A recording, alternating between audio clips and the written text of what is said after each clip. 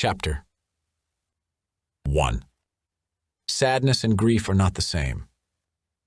Compared to grief, sadness is as shallow as a puddle. Grief is an ocean, fathomless. Grief is insurmountable. Sadness fades, but grief goes on and on. "Excuse me, but I need some fresh air," Sarah Granat said to the kind-faced woman whose name she did not know and could not be bothered to learn. A co-worker of Adam's, she thought. It didn't matter. Ignoring the woman's murmur of concern, Sarah walked steadily but double speed out of the crowded kitchen, where she'd been trying to get a glass of cold water. Through the dining room, past the table, groaning with platters and trays of food she had not provided and had not been able to eat. Through the living room and the line of low chairs the funeral home had set up.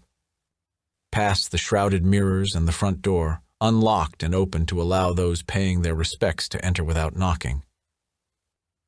By the time she got to the top of the stairs, she didn't think she'd make it to the bathroom in time. She lurched through the overwhelming mess of her bedroom and into the small ensuite. The cool tiles pressed into her knees as she folded onto them. Bile surged upward in her throat, acrid and foul, and she spat into the toilet bowl, helpless to do anything but wait for the sickness to overtake her. She heaved, stomach muscles aching, but nothing more came up. The nausea remained relentless and brutal. Minutes ticked past until at last Sarah pushed herself to her feet.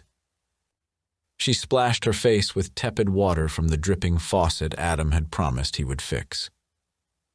He never had. He never would. She found no anger, no matter how hard she searched for it.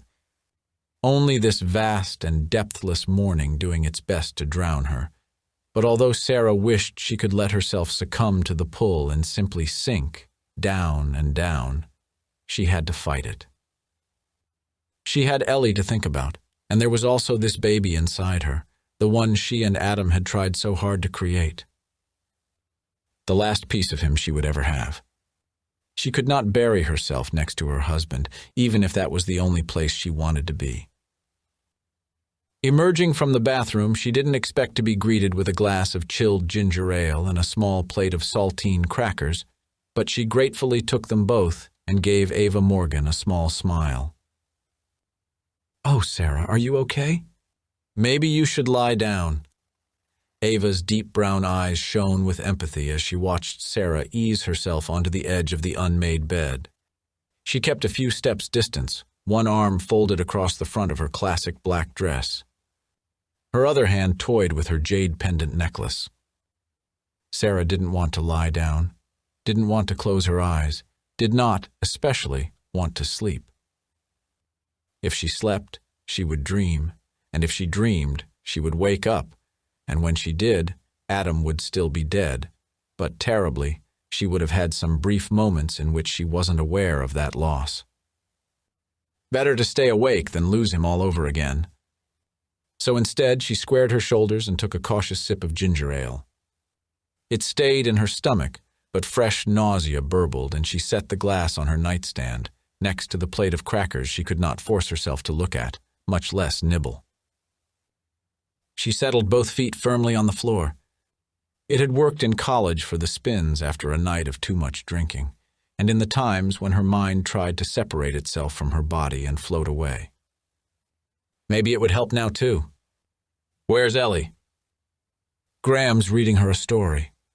Brackets carved the corners of Ava's mouth. "What can I do to help you?" "You've had a lot of stress." "You look—" "I know how I look. Hollow cheeks, dark-circled eyes. Like a grieving widow." "Why don't you take a little rest up here where it's quiet?" Ava urged. "You don't need to worry about anything going on downstairs. Ellie's fine with Graham. I can tell people you're sleeping if they ask. We're sitting Shiva. You're not supposed to ask things like that." Ava took a step closer. "Well, if they do, I'll take care of it. Do you want to talk?" Nobody was supposed to ask things like that either. Graham Morgan and Adam had been friends since college and business partners for almost as long as that, but he and Ava had been married for only about a year and a half.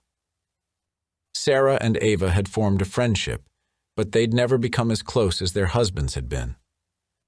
Still, Ava had helped with childcare, rides to and from the hospital, dropping off groceries when Sarah had been run ragged and didn't have time to shop.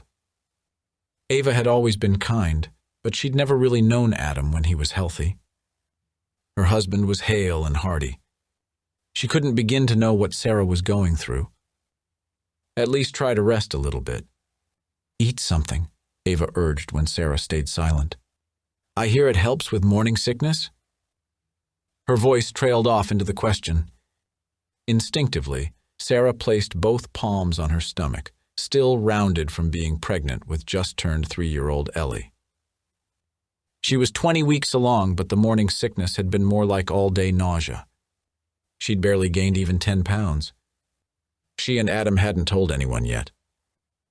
At least Sarah hadn't. I need to check on Ellie, Sarah said. Ava tucked a strand of her sleek auburn bob behind one ear. You need to take care of yourself. I'm fine. I appreciate your concern. This was a lie, but Sarah sold it as best she could. In the past year of Adam's illness and decline, she'd learned how many people wanted to help, and how often that help came with expectations. Of gratitude, obviously, but also their right to a certain entitlement. They wanted to be able to pat themselves on the back. Ava's frown deepened, but her tone became more soothing. I told you she's with Graham. You know how she loves Graham. She loves me too. I'm her mother. I should be with her. Sarah stood, her legs still a little unsteady. For a moment, it seemed as though Ava was going to physically step in her way to keep her from getting to the door, but Sarah pushed past her. Sarah! Ava's voice turned her before she could get to the doorway. Wait. Before you go downstairs, I wanted to talk to you about something private. The doorbell rang. Sarah stiffened. Nobody should be ringing the bell right now, and nobody should be asking her to talk about anything private or otherwise. No ringing bells, no forced conversations. You were supposed to give the mourners space and time for their grief, not infringe on it. Her fingernails dug into the meat of her palm. People, she thought grimly, did not understand the etiquette of sitting Shiva. This isn't the time, Ava. Sarah cringed at another jangle of the doorbell. Her teeth felt bared, her eyes open too wide to help her hold back tears. Her palms stung. She willed herself not to rush downstairs to scream at whoever was ringing and ringing. Sarah. Wait, Ava repeated. This is important. When it became clear Sarah was still heading for the door, Ava actually did take a few quick steps to get in the way. Sarah's brows rose. So did her gorge. It would serve Ava right if Sarah puked all over her.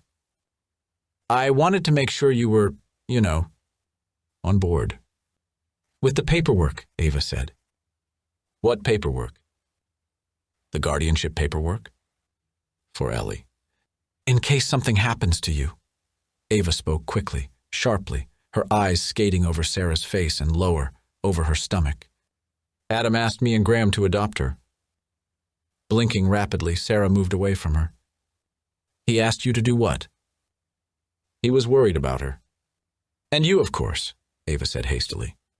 When Sarah didn't answer, Ava moved toward her, hands out as though she were soothing a skittish colt. He wanted to make sure Ellie would be taken care of. I'm taking care of her. I'm her mother, Sarah repeated, this time through numb lips.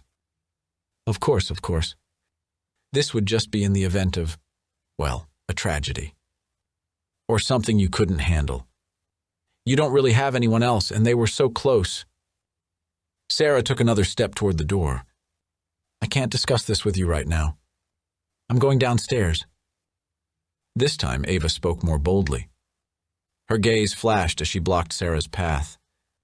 Please don't disrespect your husband's dying wishes. The utter gall of those words stopped Sarah as hard as if she'd slammed herself into a wall. The bright penny taste of copper flooded her mouth as she bit her tongue, trying to sound civil. If I decide to sign any guardianship paperwork about my child, I'll let you know, all right? We want to adopt your baby, Ava cried in a clipped, ragged voice that shook the same way her hands were shaking, still held out in front of her as though she'd grab Sarah if she had to. Frozen in place, Sarah let out a soft noise of dismay. At last, the anger came, and if she couldn't channel any rage about her husband's death, she sure could find it for this delusional bitch in front of her. "Get out of my way and then get out of my house," Sarah said. Ava didn't move. "I know you don't really want it, Sarah. You can't want to raise a baby all on your own, not when you already have a toddler who still needs so much of your attention. I know you thought it was the right thing, trying to get pregnant even though Adam was sick, but if you do not get out of my way, I will get you out of it," Sarah said in a voice so full of gravel and grit she barely recognized it as her own. "How dare you? How dare you ever, but especially right now? What is wrong with you? Are you insane or just incredibly awful?" Ava blanched. The glint in her gaze turned steely. "We're only trying to help you. We've been trying so hard for a child. We have so much love in our hearts for a baby. And you already have a child." "Get out of my way or I will punch you in the mouth." Sarah's throat worked as she fought against the splash of bile at the back of it. She clapped a hand over her lips. The last and only time she'd ever hit someone was in the self-defense class she'd taken in college. Ava didn't move. Her voice went from soothing to scolding. "You are in no position to be having another child. You're going to have to get a job, and is that what you want for your baby? To be raised by strangers in a daycare?" Breathing in through her nose and out through her mouth, Sarah stared Ava down. She wanted to feel her knuckles split on the woman's teeth. Her expression contorted into something that must have been horrific, based on the way Ava's gaze sheared away from it. Finally, Ava stepped out of the way. "Just trying to help," she called after Sarah, who didn't turn. She needed to find her daughter, make sure she was safe. To bury her face in the mess of dark, tangled curls so much like Sarah's own. To hold the small, solid body, to look into the little girl's eyes that were so much like her father's. She needed her daughter, she thought almost frantically as she scanned the living room for any sight of her. She spotted Graham talking with one of the neighbors, but Ellie wasn't with him. Her heart wrenched. The room was too full, overflowing with bodies, too much heat. Too much noise. She tried to get to the kitchen, but stubbed her toe on one of the folding chairs taking up so much space. Everyone was staring at her. Solemn faces. She couldn't stand it. For a moment, the world wavered as though she looked at it through a lace curtain. Voices slowed like a record on a player unplugged during the middle of a song. She knew she wasn't moving, but her toes still seemed like her only anchor to the floor while the rest of her drifted up toward the ceiling. If she wasn't careful, she was going to fly away. The first time Sarah had dissociated from her surroundings had been in elementary school during a classroom discussion about what each student's father did for a living. Her dad had been gone only a couple of weeks. She hadn't yet understood that gone meant dead, but she'd known something was very wrong at home by the way her mother was acting. When the teacher called on Sarah to share her father's profession, she'd looked at the pencil in her hand and thought both the pencil and her hand belonged to someone else. Words had come out of her in someone else's voice. Nobody else seemed to notice. The last moments of Adam's life had been that way, his hand in hers, the sound of his breathing getting sharper, desperate, and finally, in the end, choking into silence. She'd sat still as stone and loved him into whatever waited for him after he took that final gasp, but she'd done it from a distance. Floating. Watching, but not really there. In grade school, she'd quickly figured out that not everyone's mother paced the house at night. Determined to confront imaginary intruders, she fended off with mountains of old magazines. Sarah was in high school when she realized that not everyone sometimes stood outside themselves, watching themselves as though they were viewing a movie. In college, her Intro to Psychology course taught her there were terms for what she experienced: depersonalization and derealization. But Sarah had taught herself how to navigate through it, how to bring herself out of it and back to herself. Another grind of her nails into her palms centered her here and now. Through the dining room window, she could see Ellie on the swing set they'd bought for her first birthday, long before she was big enough to play on it by herself. A woman Sarah didn't know was pushing Ellie so high the little girl's curls blew back from her face as she crowed with laughter Sarah could not hear. She pushed her way out the dining room's sliding glass doors and onto the deck. More people gathered out here, plates of food in hand, chit-chatting with each other like this was some kind of party. Sarah moved around them, down the few steps into the too long grass. The San Gabriel Mountains rose in the distance, so different than the shores of Brigantine, New Jersey, where she'd grown up. She'd lived in California since she was 18, but today its beauty didn't move her. Maybe it never would again. "Underdog, underdog," the stranger cried in a shrieking, gleeful voice as she gave the swing an enormous push before running beneath it. Ellie's giggling squeals sounded a lot like screams. Breathing hard, Sarah tried to call out, but she might as well have stuffed her mouth with grass and dirt. The woman saw her and casually caught the swing with both hands on the chains, slowing and then stopping its rise and fall. Ellie protested, but at the sight of her mother, she waved one small hand. Sarah barked out a warning cry as she watched the little girl start to topple off the narrow rubber seat, but the woman who'd been pushing her held her up as easily as she'd stopped the swing. Hefting Ellie onto one hip, the stranger smiled with crimson-painted lips as she walked toward Sarah. Her black blouse matched a black skirt and set off her blonde French twist. Diamonds gleamed in her earlobes. She looked familiar, like a celebrity Sarah couldn't place, an actress who'd once been a star but hadn't had a role in a long time. "A client of Adam's?" "She's okay, Mommy," the woman said cheerfully. "We were just playing." Sarah reached for her daughter, who practically leaped into her arms. The force of the sudden weight had Sarah tottering for a moment, but she found her balance and buried her face against Ellie's neck. She squeezed. Tears burned in her eyes and down her cheeks. "Mama sad," Ellie whispered, her brow creasing. She wiped Sarah's cheeks. The woman watched them, her grin softening. She tilted her head, looking them both up and down. "Other than the hair, she's his little carbon copy, isn't she? But all that wild hair, that's all yours." "I'm sorry, who are you?" Sarah shifted Ellie's weight. Her heartbeat was slowing, but she still felt woozy. Untethered. Lost. "I'm Henry's mother," the woman said. "Whose mother?" The woman frowned. "Henry's mother." "I don't know anyone named Henry." "Of course you do," the woman said. "He was your husband." Chapter 2.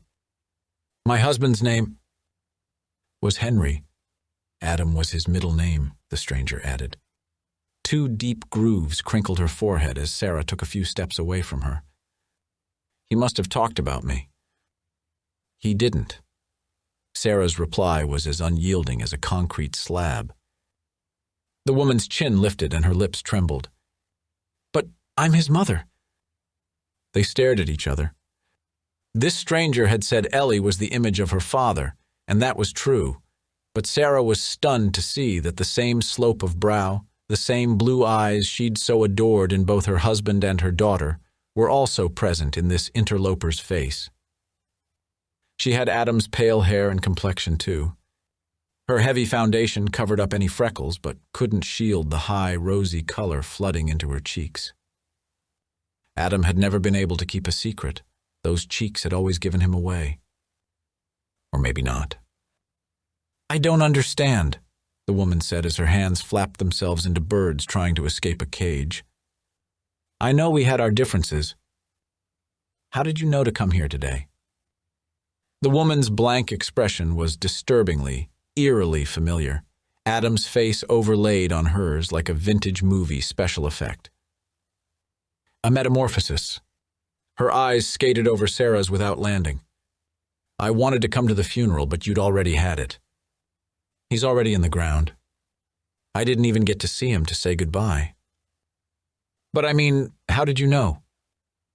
She finally met Sarah's gaze, her own sharp and glittering with tears. If your child was dead, wouldn't you know it? Mama, I'm hungry.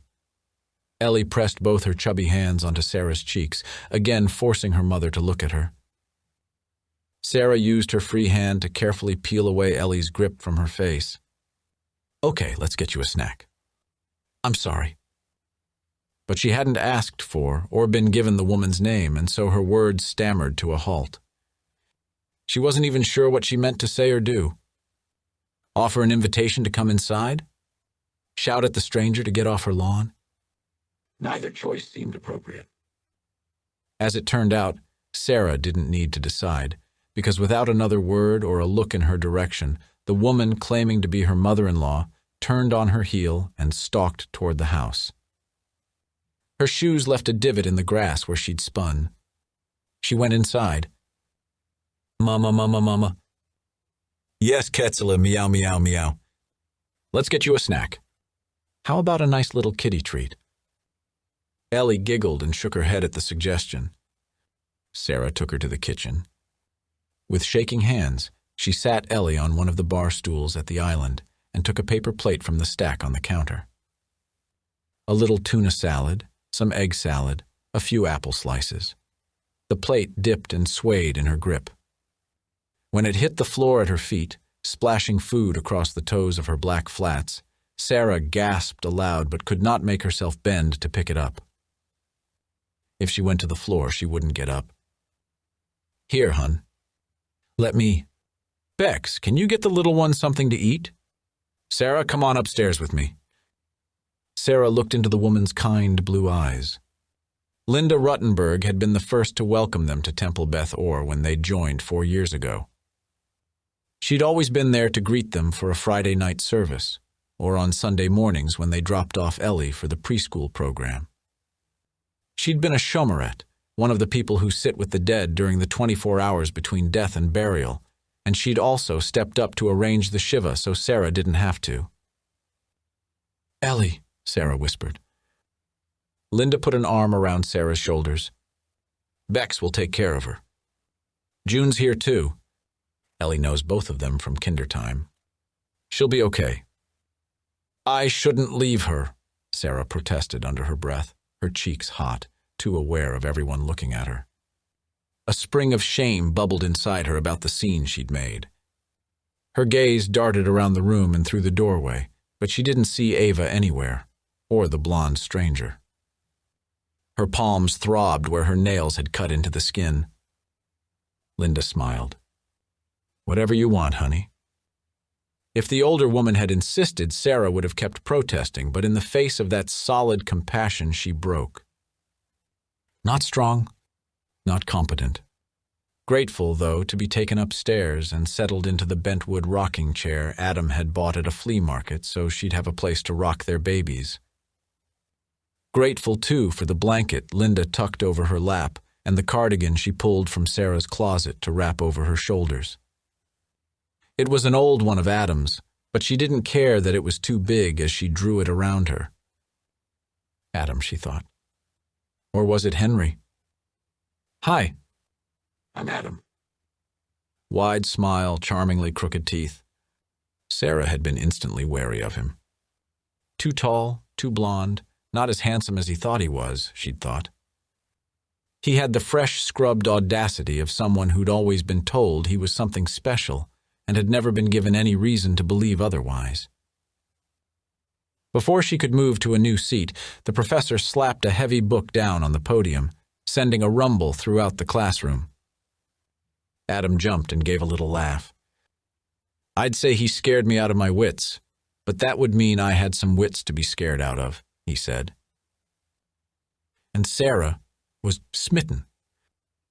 The class itself turned out to be reasonably interesting, Reading the Bible as creative fiction rather than faith-based inspiration had set some of her classmates' heads figuratively on fire. The professor, a shambling, gray-bearded man with wild eyebrows, never once revealed his own religious practices, but took great glee in probing into those of his students, trying to get them to think outside the often narrow boxes in which they'd been raised. Adam had been one of those who debated with him. Sarah, comfortable and confident in her own beliefs, never felt the need. 3 weeks into the semester, Adam asked Sarah out for coffee after class.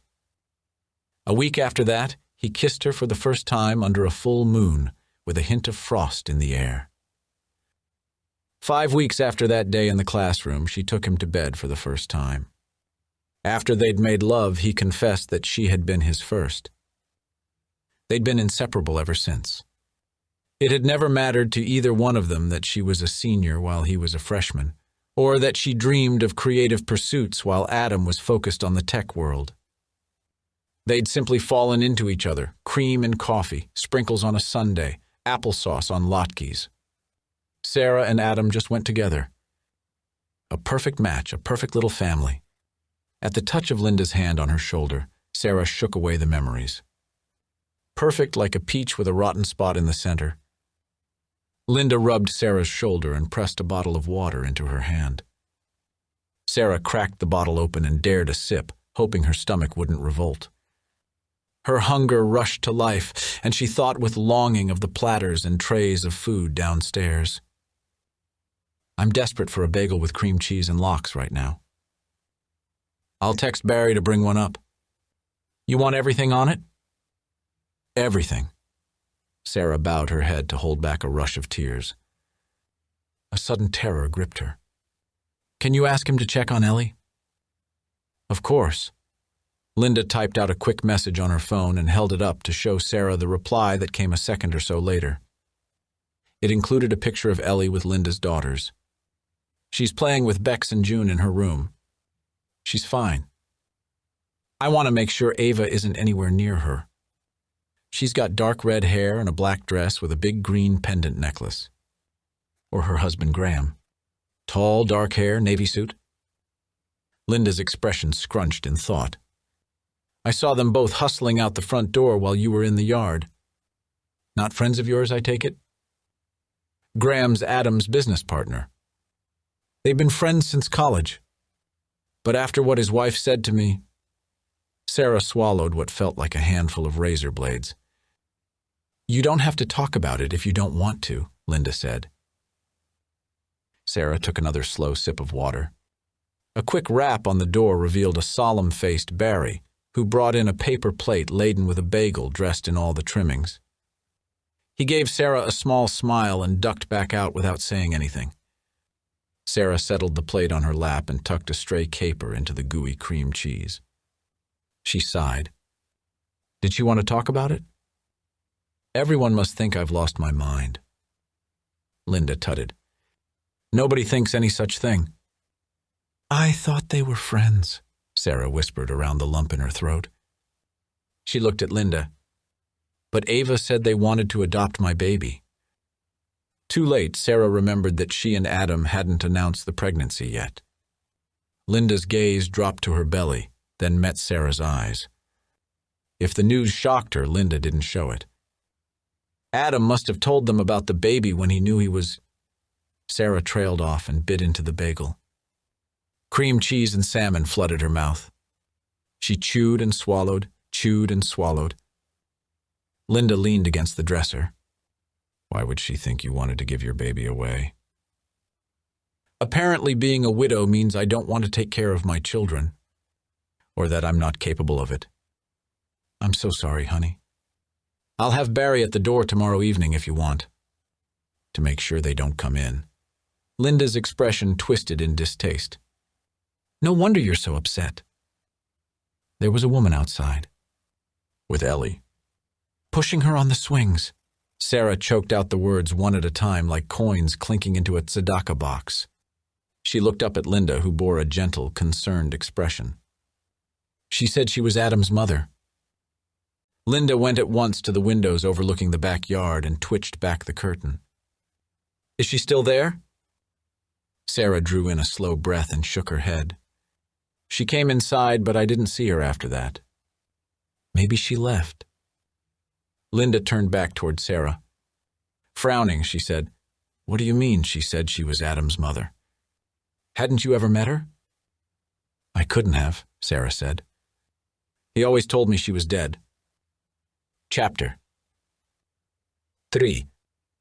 By the time Sarah finished her bagel, the Shiva hours were over.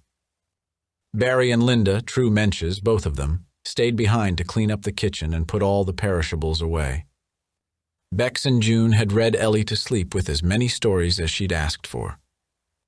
The Ruttenbergs made sure the doors were all locked before they left, and Linda confirmed that Sarah had her phone number programmed into her favorites list.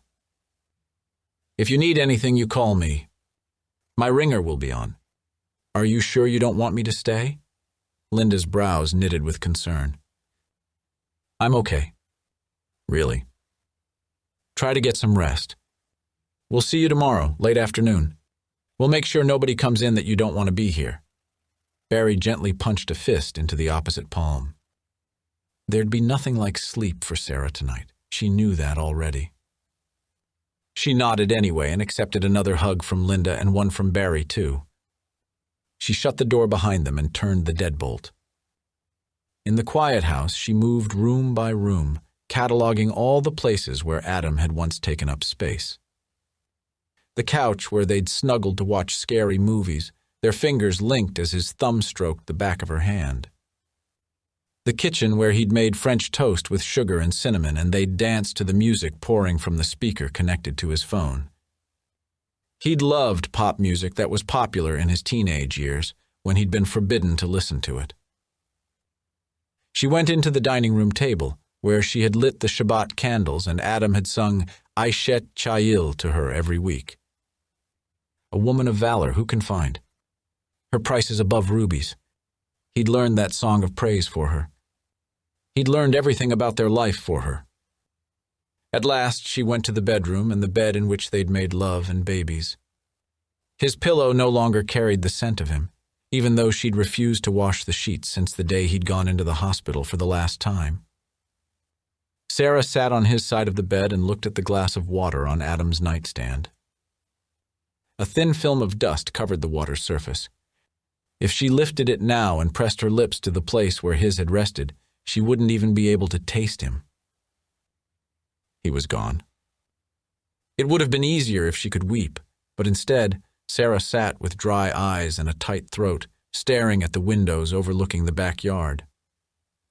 She hadn't spent a night alone in this bed for years, and then all at once she'd been in it by herself forever. Her fingers stroked the comforter, and she closed her eyes, imagining the rise of his legs beneath it. His body, firm and athletic, not wasted away from the cancer that had taken his life. Her eyes shut tighter and tighter until she gave herself a headache and red swirls infiltrated her vision, but she didn't want to open them and see the empty place where her husband had once been. The faint sound of Ellie's cry pushed Sarah to her feet. She was down the hall almost without conscious effort, her feet taking her faster than her mind was able to process the fact that the sound had come from outside. A cat, probably. Not her daughter, who slept peacefully, a thumb in her mouth and her favorite stuffed bear tucked up close to her. Sarah hovered for a moment, debating if a kiss would wake her. Ellie had always been difficult to get down and almost impossible to get back to sleep if she was woken. Deciding she didn't dare risk it for something that would only comfort herself, Sarah backed slowly and silently out of the room. At the door, she turned off the light switch operating the small, dim-bulbed lamp near the window. A bright flash slashed through the glass, lighting up the room as quick as a lightning strike. Sarah froze. The past few days had been warm and bright, with cloudless blue skies. No storms predicted. She waited for the sound of thunder but heard only Ellie's soft snore whistle. There. It happened again, Not so bright this time, but a definite, deliberate sweep of light outside. Sarah went for the windows. Halfway there, her toe connected with a discarded toy, something soft that still managed to make a lot of noise as she kicked it across the room. Ellie let out a whimper and Sarah froze. From here, she could see through the glass and out to the cul-de-sac. Had it been a car? The Durwoods to her right had a college-aged son who was home for spring break and sometimes stayed out late. The Forsters to the left both worked early shifts and went to bed early. Sarah crept to the window and looked down. Their neighborhood didn't have streetlights, but the three houses here at the cul-de-sac all had dusk-to-dawn lamps at the ends of their driveways. Hers wasn't lit. Someone must have turned off the switch by the door, disabling the auto function. Behind her, Ellie turned over in her sleep, murmuring wordlessly. Nothing was out there. The light must have come from a car turning around in the dead end. It might have been a single freak streak of lightning, or someone using a flashlight while walking their dog, Sarah told herself as her eyes strained to see into the darkness. Around her lamppost, the orange lilies waved in a night breeze. Their shadows flickered. From this vantage point, the tall red maple blocked out most of her view. Something shone dimly for a moment. A reflection? A phone screen. Not a bright flash this time, and maybe it was just a trick her eyes were playing, but was that a person standing beneath the tree? Pressing against it? Dressed in black so as not to be seen? Sarah held her breath, watching. Her heartbeat filled her ears, blocking out Ellie's faint sleep noises. Sarah opened her eyes wide, not wanting to look away for even a second, but no matter how much she tried, she couldn't be sure if she was really seeing something, someone, or if it was only her imagination. There was one way for her to be sure. Sarah took the stairs carefully, hand on the railing, well aware of how easy it would be for her to lose her balance and fall. She'd always been a little klutzy, but pregnancy made her even more so. She stubbed her toe on the newel post at the bottom and hopped, hissing for a few seconds before she was able to steady herself. She'd left a light on in the kitchen, but the living room was dark. Sarah went to the living room and looked out the front windows. One then the other. They offered an even more limited view than she'd had from upstairs. She flipped up the switch by the door, and the driveway lamppost came on but went off a few seconds later. Trying to remember how to get it to stay on instead of remaining in the motion activation setting, she turned it off, then on again, in rapid succession. This time, the golden glow spread out over the bottom of the driveway and revealed the end of the driveway and part of the curb. It did not show anyone lurking beneath her maple tree. Sarah stepped through the front door and tugged Adam's cardigan tighter over her chest. In late March, the days were warm, but the nights still chilly. She went to the edge of the porch, her toes curling over the rounded concrete ridge. The urge to shout, "Hey!" rose inside her, but she clamped her lips shut. 4 houses down the street, a shadow passed in front of the lamp at the end of the driveway. Quick, shapeless, ducking through the small circle of light and into the darkness between the houses, where it disappeared. Another faint cry drifted to Sarah on the breeze, but it was too far away for her to tell where it had come from. "Hey!" the word squeaked out of her. Nobody replied, but someone had been there. She was sure of it. Chapter 4. Coffee. The rich scent drifted to her nostrils, tempting Sarah to open her eyes. She fought the urge. Her bed so warm, her pillow so unyielding. Startled, she sat up, arms flailing. The multicolored afghan that she'd inherited from her mother tangled around her shins. Her neck ached. She'd been asleep on the couch. A groan scraped her throat as she let her face fall into her hands. There was no coffee, only dreams of it. Adam had always been the one to make it in the morning, filling a carafe and leaving it for her next to one of the dozens of favorite mugs she'd collected over the years. That act of love and service had been only one of many during their relationship, but in this moment, it was the only one she yearned for. "Mama," Sarah found her voice. "I'm coming." Ellie appeared at the top of the stairs. Sarah had managed to get to her feet, the blanket still hooked around one ankle. They'd been working on her using the stairs without help, but Ellie had inherited her mother's lack of balance.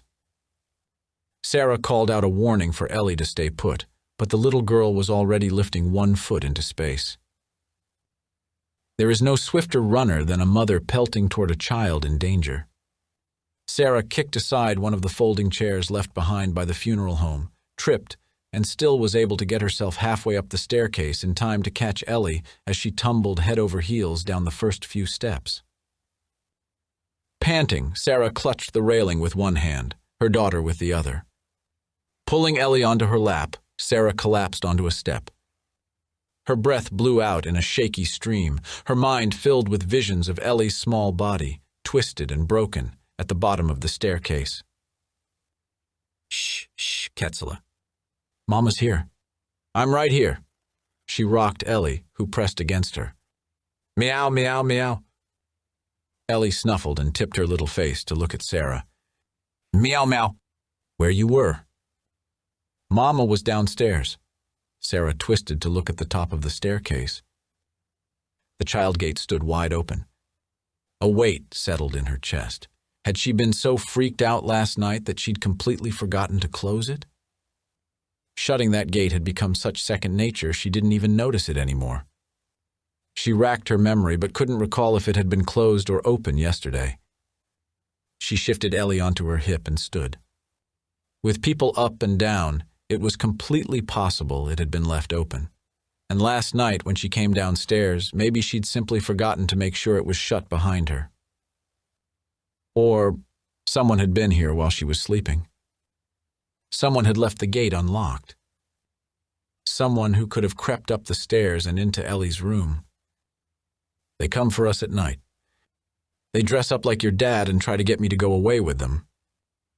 Her mother's frequent refrain echoed in her mind, but Sarah shook away the intrusive thoughts. Nobody had ever been coming for either one of them. That had always been her mother's paranoid fantasy, one Sarah would not allow herself to fall into. Nobody had been in her house last night. She was being paranoid, she told herself, as she settled Ellie at the kitchen table and went to the fridge to pull out a carton of orange juice. You want a bagel or oatmeal? Bagel, Ellie said confidently, and took the sippy cup Sarah handed her. With peanut butter. Sarah laughed, shaking her head. Abomination. What abomination is, Mama? It means something wrong. Bagels, Sarah said with mock severity, should be consumed with a thick smear of cream cheese, a slab of lox, and more onion and capers than should be legal.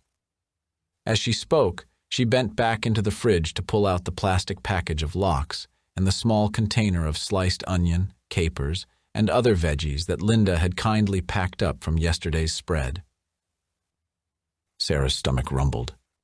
But if you want peanut butter, Ketzeli, then peanut butter you shall have. Her words caught, snagged like a mermaid in a net. Until they'd come out of her mouth, she hadn't been aware of how often she'd been imitating Adam. Sarah covered her mouth with one hand, eyes closed against the relentless sting of tears. Her other went to her belly in the slightest of bumps there. She had to keep herself together. Behind her, Ellie hummed and kicked her little feet against the chair legs. Pea. Nut. Pea. Not! Sarah opened her eyes. She looked for the peanut butter, upside down in the door of the fridge, because that was where and how her husband kept it, no matter how many times she told him peanut butter didn't need to be refrigerated. She could do whatever she wanted with it now, she thought, and another pang of grief dug the pointed tips of its claws into the soft place just below her chin. The jar wasn't in its usual place, but the entire fridge had been jam-packed with leftovers wrapped up in foil or shoved into storage containers. The jar of peanut butter hid among them. She grabbed a pre-sliced bagel from the bread box and slipped it into the toaster while she assessed the coffee maker. She knew how to use it, but did she have the strength to force herself through all the steps? She'd better get used to it, Sarah told herself. She was the only one who'd be doing it from now on. When the bagel popped up, unevenly toasted, she spread it with peanut butter and poured herself a glass of orange juice in place of coffee. The first sip tasted too sour. She emptied the rest down the drain. After Ellie's breakfast, they usually spent some time at the kitchen table doing coloring pages, small puzzles, learning letters and numbers. Ellie had been going to the synagogue's kindertime program since she was 2, but Adam's illness had delayed her start at regular preschool. She'd be able to start soon, Sarah thought, now that it was over. "Where Daddy is?" Ellie asked on cue, as though she sensed her mother's thoughts. Sarah paused, puzzle piece in hand. "Do you remember I told you that Daddy was very sick? And that he had died? How do you explain death to a child, especially the death of her beloved Daddy?" Sarah had been a few years older than Ellie when her own father died in an accident, and she was told only that he'd gone away. She'd quickly learned not to ask her mother about him, and instead waited for him to return. It had been years before she realized that her father hadn't simply gone away the way some of her friends' parents had, the ones who'd gotten divorced. Her father was dead and would never come back. She didn't want Ellie to ever have that kind of confusion. Nor was Sarah going to turn into her mother, who was so overcome with her own emotions and mental struggles that she'd been incapable of being a parent, even though she'd been the only one Sarah had left. Ellie nodded and sipped from her cup, then lifted and tilted it side to side, showing Sarah it was empty. "Daddy died. That means he's gone, and he can't come back to us except in our thoughts. But he's always with us in our hearts." Sarah kept her voice as calm as she could. The words felt wrong, but she didn't have any better ones. The answer seemed to be enough for Ellie, at least for now. She'd probably ask again in a few hours, and Sarah would have to give her the same answer. And then, at some point, would Ellie understand that dead meant forever? "Do you want to watch your shows while Mama cleans up the fridge?" Of course Ellie did. A morning of television was a treat. She settled herself on the couch, delightfully demanding her favorite program. Sarah queued up the streaming service. The shows would auto-start and keep going for at least an hour before prompting, "Are you still watching?" In the kitchen, Sarah opened the fridge again. The jumble inside it made her twitchy. Tonight was the last night to sit Shiva, and she'd been following the custom of not cleaning or leaving the house for the entire 6 previous days. The Shiva candle that had been burning for the entire week was down to its last small bit of liquid wax. After this, there'd be another 23 days of mourning, but with lifted restrictions. "I can't stand it another minute," she said aloud. "Not being able to find things. Not having everything in its place." She couldn't wait until tomorrow to clean it out. People would bring more food tonight, and there was simply no room to put any of it. At least some of this could be frozen for future meals, preventing waste, and that was more important than following a religious technicality. Most people had brought packaged goods from the kosher bakery, and the shul's bereavement committee had delivered a kosher fruit and cheese tray along with an array of bagels and cream cheese spreads. Everyone at Temple Beth. Or knew the Granites kept kosher and would have delivered any homemade meals in plastic, throwaway containers marked with the family name or the name of the synagogue, so Sarah would know where they'd come from and could trust that anything inside had been prepared in a kosher kitchen. That was the standard at their synagogue, and she'd done it herself many times for others. So where had this tall deli container come from? Sarah pulled it out of the refrigerator and cautiously lifted the lid. A whiff of something fishy. She sighed, frowned, and looked closer into the pinkish glop. Shrimp salad. Ava had probably brought it, Sarah thought uncharitably, irritated. Graham and Ava had been to their house for Shabbat dinner and last year's Passover Seder. Graham at least ought to have known that shellfish wasn't kosher. It didn't matter who'd brought it. The entire contents of the container went straight into the trash. She immediately took the bag out to the can, still waiting at the end of the driveway to be brought inside. Adam had always been the one to handle the garbage. How long had it been sitting there? Her neighbors would be upset. Then she was weeping again, silent, racking tears that scalded her eyes and cheeks and left an acrid taste in her mouth. Sarah slapped the garbage can closed and left it there. Trash pickup would come around again. Her neighbors would have to deal. She stopped just outside the front door, aware that she'd left it hanging open when she came out. She remembered the night before, the figure in the shadows. Her creeping sense of being watched. She turned to face the street, scanning up and down the sidewalks for any signs of a stranger lurking, but she didn't see anything out of place. The planter next to the front door looked as though it had been shifted. Carefully, looking over her shoulder, Sarah bent to trace a finger over the rim of dirt that showed where the heavy concrete vase had been placed before. She strained to tilt it and look beneath it at the same time. The spare key was still there. She set the planter back in place and straightened. Maybe she was only imagining that the planter was in a slightly different spot.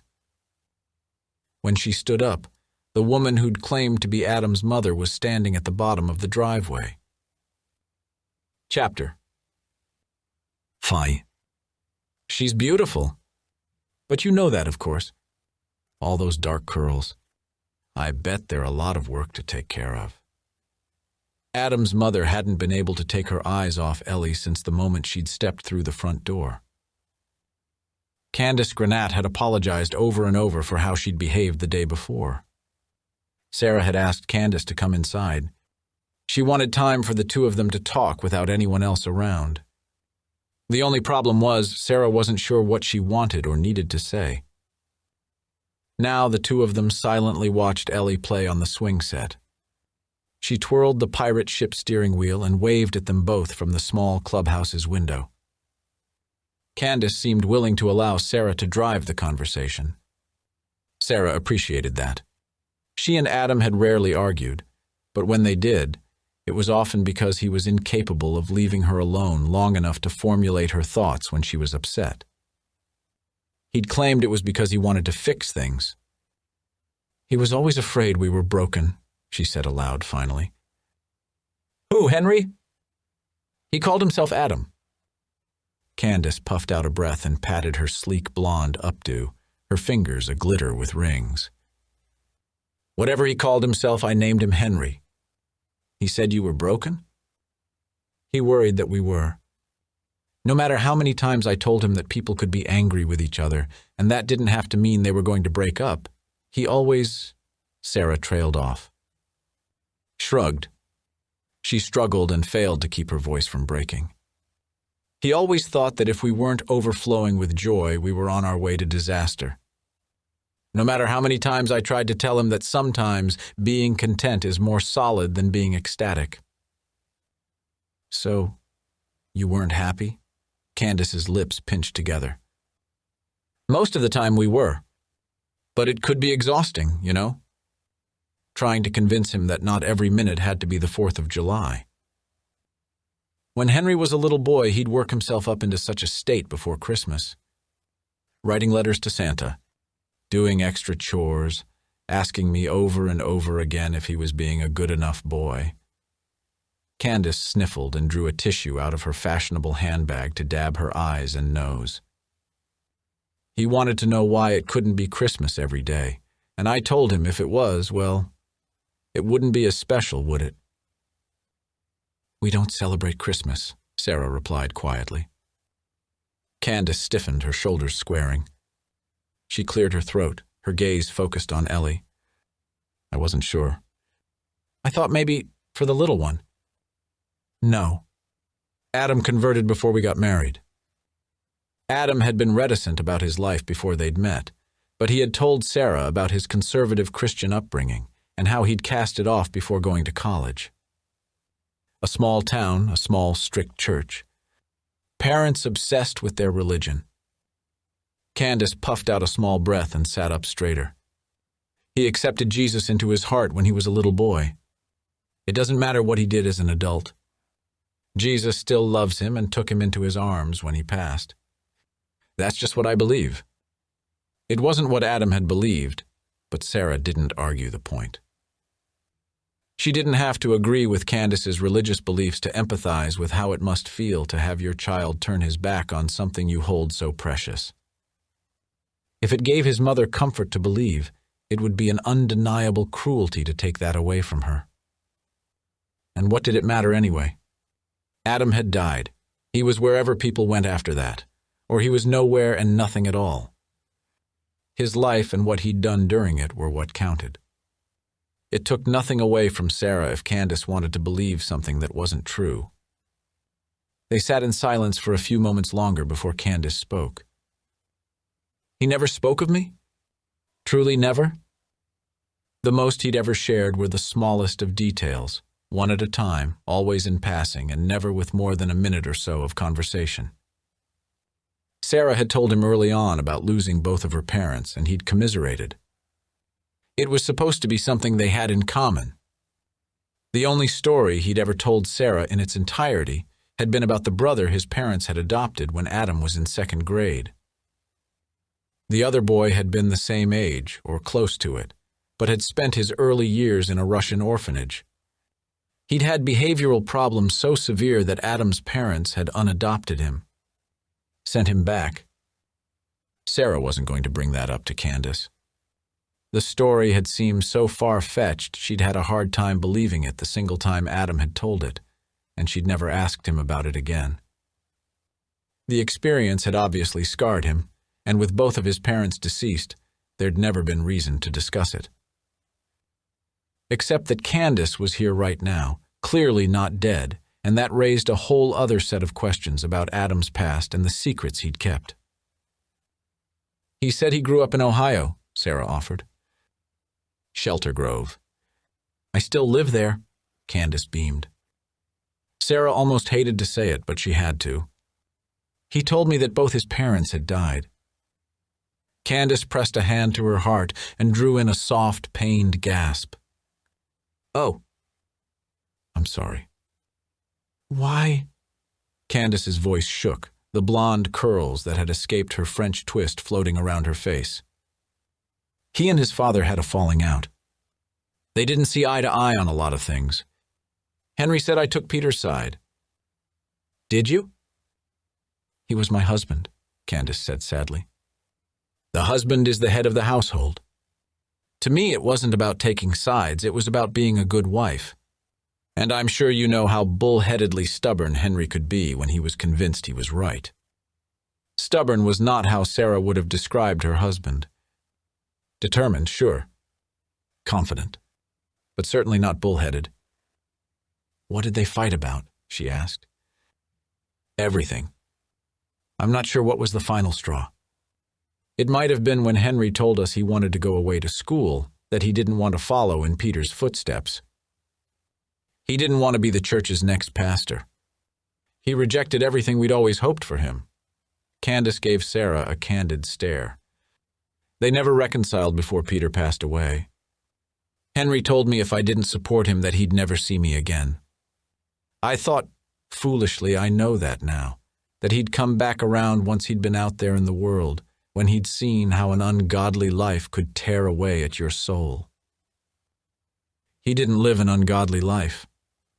Sarah braced herself for a comment about hellfire and burning, but Candace only stared at her.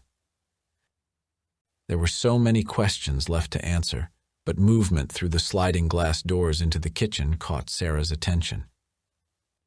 Linda had promised to come a little early to help set up.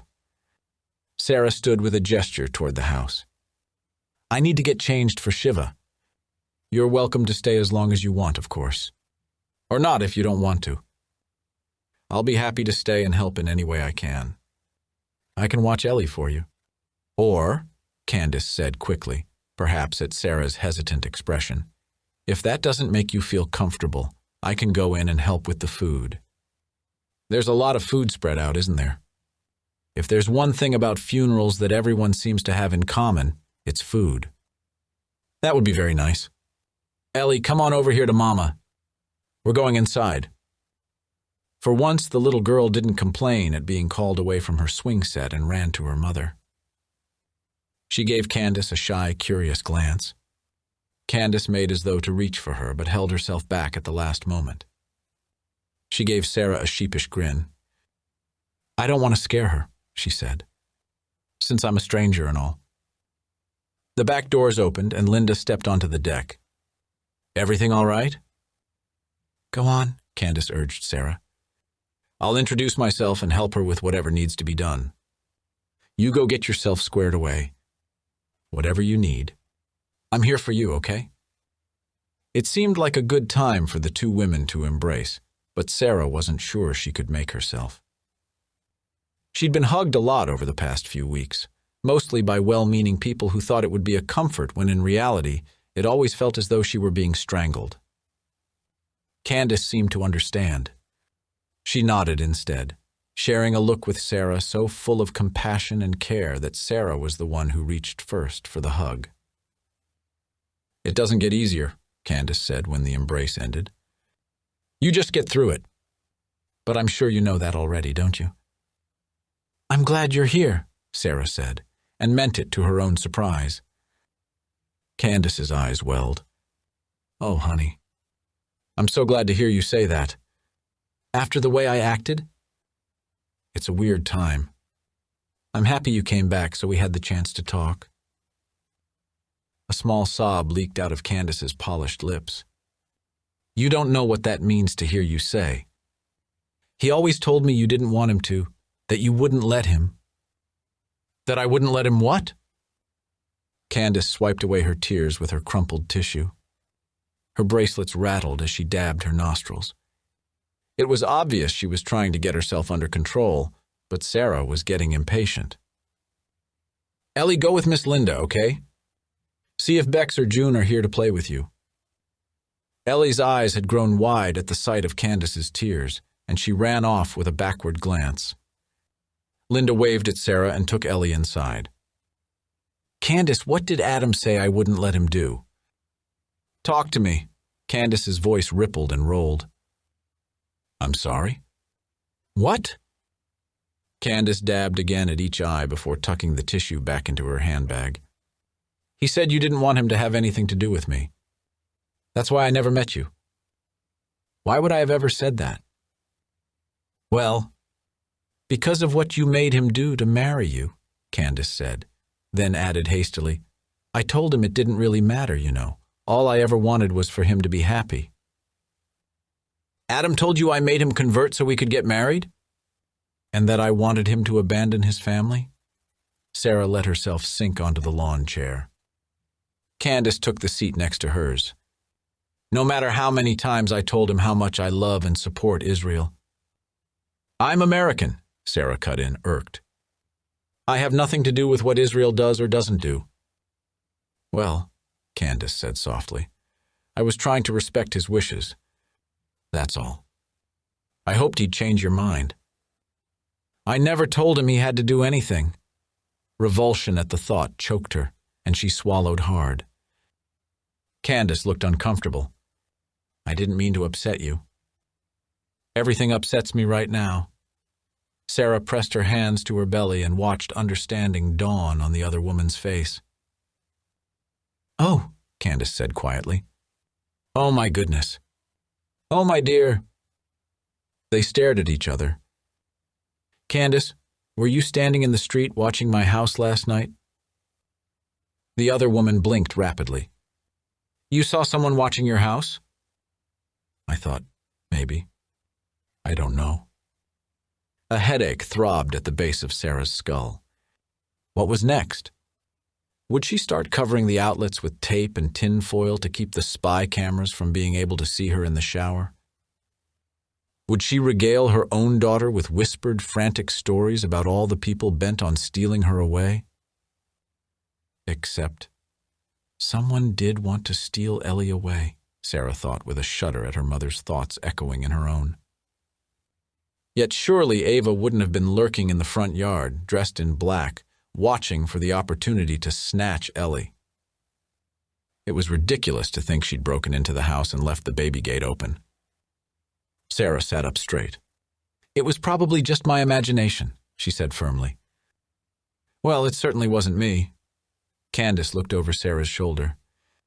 "More people are here. I can see them in the kitchen. Should you go inside?" The sliding door opened, and Ellie's wail of "Mama!" echoed into the backyard. Sarah stood. "I should for Ellie. But you can stay as long as you want. I know you're busy and have so much going on, so if I duck out without saying goodbye, here. I wrote down my phone number. I'm staying at the Glenmark. I'll be here for another week or two. I haven't decided yet." "The best shopping, you know," she said in a lowered voice, bumpy with repressed giggles, "is on Rodeo Drive." Sarah's brows rose at what she was sure had been meant as a joke, not an inconsiderate comment. People dealt with their grief in all kinds of ways. She took the piece of paper and folded it. "After all this time, I'm so happy to have finally met you," Candace said. "I'm sorry Adam told me you were dead." Candace shrugged lightly. "No matter how much you love someone, you can never really know what they keep in their hearts. But we know each other now, and that's what counts, isn't it? We're family, Sarah. I'm in your life for good." Chapter 6. For the first morning in the past week, Sarah had not woken to an alarm. No Shiva tonight, nothing to prepare for other than Shabbat. Usually her Fridays were spent doing a top-to-bottom house cleaning, baking challah, crafting a delicious meal. So far today, she'd managed to take a shower and wash her hair. That was it. Sarah's mother had been proudly Jewish without being religious.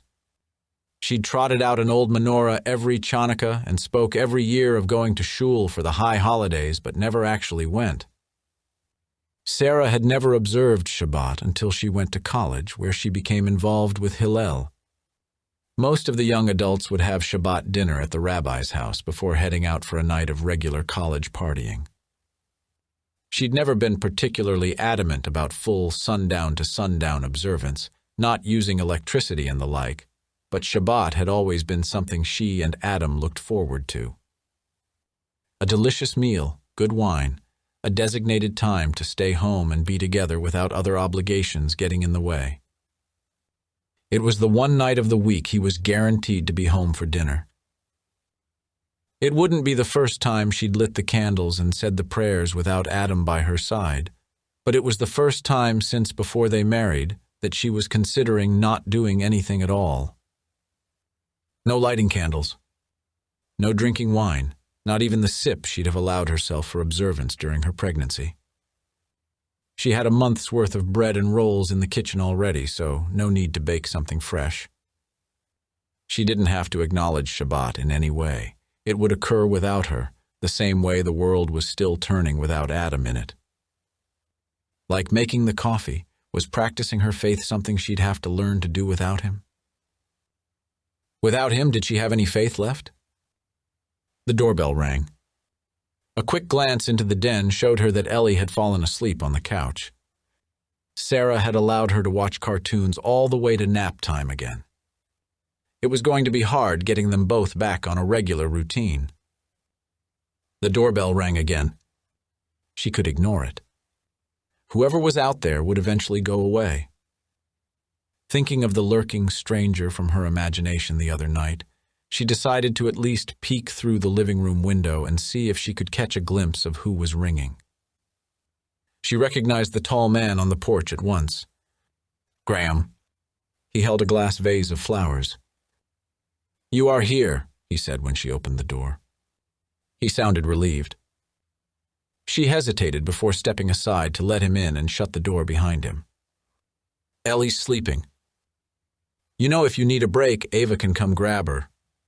Take her to the park, whatever." Graham held out the vase. "These were on your porch when I got here." Sarah took them and put them on the dining room table without looking at the card. Grab is an interesting choice of words. She faced him. He hadn't moved from in front of the door. He gave her a pained look. "Can we sit down?" he asked. She shrugged and gestured at the living room. "Sure. Do you want anything?" "Coffee?" "Actually, I don't have any. I'm sure there are some sodas in the fridge or something." "No, I don't want anything. Just sit with me for a couple of minutes, okay?" He perched on the edge of the couch. Sarah sat in the chair angled toward him. Graham leaned forward, hands on his knees. He rubbed them back and forth against the denim of his jeans. "You took the day off?" she questioned. He looked taken aback. "Yeah?" "Jeans," she said. "Usually you're in a suit if you're at the office, Flash." He smiled at the old joke. Graham had always been the face of Flash Drive Inc. and Adam more behind the scenes. Graham the Flash. Adam the Drive. "I close the office until next week," he said. They stared at each other without speaking. At last, Graham leaned closer. "I came to talk to you about what happened. Ava told me she upset you. I wanted to apologize for her." "You shouldn't have to apologize for someone else." "She's my wife." "And she's not sorry," Sarah said. "Right?" Another few seconds of quiet ticked past before he answered. "She understands it wasn't an appropriate time. I told her that." "Oh, so you scolded her about it?" Sarah laughed humorlessly under her breath. She narrowed her eyes to look him over. "But she's not sorry." He shifted uncomfortably. "We've been trying for a while. She really, really wants a baby." Sarah stood. "That doesn't entitle her to one, and it certainly doesn't entitle her to mine. How could you even think a request like that is reasonable, Graham? How could you think I'd just give away my child?" Graham stood too. "I'm sure you want what's best for you and for Ellie. Adam wanted that." "Don't you dare try to tell me Adam wanted me to give our baby to someone else to raise. He told me he wanted that." She took a step back, her mouth working but no words coming out.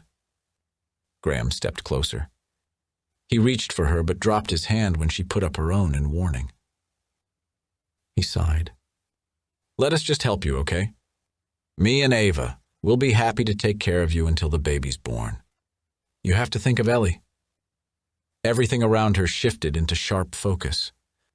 Crystal clear. Small electric zaps tingled along her arms and into her fingers, which twitched. "You need to leave," she said. Her calm tone seemed to surprise Graham. He didn't budge. He slipped an easy grin onto his face, both hands out in a placating gesture she'd seen him use on drunken frat boys acting up in the dorm study lounge. She'd also seen it in Adam's imitations of his friend and partner when he spoke about a business meeting, of how Graham had coaxed a recalcitrant client into renewing a contract they'd wanted to cancel. Adam had never tried such a thing on her, though. She wasn't about to take it from Graham. "Sarah, come on. I'm sorry you're upset." Wordlessly, she crossed to the front door and opened it. Pointed outward. Graham didn't move. A shadow crossed his expression, twisting his mouth momentarily before he raised it back into a smile. "At least sign the guardianship paperwork," he said. "In case something happens to you, don't you want to know Ellie would be taken care of? The baby too? With Adam gone, you'll be a single parent. Anything could happen to you." "Is that a threat?" Sarah demanded. His shocked expression looked genuine, and that gave her a small, bitter satisfaction. "What?" "No!" "Of course not. I'm just saying that you'll be juggling a lot. You'll have to go back to work. And honestly, who's going to hire a pregnant woman when they'll just have to let you go on maternity leave in a few months? Adam made sure we'd be taken care of. Things will be tight, of course, but he didn't just leave us. We'll get his life insurance. The money from the business." At the look on his face, she slowly shut the door until it clicked. "He told me he'd arranged it all. He said it would put the business at risk if you had to buy him out, so instead of that, I'm supposed to get his salary for the next 5 years. He worked it all out with you." You get the business, all of it, and I get his salary. 5 years, Graham. Until both kids were in school and I could get back on my feet. About that, Graham said, then stopped. Sarah leaned against the door, eyes closed to prevent the floor from leaping up at her. He said it was all worked out. There was paperwork drawn up, yes, but then he got so sick at the end so fast. Anyway, I don't know what he did with it, but I don't have it. Do you? It's very convenient that his will states clearly that you inherit his half of flash drive, not me, his wife. Not his heirs. That paperwork isn't missing, she said, unable to tell if he was lying. When he didn't answer, she said, draw up more paperwork. Look, all I'm asking you to do is consider our offer for the baby, okay? You can decide later. But for now, at least, sign the guardianship paperwork. If you sign that, then we can talk about the rest of it. You're threatening me, she whispered. How can you do this? He was worried about you. How you'd handle the stress. Can you blame him? What are you trying to say? She challenged, knowing what he was dancing around. If he was going to make her seem too incompetent to take care of herself and her children, she wanted him to have to say it out loud. Graham looked uncomfortable. He was worried you might end up like your mother. Adam would never have said such a thing. Come on, Sarah. You know he had reason to worry. There was that time in college.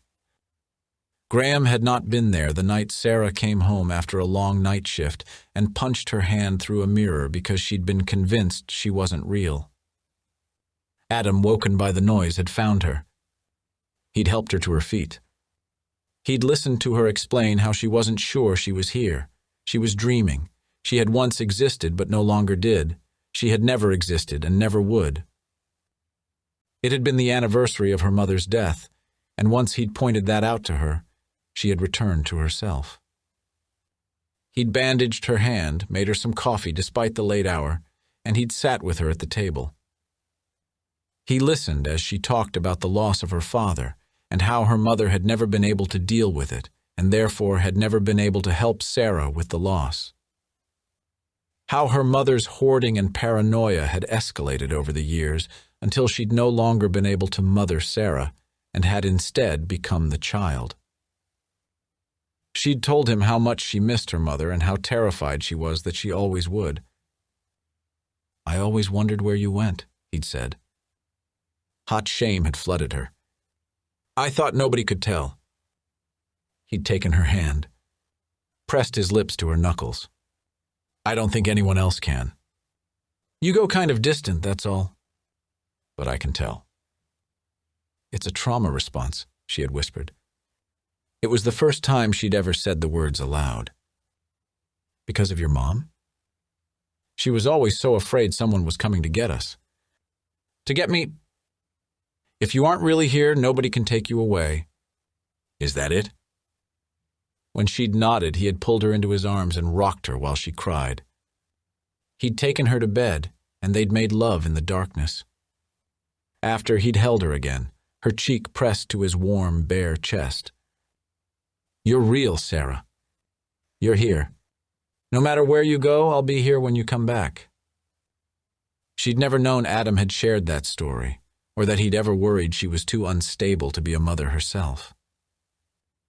I never, she ground out, gave him any reason to be worried that I couldn't take care of our children. Graham shrugged. You don't have to believe me.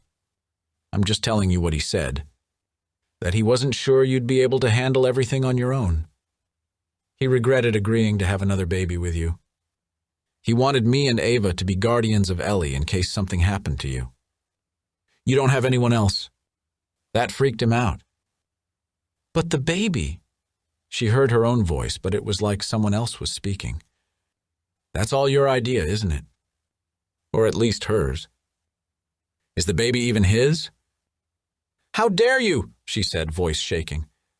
Fists clenching. He was so sick. How could he even... I mean, look, it must have been really hard these past few years and months especially. I'm not judging you for taking whatever comfort you could. Her mind tried to reel, but Sarah dug deep into whatever shredded reserves of strength she had.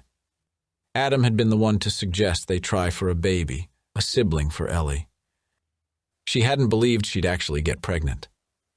Even when their lovemaking ended in tears, she'd been grateful to have those final moments of intimacy. And when the test came up positive, she'd been relieved to find herself grateful for that too. This baby was going to be here before she knew it, and she was not giving it away to anyone else. She refused to believe Adam had wanted her to. I will not even address that disgusting accusation. Adam's final wishes were to make sure me, Ellie, and his baby were taken care of, to give me time to get back into working, to cover the cost of the bills, the mortgage. You know that. Graham stepped forward. Yeah, well, his other final wishes were for you to make arrangements to have me and Ava become Ellie's parents in case something happened to you. And if you're not willing to honor those wishes, I just don't see how you can expect me to honor the others. Adam made a very nice salary, but he also brought in business and took care of things to cover that. Without him, right, he's gone. And I'm the one without my husband. Ellie's the one without her father. My baby is the one who will never know him. We all miss him, Graham said. You know he was family to me. This is how you treat your family? Without looking at him or waiting for an answer, Sarah opened the door again and stepped back. It took him a minute, but finally Graham left. She closed the door behind him before he could say another word. Her knees wanted to buckle, but she forced herself to stand up straight. Ellie would wake up from her nap soon. And it looked as though Sarah needed to search the stacks of paperwork that had been sitting for weeks, untouched, on Adam's desk in his home office. First, she went to the dining room to look at the flowers and the brief message scrawled on the card. And we know that in all things God works for the good of those who love him, who have been called according to his purpose. Sarah wasn't familiar with the words, but they sounded like a Christian Bible verse. It was signed Mom. The card crumpled in Sarah's fist. She leaned on the dining room table to stare at it. The card and the verse made sense, but not the signature. Mom? The woman hadn't been in her son's life for at least a decade. She'd never met her daughter-in-law or granddaughter supposedly at his behest until he was dead. Sarah looked through the doorway into the den, where Ellie still slept, sprawled in a boneless heap on the sofa. Sarah's heart ached. She couldn't imagine never seeing Ellie again, discovering she'd married, had a child, died, all without being a part of her life. Would she still refer to herself as Mom, despite all the years that had passed and whatever bad feelings had caused the rift in the first place? She might. Pulling her phone from her pocket, she typed in the number on the card Adam's mother had left. Chapter 7. Sarah almost turned around before the hotel room door could open, had even taken a couple of steps back in preparation, but within seconds of her hesitant knock, the door flung open to reveal a grinning, eager-looking Candace. The older woman looked Sarah up and down, then leaned out the door to look side to side before stepping backward into the room. Her expression went from joyous to uncertain. You didn't bring Ellie? She's with a sitter. Sarah's chin went up. I thought it would be better if I came by myself. Easier. Candace's lips pursed briefly. She nodded and stepped aside with a sweeping gesture. Of course. Come in, please. The room was bigger than Sarah had expected. A suite, really, with 2 big beds visible through an arched doorway and a small sitting area complete with a kitchenette. White on white, fresh flowers on the coffee table, sheer curtains pulled back so you could look out over the city. Swanky, Adam would have said. Expensive. Candace matched the hotel decor in a pair of white culottes and a crisp white blouse tied at the waist over a navy blue tank top. Her pale hair fell over her shoulders in soft ringlets. Full makeup, full jewelry, for what? Sitting around in a hotel room? Or had she done herself up for Sarah's sake? Sarah looked at her own dark leggings and the oversized sweater that hit her mid-thigh. Comfy clothes. Mom clothes, nice enough for public, but in patterns that would hide the stains from grubby hands and made of fabrics that could be thrown in the washer without much care. She'd put on mascara and eyeliner. Maybe she ought to have made more of an effort. "You look wonderful." "Glowing," Candace said, as though she'd read Sarah's mind. "How are you feeling?" "Fine." "No?" Candace trailed off with raised eyebrows. She wiggled her fingers in the direction of Sarah's midsection, then hovered her palm over her mouth. Sarah laughed lightly. "Not at the moment. But it comes and goes. I don't plan to stay long, so you just let me know if you need anything. Anything at all. I have some of the most delicious shrimp salad in the fridge. I've just been gobbling it up since I got here. Let me just tell you, Ohio is not the place to enjoy seafood," Candace chortled. "No, thank you," Sarah replied. That was one mystery solved anyway. "I can ring for room service quick as that," Candace demonstrated with a snap of her fingers. "When I was carrying Henry, my goodness, there were days I thought I'd never be able to keep anything down. I lived on ginger ale and saltines. To this day, I can't eat them, imagine that? Except well, never mind." Sarah cleared her throat. "What?" Candace looked shy. "Well, I hadn't been able to touch either of those things in years, bad memories, you know. But in the airport on the way here, the vending machine was out of all the pop I liked, and there was only ginger ale. And I had a package of saltines left from my soup at lunch, a small package, you know, the kind that comes with soup? I'd tucked it away into my bag, not thinking about it. Anyway, I had a delay and the lines were so long at the cafe, so I sat myself down and drank that ginger ale and ate those crackers. And you know what?" "No," Sarah said, fascinated by the string of words, spoken with barely a breath between them. "What?" "They reminded me so much of Henry.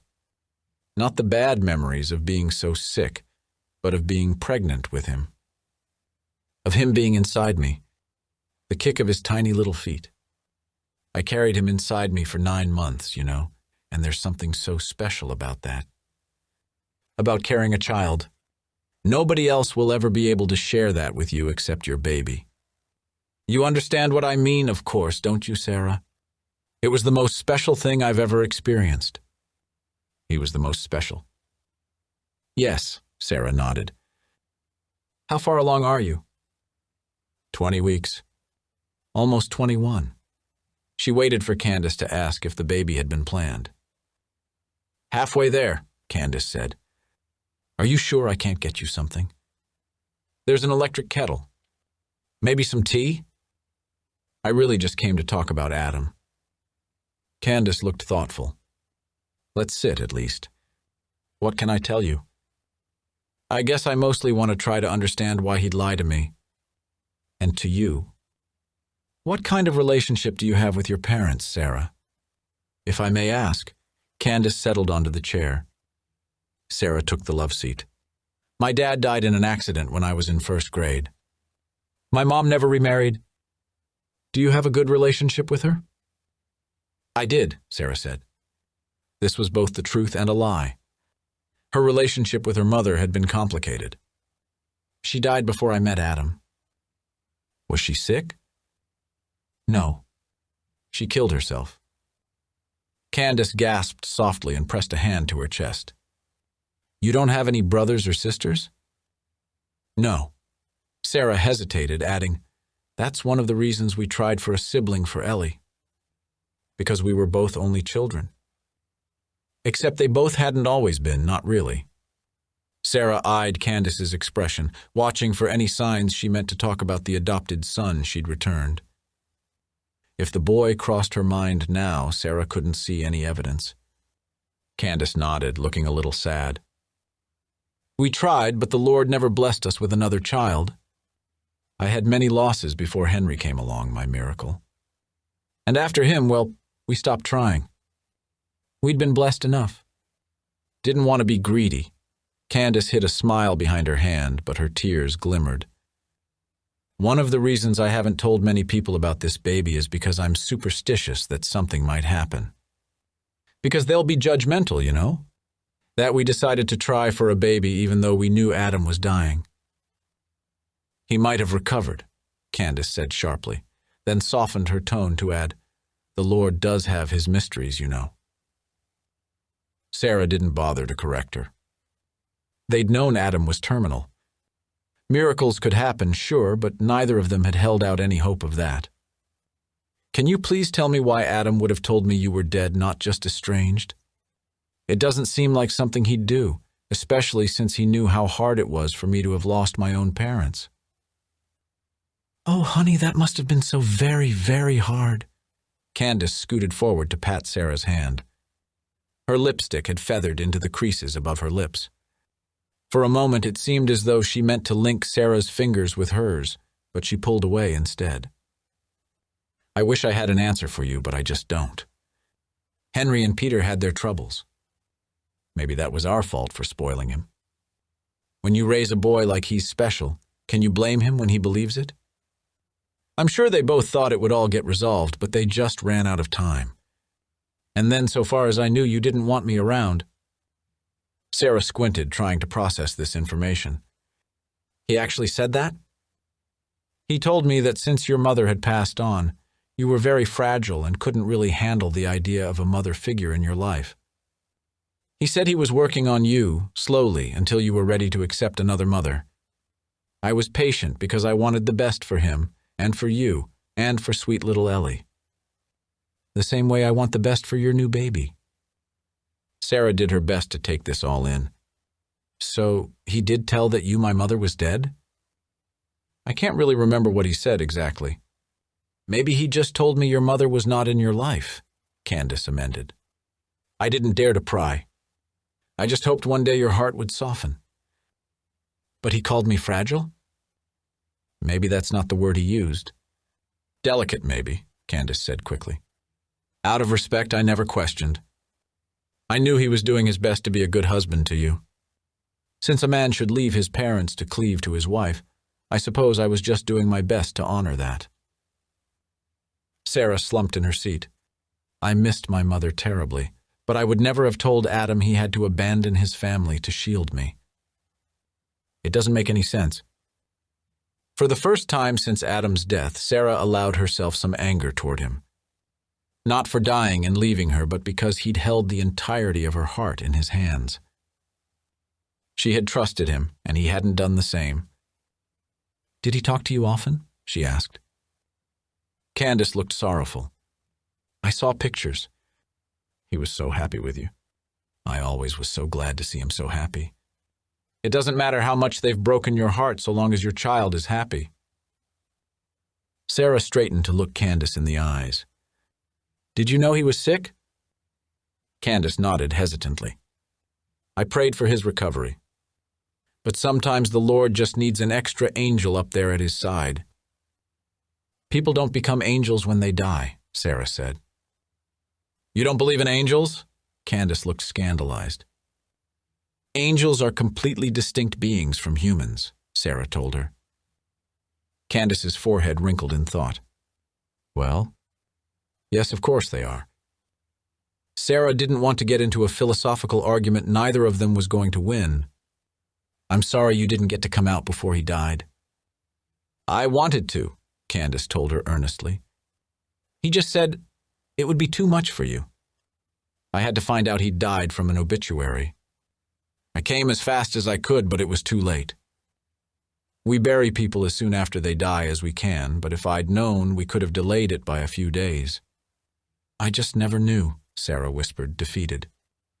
"Nothing to be done about it now, and no need for you to beat yourself up about it." Candace trailed off, studying Sarah's face.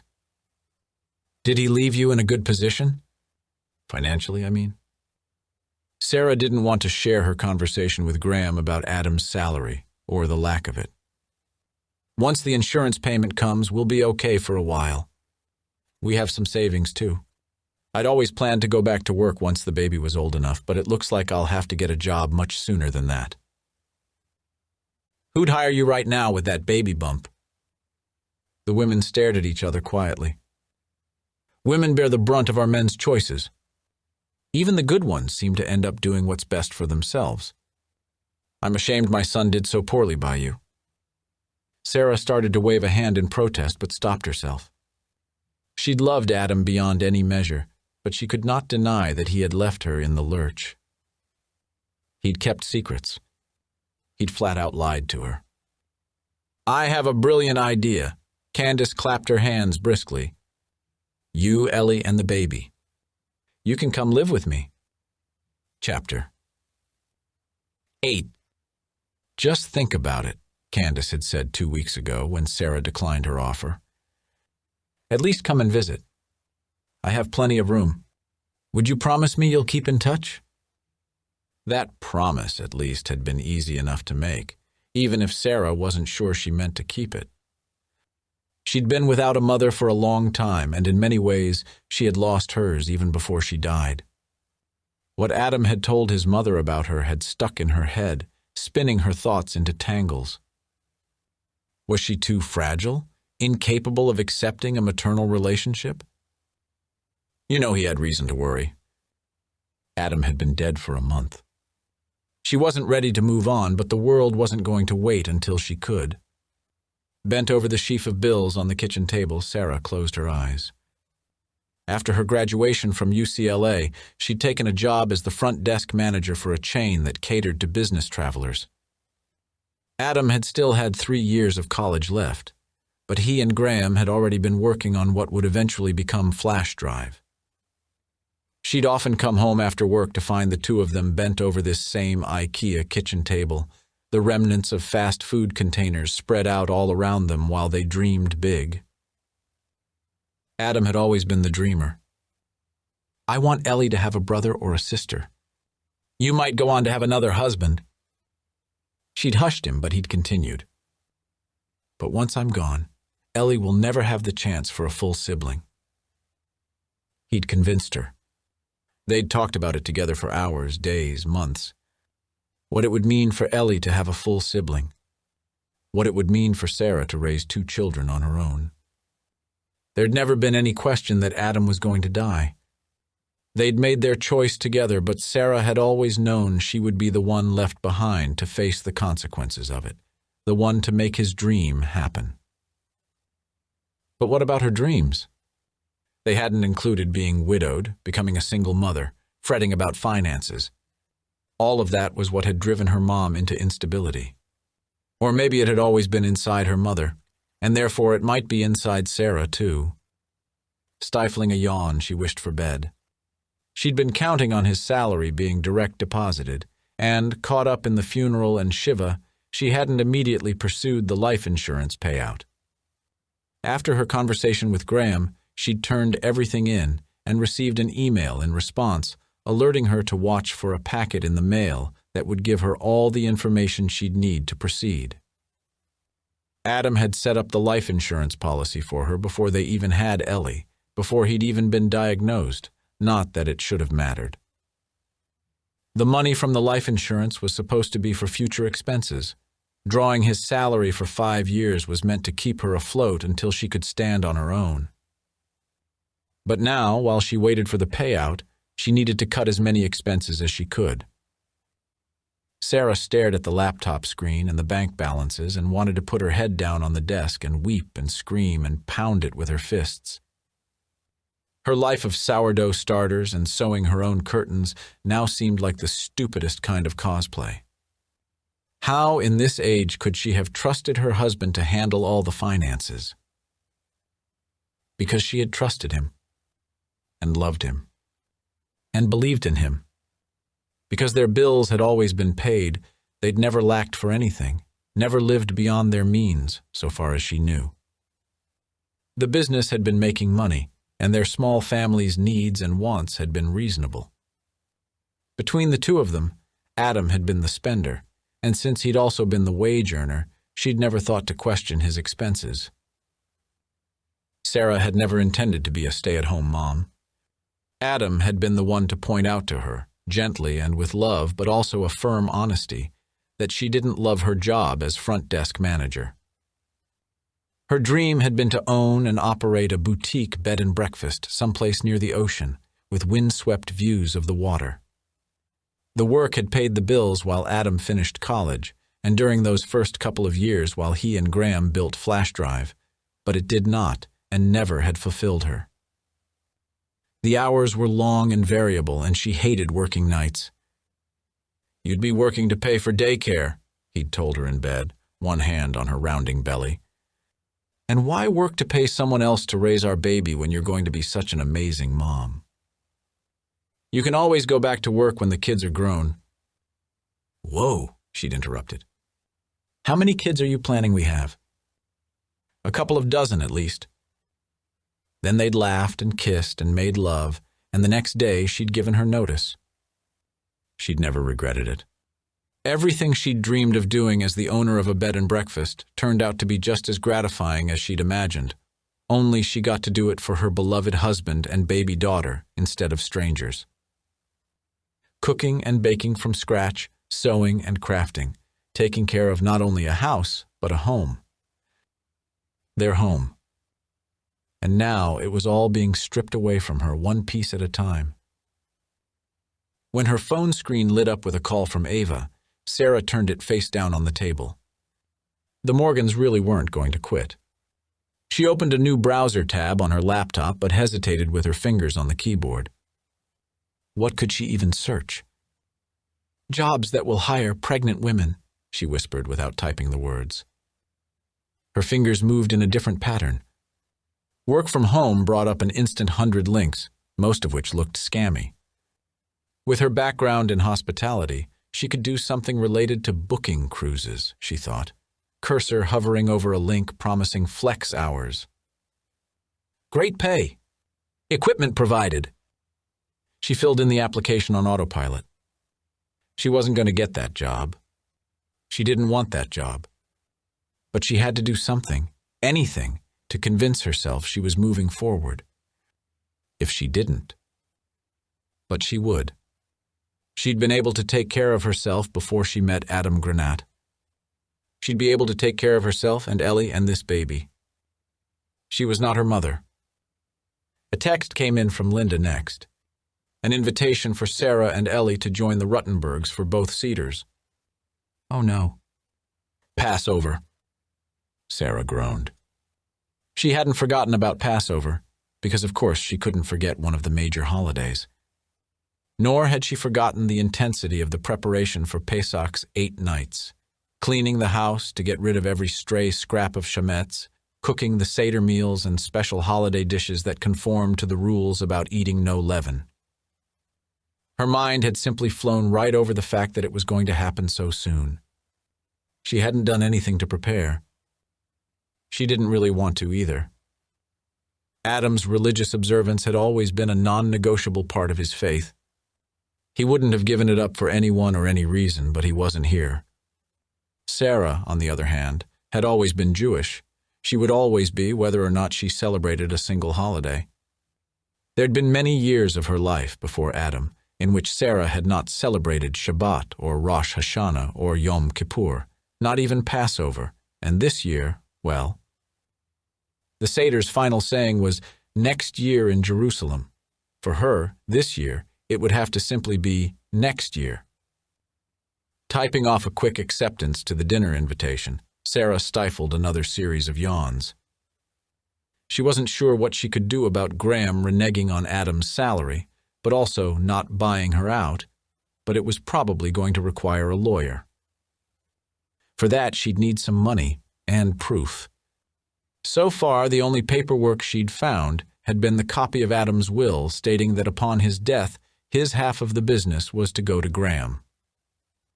The file folder should have included the paperwork with the agreement between the two of them to pay Sarah his salary for the 5 years in lieu of a buyout, but all she'd found was a heavy-duty paperclip.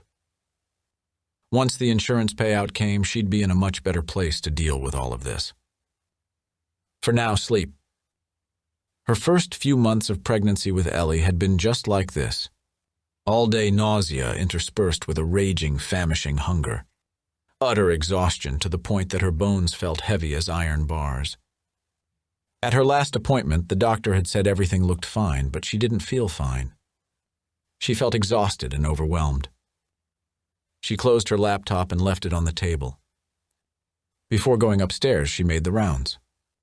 Making the coffee had been Adam's job. This had always been hers. She checked the doors and windows, looked to be sure the outside light was on at the end of the driveway, and, after a moment's thought, turned on the motion-activated porch lamp so it would remain lit all night. Their street had always been quiet. Low crime? Even so, darkness invited darkness, didn't it? Sarah centered herself, focusing. The floor under her feet, the coolness of the wooden railing she gripped as she climbed. When she got to the top of the stairs, she was convinced once more that she was here. She was real. She existed. Her phone lit up again. Another text. Sarah tapped the screen. Ava had sent a photo of a nursery. Chapter 9. The sound of running water woke Sarah from a lovely, vivid dream in which she lay on a sun-soaked beach wearing a bikini and sipping from a frosted glass. It took her half a minute to blink hard enough to realize she was looking at the ceiling of her bedroom, not the hotel of the resort where she and Adam had honeymooned. It took her another few seconds to notice the sound of water was real. With a panicked curse, Sarah wrestled herself out of bed. The faint rush of pouring water got louder as she went downstairs. She followed the noise to the kitchen, where she braced herself to see a spouting faucet or an overflowing sink. Instead, she gaped at the ceiling, where a flowing waterfall cascaded over the edges of the glass globe light fixture. As she watched, the ceiling softened and finally gave way, sending the entire fixture crashing to the tile floor. Sparks flew, popping and hissing, and a wire dangled. Sarah ran upstairs to the Jack and Jill bathroom shared by Ellie's room and Adam's home office. It was directly above the kitchen. The toilet was overflowing from the bowl. The floor gave a bit under her feet as she edged toward the toilet, meaning to turn the water off at the floor valve, but when she twisted it, the entire knob came off in her hand. The water didn't stop. It continued its relentless, almost silent running. No wonder she hadn't noticed. It could have been running this way for hours or even days. She hadn't used this bathroom in weeks. Ellie wore a pull-up to bed, and Sarah had been doing the bedtime routine of bath and final potty in the master bathroom since Adam had gone into the hospital. The door to this bathroom was kept shut and locked from Ellie's side to prevent her from wandering in there during the night. Lifting the lid, she prepared to flinch at a mess, but it wasn't the sort she was expecting. Sodden bagels floated, disintegrating. More had sunk to the bottom of the bowl, and she could see even more crammed into the drain. It looked like someone had repeatedly flushed bagels until the toilet could hold no more. When she took off the tank lid, another bagel greeted her. This one had been shoved into a position that prevented the float from lifting to shut off the water. This explained why the toilet was running and running, but not who'd filled it with bagels, or why. Sarah tried to fix the knob back on the shutoff, but it wouldn't stay. Water had puddled all over the floor, but much of it was slipping through the cracks around the back of the toilet where the vinyl flooring had lifted up. Enough was draining through those spaces that the flood hadn't reached Ellie's room, far across on the bathroom's other side, but she could see it flowing toward the carpeted floor of Adam's office, which squelched when she stepped on it. Back downstairs, she went into the kitchen to grab a bucket from beneath the sink, but it wasn't going to do much to catch the torrent of water gushing from the ragged hole. More sparks sizzled from the dangling wires, and glass crunched under her heels from the shattered light fixture. She ran to the garage. In the event of an earthquake, she knew, there was an automatic shutoff for their gas, but not for the water. The manual valve for the water shutoff lived nondescriptly behind some storage bins in the garage, but the wrench needed to twist it closed was missing. It had been hung on a nail, which was now bent, with a permanent marker outline on the wall to show where it was supposed to be. She looked for it on the floor. Not there. She shoved the bins out of the way in the opposite direction. Also not there. By the time she got back into the kitchen, more water had eaten away the hole where the ceiling light had been. Sodden drywall scattered across the floor and countertop. It covered the laptop she'd left on the table. Water no longer cascaded like a waterfall, but steadily and relentlessly trickled. The puddle beneath the hole had doubled. Sarah ran back upstairs, where she managed to adjust the float so it would at least stop running fresh water into the tank, down into the bowl, and out onto the floor. She wanted to kick herself for not thinking to do that immediately. For a moment, she allowed herself to lean against the sink, head down so she didn't have to see her own reflection. She'd weathered Adam's illness, the doctor visits, the treatments, the hospitalizations while she held down the home fort, as he'd said. She'd kept up with taking care of Ellie, paying the bills, taking out the trash, arranging for lawn care. She'd made sure the vehicles got the oil changes and other maintenance needed when her husband had been too ill to see to it. Now Sarah was at an utter loss. If this had happened a few weeks ago, she'd have called Graham. No way was she going to do that now. She went back to her room to grab her phone and called Barry Ruttenberg, who gave her the number of a plumber he recommended and promised he'd be over as soon as he could get there. In Ellie's room, she found the little girl playing with her dolls in the corner. She looked up when Sarah came in and gave her a sunny grin that normally would have made the whole day brighter. Sarah barely mustered a small smile in return. "Ellie, come here." She passed the closed bathroom door, still locked, and pressed her toes onto the carpet. Damp. She sat on the bed and patted it. Ellie joined her, cuddling up on her lap. Sarah took her daughter's cheeks in both her hands and looked into her blue eyes. "Did you put bagels into the potty?" Ellie frowned. "Daddy did." "Ellie, I know Daddy did not put bagels into the potty." Sarah bit her tongue to keep herself from snapping and sounding harsh. Her daughter wriggled. Her small brow furrowed and her lips pursed. She looked so much like Adam most of the time, but with that pouty on, she was the image of Sarah as a little girl. "Daddy did." Ellie pointed at the bathroom door, then put a finger to her lips and made a shush-shush. Sarah's heart twisted. She rocked Ellie against her. There was no way, of course, that Adam had been the one to fill the toilet with bagels, but she didn't believe Ellie had done it either. That mess had taken an effort the little girl couldn't have made. She didn't even go up and down the stairs by herself, much less while carrying an armload of bagels. So who had? If Ellie thought it had been her father, that meant a man. Graham could have come up here at any time during Shiva, but anyone else could have too. But why? To ruin her house? To prove she wasn't capable of providing a safe place for her children so she'd be forced to give them up? She thought for a moment about the wedding vows Graham and Ava had exchanged. He'd vowed to do whatever it takes to keep her happy, and all the guests had sighed and wiped their happy tears, but that statement sounded a lot more ominous when it related to his wife wanting to steal Sarah's children. Fearing Ellie could be taken away was like something her mother might have thought. The doorbell rang. Sarah lifted Ellie onto her hip, aware the time was fast approaching when she'd no longer be able to carry her this way. Barry was at the front door, a wrench in hand and a sympathetic expression on his face. "I left a message with my buddy about coming over," he said at once as Sarah let him in. "Did you already call a plumber?" "I hadn't yet." "Don't worry about it then. Let's see if my friend can help first." "He owes me a favor," Barry said with a firm nod, already looking toward the back of the house. "Water shut off in the garage?" She settled Ellie in front of the TV with a bowl of dry cereal, a banana, and an order not to come into the kitchen.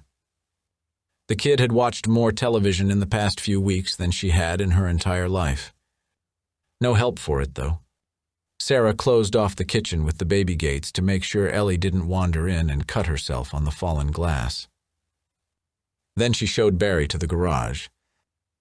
He found the wrench used for the shutoff high on top of the storage shelves and held it out to her. Hard for you to see it way up there. It's usually there on the wall, she pointed. I don't know how it got up there. Back in the kitchen, he and Sarah surveyed the damage. His shoes crushed glass and squished on the sopping wet drywall. Water plink-plinked from the hole in the ceiling. When she showed him the toilet bowl full of disintegrating bagels, he looked flummoxed. Did Ellie do this? She says no. Barry frowned. That would be a lot of bagels for a little girl to carry upstairs, especially without anyone noticing. But why would anyone do such a thing? I guess I have an enemy I don't know about, Sarah said. I find that hard to believe. She rubbed her forehead but gave him a rueful smile. That I don't have an enemy? Or that I don't know who it is? His phone rang and he pulled it from his pocket. That's my buddy. Barry chatted with his friend for a minute or two, laying out the problems, and then he handed the phone to Sarah so she could arrange for the guy to come over and take a look. While she was talking, Barry managed to get the valve on the bathroom floor to close. He refused to allow Sarah to run down to the garage to turn on the water so they could be sure the toilet no longer had water flowing into it, and instead did it himself. By the time they both got downstairs again, the ceiling had almost stopped dripping. Ellie had opened her toy chest and strewn the den with princess dresses and other toys. She'd helped herself to more cereal from the box Sarah had left on the coffee table. She greeted them both with a beaming grin that lit up her face. Barry ruffled Ellie's hair and gave Sarah a solemn look.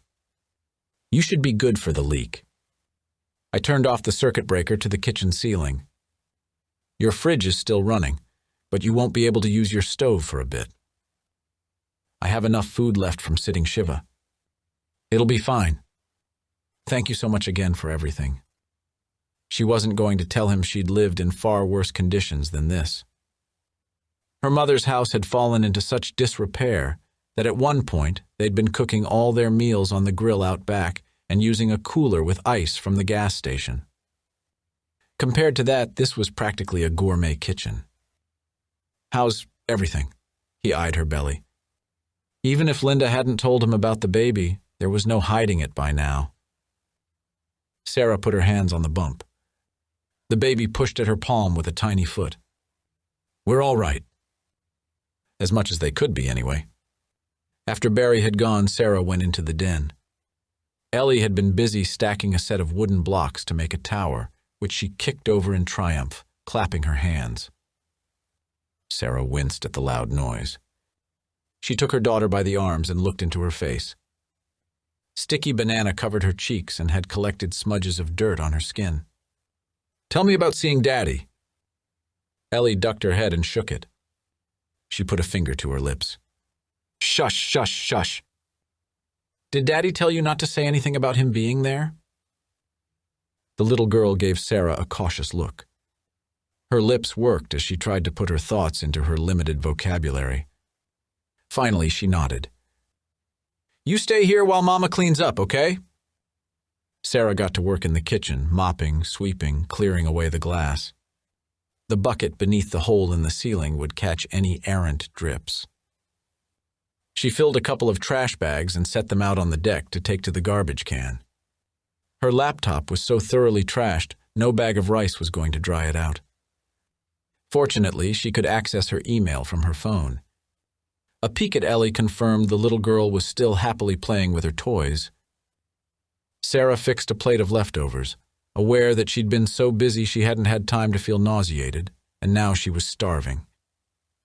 Settled at the table, she tucked into her haphazard meal, forcing herself to eat slowly so she didn't upset her stomach. Her efforts turned out to be useless, though, once she saw the message from the insurance company. She stared at it stupidly. No, she said. Oh, you have to be kidding me. Chapter 10. I don't understand. I'm supposed to be the primary beneficiary. The words dropped one at a time from Sarah's lips, but no matter how hard she tried, she couldn't feel her mouth. Not her lips, not her teeth, not her tongue, Someone else might have been speaking for her. That's how distant she felt from herself. She had to draw herself back. This was not a dream. She was really here in the office. She curled her fingers into her palms, pressing the nails deep into the flesh to cause a sting, being careful not to cut the flesh. The woman sitting on the other side of the desk gave Sarah a pained grimace. She probably meant to be a smile. Her name was Pam, and she'd already expressed her condolences profusely when Sarah arrived without an appointment, Ellie on her hip. Pam had given the toddler an equally strained smile, but had not looked at her since. Your husband made some changes to the policy regarding the recipient of the DIA, the benefit. Pam coughed lightly into her fist. She couldn't even say the word death. No wonder she couldn't bring herself to look at the child of the man who'd died. Sarah shifted Ellie's weight from one knee to the other. The little girl was contentedly playing a game on Sarah's phone with the sound turned off, and Sarah put her onto the chair next to hers to give her legs a rest. But Sarah tried to gather her thoughts to stay coherent. She gave Pam a long, hard stare. When did this happen? About 4 months ago, according to the transaction records. 4 months ago, Adam's doctor had first talked to them about hospice care. They'd planned for him to spend his last days at home, but instead, a rampant bacterial infection had sent him to the hospital. He died there. And he changed the beneficiary to who? Pam looked even more pained, if that were possible. A trust. And I'm not the whatever you call it. The person who's in charge of the trust. The trustee. It's Graham Morgan, isn't it? The recipients of a life insurance policy are confidential. I can only tell you that you are not listed as the beneficiary. Pam leaned forward and lowered her voice. I'm so sorry for your loss. Yes, you said that. Thank you, Sarah added to soften the hardness in her voice. She rubbed at her eyes with both her hands, pressing the lids until colored blossoms bloomed. Is there anything else I can do for you? I guess not. Sorry to barge in on you like this. Sarah stood but didn't offer her hand to shake. Pam stood too. I'm really sorry, Mrs. Granite. That and a pack of matches will still burn a house down, Sarah said, taking no pleasure in Pam's expression. Sorry. My mom used to say that, but it was rude. You're just doing your job. Pam smiled kindly. I'd say you're entitled to be a little rude right now. It's okay. Sarah had another thought. Is there a way to look up if I am the beneficiary on any policy? If he took out a new one, maybe? He could have done that. I don't have that information, I'm sorry. I can only access what I have in my files. My best advice would be to look through any bank accounts or credit cards to see if there were any payments made to an insurance company. You might be able to track it down that way. Oh, and there's a website you can check to see if you're listed as the beneficiary on any policies. Hang on. I'll write it down for you. Pam scribbled some information on a sticky note and passed it to Sarah, who put it into her pocket. Pam hesitated, then added, It's none of my business, really, and I'm not authorized to offer advice or anything, but do you have to go through probate? No. We settled all of that before he died. Community property with right of survivorship, all of that. Sarah's breath hitched and she drew herself up. My husband wanted to make sure we were taken care of. That's why this doesn't make sense. There has to be another policy. I hope you find one. Pam sounded genuine. Yeah, Sarah said. Me too. Ellie had fallen asleep in her car seat. Sarah considered waking her up, but battling a cranky toddler woken from a nap was not on her list of things she wanted to deal with. She carried the little girl into the house and, too weary to make it all the way up the stairs, put her on the couch in the den. Then she went to the kitchen to make herself some tea. The hole in the ceiling didn't look any better than it had this morning, but at least it didn't look worse. Cleaning up the debris had made the kitchen usable, but she'd have to get the hole repaired. She She refused to live surrounded by broken things. When the microwave beeped to alert her that the water was hot, she steeped a peppermint tea bag but couldn't muster the energy to sip. She was just so tired, and she hated tea. She went to the mailbox to bring in a handful of junk mail along with a few square envelopes, hand-addressed. Condolence cards. They just kept coming. At least the food basket deliveries and flowers had stopped. Adam had been well liked by his clients, but Sarah was completely over the stink of dying flowers. She didn't even want to open any of the cards, but she did anyway, and immediately wished she had not. Ava's letter rambled, sloping lines declaring how sorry she was that everything had become so complicated, and that she was there for Sarah and Ellie, and she was so sorry for anything she might have done to cause harm. So sorry, everyone's so fucking sorry, Sarah muttered. She put the card through the shredder, along with all the others. Then the junk mail. Finally, she opened an official-looking envelope addressed to Adam. The mortgage statement, a harsh reminder of how perilously close to being broke she was. Not even close. Already there. Talking to herself didn't help. Crumpling the statement, she considered shredding it too, but then she smoothed it out and put it on the counter. She'd find the strength to call tomorrow, see about getting an extension for extenuating circumstances. Something. Anything. Pulling the sticky note from Pam out of her pocket, Sarah started typing in the website address on her phone browser, then put both the note and her phone on the counter. This would be better researched on a computer. With her laptop destroyed, that meant using Adam's, which meant going into his upstairs office, something she had to do soon anyway. She had to take care of the wet carpet. She had to box up his things. One of those tasks she was ready to face. The other was still too daunting. Mama! In the kitchen, Ketzele. Ellie came in, scrubbing at her eyes. Hi, hungry? Go turn on your tunes. I'll bring you some apples and peanut butter, okay? Her own stomach gurgled, but whether that was an alarm that she was going to throw up or a plea to be fed, Sarah had a hard time telling. She gave it a second or two. Hunger. No matter what else was going on, bodies needed food and sleep.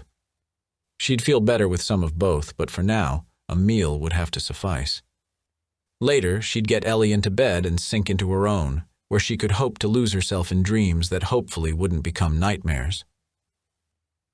Her phone rang, a loud and startling jangle that had her hand jerking. She knocked the phone off the counter. It landed on the floor, screen cracked. Of course, Sarah grumbled. It was broken, but it still worked, and there was an analogy she didn't want to dive too deeply into. A notification popped up for a voicemail, an unknown number with a local area code. In case against all odds it was Pam with some information about another life insurance policy, Sarah tapped to listen. Hi there, this is Julie Anderson, and I'm a local realtor, just checking in to see if you'd thought about selling your home. I have over 20 years of experience, and this is a great time in the market for sellers. If you or anyone you know is looking to sell, please give me a ring and I'd love to chat with you. Surveying the mess of her kitchen, Sarah could only let out a burbling series of strangled chuckles. It was the kind of phone call she never would have answered before, simply deleting the voicemail and moving on with her life.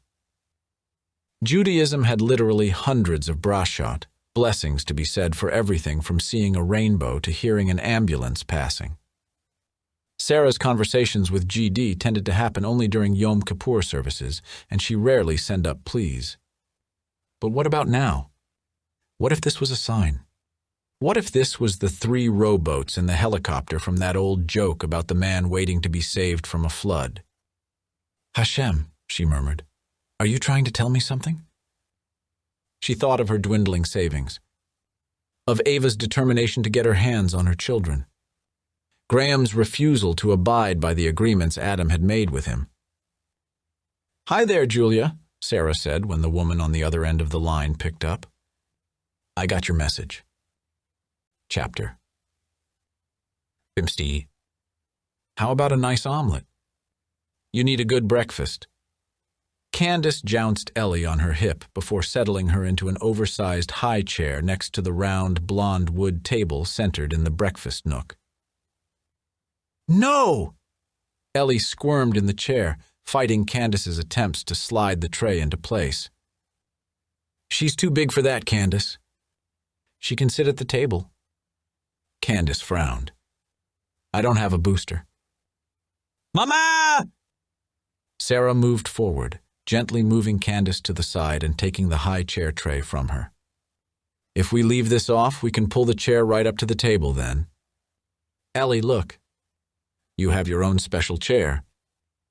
I not baby, Ellie growled, crossing her little arms. Of course you are a baby. You're my precious baby, Candace said, earning a scowl from Ellie. Sarah took a deep breath. Her daughter had been strong-willed since birth, much the way Sarah had been, according to the complaints Sarah's own mother had often made. Or stubborn, the way Adam's mother had described him. Either way, the kid had no problem making her wishes known. Ellison, Sarah said firmly, making strong eye contact. This is not a baby chair. Nana doesn't have a booster seat, so this is where you'll sit. And if you don't behave and sit like a big girl, you won't be allowed to have any more treats. Oh, don't tell her that, Sarah. Of course Nana will still give her treats. Sarah drew herself up to face her mother-in-law. Ellie had settled down already, both from the use of her full name and the threat of not getting treats, but Sarah couldn't let Candace's interference slide. Candace, we don't reward bad behavior, and especially not with treats. Candace blinked. A swift but dour expression twisted itself across her face before a sweet, soft smile replaced it. She inclined her head. Of course, a pause. You called her Ellison. That's her name. Candace coughed lightly into her fist. I thought it was Eleanor. Did her father tell you that? No, but Eleanor was my mother's name. I suppose I just assumed Henry would have named his daughter after someone in his family. Especially since he... She coughed again and straightened her shoulders, not meeting Sarah's eyes. Her cheeks had gone pink. Well, never mind. We named her after my mother. Sarah kept her tone gentle, hating the awkwardness, empathizing with Candace's hurt feelings. Her son had clearly had his reasons for shutting her out of his life, but that didn't mean she wasn't entitled to feel whatever way about it that she did. Your mother was named Ellison? My mother's maiden name was Ellison, Sarah explained. What was her Christian name? Her first name was Amy. And her middle name? Ellie's, I mean. Her full name is Ellison Charlotte, Sarah said. Candace beamed. Oh, then he might have named her after me, too. C for Candace. He might have, Sarah conceded, without adding that Adam had certainly never mentioned it. In Jewish tradition, it was bad luck to name your child after someone still living. But knowing now how very many things her husband hadn't mentioned, it was entirely possible that he'd agreed to use a C name for the sake of a mother he'd said was dead. Candace zipped over to the fridge to pull out a container of eggs, then a package of cheese and another of mushrooms. Will all of this be okay? Yes. That'll be fine, Candace. I can make it if you want. No, it'll be my pleasure to cook for you. You've had such a long day, all that overnight travel, and then our long drive. And besides, Candace dipped her chin toward Sarah, I'm fussy about my kitchen. Fair enough. Sarah took a seat next to Ellie and watched Candace bustle. She had very expensive stainless steel pots and pans, and she cooked up the omelet with the practice of someone who had culinary training, swirling the butter in the pan, beating the eggs just so, folding the creation without breaking it. Were you a chef? Candace laughed as she slid the omelet, cut in half, onto 2 plates. I was a labor and delivery nurse for years and years, and then I trained to become a licensed midwife. I suppose Henry never mentioned that. It's going to feel awkward for a long time, isn't it? Sarah said. It was a statement, not a question. Candace looked at her. Yes, I guess it will. We'll have to get through it together, that's all. Yes, Candace said after a second. Together. Exactly. With breakfast finished, Candace took them on a tour of the house. Kitchen, family room, formal living room, laundry room, garage, a Four Seasons room toward the back of the house. Many of the rooms were shadowed, the blinds drawn over the barred windows, and had the quiet air of spaces left usually unoccupied. Candace took them out a set of French doors from the kitchen and across a large, shaded deck to stare out at the woods. It's so peaceful here, Sarah said. She thought of the barred windows. No way Ava or anyone else would be able to let herself into Candace's house. She felt much safer here already than she ever had with her mother's booby traps made from broken kitchen utensils. Ellie tugged at Sarah's hand, and Sarah released her. The little girl ran to the edge of the deck, but stopped at the top of the 3 steps. She looked over her shoulder. You can play in the yard, but stay away from the woods, Candace called. You don't want the boogeyman to come get you. Candace, Sarah protested, but her mother-in-law laughed. Look, she's not even scared. Henry never was either. Both of you need to stay out of the woods, though. That's the truth. We have bears, coyotes, snakes, and skunks. Candace waved a hand in front of her face. Pew. You surely don't want to tangle with one of those. When did you say the moving truck would be here? They said it would take about a week. They'll text me updates. Why don't we go inside and you can see your rooms? I bet you want to settle in. Upstairs, they passed a closed door Candace casually pointed out had been Peter's office. Honor's door was also closed. The room Candace showed off for Sarah was furnished with high-end, classic pieces and a decor so neutral it was clear the room had been meant for guests, not family.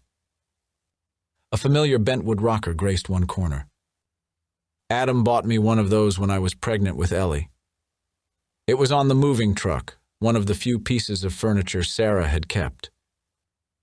That's the one I sat in when I nursed him, Candace said. A tender silence fell between them. Let's finish the tour, Candace said abruptly. Ellie's room was far at the other end of the hall near Candace's bedroom. And here. This is the room all set up for Nana's little princess. Candace opened the door with a flourish and led Ellie by the hand into it.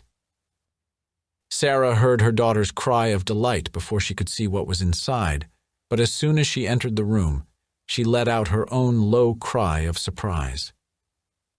Oh! Wow.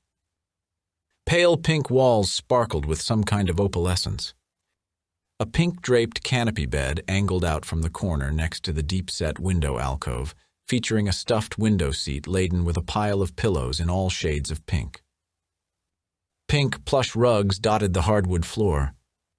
A large toy box revealed a cascade of games, dolls, stuffed animals, and what looked like costumes. A tall dresser and vanity, both of white wood, matched the bed. Heavy, ornate furniture suited for a, well, Sarah thought wryly, a French provincial princess. Did you get all of this just for Ellie? Candace smiled broadly. Oh, the bedroom suite was mine from when I was a little girl. My princess furniture. I was my daddy's princess, wasn't I, my sweet Ellie? Just like I bet you were yours. Ellie had beelined straight for the toy box, and now she turned with wide eyes. I can play, Mama? Of course you can, sweetie girl. These are all for you. Nana had quite a shopping spree before you got here. Candace knelt beside the toy box with a heavy groan. She started sorting out toys from it, handing a doll to Ellie, then a princess dress. She looked over her shoulder at Sarah. What about you? Sarah had been peeking into the closet, which was hung with racks of clothes, all brand new and in Ellie's size. She went to the window now to look out across the backyard.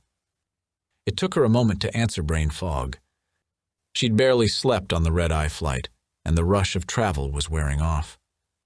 Somehow it had become the afternoon, but she was ready for bed.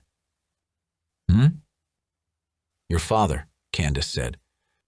"Were you a daddy's girl?" "A little princess." "Ah, no, not so much. Although my name does mean princess." Sarah's laugh scratched in her throat, which had gone thick with self-consciousness. Candace got to her feet with a concerted effort. "Oh? But what about your relationship with your father? Before he passed, I mean." Sarah crossed the room to help Ellie wrestle a frilly dress over her head.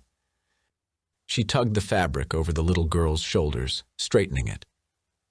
She stroked Ellie's tangled hair, which was in need of a good scrub. He was great. All these years later, and talking about her parents still choked her up. It was why she'd never pressed Adam to speak about his mother. He'd told Sarah she was dead, and she'd sympathized. As she thought of that now, a fresh claw of anger scratched at her throat. A new slice of sorrow. "What kind of people do you come from, Sarah?" Candace pulled a glittery fabric star stuck to the end of a stick from the toy box and pressed it into Ellie's hand. "Here, sweetie girl. A fairy princess needs a good wand." This set Ava back a literal step. She drew in a harsh breath and her expression became wounded. "Sarah." When Sarah didn't reply, Ava shook her head, gave her another woebegone look, and opened the front door. "By the way," Sarah said, placing a hand on the door when Ava had stepped through the doorway and onto the porch.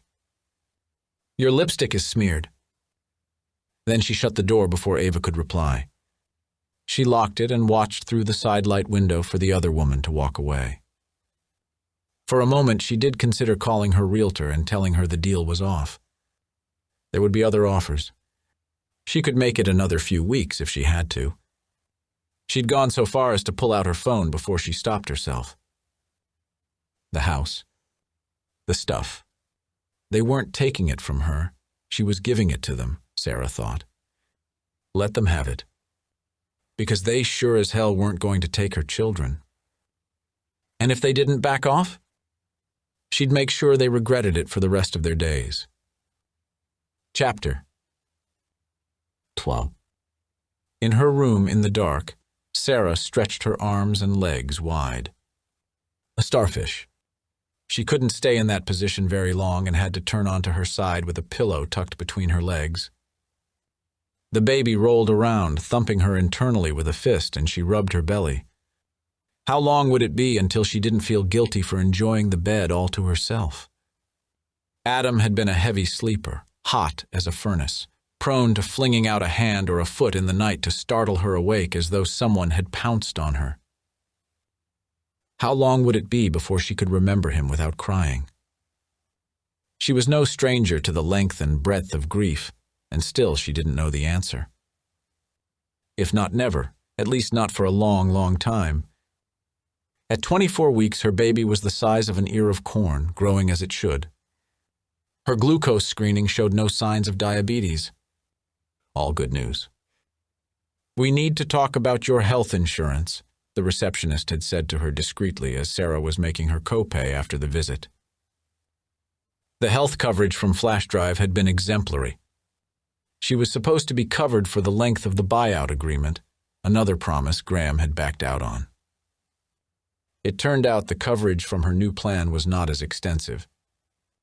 The copays were higher. The out-of-pocket costs, too.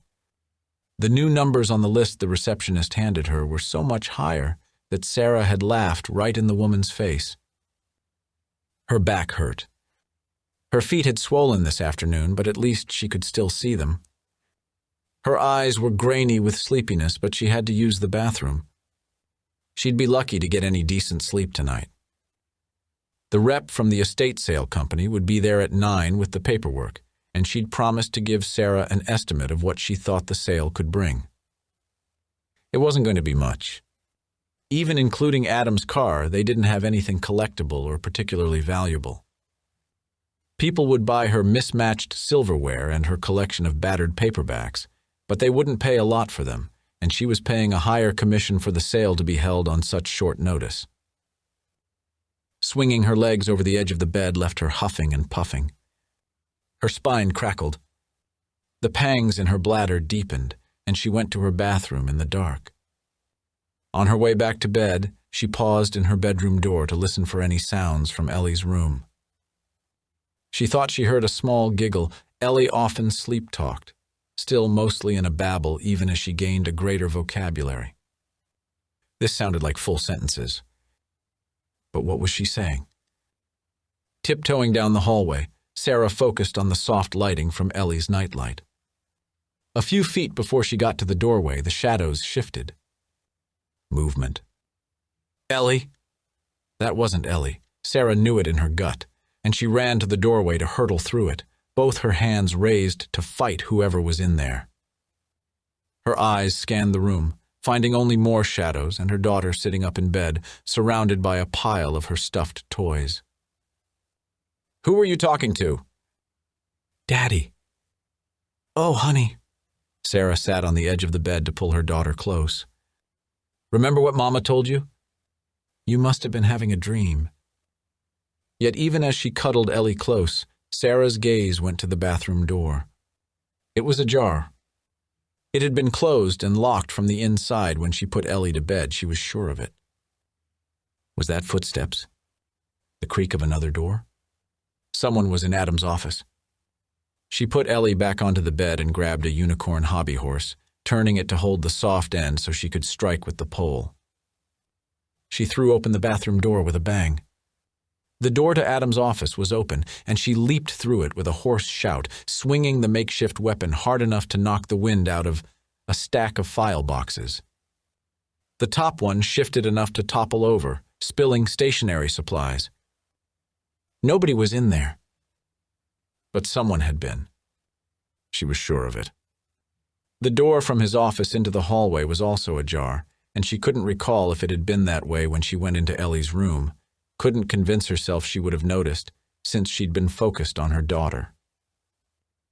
Breathing hard, Sarah yanked open that door, still half expecting to see someone standing there, ready to fight anyone who stood between her and Ellie. The hall was empty. Ellie's door was open as Sarah had left it. "Mama?"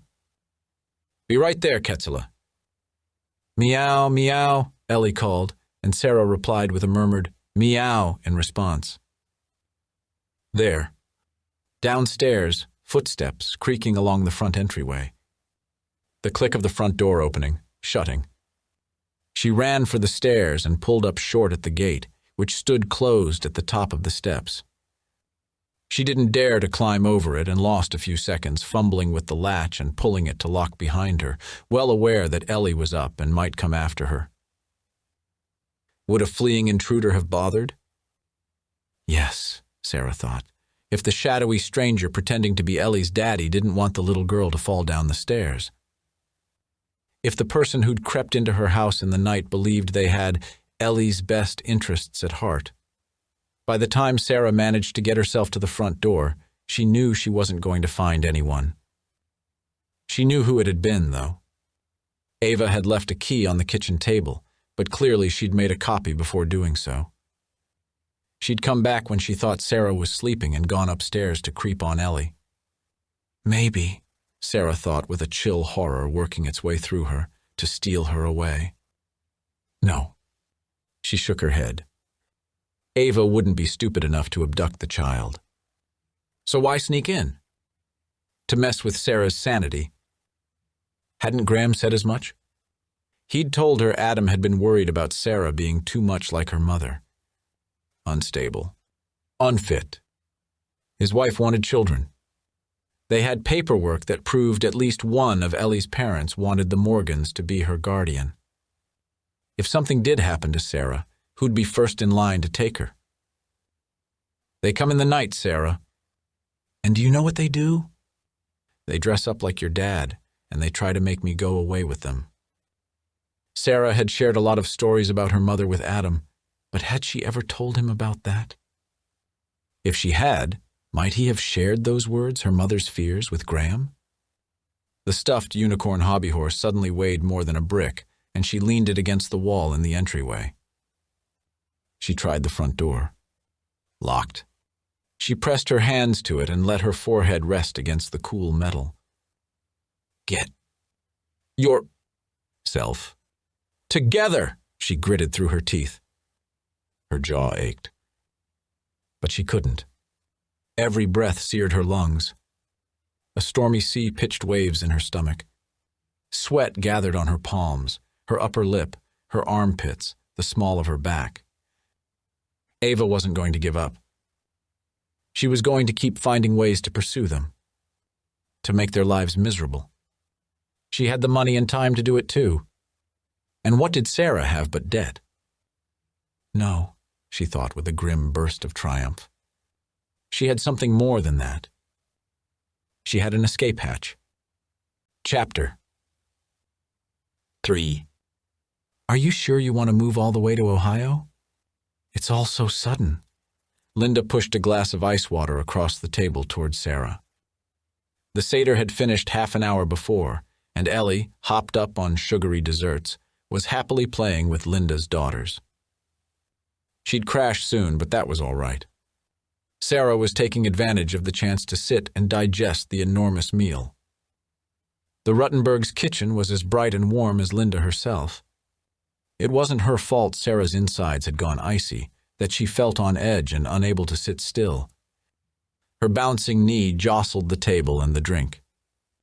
She forced herself to settle by pressing on it with her hand and gave Linda a dry smile. It's only temporary. A place to stay until the baby's born. Candace was generous enough to cover the cost of the movers and the flights, and I can start looking for remote work once I have a place to settle in. Adam loved it here, but I'm from the East Coast. California never really felt like a good fit. This was true. It was also true that she had to get far, far away from California and the Morgans. In Linda's comfy kitchen, it was easy to tell herself she'd been imagining the nightly trespassers, to talk herself out of believing Ava and Graham were going to actually steal her child and not just harass her into giving it up.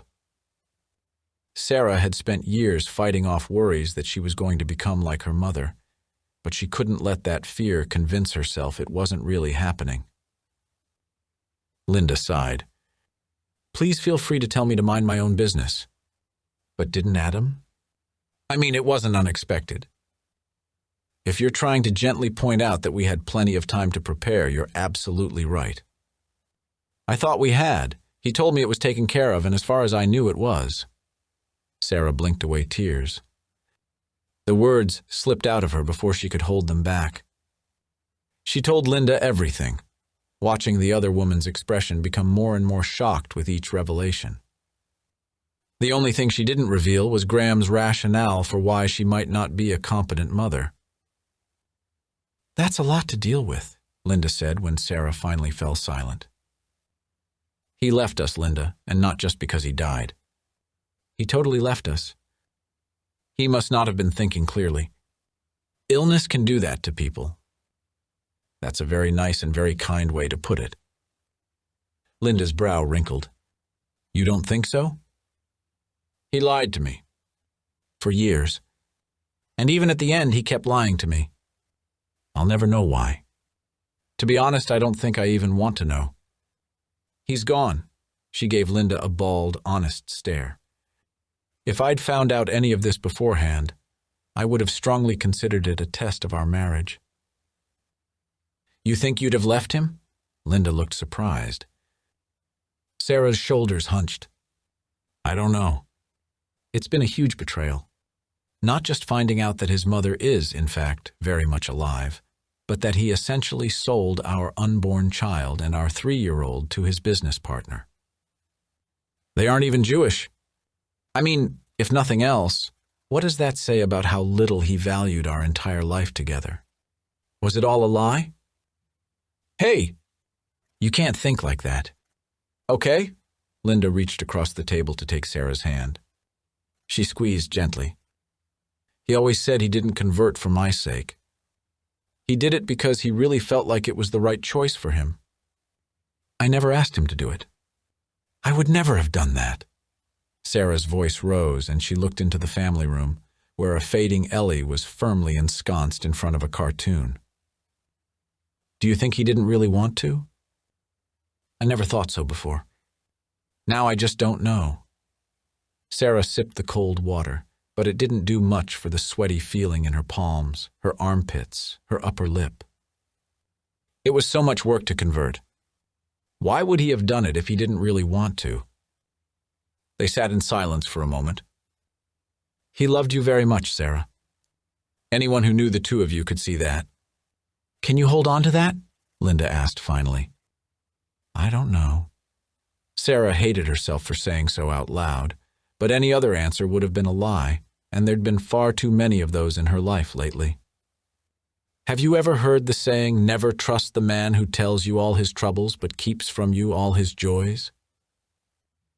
Linda laughed softly. Sure. Well, what about the man who shares all of his joys but keeps all of his troubles to himself? How is that a partnership? How can I trust anything he ever said or did, knowing that he kept so much from me? It's like I didn't know anything about him at all. I don't know, hon. I wish I had an answer for you. Linda patted Sarah's hand. Is there some other way? I know people at the shul would be willing to help out. I need to leave California, Linda. I don't trust Ava Morgan not to do something awful. She could call CPS. She could find out my new address and stalk me there. She could... Sarah drew in a hitching breath. She could pick up Ellie from preschool. I mean, Ellie would go right to her. Saying it out loud sounded worse than thinking it, but if Linda thought she was being dramatic, she didn't show it on her face. You really think she'd do something like that? She bought my house as a way to get closer to us, Sarah said. I think she's capable of anything. You're not worried that Adam had good reason to cut his mother out of his life? Sarah took another sip of water, hoping it would ease the constant pressure of emotion in her throat. She wasn't awful enough for him to stop sending her pictures of our child or updating her on our life or making me out to be some kind of horrible witch who didn't want him to have a mother. He's been in touch with her all this time, and I never knew it. He lied to us both. Candace wants the chance to know her grandchildren. I don't have any family of my own left. Ellie deserves a grandmother, I think. Linda looked sad. You deserve a soft place to land, that's what I know. Far away from that Mamser Graham and his wife. When do you leave? The day after tomorrow. The movers packed up and shipped out a couple of days ago. I'll finish packing for me and Ellie tonight. Whatever didn't sell at the estate sale or get sent to Candace's house, I'm leaving behind. The Morgans can deal with it. Sarah let out a hoarse chuckle. We're basically fleeing in the night. I don't want them to have any idea where we went. I won't tell anyone if anyone asks. Linda sighed again. You'll keep in touch with us, though? Let us know you're doing all right. I will. Of course. Thank you for everything. Linda clearly wanted to say something more, but hesitated. Finally, she said, his mother isn't Jewish. No, but she told me all about the Easter Seder her late husband had held for their church. Linda grimaced. Ah, one of those. Yeah, Sarah laughed hoarsely.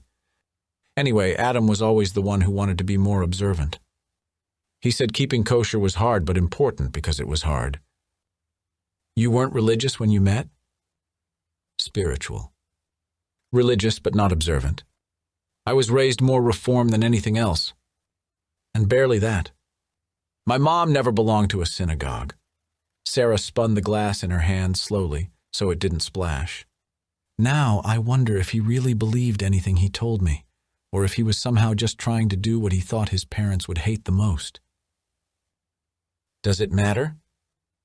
Not anymore, Sarah said. I've never heard of Shelter Grove. How are you going to like living in Ohio? It's not the East Coast either. You're going to be a nice Midwestern girl? Linda smiled. Sarah returned the smile. I'll take up casserole making and start calling soda pop. How bad could it be? Not bad at all, I hope. It can't be any worse than it is here, Sarah said. An entire life distilled into a small moving truck and a few suitcases. Sarah's mother had always declared she didn't hold on to things for memory's sake.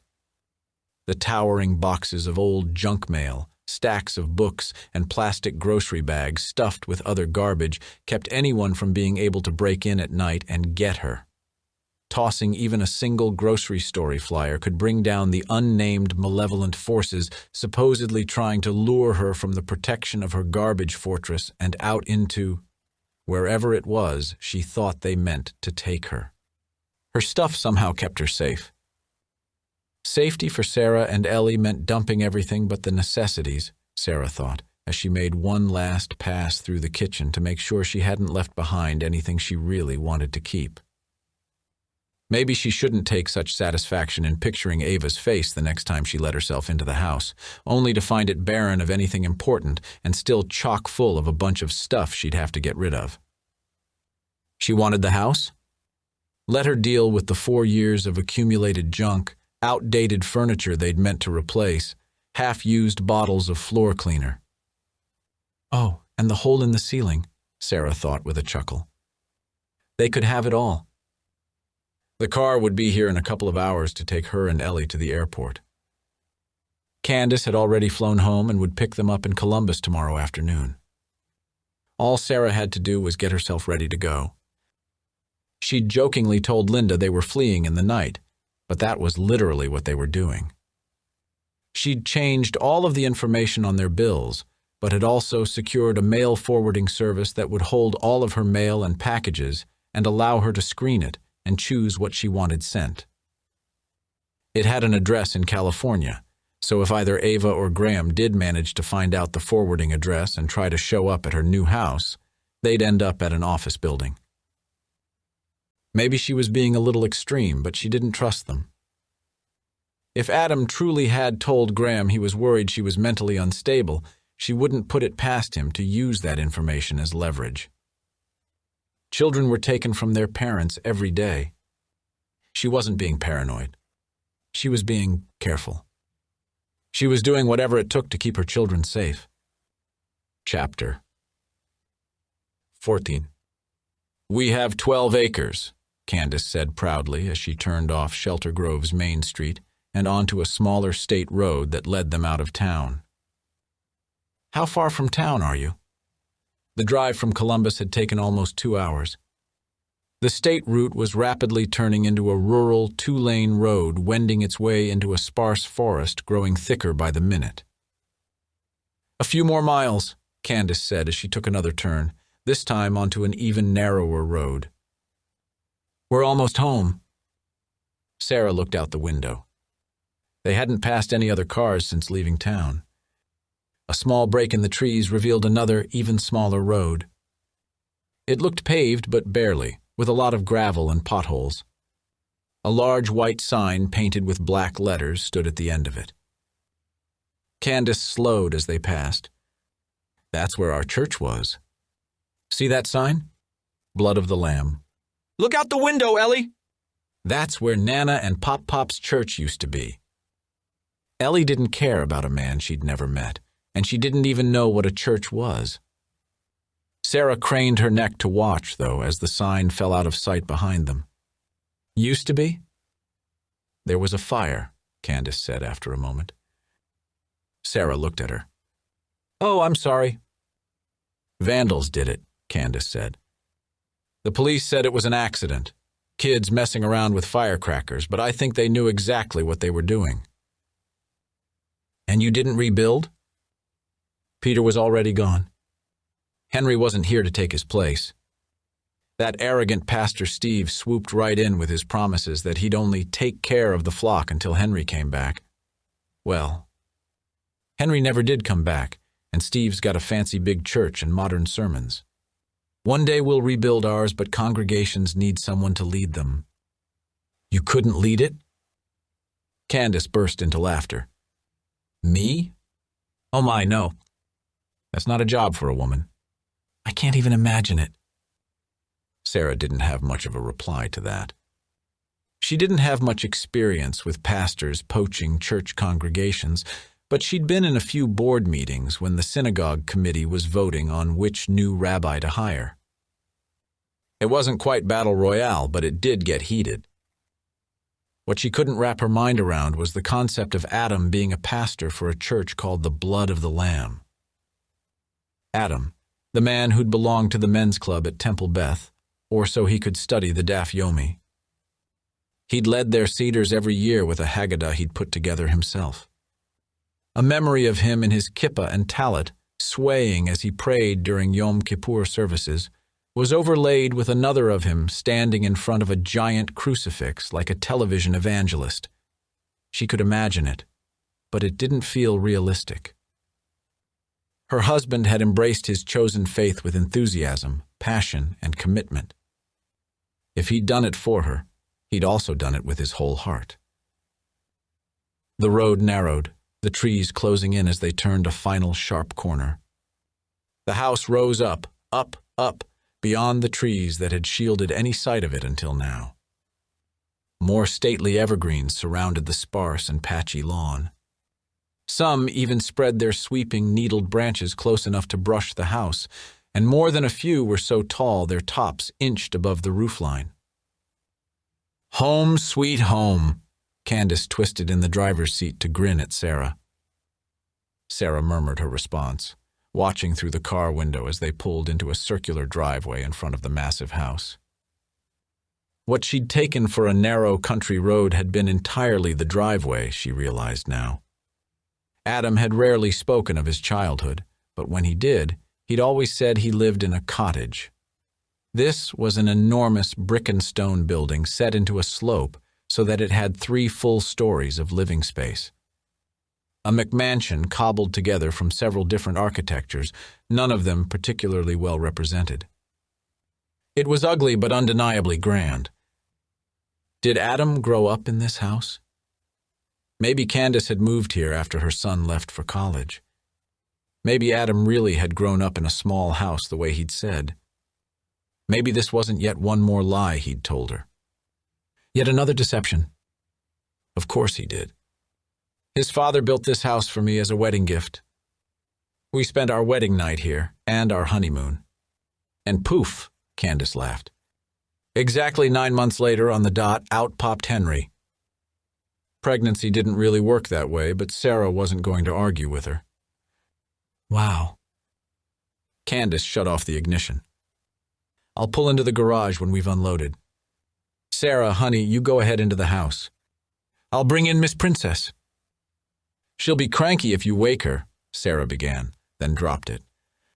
If Candace wanted to deal with a tantruming toddler, fine with her. She desperately needed the bathroom.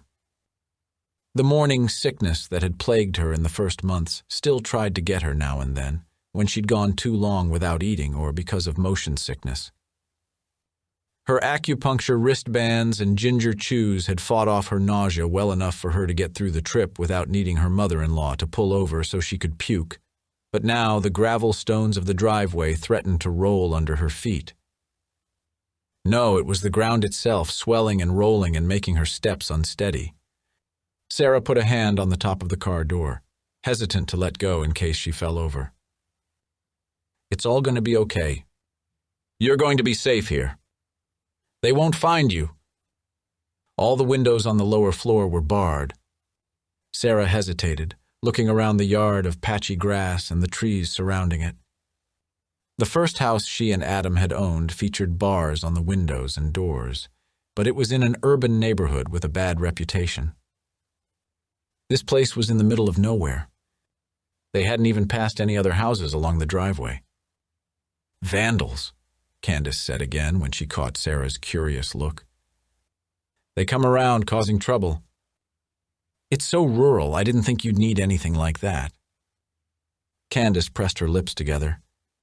Well, we're out in here in the middle of nowhere, I'm sure you understand. 2 women out here all by ourselves. 4 now. Those hooligans from the town like to cross my property so they can get into the woods, where they drink and cavort and get up to all kinds of shenanigans. They already burned down the church. I can't take any chances. Are they violent? Sarah frowned. Candace softened. They like to play pranks. Ring the doorbell and run, put bags of dog waste on the porch and light it on fire. Stupid things. It was never an issue when Peter was alive. They knew better than to cause trouble out here then. But since he's passed, they've gotten bolder. I don't trust any of them. I've had things go missing. There's been vandalism. They've broken into the house? Stolen things? Sarah's nose wrinkled at the thought. I could never prove it, but I know it was them. Don't you worry about it, though, honey, Candace added quickly at the sight of Sarah's concerned expression. They might sometimes still make a ruckus outside, but they know better than to try and get in here again. Sarah closed her eyes, drew in a breath, blew it out. She appreciated the cool, early May breeze fending off the imminent nausea, but she was also a little too cold. She reached into the back seat for the Adams cardigan and shrugged into it, pulling the fabric collar up to take another long, deep breath. His scent had begun to fade. Tears prickled. She ought to have sealed it up in plastic, taken it out only to take a whiff, then put it back. She should have preserved it, but putting it on had always reminded her of having his arms around her. Not a substitute, only memories. Come on then, Miss Princess, come to Nana. There's my darling girlie. Sarah bent to look into the car. She expected Candace's coos to be torn into shreds by Ellie's shrieking protests, but the little girl simply blinked and looked around, saw her mother, and seemed comforted. She didn't fuss as Candace struggled to unbuckle the car seat. I can help, Sarah offered. Candace handed her a set of jangling keys. You go on inside, honey. Aren't you about dying for the private room? I would be if I were you. Sarah watched her mother-in-law tug the complicated series of buckles and straps. It's hard unless you know how to do it. Let me show you. Things are only as hard as you let them be, Candace said, and let out a satisfied noise when the buckle finally popped open. She shot Sarah a triumphant grin. See? Nana knows how to do it. Come on, my precious little one. Let Nana take you inside. Sarah was going to pee her pants if she didn't get to a toilet soon. She headed for the house. Flanked by side-light windows and an overhead transom, the heavily carved double doors would have been well suited to a medieval castle. Each bore an elaborate brass knocker in the shape of a man's face framed by leaves and ivy. Sarah's heart twisted at the sight. The Green Man, she whispered. Adam had once shown her an identical door knocker in a catalog and had spoken so longingly of it that she'd bought him one just like these for his birthday. She'd left it behind on the door she no longer owned. None of the keys were marked, so it took her a minute to find the right one. The pressure on her bladder had grown intense enough that she had to press her thighs together and take mincing steps. She sent up a plea that she wouldn't let loose right there in the foyer, and hobbled as fast as she could into the small powder room, fumbling to pull her leggings and panties down to her thighs as she sat. A flood of urine was already cascading out of her as her bottom met the wooden seat, and it rang out against the porcelain loudly enough to be embarrassing. She couldn't care too much, though. The relief was so intense she let out a little moan, stifled it with both hands, began to guffaw. Her laughter sounded rough as sobs, so she pressed her hands harder against her lips, mashing them into her teeth. As her bladder emptied, she noticed for the first time the framed portrait hung over the mirror at the sink. At least 16 by 20, the print featured a man with flowing, flaxen hair, soulful blue eyes, and an Elvis pout.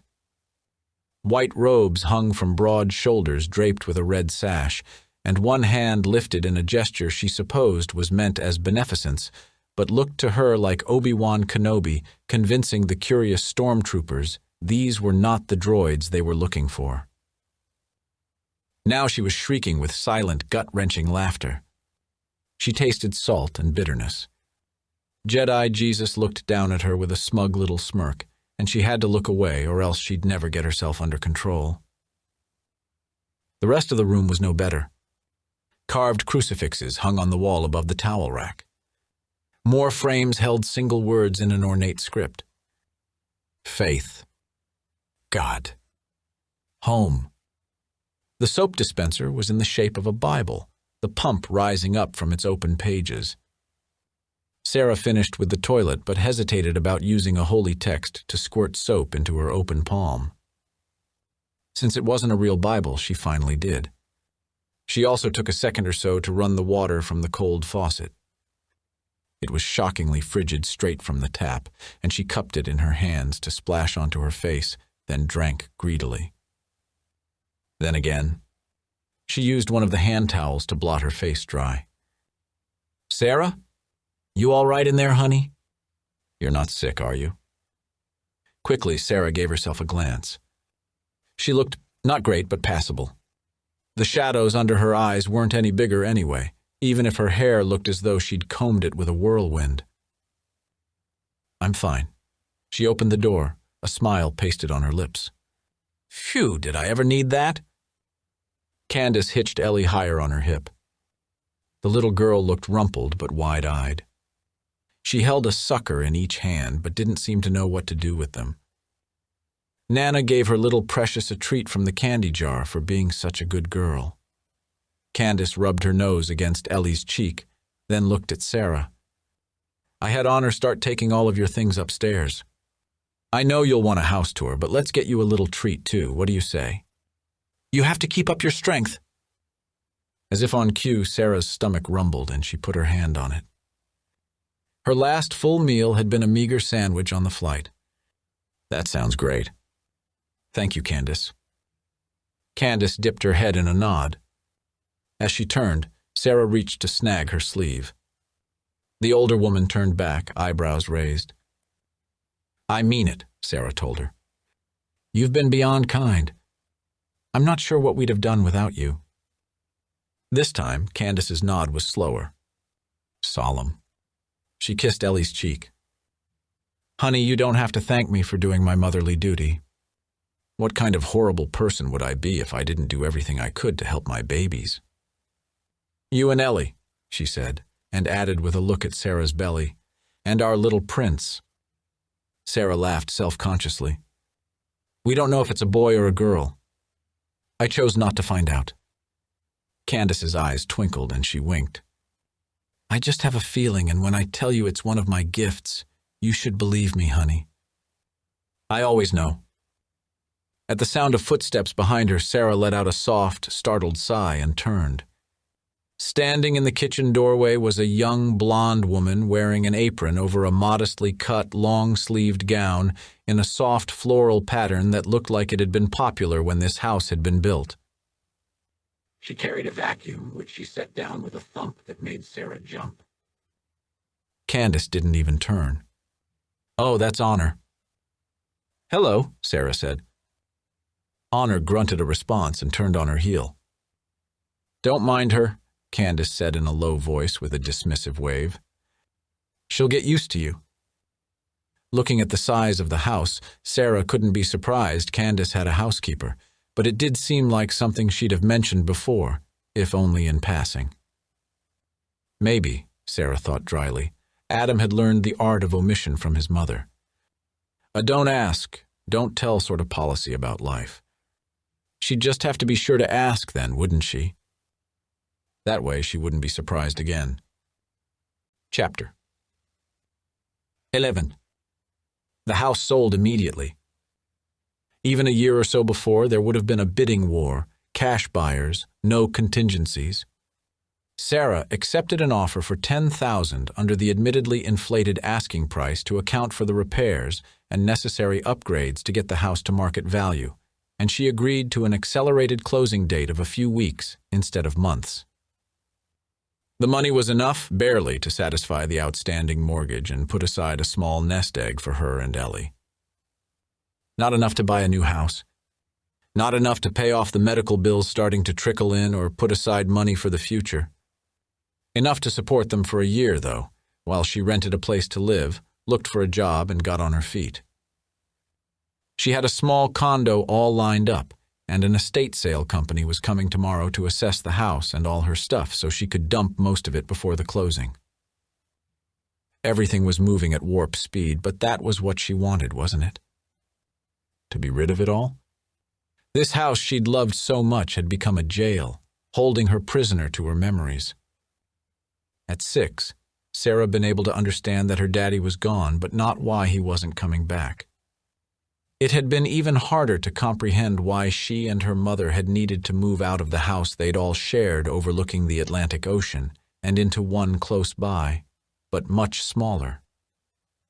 A rental house stuffed so full of their belongings that navigating the living room and dining room was like walking through a maze. The 2 small bedrooms upstairs shared a bathroom, and for a long time, Sarah and her mother also shared the slightly larger room so that the other could be used for storage. It wasn't until Sarah turned 13 and demanded her privacy that Mom had cleared out the second bedroom, moving its contents into other places in the house.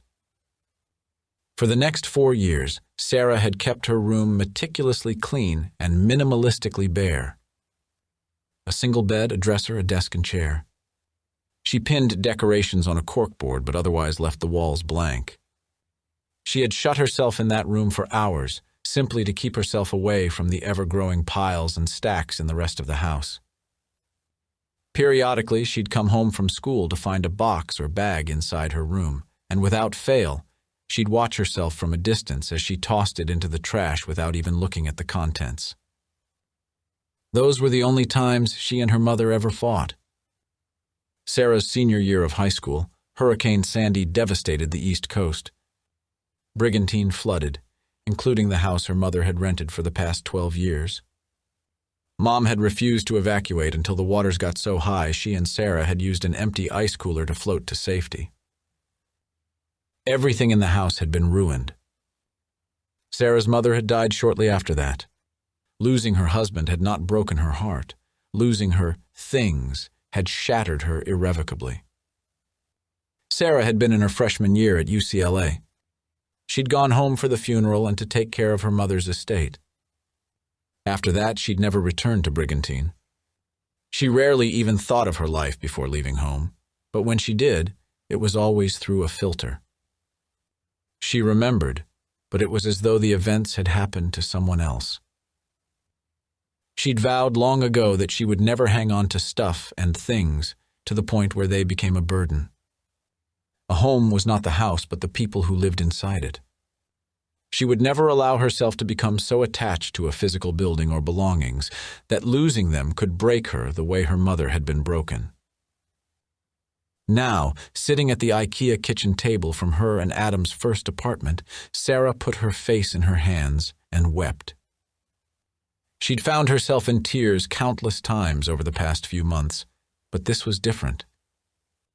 She wept for her loss, so much of it, but mostly for how devastated she was at losing something she'd always promised herself she wouldn't hold on to. "Sarah?"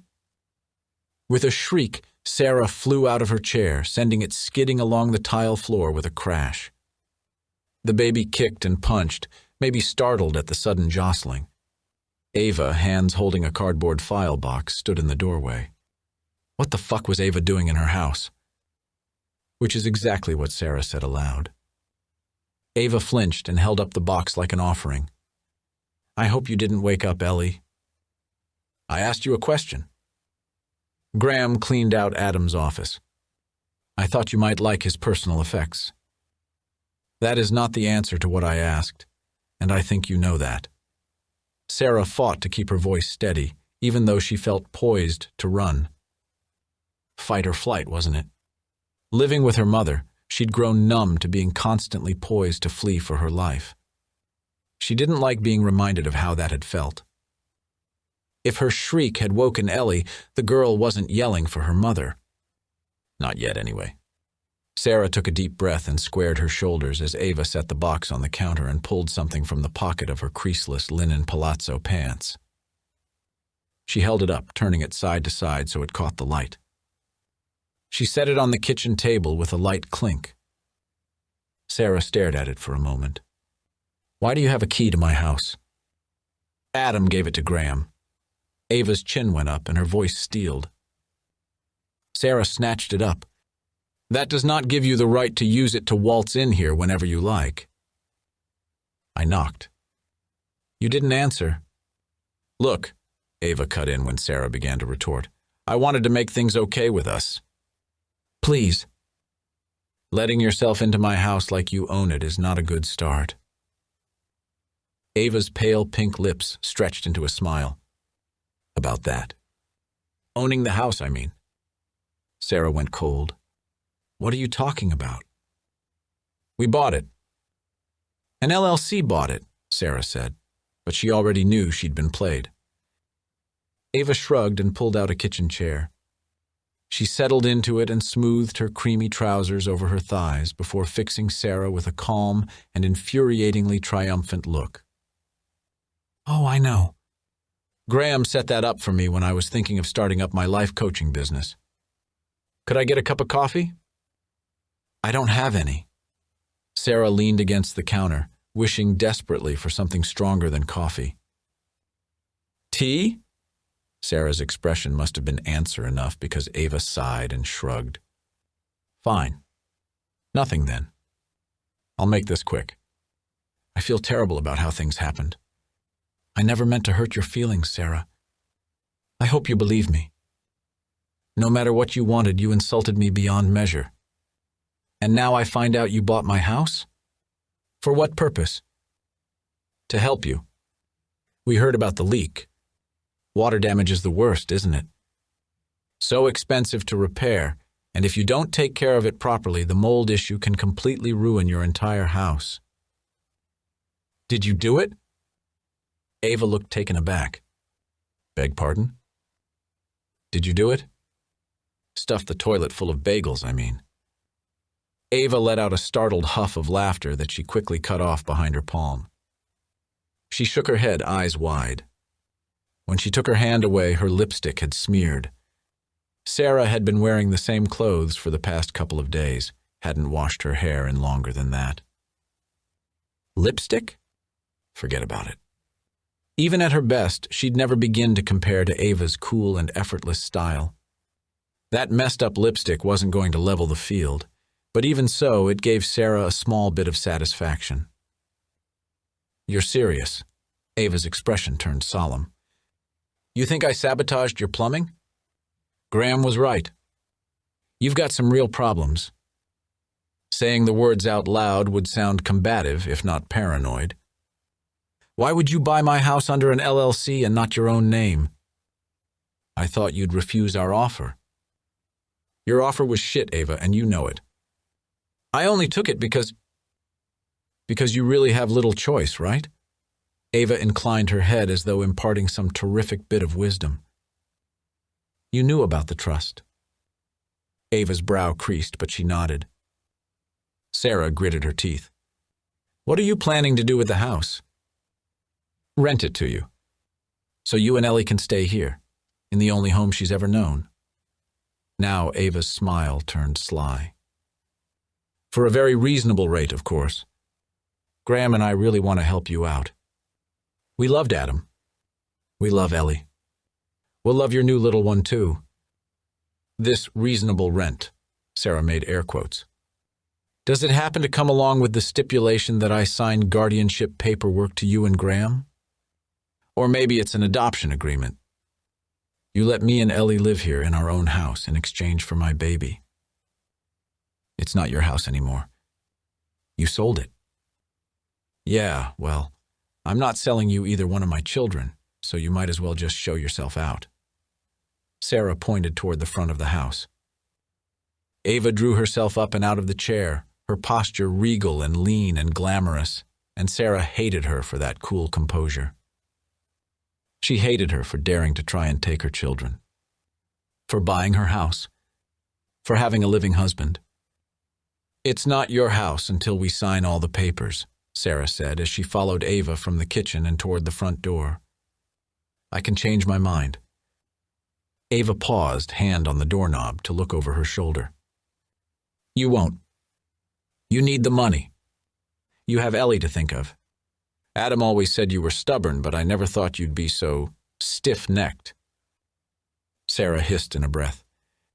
She didn't believe her husband would have ever said such a thing about her, certainly not to Ava, but she was not at all surprised at the other woman's casual but cutting use of a phrase long meant as an anti-Semitic dig. Ava gave Sarah a long, assessing look tinged with pity. "See you at the closing," Ava said finally. "I've arranged to do it all electronically. I won't have to sit in the same room as you. I don't have to be there at all. I want nothing to do with either one of you ever again." Sarah frowned. "What kind of people? I'm not sure what you mean." Candace fussed with Ellie's hair, then pulled out a cone-shaped princess hat with a trailing, sparkly ribbon coming out the top. She slipped it onto Ellie's head and fit the elastic strap under her chin, which she chucked gently. Without looking at Sarah, she said, "Oh, you know." "Where were they from?" "New York." "New Jersey." Candace gave Sarah a sideways glance. "Do you still have family there?" "My parents were both only children. My grandparents, well, they were all very young when they came here with their own parents. They'd left their families behind." Sarah cut herself off, not wanting to get into more explanation with Ellie right there. "Where'd they leave them?" "Germany." "Poland." "So you have people overseas," Candace said. Sarah pressed both hands to her belly and the baby inside it. "No. My great-grandparents' families were all lost in the Shoah. The Holocaust." Candace gasped, her French-manicured fingertips flying to cover her mouth. "Oh! How terrible." Ellie gave them both a curious glance. Sarah tried to give Candace a silent warning, but her mother-in-law didn't seem to get it. She pulled Sarah into an embrace Sarah didn't want, but didn't try to fight. "Oh, what a terrible thing," Candace said over and over, patting Sarah's back. "Oh, my goodness. What a tragedy." Sarah's tears surprised her. She'd grown up knowing about her family's loss, of course, in stories told by all 4 grandparents as well as her mom and dad, but she'd rarely wept over it. The ending of a family line because of the Holocaust was something many of her friends growing up had also experienced, something to be recognized, of course, but not fresh like an open wound. Not like the loss of Adam had been and still was and would be for a long time. "I know what will make you feel better," Candace said cheerfully, pulling away with a bright smile. "Come on. I have a surprise for you." Chapter 16. Sarah marveled at the closet full of brand-new clothes. Maternity dresses, leggings, tunic tops.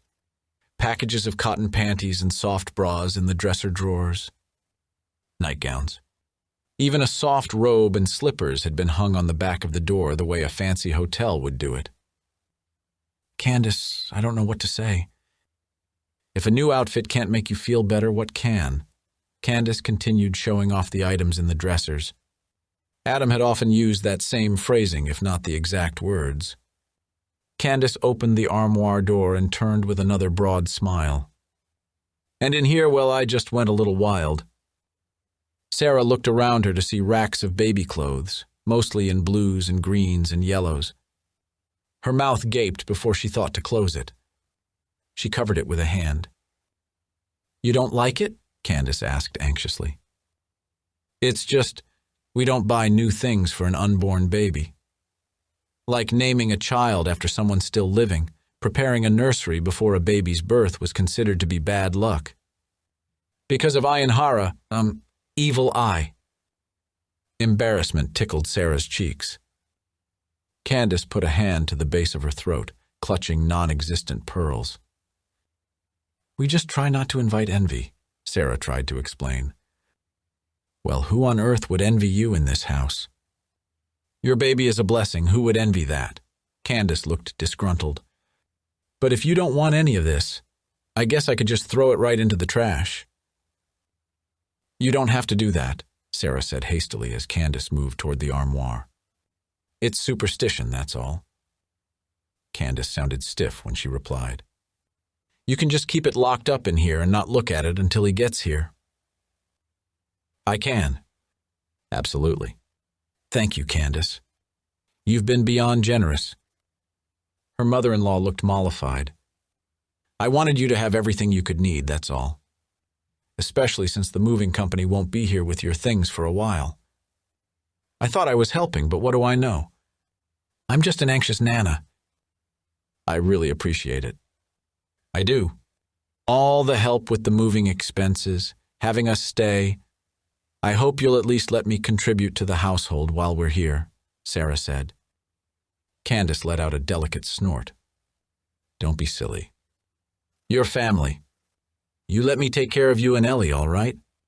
Now, why don't you take a nice shower and put on something fresh and comfy? I know after I've been traveling, I always want to get out of my dirty clothes. You can toss them in the basket and Honor will wash them for you. Ellie's too. I should make sure she's... I'll go play with her, Candace said. She's right down the hall. You take your time. Thank you, Sarah repeated. This was what she needed. Another set of hands and eyes, another heart to love and care for her child. To assist her, not replace her. Ava and Graham had both insinuated that Sarah couldn't handle motherhood on her own, but instead of truly helping her, they'd tried to take it away from her completely. When Candace left the room, Sarah gathered the robe and slippers and some clothes from her suitcase.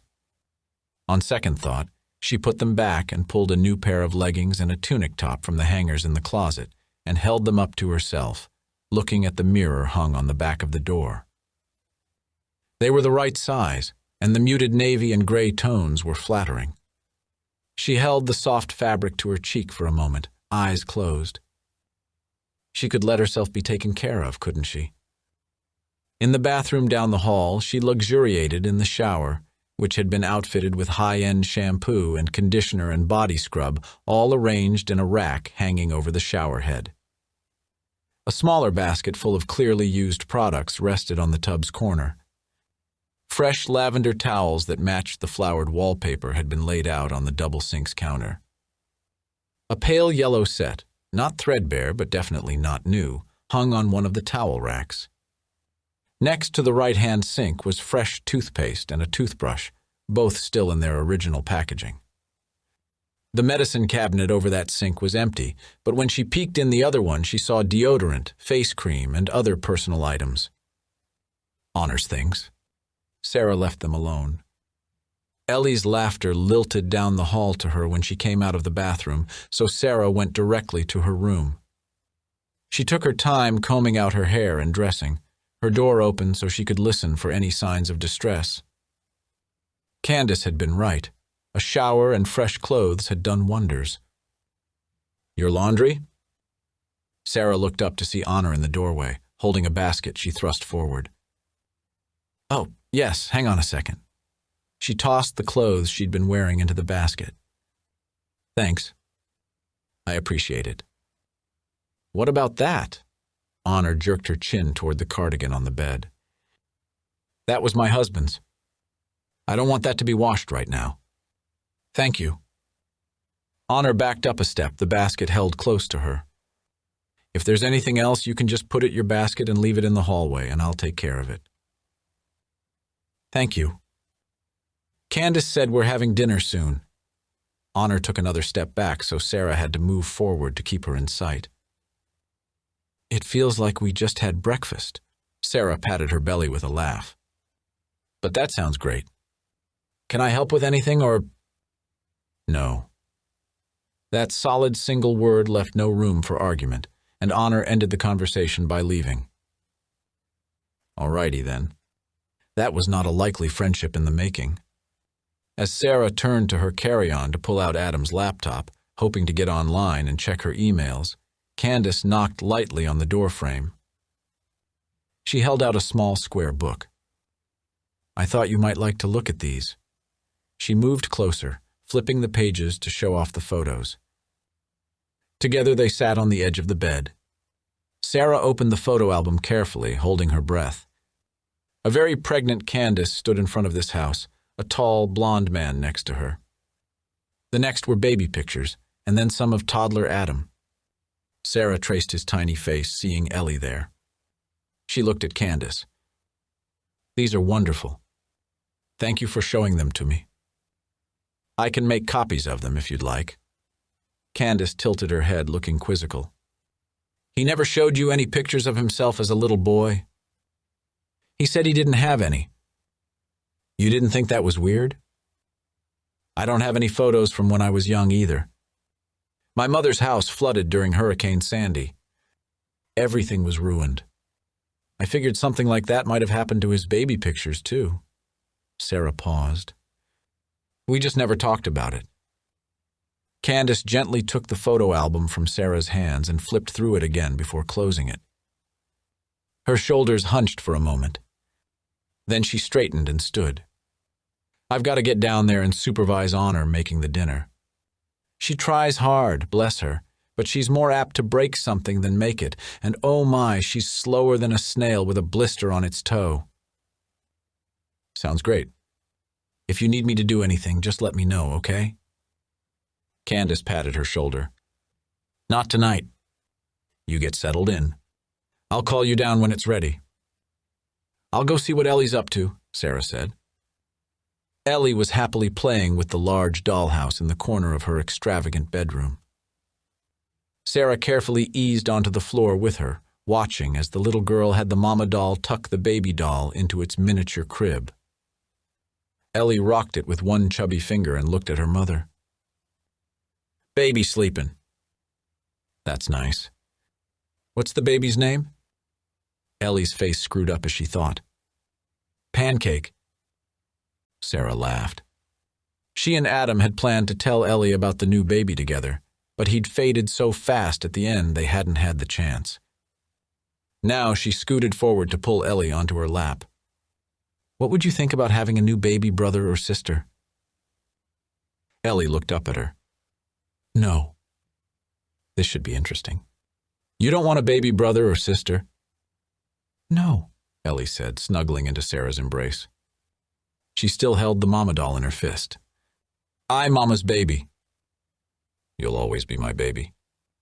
"But there's another baby in Mama's belly." Ellie leaned back to look at Sarah's stomach, then tugged up her top to poke it. Sarah laughed and held Ellie's hands to stave off another poke.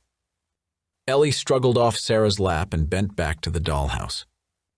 She walked the mama doll over to the baby's crib and bent it over. "Layla Tov, baby," she said. So much for unbridled enthusiasm, Sarah thought, but didn't pursue the conversation.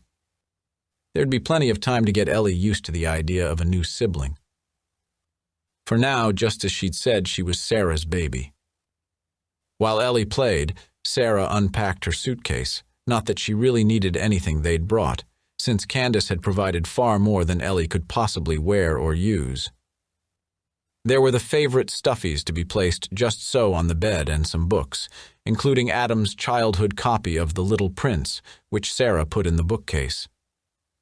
After that, she took the luxury of her free time to sit and play with Ellie in the dollhouse. It had been a long time since she'd simply played this way, without distractions, without feeling torn in several directions at once. Since before Adam had gone into the hospital. Before she knew it, a couple of hours had passed as she and Ellie explored all the delights of the giant toy box. Sarah had pulled the girl into an embrace for a tickle fest, both of them laughing, when she looked up to see Honor standing in the doorway. Whatever expression the housekeeper had been wearing before Sarah faced her, it faded quickly away into blankness. "Dinner," Honor said. "We'll be right down." "I'm not going to clean up all that mess," Honor said after a second. "Of course not. I'll take care of it." They stared at each other while Ellie looked back and forth between them. Honor reached a hesitant hand toward the little girl, then let it fall back to her side. She squared her shoulders. "I can take her downstairs if you want." "I'll come down now. I can clean this up at bedtime. She might play some more after dinner." Sarah heaved herself to her feet, noticing how much harder it was to do that than it had been even a few weeks ago. "Come on, Ketzela. Time for dinner. Are you hungry?" She carefully feigned nonchalance and wouldn't even look at Honor as she took Ellie's hand. She didn't need to exacerbate any tension between them. The housekeeper had already seemed totally put out by being given new responsibilities. Honor was gone by the time Sarah and Ellie came out of the room. Candace peppered the dinner conversation with questions about Adam and their life in California. Because she seemed starved for that information, Sarah did her best to answer without asking too many questions of her own. There'd be plenty of time to ask Candace about her son and his life before Sarah met him. "You sit," Candace commanded when Sarah started clearing the table after they'd finished eating. "Honor will take care of all that. And I'm going to take Miss Princess Sweetie Pie upstairs to play while you relax yourself." Sarah laughed at Candace's shaking finger and mock scowl. "No arguing from me." When she started to open the French doors to the deck, though, Candace startled her with a screamed, "No!" Startled, Sarah backed up a few steps, hands in the air. "Sorry. What's wrong?" "I was just hoping to go sit outside for a bit to get some fresh air." "If you want to go in and out, you need to disarm the system." "I'm sorry, I didn't know." Sarah paused. "You leave it on all the time?" "I'm a silly old woman, I guess, jumping at my own shadow." Just like that, Candace's grim expression lightened up. "If you want to sit out on the deck for a little while, it couldn't hurt. Just remember, you can't go out any of the doors without tripping the alarm. I'll have to turn it off for you. It's getting dark, though, and it's probably chilly. Are you sure you want to sit out there?" "I don't have to go outside tonight. I can relax with a book or something." Tomorrow she'd ask for the code and instructions on how to use the system. Tonight it might be best to let them all settle in and get used to being here, Candace included. "I'm so glad you're here. I really am. I want you to feel welcome here, Sarah. You and Ellie are a gift I never thought I'd be blessed with." "I'm so grateful." Before Sarah could say anything, Candace let go of Ellie's hand to take both of Sarah's. Squeezing them, she lifted her eyes to the ceiling and said, "Thank you, Jesus, my Lamb and Savior, for bringing me Sarah and Ellie to love and care for. Watch over my dear Henry and all of us. Jesus' name, amen." She gave Sarah an expectant look. Sarah gently extricated her hands from Candace's grip. She pulled Adam's cardigan from the back of the kitchen chair and shrugged into it. "I'll go grab my book. It'll be time to get Ellie ready for bed soon. Are you cold? I can turn up the heat. Or bring you extra blankets. I always ran so hot when I was pregnant with Henry. I've got my sweater. Well, it's my husband's sweater. Was his." The words tumbled around before clumsily falling off her tongue. Referring to him that way felt precious and pretentious, but she couldn't bring herself to call him Henry, and it was clear Candace wasn't going to start calling him Adam. Candace's upper lip quivered. She pressed a hand to her heart. "Oh, I see. That must be a comfort to you. Having his things. I didn't keep everything. But this was one of his favorites." Sarah drew it around herself, hoping Candace wasn't going to burst into tears, especially not in front of Ellie. Sarah would join in. They'd both dissolve into grief, and there would be awkwardness about who was supposed to comfort whom. Candace's mouth turned down at the corners. She touched Ellie's hair. Then, quickly, before Sarah could stop her, she pressed both hands onto Sarah's belly. "You had more of him than I ever had." Sarah chuckled uncomfortably, inching away from Candace's hands. What was it about pregnant bellies that made people think they could touch without asking first? And what could she even say to Adam's mother in reply? Candace had had him for 18 years, Sarah only 10. "Come on, my precious princess, let Nana take you upstairs. We can play with your dollies." Candace didn't seem to need a reply from Sarah and instead swept Ellie up into her arms and carried her off while Sarah watched, bemused. As she pulled her cardigan around her throat, though, she thought about their earlier conversation. Who on earth would envy you in this house? Candace did. Chapter 17. The slant of morning sun through the window wasn't right. Sarah blinked slowly. Sleep drifted back into her eyes. Then all at once she sat up, throwing off the blankets in a panic, her heart pounding until she recognized where she was. She groaned and fell back onto the pillows.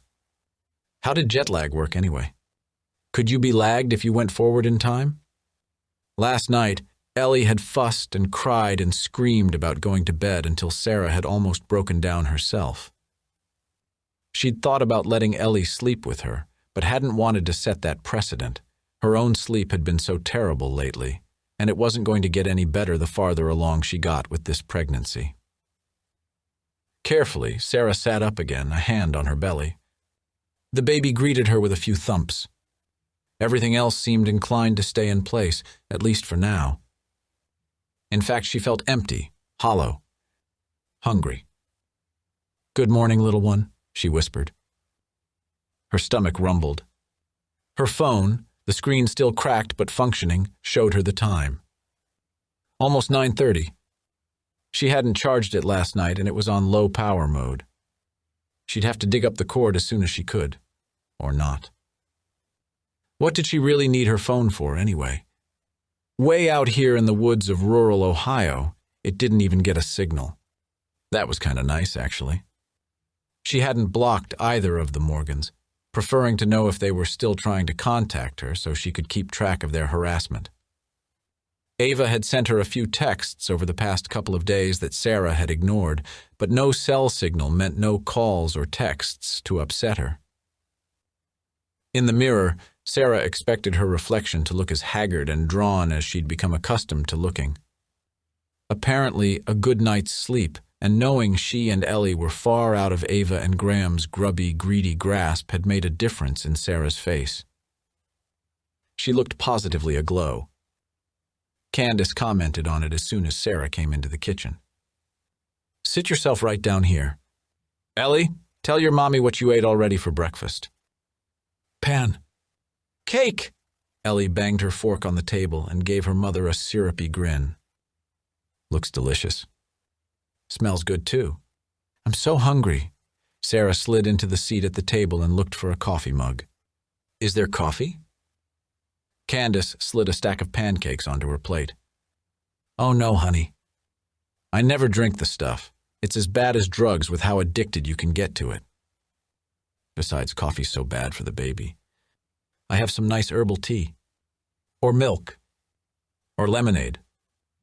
"Oh." Sarah covered her disappointment with a smile. Her OB had told her a cup of coffee was fine, a treat in moderation. "Ice water will work for me then." "No tea?" "Honor," Candace said abruptly.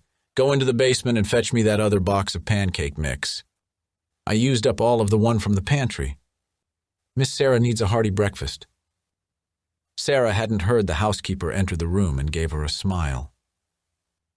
"You don't have to do that on my account. 3 pancakes is more than enough." "Honor." "Go." To Sarah's discomfort, Candace snapped her fingers in the young woman's face. Honor, who'd been staring at Sarah with big eyes, startled and ducked her head before scurrying away toward the basement door. Candace turned back to Sarah with a bright smile. Ellie was too busy stuffing her face with sweet pancakes and syrup to notice that she was covered in it. Candace deftly took a washcloth from the side of the sink and swiped it over one of Ellie's hands, then the other, without interrupting a single bite. She kissed the top of her head. Sarah cut into the stack of pancakes and took a bite, letting out a groan of pleasure as the sweetness burst on her tongue. "Oh, wow. These are amazing, Candace. When I was pregnant with Ellie, I craved spicy, sour things. But this time, it does seem like I'm craving the sweet stuff more than anything else." "I was the same with Henry," Candace nodded. "Eat up." Suddenly ravenous, Sarah fell to and demolished the food fast enough to almost not quite embarrass herself. How could she be ashamed when she saw how happy her consumption had made Candace?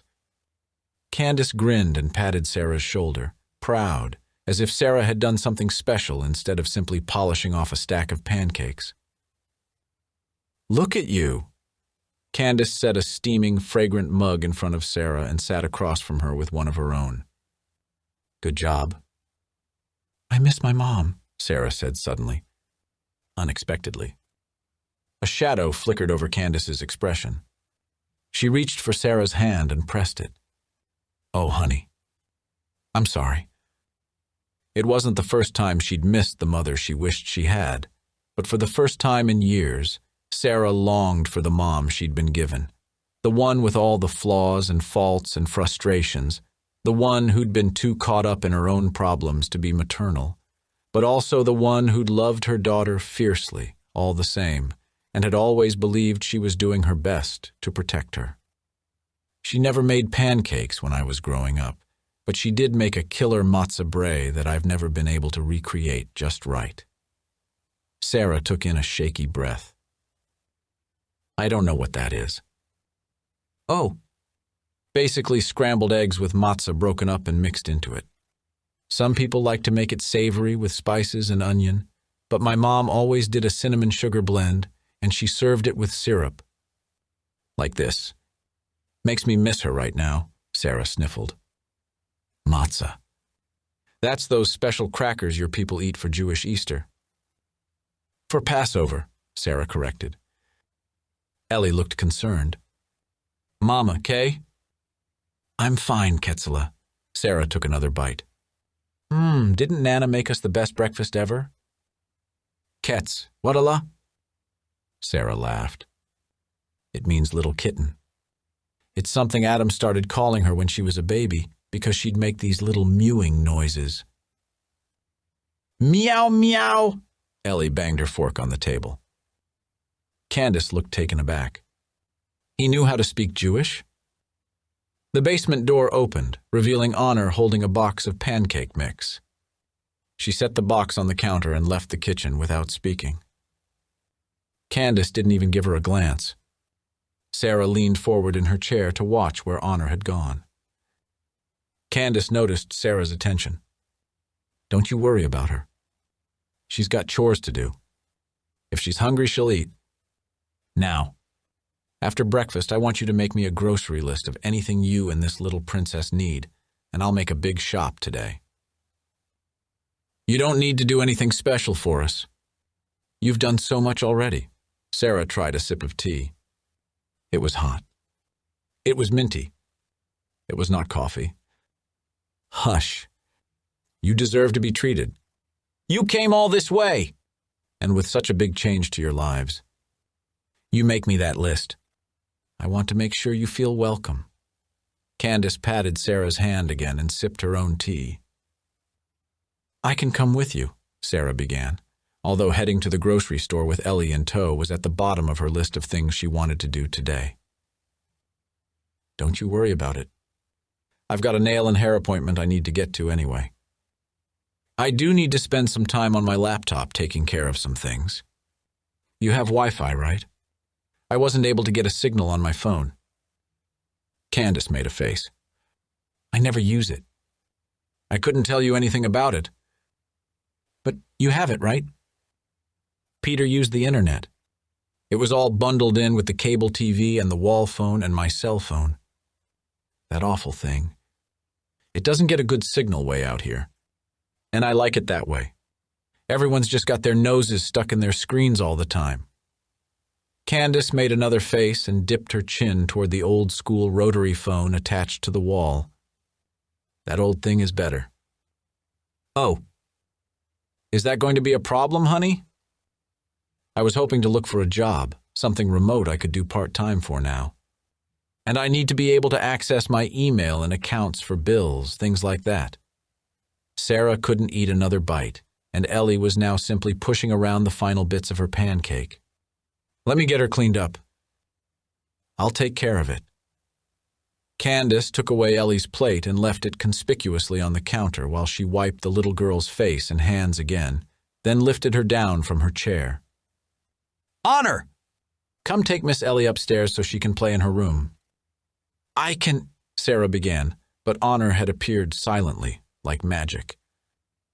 She held out her hand to Ellie, who took it willingly enough. Sarah watched them go.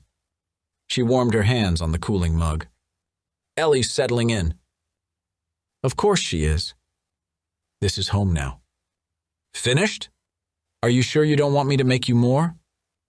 You look like you know your way around a stack of pancakes. Candace giggled and waited for Sarah to shake her head before sweeping her plate away to stack it on top of Ellie's. I could go into town with you. There must be a coffee shop or a library or something with Wi-Fi that I can use. I need to make an appointment with an obstetrician. She needed to do a lot of things. Oh, don't you worry about that. I got you an appointment with Dr. Maple's office.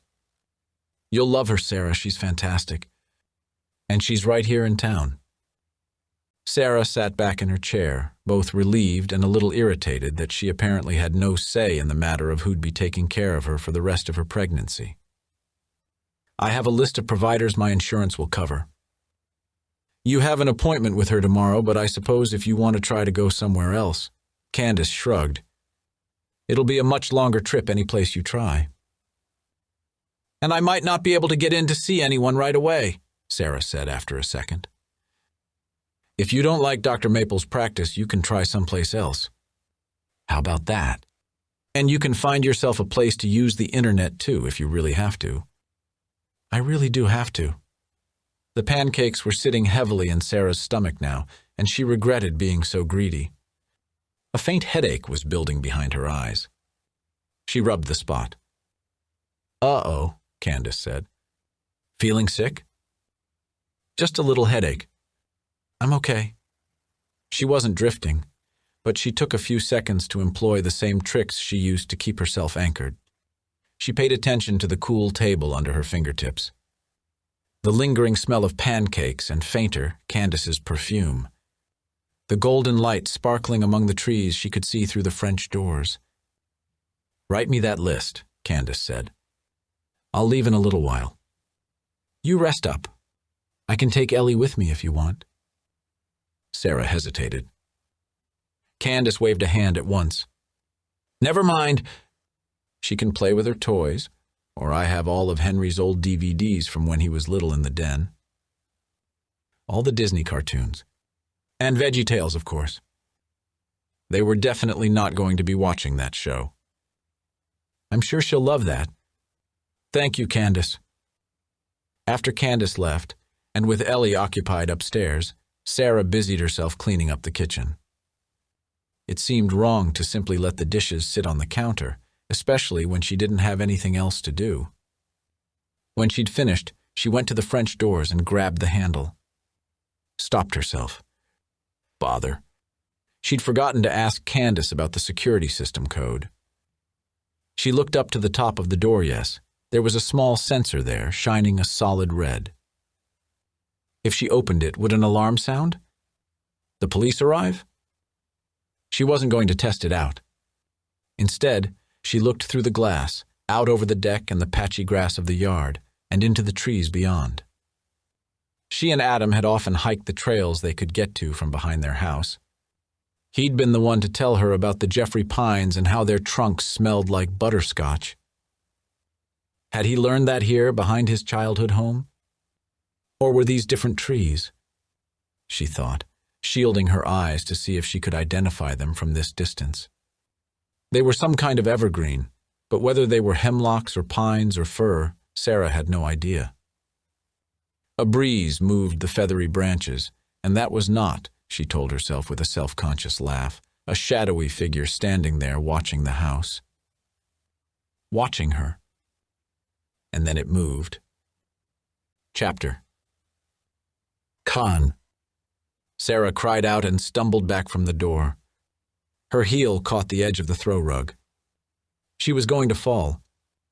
The thought passed through her mind with a calm clarity as she imagined herself hitting the tile floor. Cracking her head open. There would be blood. She caught herself. Heart pounding, she leaned on the table. Nausea swam up her throat, Not morning sickness, but the aftermath of her fear. She shook it off and went back to the doors to look out. Nothing. Of course, nothing.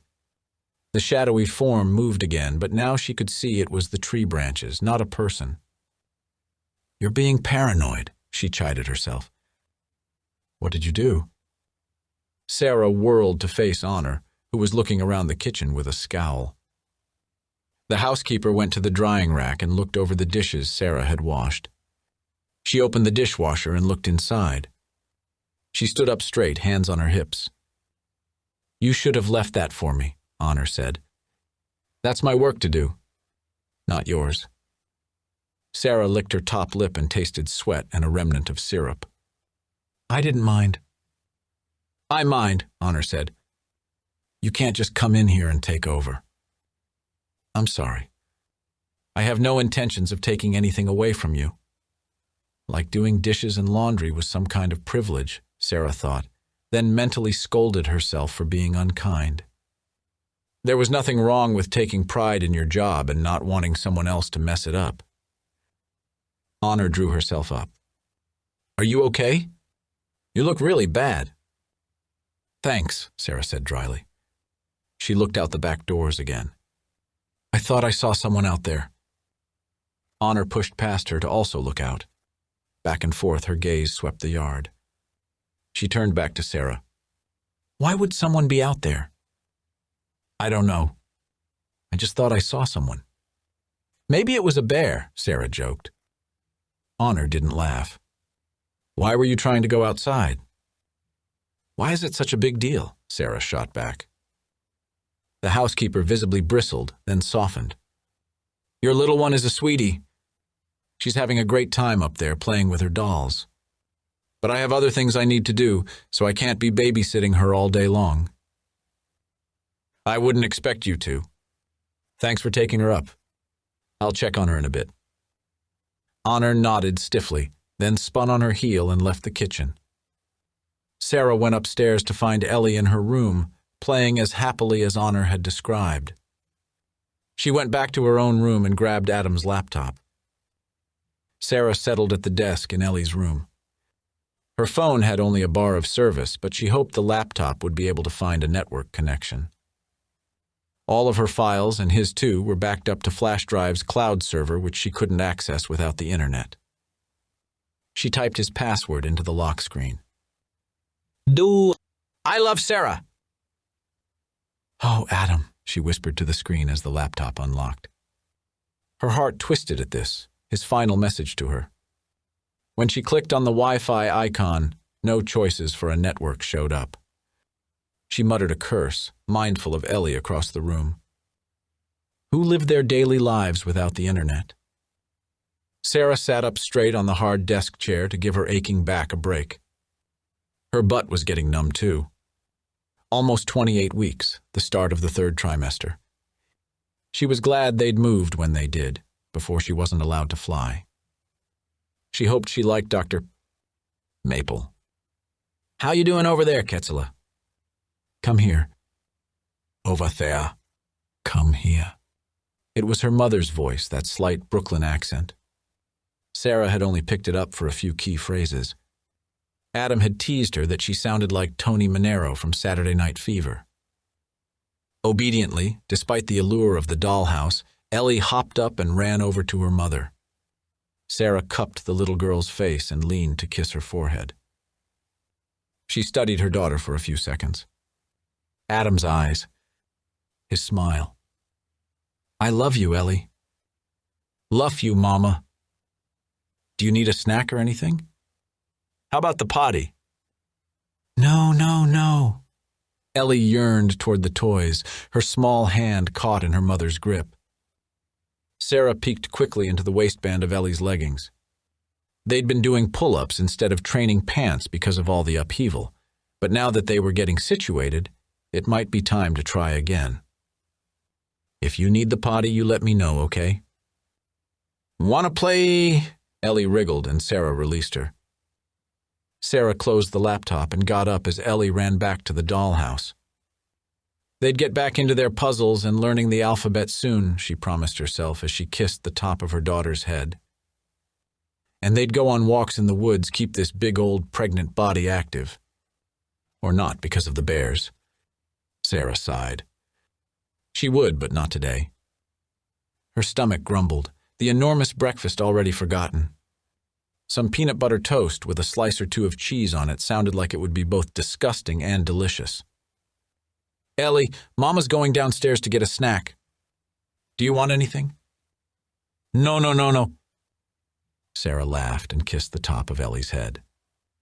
There were no child gates here, but on the other hand, Ellie had gotten the hang of going up and down the stairs by herself right before they left California. Soon enough, Sarah wouldn't think twice about it, but for now, she said, "You stay here and play, okay? I don't want you going near the stairs."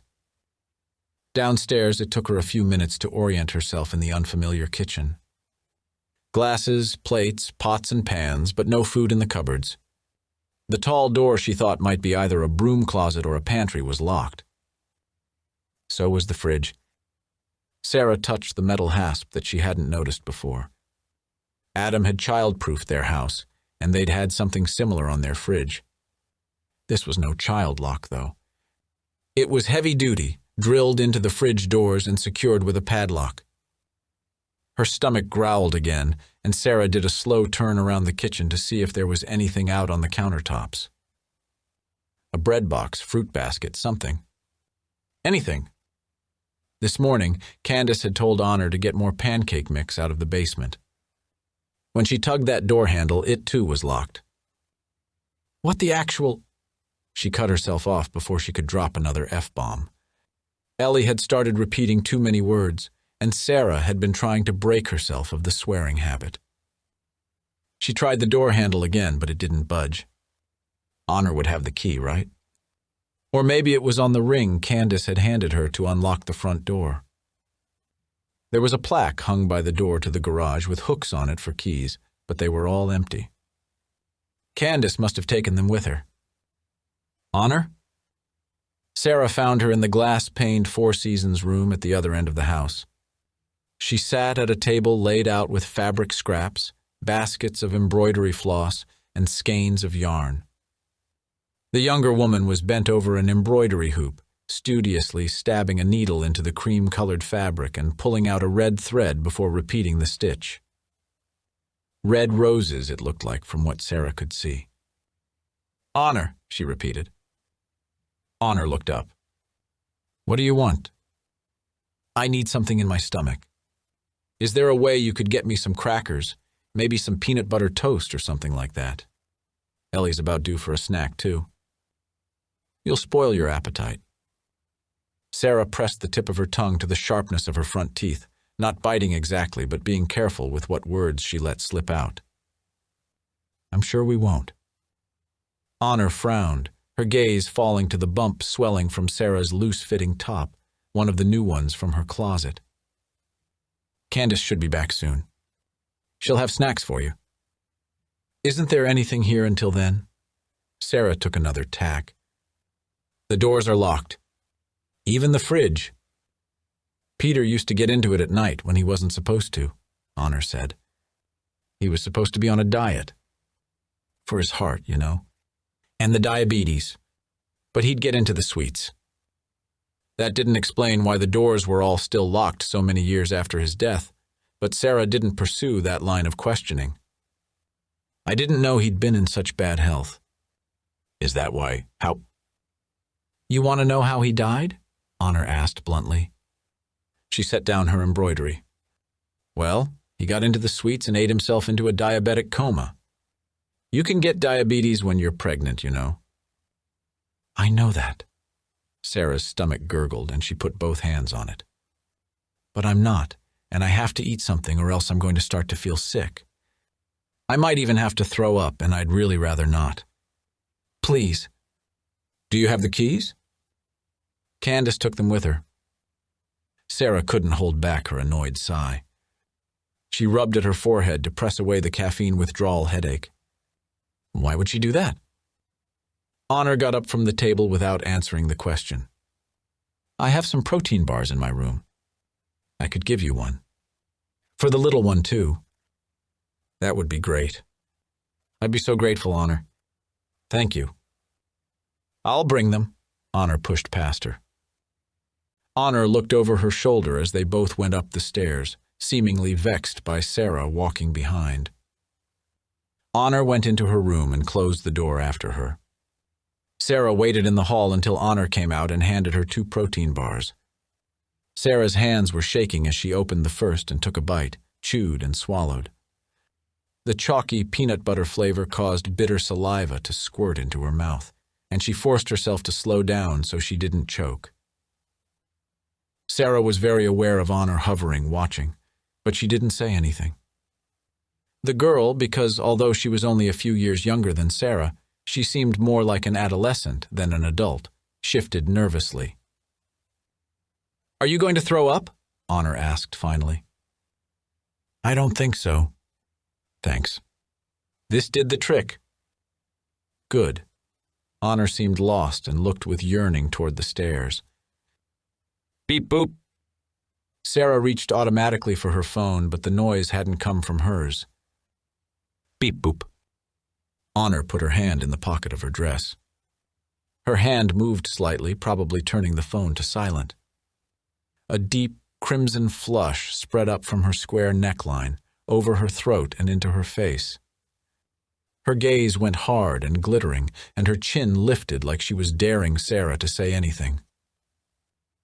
Sarah did not. She knew that sound, even if she hadn't heard it in years. The alert was for a popular messaging app. By the look on Honor's face, she was embarrassed about using it, but Sarah couldn't have cared less about who the housekeeper was hooking up with. She just wanted access to the Wi-Fi. "I wasn't able to get my computer on the internet." Sarah kept her voice casual and non-accusatory. "And my phone doesn't get any kind of signal out here at all. Do you know if Candace even has Wi-Fi?" "Candace hates the internet." Sarah took another bite of the protein bar, a tiny one. A nibble. She chewed and swallowed. Her stomach was settling, but her heart beat a little faster.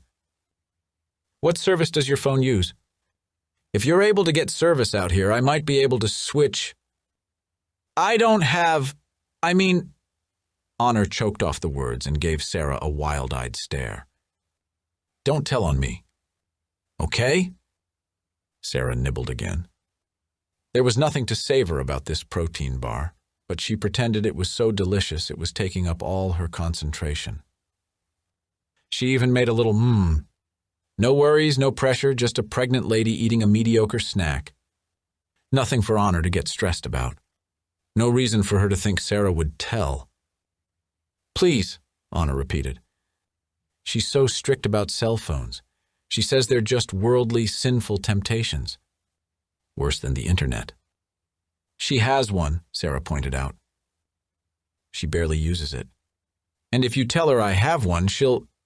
Again, Honor stopped herself. "I just don't want her to know about it, all right?" What would Candace do? Fire her? That seemed extreme, but clearly Honor was upset about it. Sarah tried one last time. "I won't tell her. But if you can tell me what service you have, I can get mine changed, and then I'll at least be able to use my phone out here. I could even get a hotspot." Sarah gave an embarrassed chuckle. "I really can't get by without the internet for longer than a few days." Honor frowned at her. "You might have to learn to get along without a lot of things here." Chapter 19. Candace had dropped Sarah off in front of the small building. She was taking Ellie to the playground so they could enjoy the gorgeous May weather. She'd be back in 3 hours, long enough for Sarah's doctor appointment and also a visit to the coffee shop across the street. Wi-Fi and coffee. Sarah couldn't wait. "Hi, I'm here to see Dr. Maple." Sarah's enthusiasm for the upcoming coffee shop time spread over her face in a wide grin. "She's running a little behind." "You'll have to take a seat." The woman tapped a paper appointment book with a pencil and gestured toward the 4 seats circled around a battered wooden coffee table laden with magazines. She swept Sarah with a look, and her expression lit. "Oh, you're Candace's daughter-in-law, aren't you?"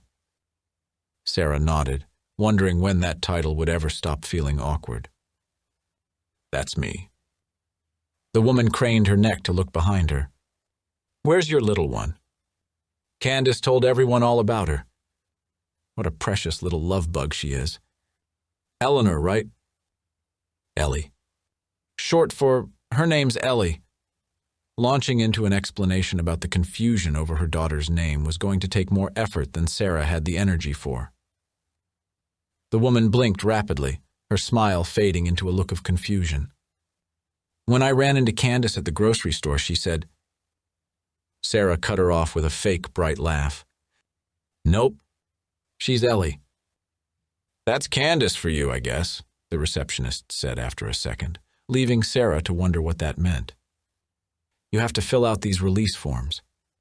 There's information in there about the fees. Also information about the home birth requirements. She gave a delicate pause.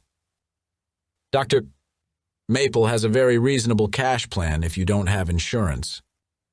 Had Candace told the entire town of Shelter Grove about Sarah's financial trouble? I've got coverage, Sarah said. But I can also pay the fees. And I'm not interested in a home birth. Oh? The receptionist looked surprised but said nothing else. Sarah took the clipboard and its thick sheaf of papers, along with a pen bearing the name of a local bank, and found a seat. She bent over the paperwork, filling in her name, birth date, pertinent medical history. When she got to the section about her emergency contact, she stopped.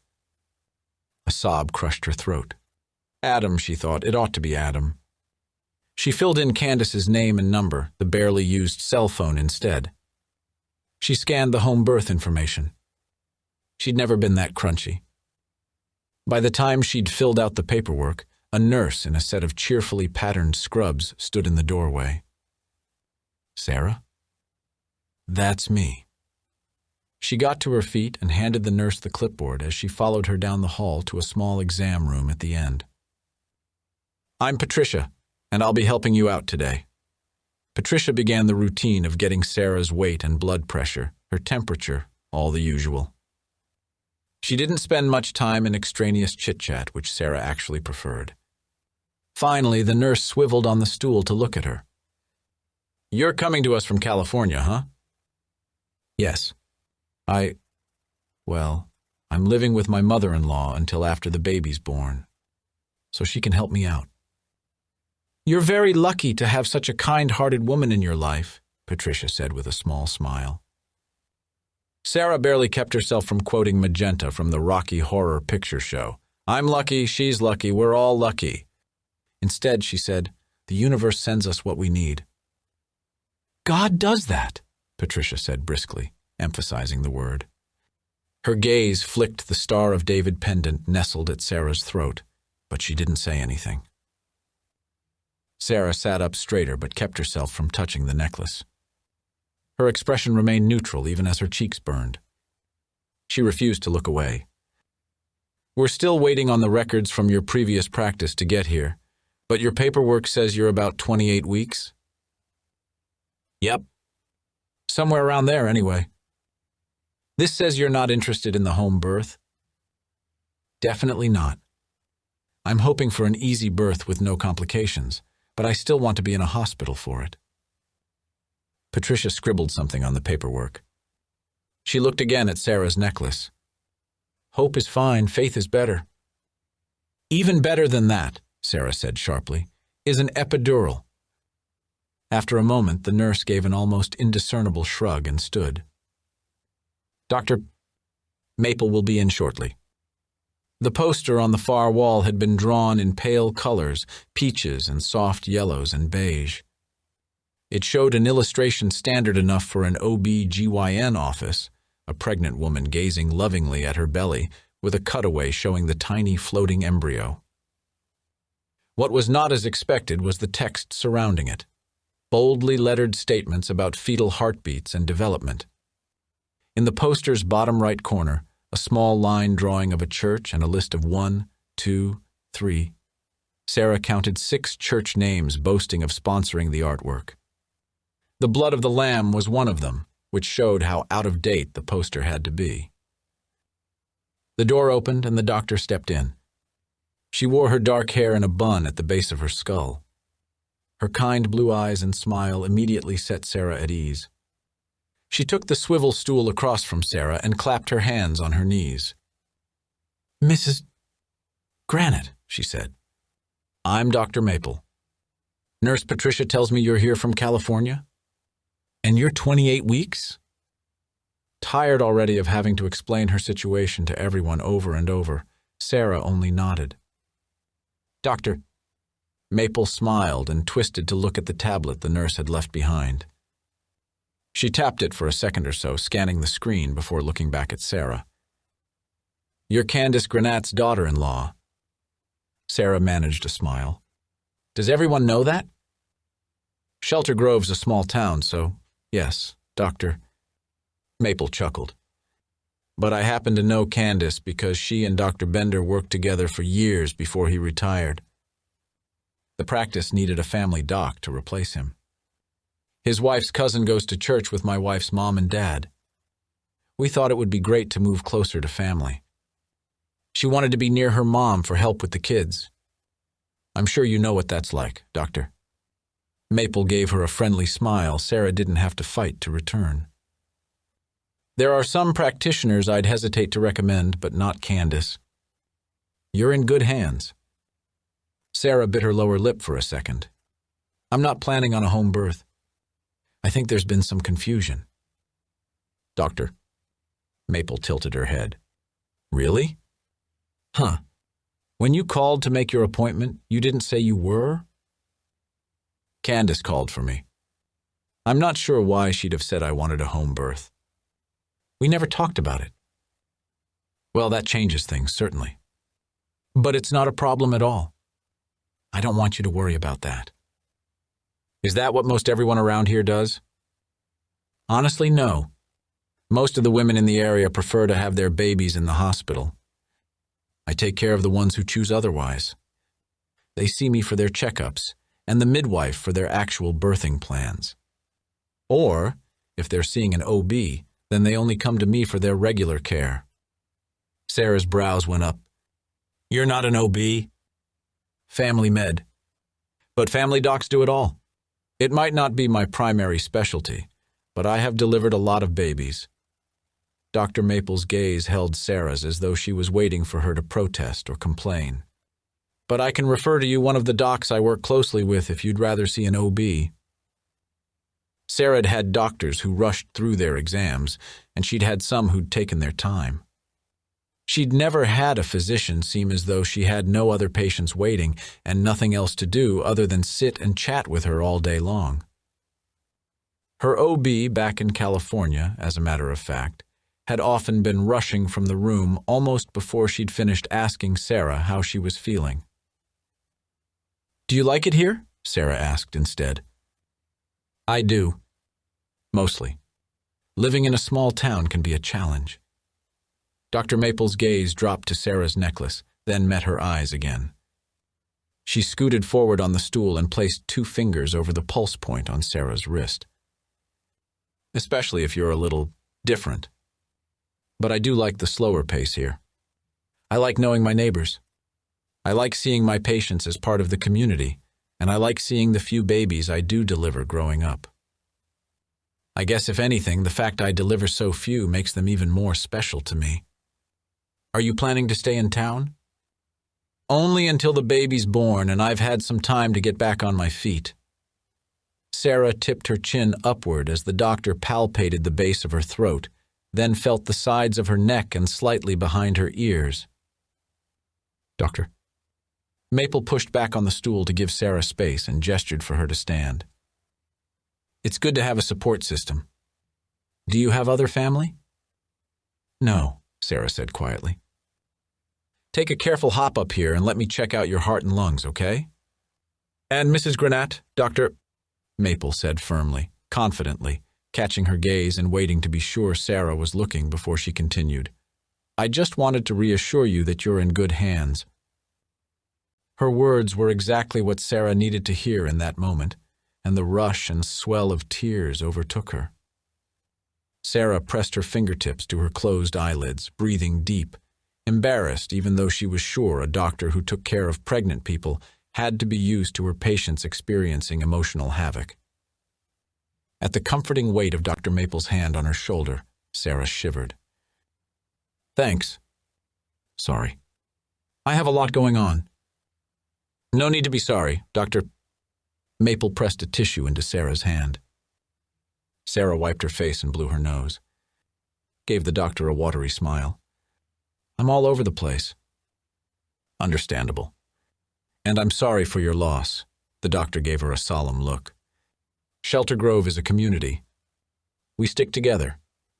Good times, bad times. Thick and thin. We watch out for each other. Even if you're..." Sarah gave the same pause the doctor had earlier. "Different? The people here are as good or as bad as anywhere else. You have some who lead with hate and some who lead with love," the doctor said. "How long did you say you lived here?" 2 years. But my wife's family has lived here for generations. It's just that, well, I know that Candace and her husband had a church on their property, but there was some trouble with it after he died. Vandalism, I guess? It burned? I was hoping maybe you knew more about it. I don't want to upset Candace by asking. She wasn't going to probe Honor for answers either, but she did want to know what had really happened. She wanted to meet someone who'd known Adam before he left Shelter Grove, someone who might be able to give her more insight into why he'd told her his family was dead. Dr. Maple frowned. "I don't know anything more about that than what you just said. My wife's family didn't belong to that church. The most I know is that it was very niche." "Huh." The way Candace talks, it was well attended and popular. A fleet of changing expressions marched across Dr. Maple's face. She lowered her voice. "All I can tell you is that it was very small. Unaffiliated with a larger diocese or any kind of council. Peter Granat was supposedly very charismatic, involved with the local community, that sort of thing. But when he founded the church on his property, it caused some tension with the town. That's really all I know. And I know that Candace is a competent midwife. If you change your mind, Dr. Maple said easily, as though she weren't also quite conveniently changing the subject. "I doubt it," Sarah said. "The only way I want to give birth at home is if I don't know it's happening until it's too late to leave for the hospital." "Doctor," Maple grinned. "Babies come whenever they want to. You never know what might happen." Chapter 20. A tall coffee, rich with cream and sugar. A loaded bagel. And of course the Wi-Fi. Sarah had found a nice seat in the window of the coffee shop and wasted an embarrassing amount of time scrolling her social media feeds. She lingered on Ava's Connex post, a meme about Mother's Day. The gist of it seemed to be that people shouldn't post happy things about the holiday because some people struggled with it. Sarah had completely forgotten about the day, and guilt twinged her. She didn't care so much about being acknowledged herself, but it would have been nice to do something for Candace. Tension coiled inside her as she scrolled through the rest of Ava's posts, each one tagged with her location. All of them were from California except the week of posts made from Punta Cana. Lots of bikini shots, frosty drinks, Ava and Graham looking tan and fit and happy. Her phone pinged with a text, and her heart twisted. Ava's message was brief. "Hope you're doing well. Please get in touch. We worry about you." With frantic swipes, Sarah closed out the Connex app, her throat tightening. Had Ava somehow been able to see that she was looking at her profile? A second later, a flurry of texts came in. Linda. The old OB/GYN office. A few from spam numbers. Sarah's breathing eased. No, Ava hadn't magically been able to sense Sarah's snooping. Something with the lack of cell service, probably, keeping her phone from connecting and getting messages until it was using Wi-Fi. Heck, maybe she'd broken more than the screen when she'd dropped it. Cautiously, she opened her Connex app again. this time clicking through to Graham's profile, careful not to accidentally like anything. He didn't post as much as his wife did, but he had shared a few of the same pictures from their recent vacation. Like Ava, he'd kept his location display on. His latest post was a simple shot of a blurry view of bright lights and a glimpse of water and sand, and the caption, "On the road again." Not Punta Cana this time. He was in Atlantic City. It meant nothing. Graham traveled all the time. Atlantic City was far from Shelter Grove, but very, very close to Brigantine, where Sarah had grown up. Graham knew that. At the honk of a car horn, she looked up to see Candace waving at her from the parking lot. Quickly, Sarah packed up and headed out, grateful for the air conditioning, even though she'd had to walk only a short distance from the coffee shop to the car. She put her seatbelt on. "Did you get everything taken care of? Ellie and I had the best time on the swings, didn't we, princess girl?" Candace gripped the steering wheel tight with both hands and kept her eyes on the road. She was an anxious driver. "Yep," Sarah said. "I was able to get online and take care of some things. But I'd like to possibly change my phone plan to whatever service you have that gets a signal at the house. And would you consider getting internet installed? I'd of course be happy to pay for it." Candace slowed the car at the town's single intersection as the light turned red. She puffed out a breath. "There is no good service out where we are."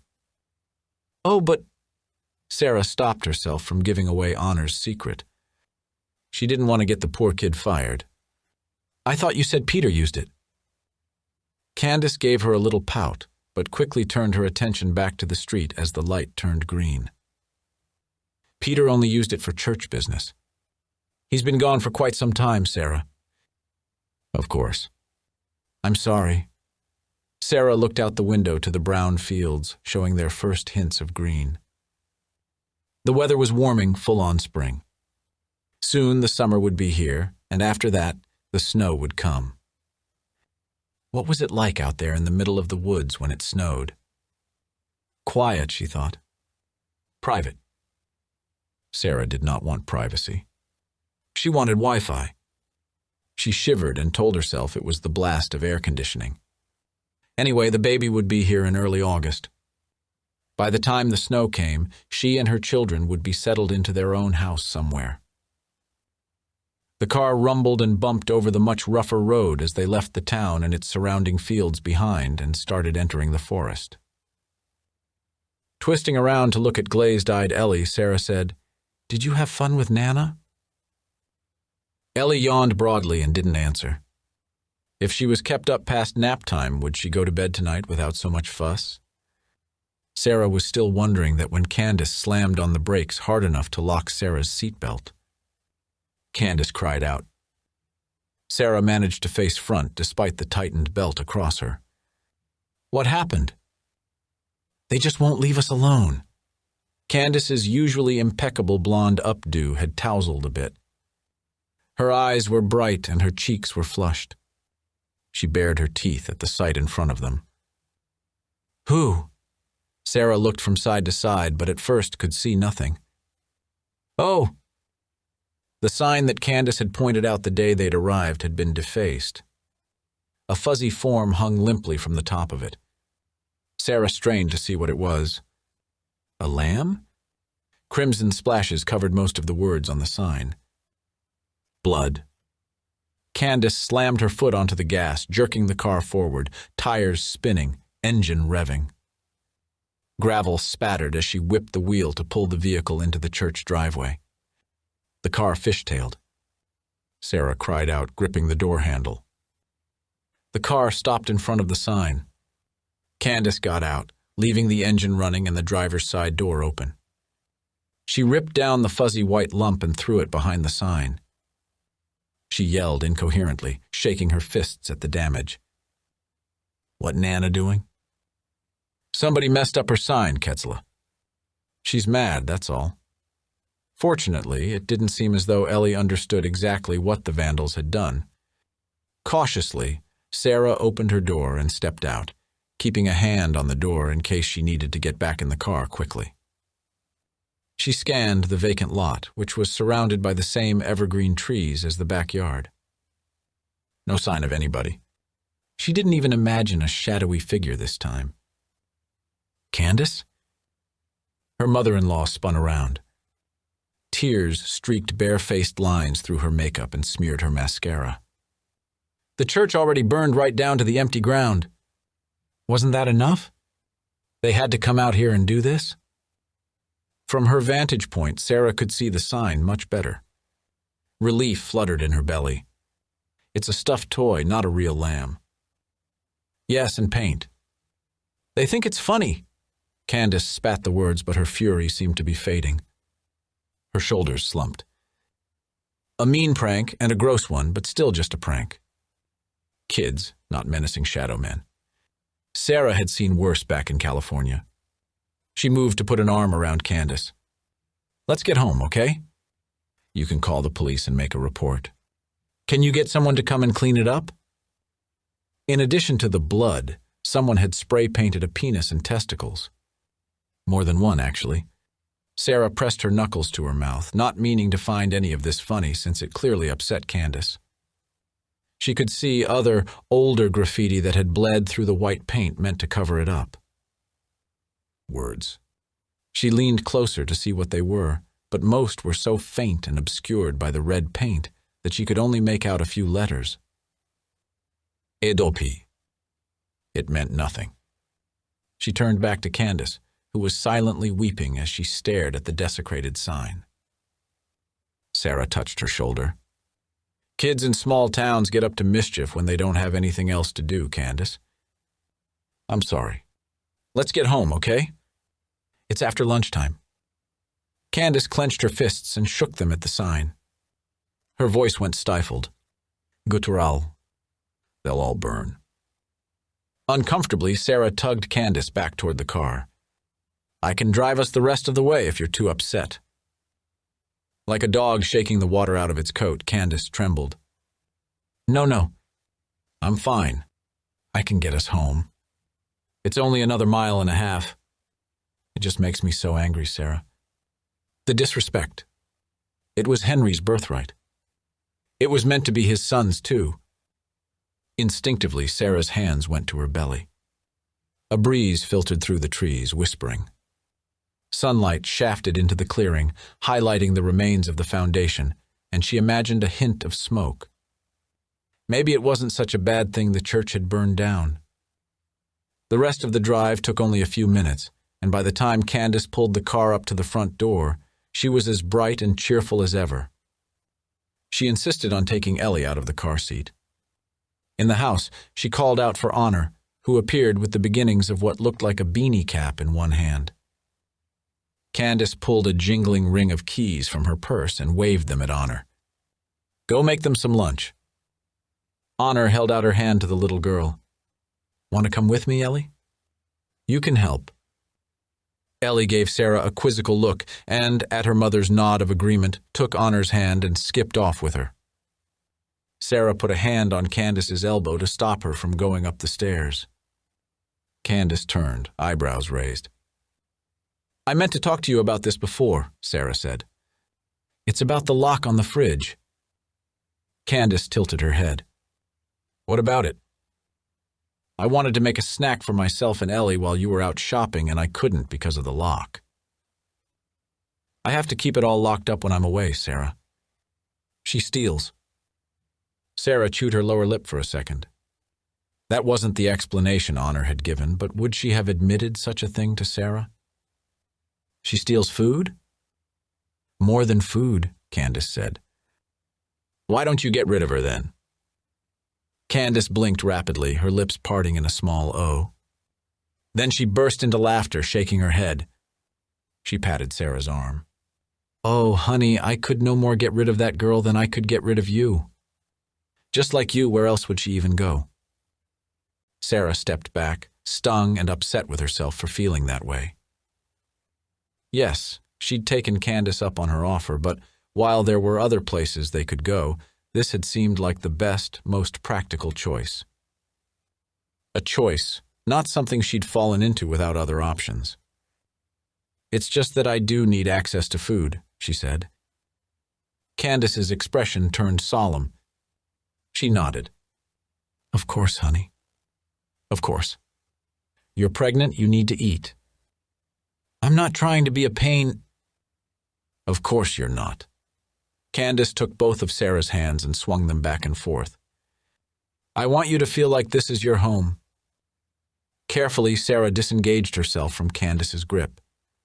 I do, and I'm grateful to you. I'd love to help out by making dinner sometimes. Or taking care of the house, at least picking up after myself and Ellie. Don't you worry about that.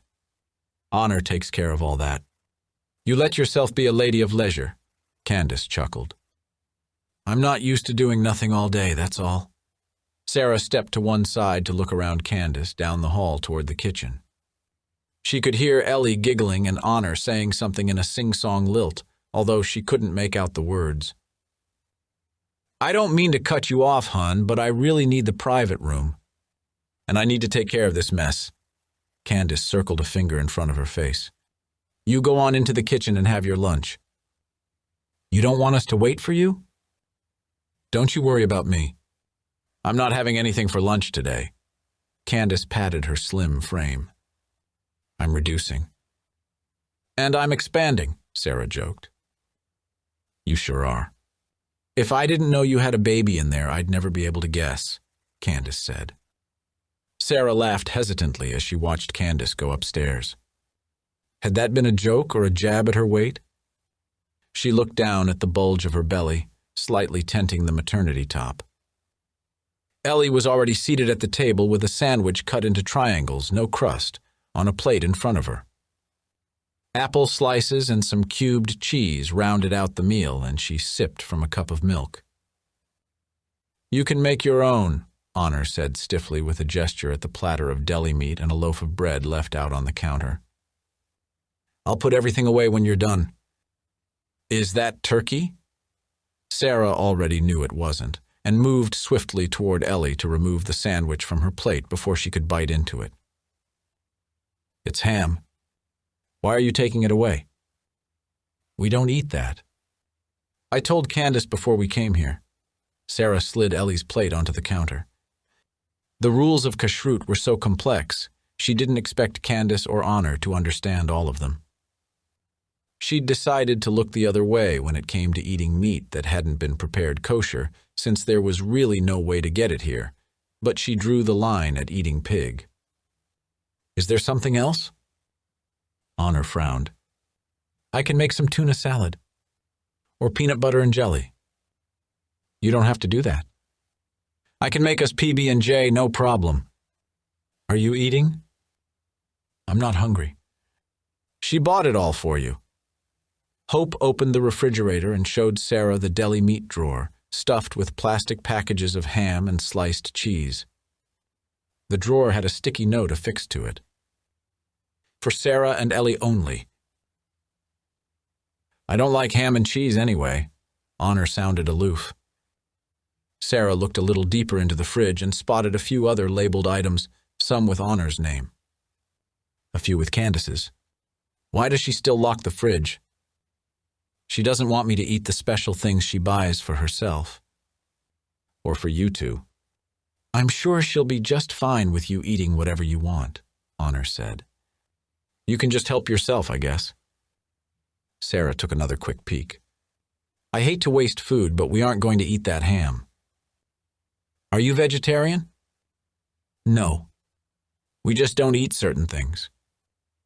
Allergic? No, Sarah said again, trying to think how she could explain even the basics of keeping kosher, especially since she wasn't following most of them. Look, I want to get back to work on my projects. Can you handle your own lunch? Of course. I always wanted to learn how to knit, Sarah called after her as Honor turned away. The housekeeper looked over her shoulder. It's not as easy as anyone thinks. Crocheting is so much easier. Embroidery is even harder. I could use a hobby, Sarah said. Honor faced her, hands on her hips. It's not my hobby. I do custom orders for people. I have a store.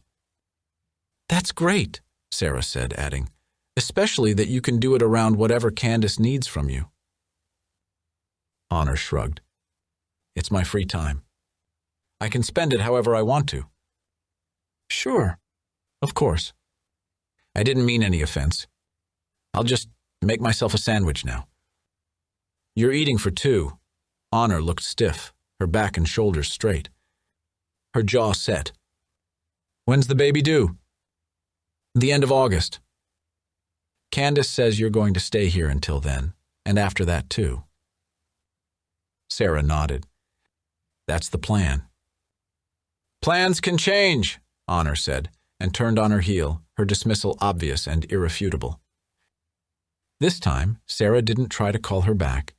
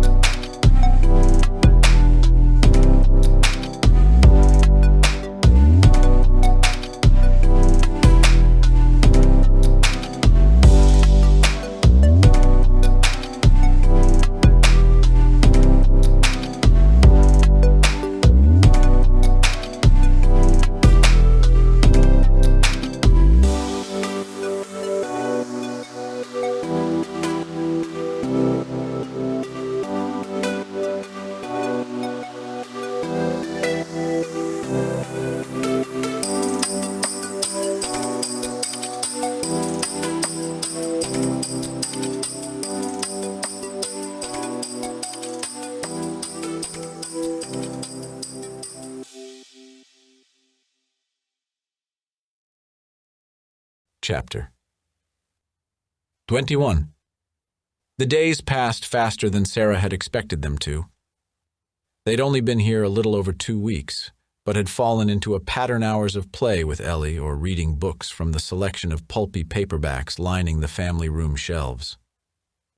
Around 5, they'd eat the dinner Honor made, and the housekeeper would disappear to work on her crafts. Sarah would put Ellie to bed and be fought every second, or Candace would do it, and Ellie would go right to sleep in her princess bed, no arguing or begging for another drink, another book.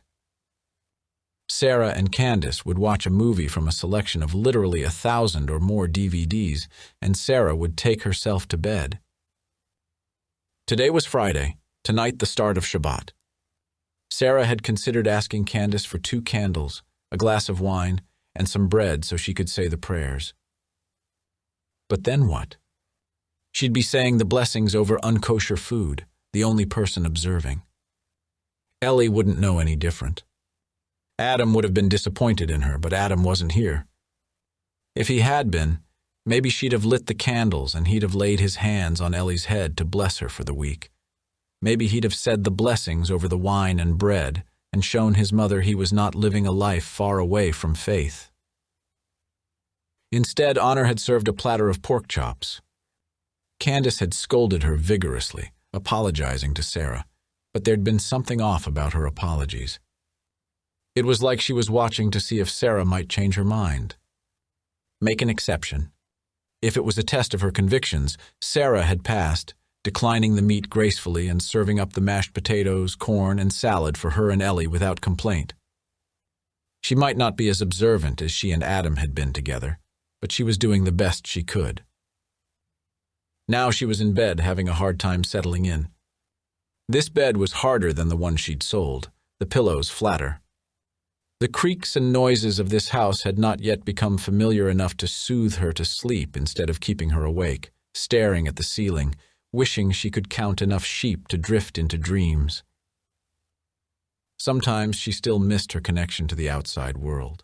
An hour of scrolling through stupid 30-second videos had never done much for her intellect, but she'd always been entertained. Slowly, though, Sarah had begun to appreciate being off the grid. It wasn't going to last forever, just like this pregnancy. She found herself sinking into her gestation, her days and nights moving along but also feeling as though they stood still. In some ways, she'd never felt so centered, as though the life inside her had fully fastened her to reality. All of their worldly possessions now resided in the storage shed in the backyard. She hadn't yet had the emotional strength to deal with checking any of the boxes, but she'd have to get to it soon before she got too big and the days got too hot. It was already June, and August would be there before she was ready for it. Life in Shelter Grove wasn't perfect, but not having to worry about money, even for a short time, was a genuine comfort. It gave her the chance to think about what she wanted to do after the baby came. What kind of work she might be able to find. Where she wanted to live. Philly could be nice. Maybe she could take Ellie to visit Brigantine. The book in her hand slipped forward as her head nodded. She'd been drifting. A flash of light from outside her window woke her up, and she grumbled, looking to the window and expecting to hear the rumble of thunder. None came. Another flash swept through the glass, brief but also definitely not lightning. Someone was outside. She swung her legs over the side of the bed and went to the window, but with the lights on inside, her reflection blocked any view. Cupping a hand over her eyes, she leaned close to get another look, but still couldn't see anything. In half a minute, she'd crossed to the nightstand and clicked off the lamp. The room fell into darkness, the window a black square while her eyes adjusted. This time, when she stood next to the glass, she could see a light bobbing on the far edge of the yard, almost around the corner of the house. It swept the yard, revealing the patchy grass and forest beyond it. The faint sound of rising laughter filtered through the glass. Teen boys, she guessed. The bobbing light headed for the trees. Sarah glimpsed scampering shadows disappearing into the woods. When the security alarm began blaring, she stumbled back from the window and hunched immediately, hands over her ears. She heard indistinct shouting from downstairs and headed for it, checking first on Ellie. The little girl's door was open so Sarah could see her from the hallway. She curled like a comma with her arms wrapped around one of the new stuffed toys Candace had bought her. She stirred as the alarm's shriek cut off abruptly but didn't get up. Sarah shut the bedroom door behind her. At the top of the stairs, she hung back a moment. She could see Candace standing at the open front door. The woman had a shotgun. She shook it, shouting out a jumbled stream of threats before slamming the door shut. She entered the security code, and Sarah flinched at the shrill beep of the system being armed. Candace looked up and saw Sarah. "Oh, honey, did those nasty vandals wake you up? Did you shoot something?" Candace frowned. "Believe me, if I could get a clear shot at those little jerks. But no. The alarm didn't wake up Ellie, did it?" "I can't believe it, but no." "I guess she's growing out of being a light sleeper." Sarah paused. Her door was open, though. "I'd closed it when I went to bed." "Oh, I checked in on her earlier. She was crying a little bit. Must have been a bad dream." Candace let the gun drop to her side. "I guess you didn't hear her with your door shut. But don't you worry about it. I got her back to sleep." Sarah took the stairs slowly, eyeing the gun. It's much safer for children, everyone really, to sleep with their doors shut. In case of fire, "Candace, I have to ask you, where do you keep that gun?" Her mother-in-law waved a hand and gave a small laugh. "I have it under my bed." "In a locked box, I hope?" Candace frowned as Sarah reached the bottom of the stairs. She looked at the gun and shrugged. "It wouldn't be much good to me if I had to get it out of a locked box every time those hooligans showed up, would it?" Sarah winced. "That's so dangerous. I don't feel comfortable about that at all, not with Ellie in the house." "What if she found it?" "Now how on earth would she manage to do that?" Candace looked affronted. "She's a kid. Kids get into things. It's just not safe. Could you get a gun safe for it?" "Something?" Before Candace could answer, a swath of red and blue lights swept through the front windows. No sirens, but as Sarah peered out, she could see a patrol car with 2 officers getting out of it. She stepped back from the windows. Candace hurriedly shoved the gun into the coat closet next to the front door. She used the mirror to quickly smooth her hair and pinch her cheeks. She caught sight of Sarah in the reflection and turned. There, it's locked away in the closet. Candace patted her housecoat just as the knock came at the front door. She leaned close and spoke in a fake, trilling voice. "Who is it?" "It's Officer Daniels, Mrs. Granite." "Just a minute. I have to turn off the alarm." Candace sauntered to the security system panel and took her time entering the code to disarm it. She gestured for Sarah to step back, her mouth pinched. She opened the door to reveal 2 police officers, both young. Sarah's age, or even a year or 2 younger. Both looked uncomfortable. "What's going on tonight, Mrs. Granat?" asked the taller one. "We got a call that you were threatening someone with a shotgun again. Those little jerks are running rampant on my property. It's not like I shot anyone." The officer peered in around Candace and saw Sarah. "Who are you?" "This is my daughter-in-law." "Did you hear anything?" the shorter cop asked. He took a step back off the concrete front porch to shine his flashlight into the trees. "I saw some lights and maybe some people running across the yard," Sarah said. The taller officer, Daniels, cocked a hip and leaned on the doorframe to give Candace a charming smile. "Now, Mrs. Granat, you know the local kids like to come out here and do what kids do in the woods. I know it's annoying, but there's no need to threaten." It wasn't kids.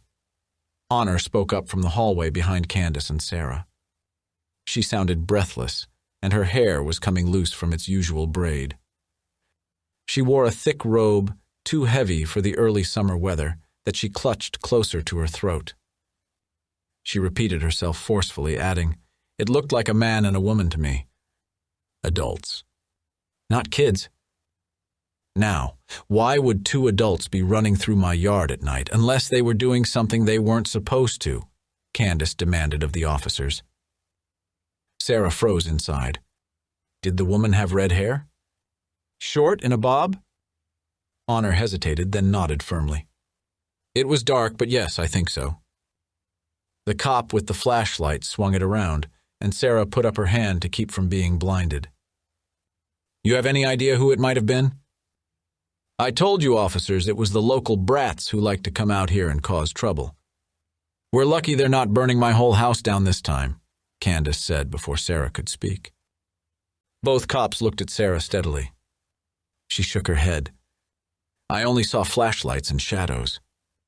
I have no idea who it might have been." "Why'd you ask if one was a red-haired woman?"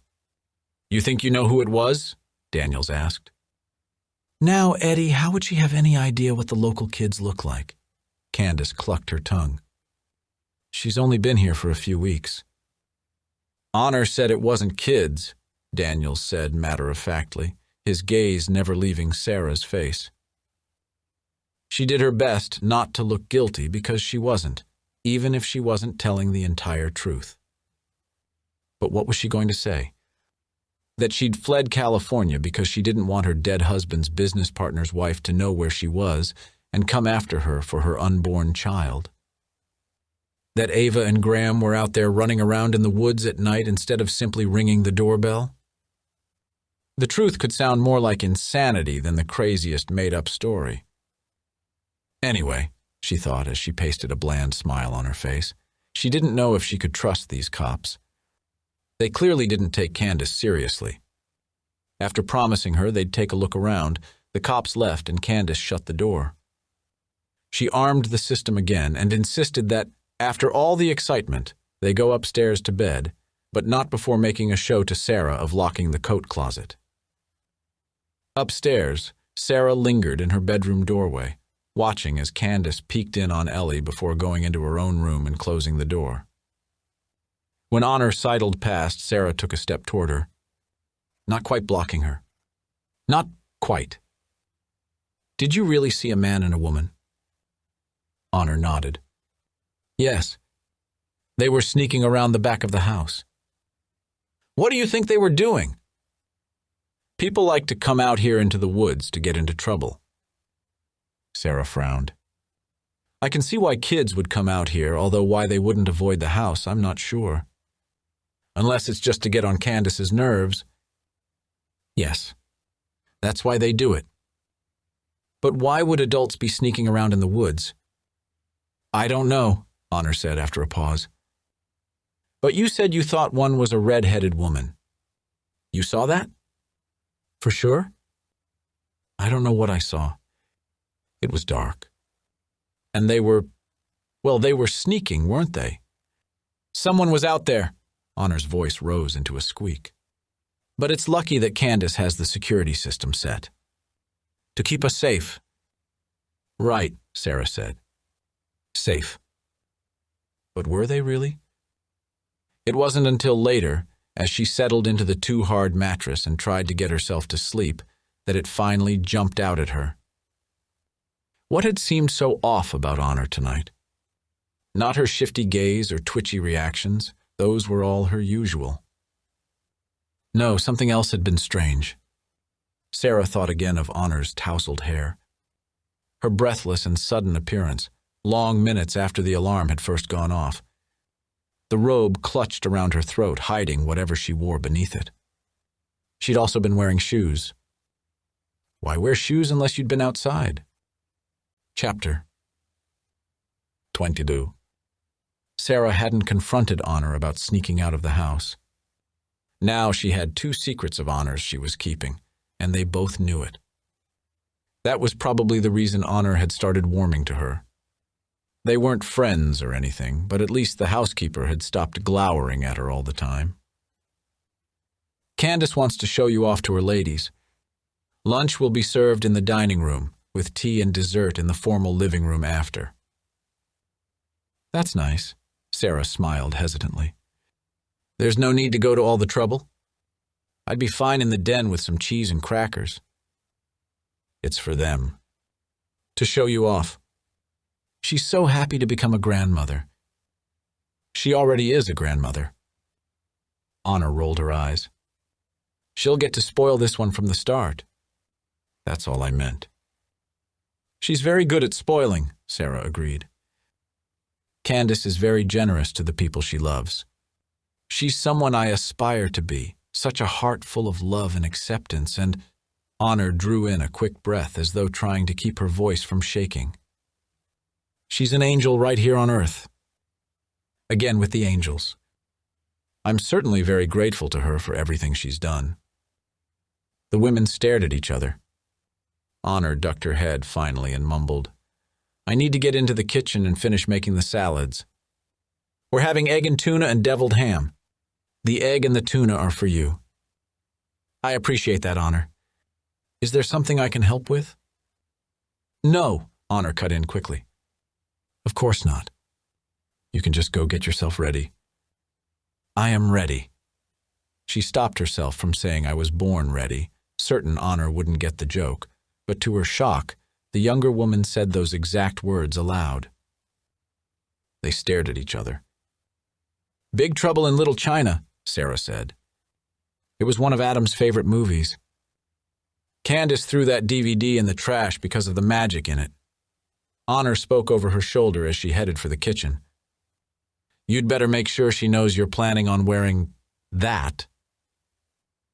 That? Sarah laughed and looked at her leggings, oversized tunic, the ballet flats. She'd showered that morning and washed her hair before tying it into a thick braid that hung over one shoulder. She'd even put on some mascara. She'd thought she was looking cute. In the doorway to her bedroom, she stopped cold at the sight of the clothing laid out on her bed. She covered her mouth with one hand to keep the sudden flurry of giggles trying to escape. She moved closer, thunderstruck. Laura Ashley had exploded all over the bed. Flowers. Puffy long sleeves. That signature bib front. Sarah held the dress up in front of her. The hem hit her at the ankle. She turned to face the full-length mirror. Yellow was not her color. Don't you just love it? Candace came into the room to stand behind her and look over her shoulder at Sarah's reflection. Oh, it's so you. You don't have to lend me your dress, Sarah began, but Candace tutted her to silence. Don't be silly. I'd swim in that. It's your dress. I bought it for you. Surprise! Oh, Candace. I don't know what to say. You really shouldn't have. Frankly, the dress was not cute. I'll leave you to get changed. I have to go put my face on. These eyebrows are giving me such trouble this morning. Candace already wore full makeup, but she gestured at her face as though it were bare. Sisters, not twins, am I right? Sarah quipped. For a moment, Candace looked blank. Then her contentious eyebrows rose and she laughed. Oh, Sarah. You're a stitch. Hurry now, get your face on. The ladies will be here any minute. A few minutes after Candace left the room, Ellie appeared. Mama? Come in, Ketzela. Don't you look nice? Ellie nodded shyly from the doorway and twirled to show off the flowery dress. It matched the one Candace had left for Sarah. She ran into Sarah's open arms. Aren't we just going to be adorable? Sarah said. That was one way of looking at it. Despite everything, wearing the not-cute dress, Sarah did feel different. She'd never thought of herself as an optimist, not exactly, but she did have a lightness inside her that hadn't been there before. Yes, her life was weird, and yes, she'd discovered a lot of things that could have kept her down, but she wasn't going to let them. She'd adapt, thrive, be resilient. At the sound of the doorbell, she took Ellie's hand, very aware that she'd have scooped her up even a few weeks before. Come on, let's go downstairs and meet Nana's friends, okay? Candace's dining room was a glorious ode to a mid-90s aesthetic. Plush, pale mint carpet had been vacuumed in long lines no footprints dared to sully. The dining room table, long enough to easily seat 8, matched the sideboard and china cabinet, all in white laminate with curved edges and blunt handles. Walls of seafoam green, window valances of mauve. Pastel art prints of shells and sandcastles decorated one wall. The other featured family portraits in brass frames. Look, Candace declared as Sarah and Ellie came in. We all match. The 5 women she'd invited for lunch cooed and exclaimed over how cute they all looked, while Sarah smiled and kept her opinion to herself. Candace's dress was in the same flower fabric, but in a different style. She, Honor, Ellie, and Sarah looked like a set of throw pillows. All they needed were some doilies. Honor, you take our little princess into the kitchen for her lunch, okay? Sarah, Honor will entertain her. You just relax and enjoy yourself, Candace urged as Honor led Ellie away by the hand. Now let me introduce you to everyone. Ruth Ann, a bubbly brunette with a stylish haircut, wore a diamond on her finger so big it cast a shadow on the tablecloth. Peg was an older woman with soft gray curls and a pantsuit adorned with a button featuring a picture of her grandkids. Heather and Jennifer were look-alike sisters, both in their late 40s. Rounding out the group was Rebecca, who wore purple glasses with rhinestones at the temples and looked to be closer to Sarah's age of early 30s. They'd all been members of Peter's congregation. Their current pastor, Sarah learned, couldn't hold a candle to Candace's Peter, rest his soul, but, well, this new one was what they had. Sarah hadn't forgotten what it was like to have a set of good friends. She'd lost touch with her college group. There were people at Temple Beth or she was friendly with, and every so often before Ellie was born, she'd gone out for drinks or met friends from her hotel job for lunch. The COVID-19 pandemic had made it difficult to join any mommy's groups, and by the time she felt ready to do social things again, Adam was sick. With this group she felt welcomed, but very much aware of the differences between her friends and Candace's. Would you like some of this? Peg had been serving herself from the bowl of deviled ham salad, and now started doing the same for Sarah. Sarah put a hand between the spoon and her plate. No. Thank you. Too spicy? Everyone at the table looked at her. I don't eat pork. Peg laughed. Oh, but this is ham. Peg, Ruth Ann said under her breath. If she doesn't eat pork, she won't eat ham. Sarah looked around at each of them, then at Candace, who was shooting black looks toward Peg. I'm Jewish, in case Candace didn't mention it. Peg still looked confused. Oh, she did. But... Just put it down, Peg, Ruth Ann said. I worked with a Jewish lady once, offered Heather. She was very nice. Jennifer looked at her sister. You never told me that. Oh, yes. She ate pork, though. Heather turned toward Sarah. Again, everyone looked at Sarah expectantly. Well, I don't. But you celebrate Christmas, don't you? You have to, Peg said. Sarah kept her expression and her voice both light. Christmas is not a Jewish holiday. Your little one never had Santa? I just don't see how you could deny your child Santa, Peg said earnestly, while Candace gave her another dirty look. It's not religious at all. Jesus is the reason for the season, Peg, Ruth Ann put in. But Santa isn't religious, Peg insisted. And it's such a shame to deny a child the joy of Christmas. We have our own holidays. We don't feel denied by not celebrating yours, Sarah replied, adding, just like you don't feel denied by not celebrating ours. But, Peg began. Dessert's ready if anyone wants it, Honor said from the doorway, and to Sarah's relief, all the ladies turned their attention and discussion to that. Rebecca held Sarah back with a hand on her elbow as they all filed out of the dining room and across the foyer to the living room.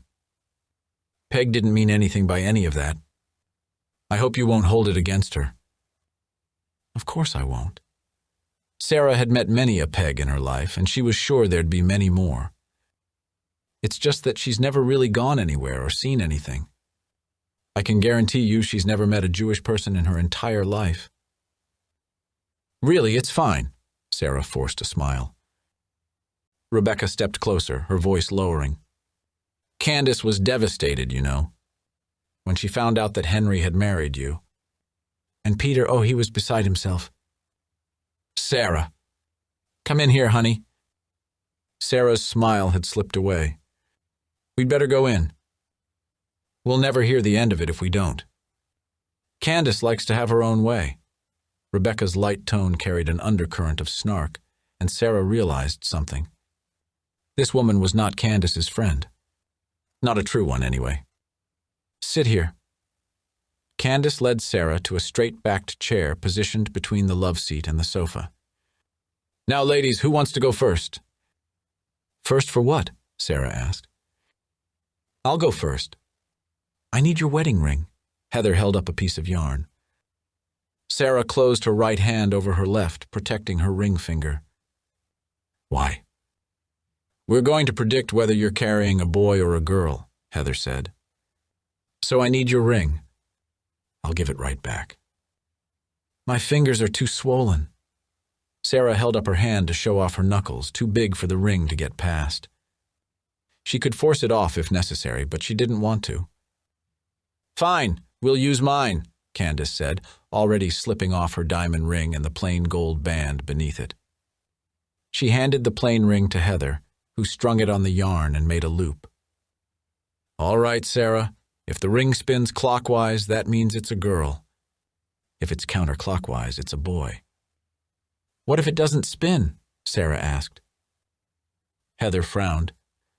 Don't even think such a thing. That was not the answer Sarah had hoped to elicit.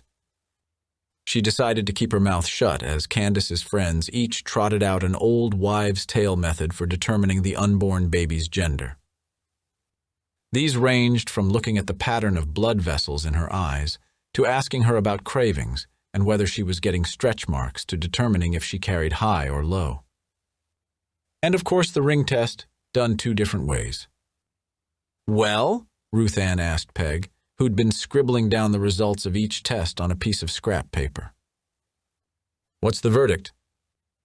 It's a boy, Peg proclaimed, and held up the paper so everyone could see the column marked with a B.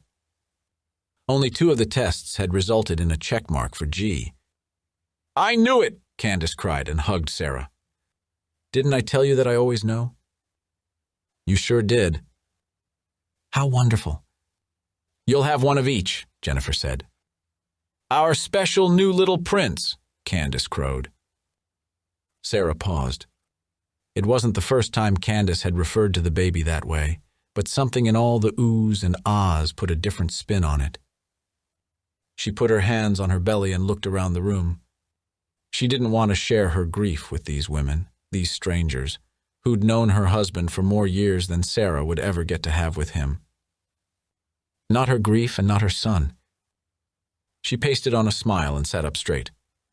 A boy. Wow. I'm not sure I'll know what to do with a boy. Boys are so much better than girls. Peg said this with an authoritative nod and a look around the room to make sure everyone was agreeing with her. She steadied her gaze on Sarah's. So much easier to deal with. Boys are a blessing. Sarah shifted. Her back ached, and a change of subject was in order. Any baby, boy or girl, is a blessing, and I guess we'll just have to wait and see if you all got it right or not. I don't plan to find out until the baby's born. Adam and I always said of all the surprises in the world, that has to be one of the best. Agreement and smiles all around. The mood of the room shifted, and Sarah sipped a breath of relief. Candace leaned over and patted Sarah's belly without warning. "Don't you worry about it, honey," Candace said. "I'll be right here to help you figure it out. I know all about raising boys." "She does," Peg said. "And you'll love living here in Shelter Grove, Sarah. It's a wonderful place to raise children. Well, we won't be living here forever. At some point, we are going to get our own place." Sarah let out a stiff chuckle. Candace's giggle sparkled, effervescent.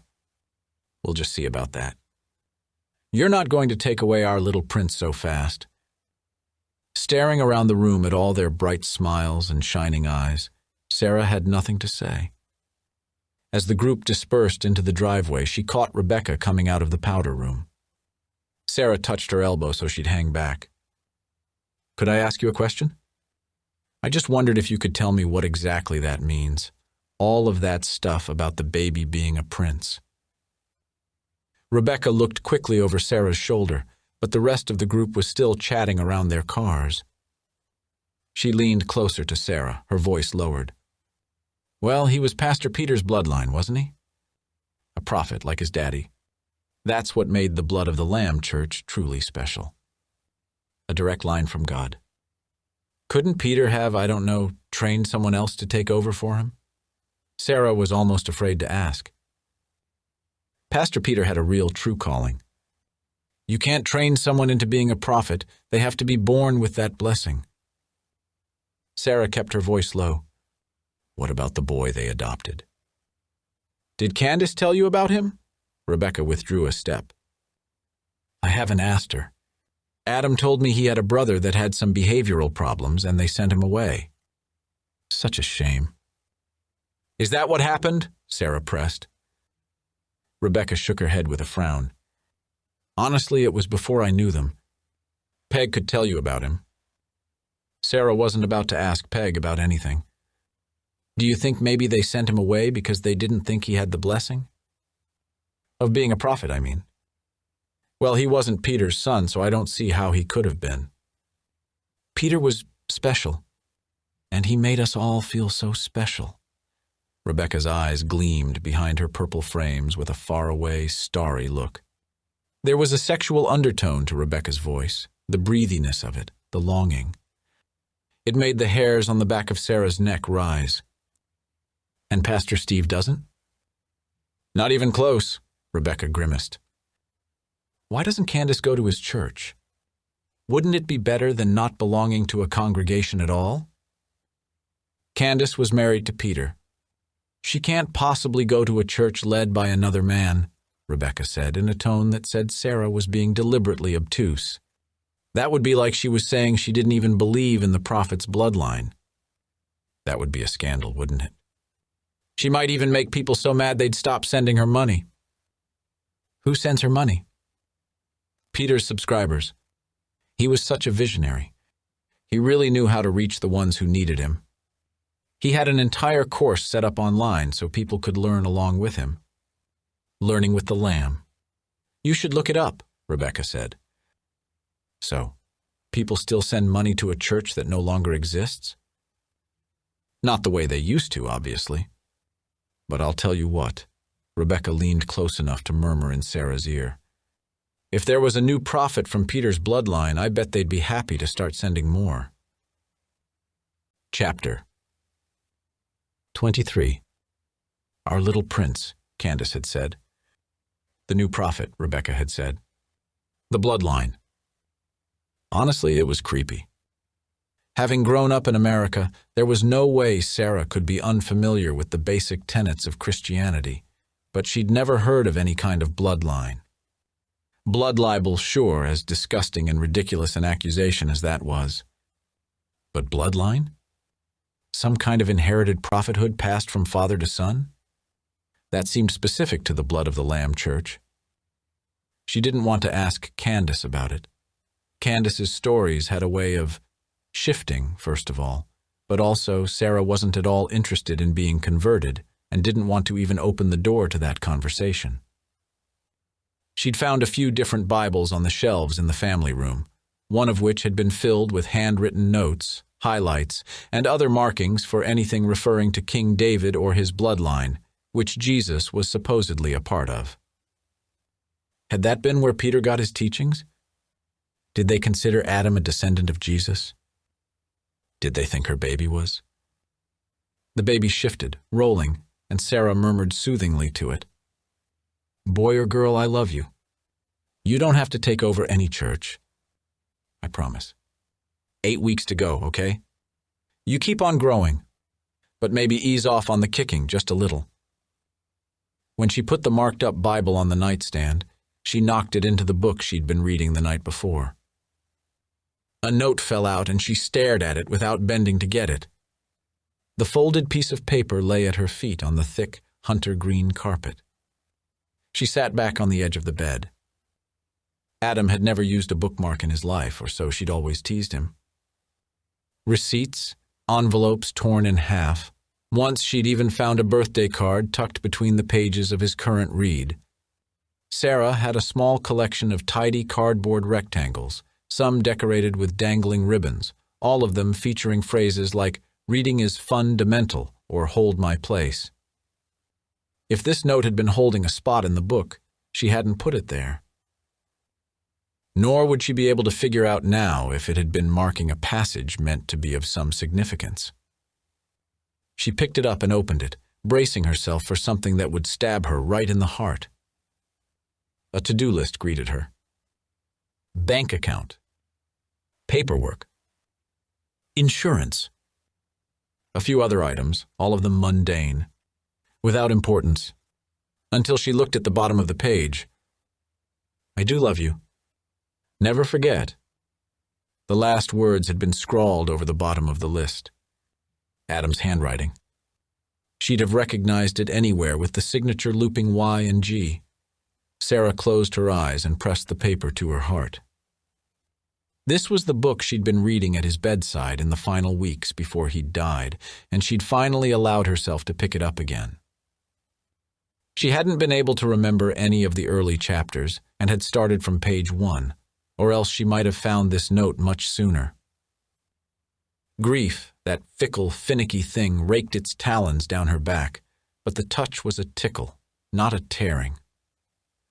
A dark humor rose inside her, forcing out huffs of breath that could have been sobs or guffaws. Even Sarah couldn't tell. She rocked, clutching the note and trying to stifle her gasping sounds, too aware that her open door meant she could be overheard. She cried, and she laughed, and she thought of her husband. She loved him, and she hated him, and she began, at last, to forgive him. Whatever choices Adam had made to keep his past a secret, to lie to her about his family, to give the Morgans more power over her and Ellie than they deserved, whatever reasons he'd had for doing any of that, Sarah had to trust and believe that he'd done it because he thought it was for the best. Adam had been the first to say, I love you, and she'd believed him then. From the first night they'd spent together, he'd done nothing but take care of her. Protect her. Support and provide for her. All the rest of what she'd discovered since his death was secondary to that. I do love you. Never forget. She would not. She could not. And as the time passed, she would get the pieces of her life back in order. She and Ellie and the baby were going to be okay. Sarah tucked the note back inside the book and replaced it on the nightstand. The softness of Adam's cardigan weighed too heavily on her today, despite the air conditioning. Carefully, she folded it and hung it over the back of the rocking chair. She pressed her fingertips to her nose but couldn't smell him on her skin. He was fading. She would not let herself think about that. Today, she decided she was going to get herself and Ellie into a much better routine. They were going to start doing their puzzles again. Finger painting. She'd start teaching Ellie to read. She'd start doing the lessons in her language app again, the one that had finally stopped sending her vaguely ominous messages about her lack of progress. But first, lemon bars. Because if you can't indulge yourself in lemon bars when you're pregnant, when can you? She murmured. The treat had been Adam's favorite from way back in their college days. He'd made them from a recipe scrawled on a piece of lined notebook paper that had been folded so many times it was soft with age. Eventually, they'd made the lemon bars so often, neither one of them needed the recipe. Sarah had taken a pan of lemon bars to the hospital in those last days, hoping to tempt him into eating. He hadn't been able to. Maybe the nurses had finished them. She'd never bothered to ask or even to get her pan back. It had been white with mushrooms and other veggies on it. It had been Adam's since she'd first known him, the one in which they'd made thousands of batches of lemon bars over the years they'd been together. Now she stared at several in the same pattern stacked in Candace's cupboard. The only one missing from the set was the one she'd last seen the day her husband left her. It was another sign, wasn't it? Adam, she whispered. What are you trying to tell me? Probably not to be so silly, she told herself, as she searched the kitchen for the right ingredients. She'd never believed in the supernatural before now. If there was a life beyond the one on this earth, Adam was there. Not stuck here. The bright peal of Ellie's laughter drifted to her from upstairs. Candace had been playing dolls with her for an hour already. Nana had an endless patience that Sarah envied and appreciated. She'd just finished setting out all the ingredients when Honor came into the kitchen from the sunroom. Sarah smiled. Morning. Honor's returned smile was cautious, reserved. She nodded in response and went into the laundry room to switch over the load from the washer to the dryer. Sarah hummed under her breath as she looked for mixing bowls, measuring spoons, a rubber spatula. She started the oven preheating. Aware of Honor in motion behind her, she kept her eyes on the tasks of her recipe. Like trying to tame a fox, she thought. Another memory from Adam. The Little Prince had been one of his favorites. For a moment, unease whispered its way around her as she made the connection. Little Prince, heir apparent. Sarah shook it off. As Honor put a laundry basket brimming with clean clothes on the kitchen table, Sarah cracked some eggs and added the butter into the KitchenAid mixer bowl. She was used to doing all of this by hand, but hey, when you had the fancy equipment right there on hand, what kind of fool would ignore it? Not for the first time since waking up like little Lord Fauntleroy, she wondered what it had been like for Adam growing up here. Every luxury, every amenity, everything top dollar. Sure, the house was showing its age. You wouldn't see hunter green carpet and brass fixtures in any home decorating magazines these days. But high-end appliances and solid furniture that didn't come from a Scandinavian warehouse store lasted forever, and all of it was finer than anything Sarah had grown up with. Heck, most of it was nicer even than what she and Adam had bought together after the business had started really making money. And who'd paid for it all? Peter's congregants. Who was paying for the trips to Rodeo Drive, the hair and nail appointments? A live-in housekeeper. Sarah frowned as she concentrated on adding in the ingredients one at a time. It wasn't her business how people chose to spend their money, unless it was for the promise of a new church, led by her unborn might-be a son. "I love this," she said aloud now, so Honor could hear her. "This mixer. Look at it go. Growing up, the best we had was a wire whisk, and the handle fell off if you used it too hard." She kept her tone light and conversational, but risked a peek at the housekeeper. Honor had tied on an oversized apron and was unloading the dishwasher. She paused, not looking at Sarah. "Candace doesn't allow me to use it. She's afraid I might break it, and the pieces are very expensive to replace." Sarah focused on the soft yellow goo of eggs and butter mixing slowly. "KitchenAid mixers are really hard to break." "But did she tell you it was okay to use the mixer?" Honor insisted. Twin pink circles highlighted her pale cheeks. "No, not specifically." Honor bent back to the dishwasher, yanking a plate free and opening the cupboard in front of her so hard the door banged against the one next to it. The plate clattered as she put it in place. To Sarah's alarm, her hands looked as though they were shaking. "Of course she'd let you do whatever you want," Honor said under her breath. Sarah turned off the mixer.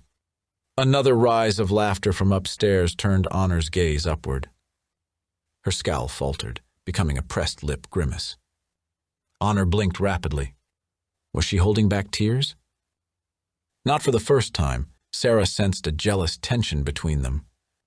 Candace favored Sarah and Ellie, and Honor noticed. Sarah understood why it didn't feel good to be treated as less than, but it wasn't really her place to lecture Candace on how to treat her housekeeper. If Honor didn't like the rules of the house, why did she stay?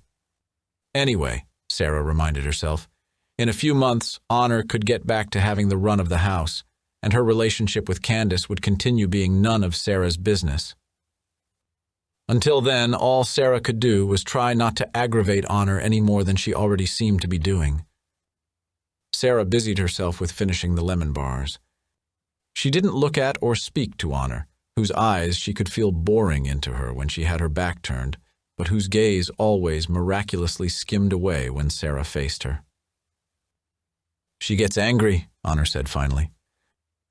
"Candace likes to have her own way," Rebecca had said. "And when she didn't, was that when she got mad?" Sarah slid the pan into the oven, but before she could question Honor, Candace appeared with Ellie on her hip. The kid was covered in pink from top to toe. Bows, frills, a lacy tutu, the works. "What are you doing?"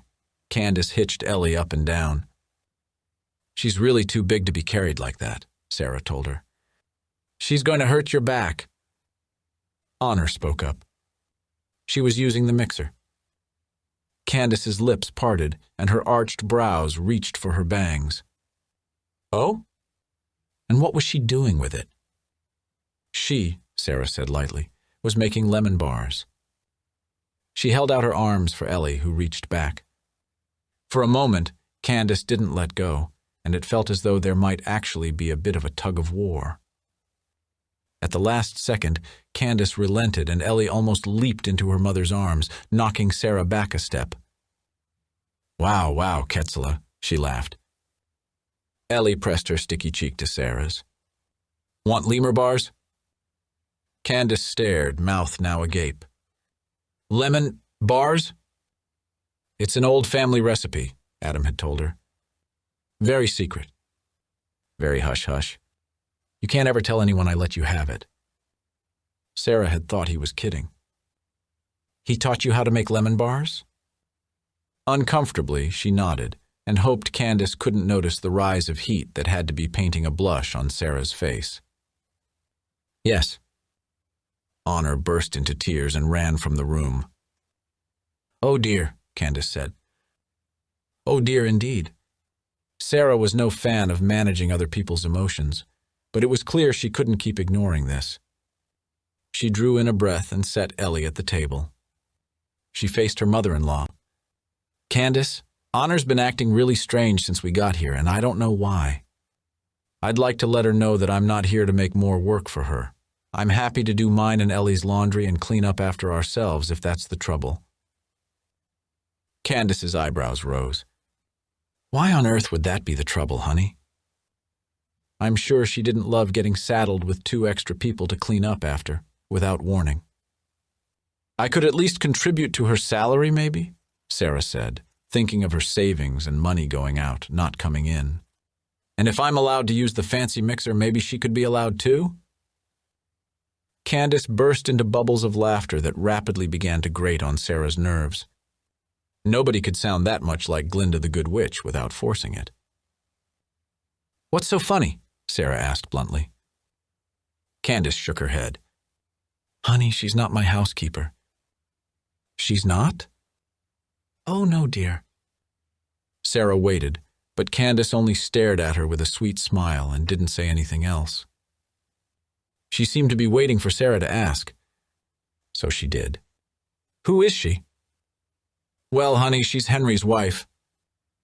Chapter 24. Not a housekeeper, but a spurned ex.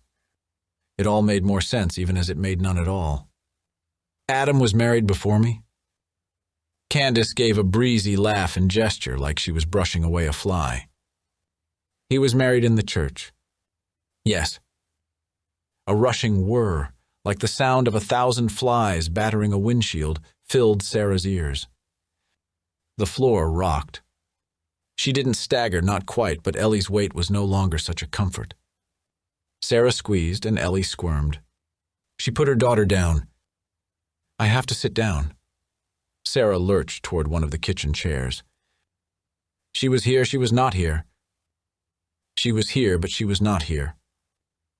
She didn't want to be here, but she made herself stay anyway. Solid and grounded and centered and present. She pressed her fingertips into her palms, her own touch on her own skin. Hers. Candace went at once to the sink to draw a glass of cool water, which she put in front of Sarah without a word. Sarah drank it greedily. Candace lifted Ellie with a grunt of effort. "Let me get her settled," Candace said quietly.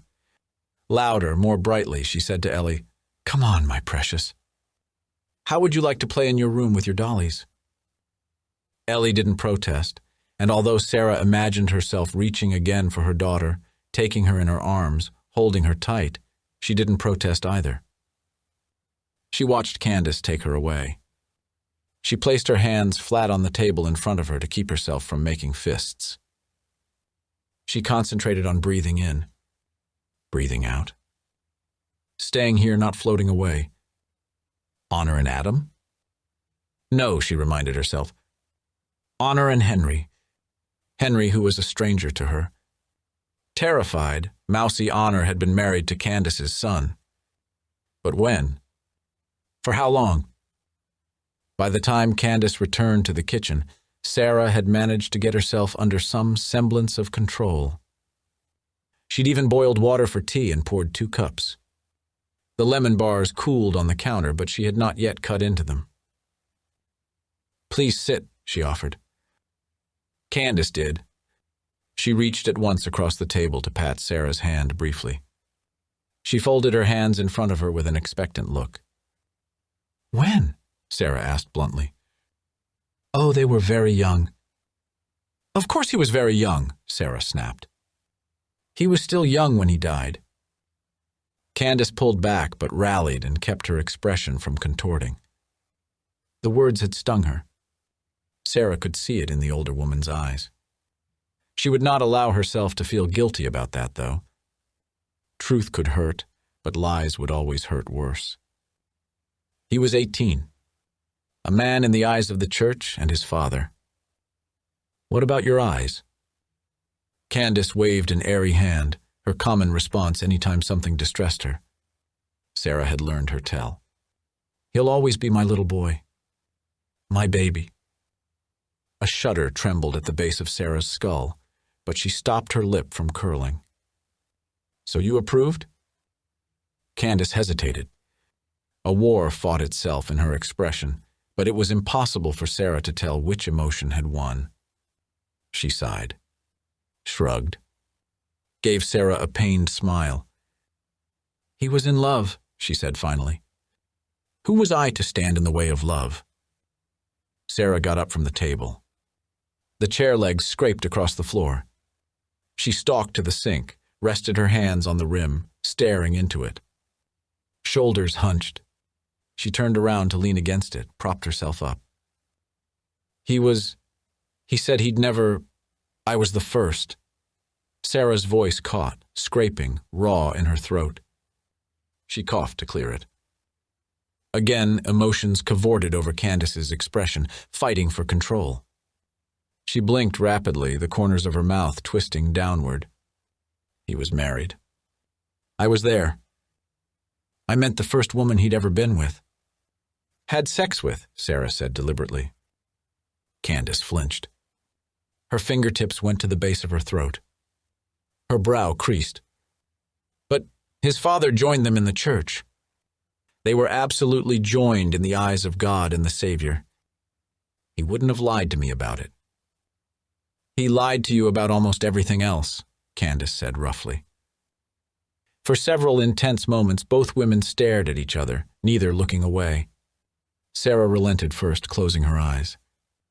She sagged against the countertop, head hanging. When did they get divorced? She braced herself for a timeline that meant she'd slept with a married man.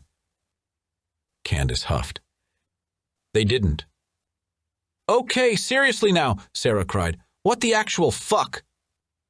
Watch your mouth! I can't. I just can't, Candace. I'm sorry if my coarse language offends you, but you are seriously rocking my entire existence right now.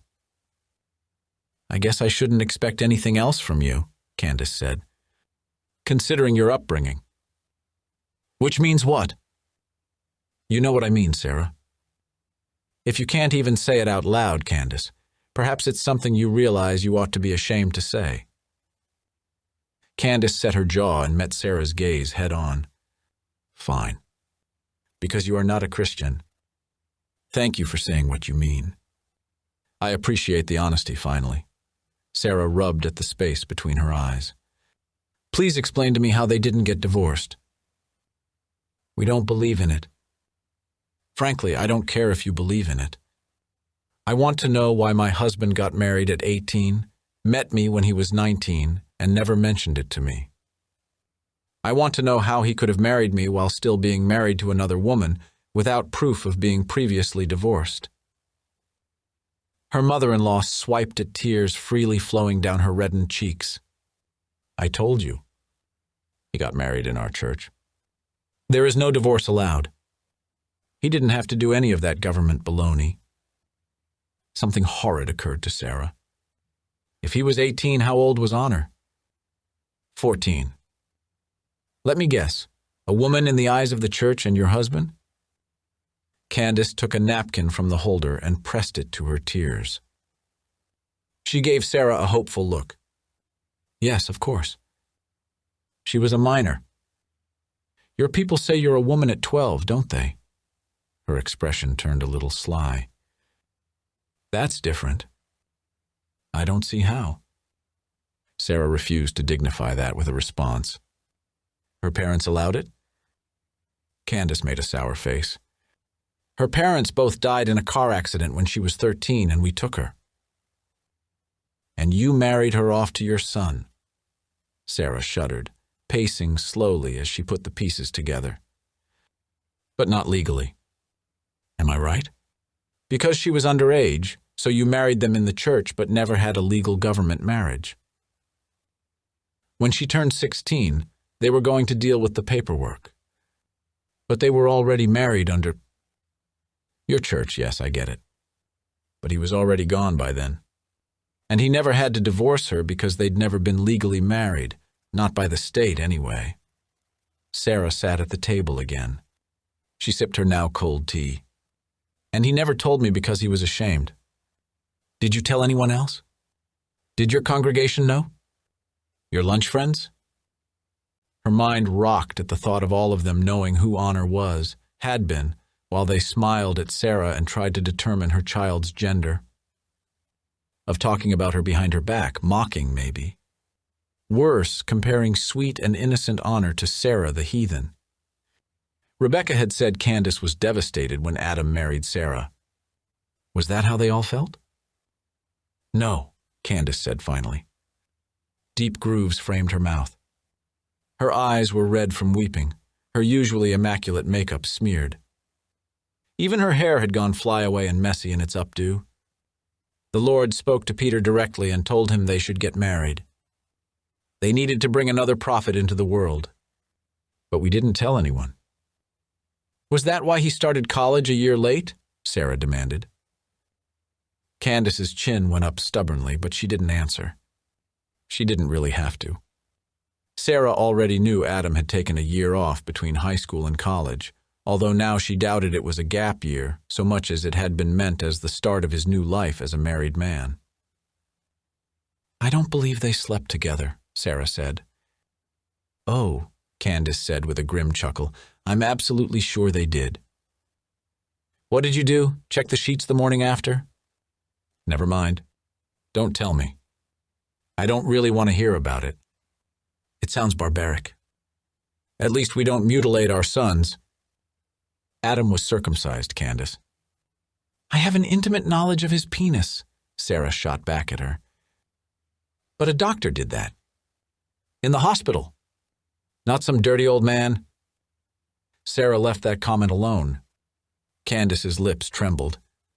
She sipped her tea and blotted her mouth with her fingertips and drew in a shivering, tear-clotted breath.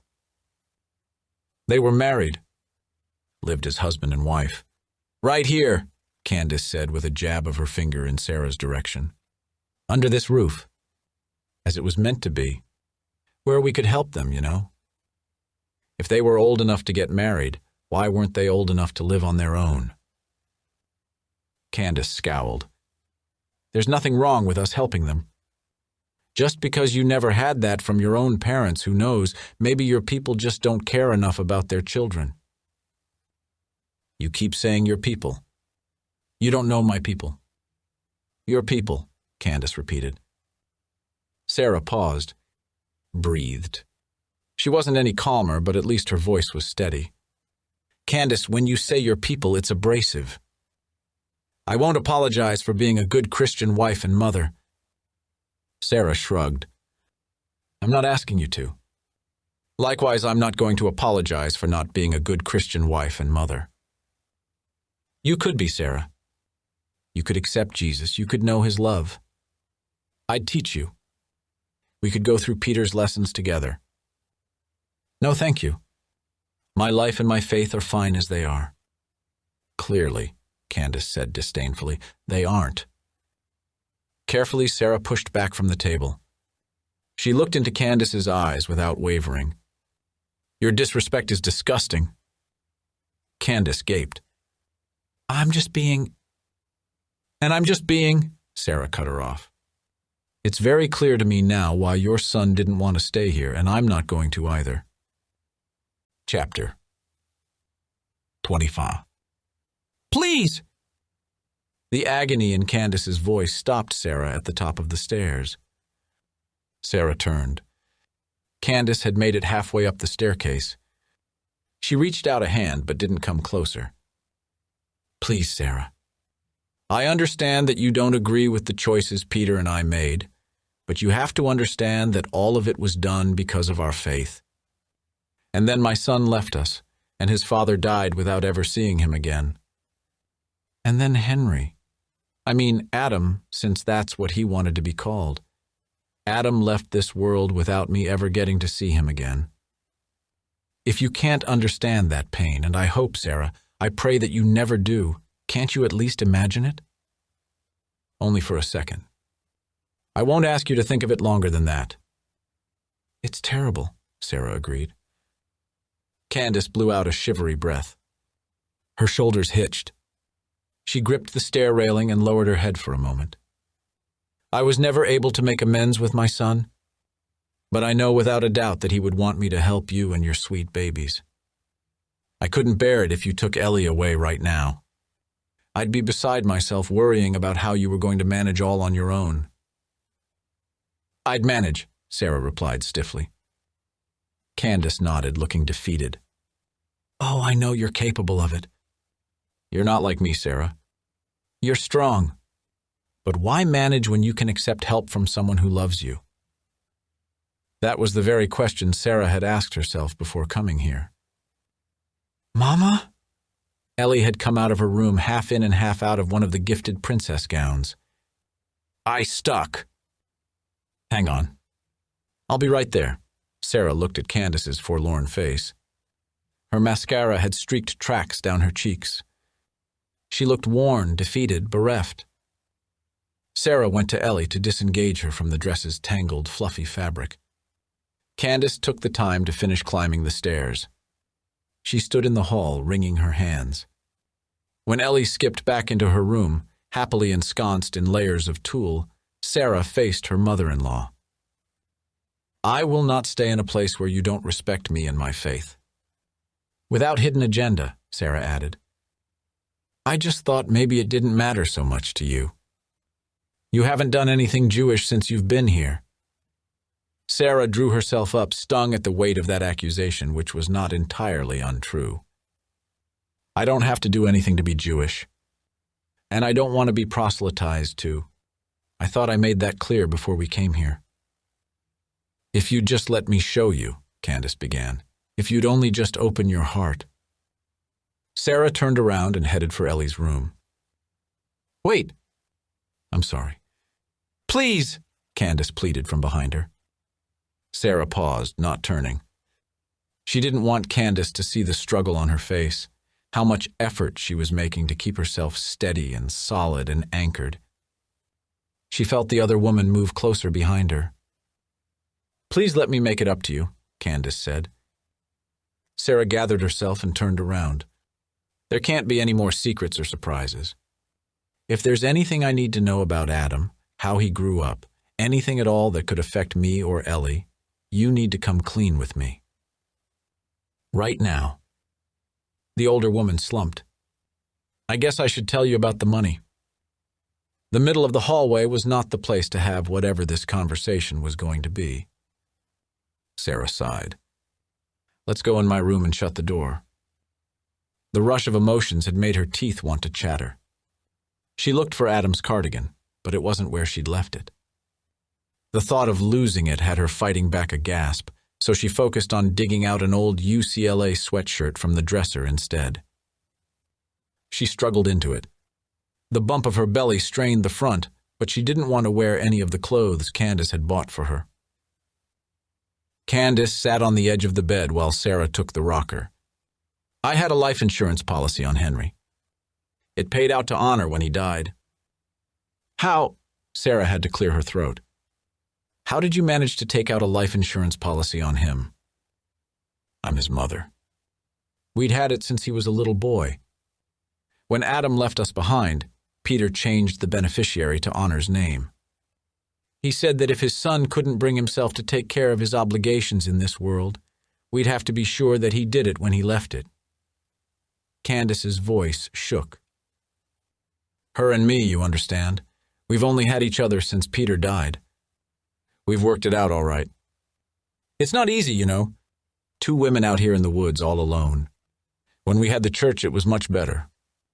But people can be so cruel, spreading rumors, speaking evil, making trouble. People do like to do that, Sarah said. Honor brings in some money with those little crafts of hers, but it barely covers the utilities. I'm blessed she takes care of that. Since Peter died, it's been hard. The congregation dissolved. They tithe to Steve's church now. Insurance paid out on the church burning down, but that money wasn't going to last forever. Especially not if you spent it all on Rodeo Drive, Sarah thought. What about your internet congregation? How much do they send you a week? Candace's gaze turned cagey.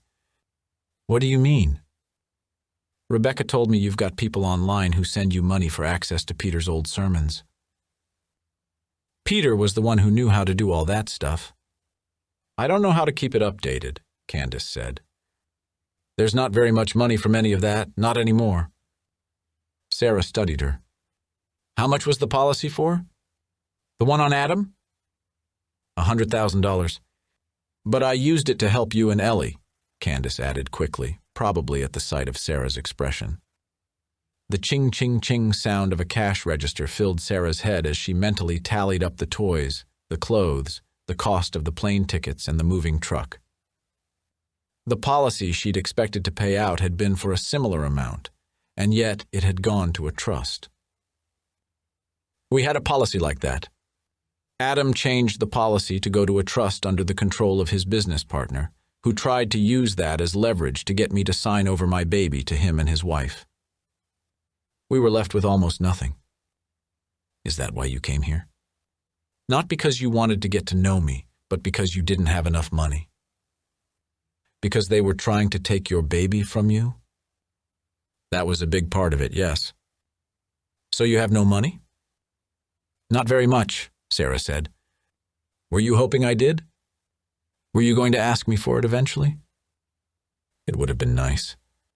I guess I'm not the only one who's kept a few secrets then, am I? Candace stood and moved to the rocker to take Sarah's hands. She looked into Sarah's eyes. But don't you worry about it. They can't have him. He belongs to us. Chapter 26. Belongs to me, Sarah corrected harshly. Candace cut her gaze from Sarah's, but nodded. Of course. My Jewish child, Sarah added. I'm Jewish. My children are Jewish, and as much as it apparently hurts you, so was yours. And I'm not sure I can trust you to respect that. You can. I promise, Candace drooped. If you stay here, I'll give you what's left of the money. Sarah narrowed her eyes. It's Honor's money, not yours. I'll take care of that. Candace waved a dismissive hand. You're really going to bribe me to live here with you until after the baby comes? At least that long. Please. I want us to be a real family. I missed so much of Ellie's life, and I really want to know this baby. He's a part of my baby, you know. Sarah pinched the bridge of her nose. He's not going to be a pastor in your church, Candace. You need to understand that. My child is not taking the place of yours. He's not a prophet, and I won't allow you to use him like a show dog to win prizes for you. No. Of course not. Whatever you say, Sarah. Candace looked relieved. So you're going to stay? Sarah had a choice, and she knew it, but the choice to leave felt infinitely harder than staying. Like Candace had said, why simply manage when she could be taken care of? Didn't some small part of her yearn for that still? Wouldn't it make her life so much easier if she could rest here for a bit, until she could put a plan in place? She was in her 3rd trimester of pregnancy. Where on earth could she possibly even go? Not forever, but for now. Sarah got up from the rocker, not looking forward to having a discussion with Honor. She had to, though. Married at 14? She'd been a victim. None of this was her fault. Honor's door hung open a few inches, and Sarah peeked inside. At the sight of the younger woman face down on the bed and the drifting sound of her sobs, Sarah steeled herself to be... what exactly? To be kind, she told herself. Surely she could manage that. Honor? Can I come in? Honor sat up, her face contorted and smeared with tears. Her voice cracked with an answer spoken so raggedly that Sarah had to strain to hear it. You hate me, I know it. Of everyone involved with this mess, why would you think I'd hate you? Honor choked back another sob and hung her head so the sheaf of blonde hair covered her face. Her body shook. Sarah pulled up the bentwood rocker that matched the one in her room and eased herself onto it with a grateful sigh. She leaned forward to rest her elbows on her knees. She rubbed her eyes, then pressed her fingertips to the closed lids. There was still time for her to go back on what she'd told Candace. She and Ellie could leave here. They would be fine. She didn't need to be the one to heal this family's mess, not for anyone's sake, and especially not her dead husband's. Be kind. He was being punished, Honor said, for leaving his true wife and for leaving his faith and... I don't hate you, Honor, but I'm about to get really, really pissed off with you. Honor looked at her, chastened. I'm sorry. Adam's gone because he got sick. He had a rare form of leukemia that he was either too old for or too young, depending on who you asked, and it killed him, Sarah said finally. A shuffle of feet came from outside the room, but she didn't bother to lower her voice. If Candace wanted to lurk at closed doors, she'd have to deal with whatever she overheard. I want you to tell me everything. How the two of you met. How you got together. All of it. Honor looked toward the door with a frown. My parents belonged to Pastor Peter's church. We always knew each other ever since we were kids. When they died, Peter and Candace took me in. Do other girls in your church get married so young? There is no church, Honor said. Not anymore. Sarah tried hard and managed to keep her patience. Before it burned then. Before Peter died. Honor's mouth worked, opening and closing without a sound. Finally, she said no. But Henry was the prince. The lamb. He was special. And that made me special too. Sarah ran her hands over her face before cupping her palms over her eyes. Without looking at Honor, she said, You don't need a man to make you special. That distinctive beep-boop sound chimed from Honor's nightstand drawer. They both looked at it. Honor's chin lifted stubbornly. Do you want to check your messages? Sarah asked. Honor shook her head. Are you going to tell Candace? I told you I wasn't going to say anything, so I won't. But what are you doing exactly? Sarah paused, hardly able to believe she was having this kind of conversation with a woman who had to be, 25 years old? She ought to be in school or working, living on her own. Dating. Are you being safe? I don't know what you mean.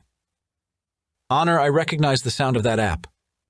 I used to use it myself back in the olden times before I met Adam. Honor looked so scandalized, Sarah was almost sorry she asked. It's just for talking to people. It doesn't mean anything. You're not meeting up with anyone? Honor's eyebrows went up. How would I even do that? I don't know. Maybe at night after Candace is asleep. She's got bars on the windows and an alarm that goes off when you open the doors, Honor said in a don't-be-stupid voice. Is that because she caught you sneaking out? Sarah asked matter-of-factly. Honor looked guilty but shook her head vehemently. It's because of the vandals. They egged the house. They wrote dirty graffiti on the shed once. That all sounded unpleasant, but still like kids playing pranks, nothing dangerous. Did they really break in and take stuff? Oh, yes, Honor said. But why? I don't understand. They hate us. Christians are the most persecuted people, Honor said. Sarah burst into astounded laughter, shaking her head. I can assure you, Honor, you're not. Anyone whose religious holidays are also federal holidays is definitely not being persecuted. Honor was quiet for a moment. Doesn't it bother you that you're going to hell? I don't believe in hell. What if you're wrong? Honor asked, sounding genuinely concerned.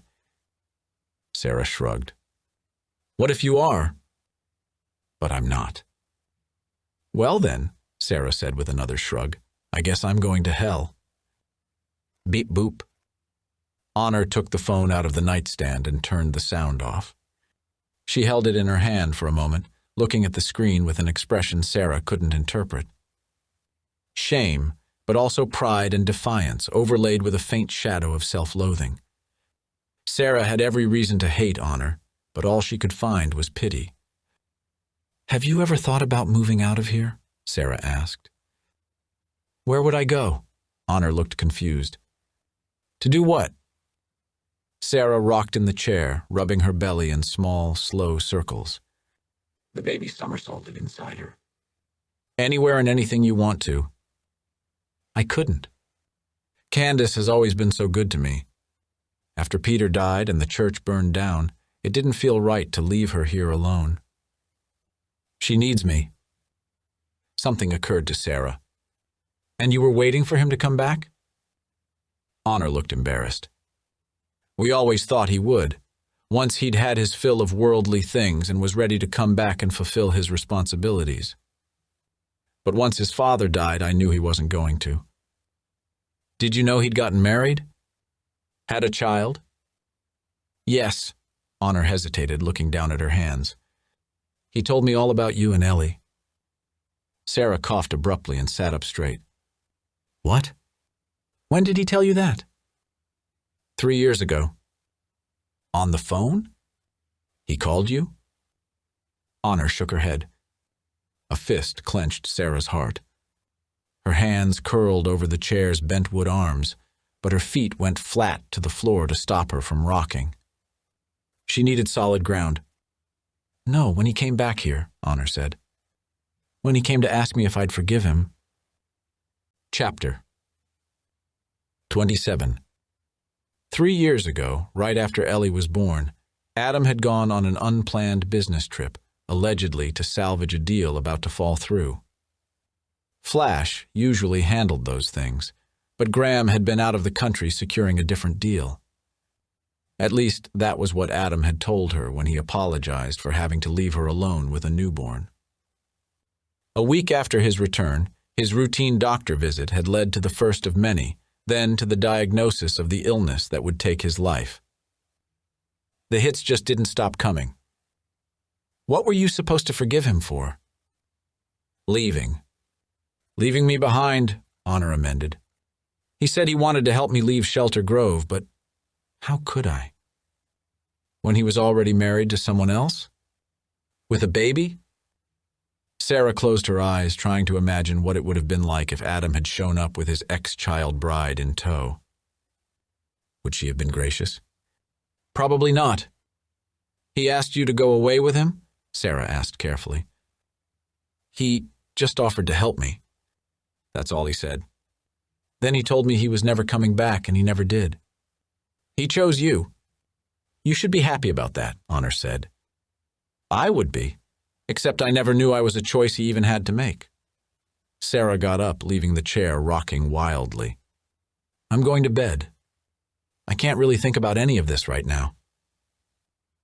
She needed some quiet, some darkness, a pillow to press her face against.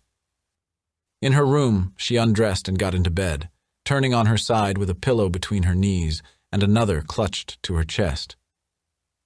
She didn't cry. At this point, what use were tears? Her body ached, worse even than her heart. At some point, she'd have to go numb.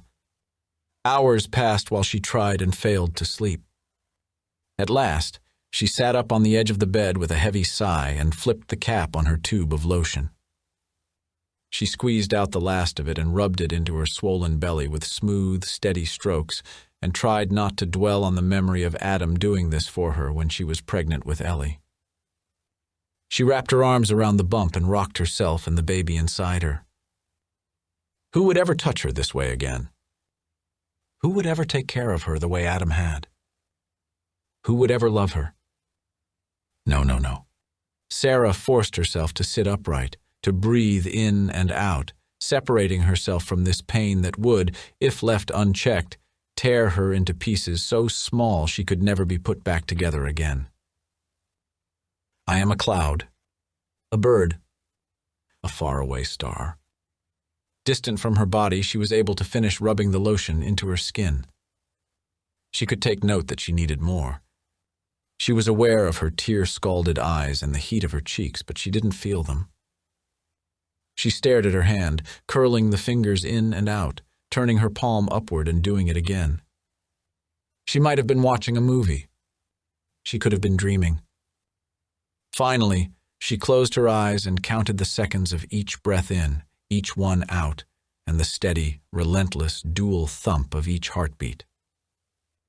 When she opened her eyes, everything in the room looked a little fuzzy, tilted. She had tried to explain to Adam what it was like, this floating sense that her body did not belong to her, that she was watching someone else go through the motions of her life. how it happened to her sometimes when she didn't want it to, but other times she could find that weird distance on purpose and sink into it, like a luxury. "I know why you did it as a kid, but why do you do it now?" he'd asked her. She'd shrugged. "I guess it's a way of avoiding stress. Disappointment, grief, anger. Does it feel good?" She'd been able to answer truthfully. "Yes. Sometimes it's better to go away than to feel the anxiety. I know it's not okay." He'd kissed her then and wrapped her in his arms. "No matter how far away you go, you will always have me here to bring you back." Consciously, Sarah sharpened her gaze. She brought herself back. She could not afford to make herself an untethered balloon, floating off into the sky where she only had to see everything from far away. She had to be here, in this body, in this life. For Ellie. For the baby. He doesn't belong to them. He belongs to us. Candace's words rang in Sarah's mind, leaving her unsettled. If Candace gave Sarah the money, she could afford to get a new place, but the money came along with the promise that she'd stay. Could she stand it for the next 8 weeks and then beyond, another 6 months maybe? Give herself time to have the baby, figure out where she wanted to go, all of that?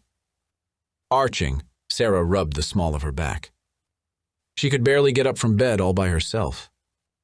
There was no way she could manage another move, not this pregnant, not while also caring for Ellie. She was stuck. Anyway, how much worse could anything possibly get than finding out the housekeeper was actually her sister wife? Sarah stifled a yawn and considered a late-night shower to help ease her back into sleep. Before she could turn on the nightstand lamp, a flash of light ran across her window. Then another.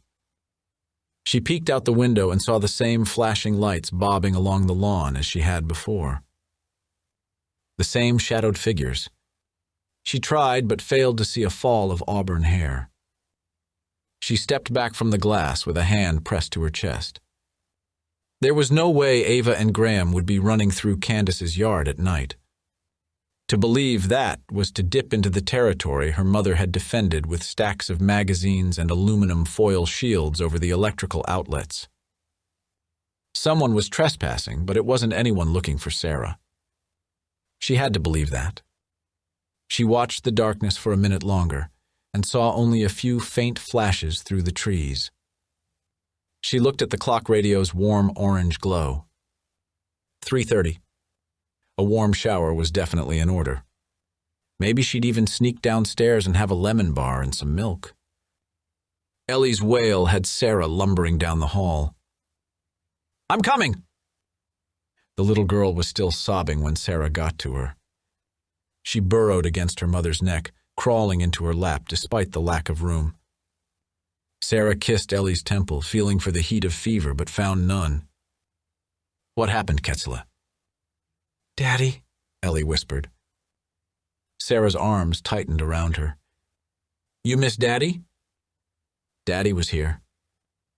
A chill tickled the back of Sarah's neck, like the gust of a breeze through an open window. "You must have been having a dream." "No. Daddy was here," Ellie insisted. She struggled out of Sarah's embrace, squirming to turn toward the closet. He stood there. Only a few months ago, Ellie wouldn't have been able to string a sentence together like that, and for a moment Sarah allowed herself to admire again how fast she was growing up. She shifted the girl so she could look at her tear-streaked face. Sarah smoothed the tangled hair off her forehead, feeling again in case there was any hint of fever, but Ellie's skin was cool.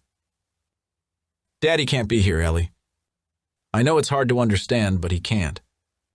You must have been pretending in your brain." "I'm not pretending," Ellie grumped, looking so very much like her father that it stung Sarah straight to her core. "Did he say anything to you?" "He said, 'Be quiet, Ellie.'" Sarah pressed her lips together for a second. "Why did he want you to be quiet?" "Keep a secret." "Ellie," Sarah said quietly, "is Daddy in here right now?" Her heart pounded fiercely as she drew in and held a breath. "Why?" Out of hope that somehow Adam was here in some incorporeal form? Not a dream, but a ghost, haunting their daughter and therefore somehow accessible to his wife. She was being ridiculous. Ellie's small, dark brows arched upward into her bangs. She burst into laughter. "No, Mama." "Silly Mama." "You're right. Mama's silly." The breath she'd been holding sifted out on the words. "Mama." Ellie pressed her hands to Sarah's cheeks, squeezing to purse Sarah's lips. She moved her hands to turn her mother's head until Sarah looked into her eyes. "Daddy said you want him to go away." Daddy was being silly then. "Because I love him. Just like I love you." Ellie didn't look convinced. She strained to look over her shoulder. A sound in the doorway caught Sarah's attention, but it wasn't the ghost of her dead husband, just the figure of her once believed to be dead mother-in-law. "Everything okay in here?" Candace hesitated, one hand on the doorframe. "I heard her scream." "Let me tuck you in. You go back to sleep, okay?" Sarah almost wished Ellie would protest and demand to sleep in her bed tonight, which would end up in Sarah losing sleep, but would also somehow be gratifying, letting her know that Ellie wanted her more. Her vocabulary and speech patterns weren't the only thing that had advanced, though. To Sarah's chagrin, the little girl simply crawled off her lap and slid under the blankets, already turning onto her side and closing her eyes. Sarah tucked the covers around her and kissed her forehead. "I love you, Ellie." Ellie murmured something that sounded like, "Love you." Sarah retreated. Candace waited in the hall. She wore a flowered housecoat, her hair in large curlers. "What happened, a bad dream?" "Yes, something like that." Sarah moved past her toward her own room. Candace huffed a sigh. "I thought maybe she'd been seeing her daddy again." "Again?" Sarah turned, frowning. "What do you mean?" "She hasn't told you?" "She's been seeing Henry in her room at night. She told me about it a few days ago." Candace shrugged. Without lipstick, her mouth was small and pinched, the lines over her upper lip and parentheses in the corners more clearly defined. In this light, her hair looked more white than blonde. Although if that's what happened, she wouldn't have been scared. Not of an angel. Everything inside Sarah felt drained, empty, her limbs leaden. She wanted her bed and a good 8 hours of unconsciousness, but she'd settle for 5 and be grateful for that. She most definitely did not want to be debating the existence of angels. "Adam is not an angel," Sarah said firmly anyway. This was a battle she had to keep fighting, one word at a time, no matter how weary it made her. Candace straightened her shoulders, but if there was going to be a face-off, she'd clearly decided to back down from it. A dream, then. Of course, it's only natural she'd be dreaming about seeing her daddy. She misses him so. As we all do, of course. She's so young she can hardly understand that he's gone. Watching the older woman's expression crack, her shoulders slump, Sarah felt her throat close on a lump of emotion. Once again, she could not escape the fact that this mother had loved her son, and she missed him, and she mourned. It might not seem fair, but Sarah had no right to take that from Candace, and she didn't get to decide that her own grief was greater or more important. Reluctantly, she crossed the few steps between them to give Candace a hug. The older woman clung to Sarah, hitching with sobs. Unlike Ellie, Candace's skin felt warm.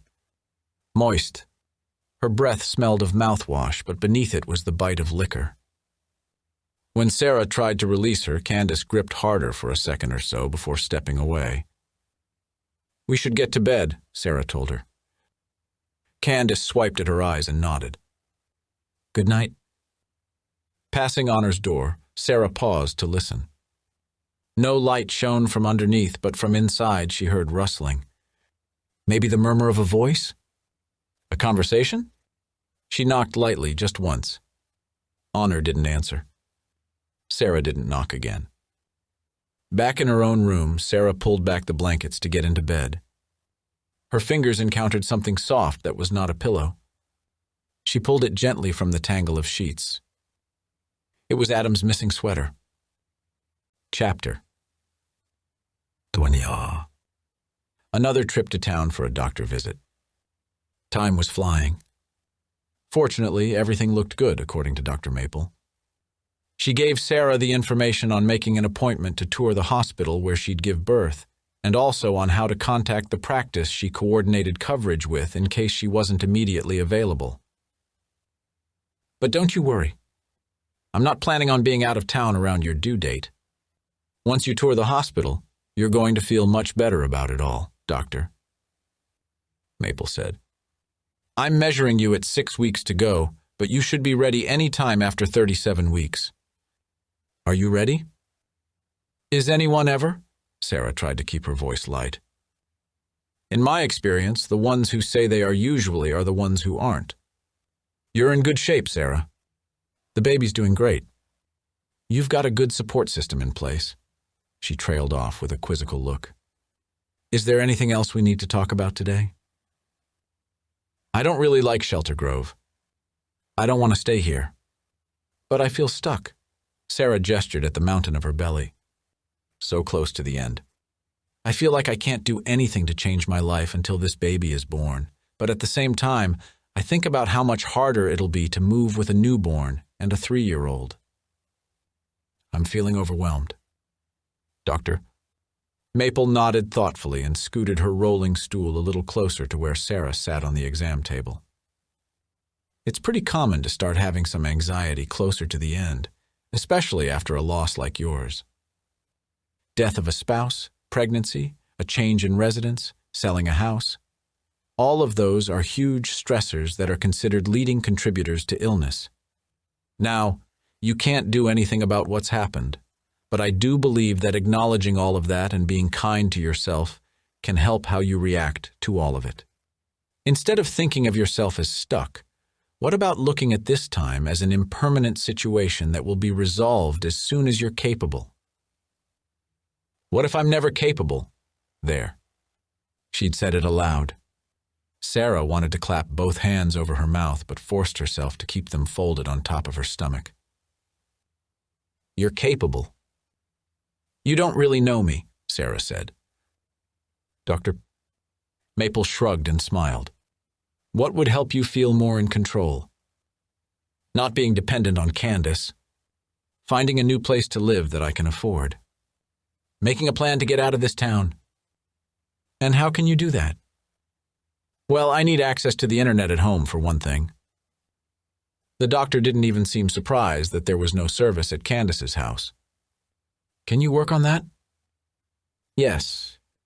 I'm going to the coffee shop after this appointment to get some things done, but I can definitely try to do more research into either a new cell phone plan or run the internet out to Candace's house. Or, Sarah said, thinking even more broadly, I can have her run me into town more often. Or I could look into buying a car for myself. It could be good for you to get out of the house. I know you're feeling ungainly, but being more active could help too. Nothing too strenuous, obviously, but it doesn't do anyone any good to sit around doing nothing. Doctor, Maple paused. If you really find that you can't deal with the stress, we can talk about options for treatment. Drugs? It's not my first choice or even second. I recommend some lavender essential oil on your pillow to help you sleep. Chamomile tea. I know you love your coffee treat, but switch to decaf for now. I'll see you back in 2 weeks, and if things still aren't better, we'll discuss the next steps for a prescription. Okay, Doctor? Maple stood and gave Sarah's shoulder a reassuring pat. At the coffee shop across the street, Sarah ordered a decaf coffee with cream and took a seat at the table in the window. The moment she got on the laptop she still didn't think of as her own, her email notifications began multiplying. She sipped her coffee, savoring it to make it last, and opened a browser window. She had an hour before Candace was due to show up with Ellie, and she wanted to make the most of it. She typed quickly. Out here in Shelter Grove, only one company provided internet. When she typed in Candace's address, she got the frustrating message, "New service not available at that location." All the more reason not to live out the rest of her days here in quiet, friendly Shelter Cove. She did a quick search on used cars she could get locally. A car meant insurance, maintenance, gas, a monthly payment. She didn't want to deplete her savings. She'd need money for an apartment deposit, first and last month's rents. She did another quick search of places in the Columbus area and almost slammed the laptop lid shut. Every place she checked cost nearly as much as her former mortgage payment. She looked up Cincinnati, Philadelphia. Rents in Brigantine were totally out of reach. Undaunted, she searched best place for single moms to live in the United States. A list of towns came up. Shelter Grove was not on it, not a shocker. Back to the used car listings. She needed something practical, reliable. Her search took her to the site of a local newspaper story about a dealership. Her typing fingers slowed. She hadn't thought about looking up the local news, but what else might she learn if she did? Her initial search didn't turn up much, so she expanded the date range. A few more hits turned up. The church fire had been almost 2 years ago. The story had been big enough to get picked up by the Columbus and Cincinnati papers, but the reporting was brief in each. She had better luck with a new search on Adam's father's full name. His obituary didn't tell her anything she didn't know, other than the date of his death. 3 years ago? For some reason, she'd assumed he'd died much longer ago than that. Sarah studied the photo. Adam favored Candace, but she could see him in his father's face, too. Something about the expression, the press of lips that was meant to be a smile but looked more smug. It wasn't a flattering comparison to the man she'd married. She scanned the block of text and sat back in her chair hard enough to slosh drops of coffee onto her keyboard. She wiped them quickly with a paper napkin, sending the cursor up and down, losing her place on the web page and setting off a pop-up ad. She tapped the trackpad to return to where she'd been. "Survived by," she murmured, "son Henry, daughter-in-law Sarah, and granddaughter Eleanor Granite." She stared at the words. Her own name, right there, honoring a man she'd never met. All these years, Candace had known about her and Ellie while she'd been kept a secret. Sarah could tell herself to just get over this 1,000,000 times, but she wasn't sure she would ever be able to. She went back to the search results. Pastor investigated for tax fraud. That one was beyond a paywall, but she could read the first few paragraphs. Pastor Peter had apparently been less than honest with the IRS about his income. She checked the date 5 years ago. More search results pulled up a blog post from a name she recognized, Rebecca of the purple-framed glasses. She'd written about a retreat, Pastor Peter at the helm. The photo she'd included showed Adam's father surrounded by a group of women, some of them the familiar faces of the other women who'd come to lunch. Clicking through to Rebecca's social media accounts, Sarah scrolled back to find other photos of Peter and Rebecca. The posts changed in tone right before his death. Lots of song lyrics. "Oof," she said under her breath. She knew what that meant. Next, she searched on Learning with the Lamb. The website was out of date and featured blog-style articles written by Peter, along with typical calls to action about paying for the subscription. She watched a minute or so of a sample video, but clicked away within the first minute. She didn't like seeing the face of her beloved on his father, spouting some kind of nonsense. The laptop pinged with new emails to Adam's account. He was still getting copied on some client messages, most of which she ignored. She opened one that had been marked urgent, but it was an automatic request from the accounting department for him to fill in his monthly expense sheet. Curious, she clicked the link, which took her to the company's cloud system, which she was unable to access without a password. On a whim, she tried. "I love Sarah!" It let her into a world where Adam Granat was still filling in his expense sheets, still replying to clients. A world where he was still alive. Sarah bent her head as the laptop screen blurred. She pressed her fingertips to her eyes, holding back the stream of tears. Of course, nobody at Flash Drive had forgotten about Adam's death.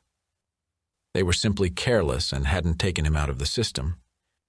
Or maybe for them too, leaving him alive, there was some kind of comfort. Eventually, they would remember to delete his user account. Eventually, he'd be gone everywhere except the memories of those who loved him. The coffee shop had been empty when she came in, but now a cluster of moms entered.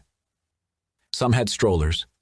A few had toddlers, whom they settled into high chairs they pulled from the stack near the sugar and creamer station. The moms looked bright and happy, with wind-flushed cheeks, sparkling eyes. They bought coffees and teas and pastries while Sarah watched surreptitiously, and with a longing that surprised her. If she packed up her things and went over there, her bulging belly the price of entrance, would she be allowed to join their club?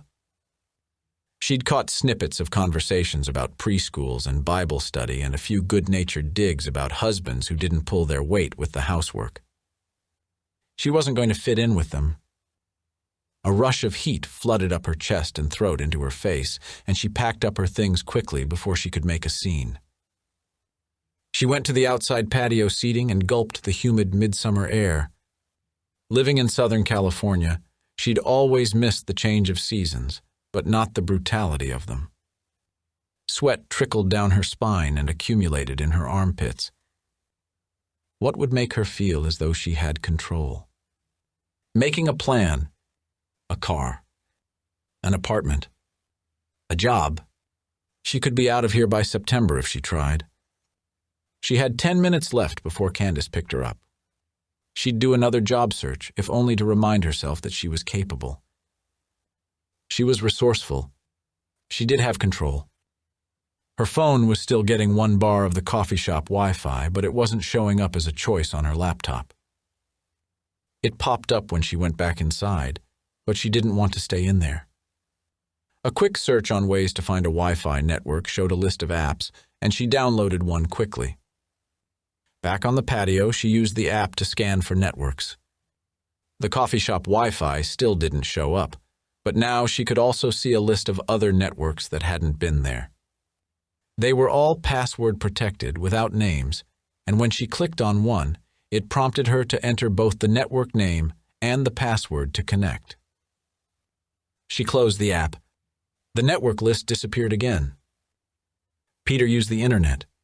It was all bundled in with the cable TV and the phone and my cell phone. No new service available? No new service. But there was still cable TV. There was a wall phone. And even if Candace proclaimed to hate it and never use it, she did have a cell phone. What was the likelihood that she'd somehow managed to cancel only one piece of the overall package?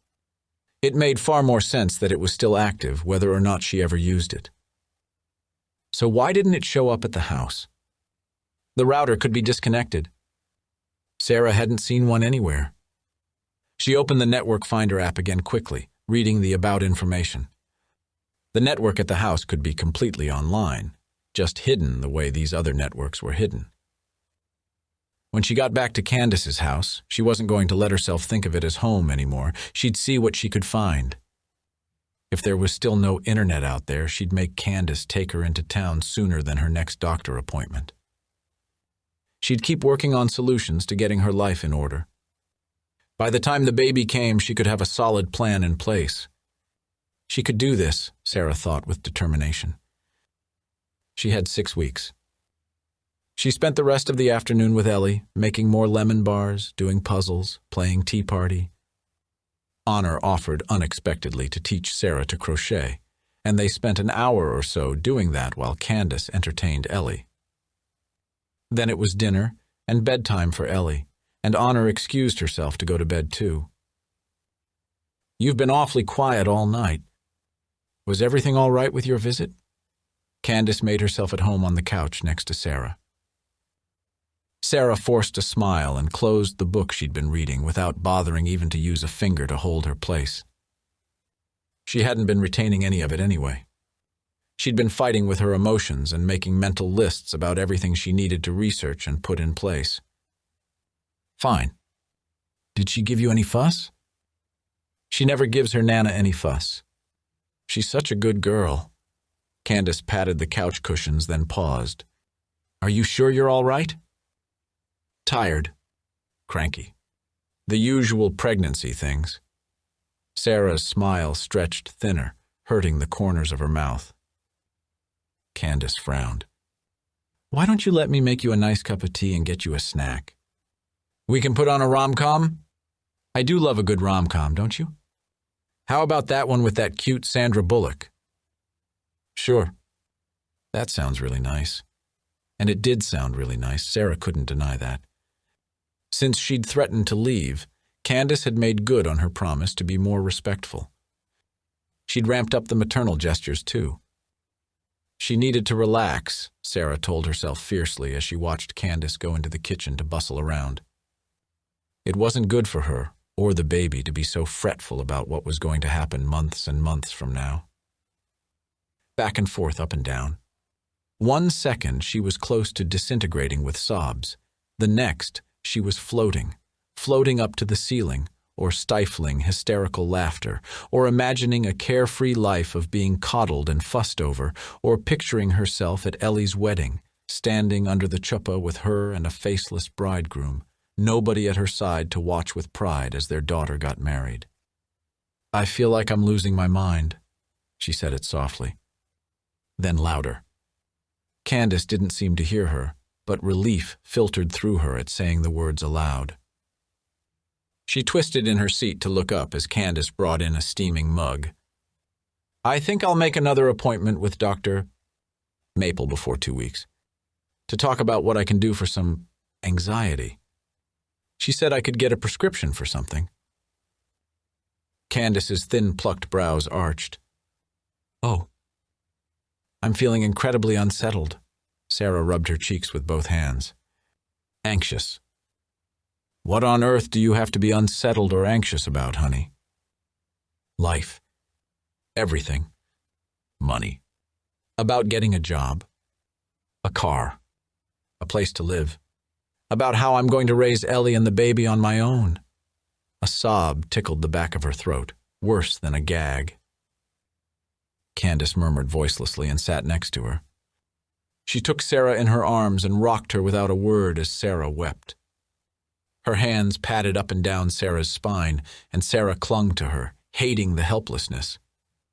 Powerless to stop. You've just got baby brain right now, honey. It's all going to be fine. You're here with me, and I'm going to take care of you and Ellie and our sweet little prince, and you don't have to worry about anything. Okay? It'll all work out. Those were the words Sarah had often longed for her own mother to say, but her mom had so often been swept up in her own struggles that she'd been the one to lean on Sarah. Thinking of her mother made Sarah sit back. She wrestled her emotions back under control. She'd always done her best to understand where her mother had been coming from with her fears and the methods she used to regulate them, but she hadn't always understood how her mother must have felt. She'd been too busy convincing herself she wasn't following her mother's path for that. Sarah was not her mother. She was herself with her feelings, her own fears and ways of managing them. I know it will, she said. She would make it work out. I think I'm going to turn in. Are you going up? No, I'm going to read a bit longer. All right. I'll just set the alarm and head up then. Good night. Night. Sarah waited for the sound of Candace's footsteps to reach the top of the stairs before she got out the laptop she'd last opened at the coffee shop. She logged into the app and waited while it searched. And then, one network found. Chapter 29. Are you sure you don't want to come along? Candace asked. Sarah pressed her fingertips to her forehead. I'm going to take it easy today. You all go on and have a great time. Candace gave her a worried look. Are you feeling all right? I'm feeling like I'm in my 3rd trimester. Candace had offered to take Ellie to a downtown festival. Live music, fried food, a petting zoo, that sort of thing. Honor was going along, which would give Sarah an unexpected few hours alone in the house. It had been 2 weeks since she'd found out about the hidden network, and she needed that time to look for the router. She'd already searched the entire downstairs as well as all the bedrooms. Last night, she'd tried the door to Peter's home office. It was locked, but Sarah was hoping Candace would leave the keys behind. The app didn't list the hidden network's name, only its existence. Without a network name, she couldn't connect, but their router in California had listed the information on a sticker, and she hoped the same would be true here. Candace and Honor had lied about having internet, or else they'd been paying for a bundled service they didn't know how to access. Either way, she wasn't going to bother asking them about it. She was just going to find the damn router herself and figure it out. They'd never even have to know. "You sure you'll be all right by yourself?" Candace fretted. "Totally," Sarah replied cheerfully. "I've got a set of booties to finish, and I plan to take a nap." Oh, how easily the lies came once they got started.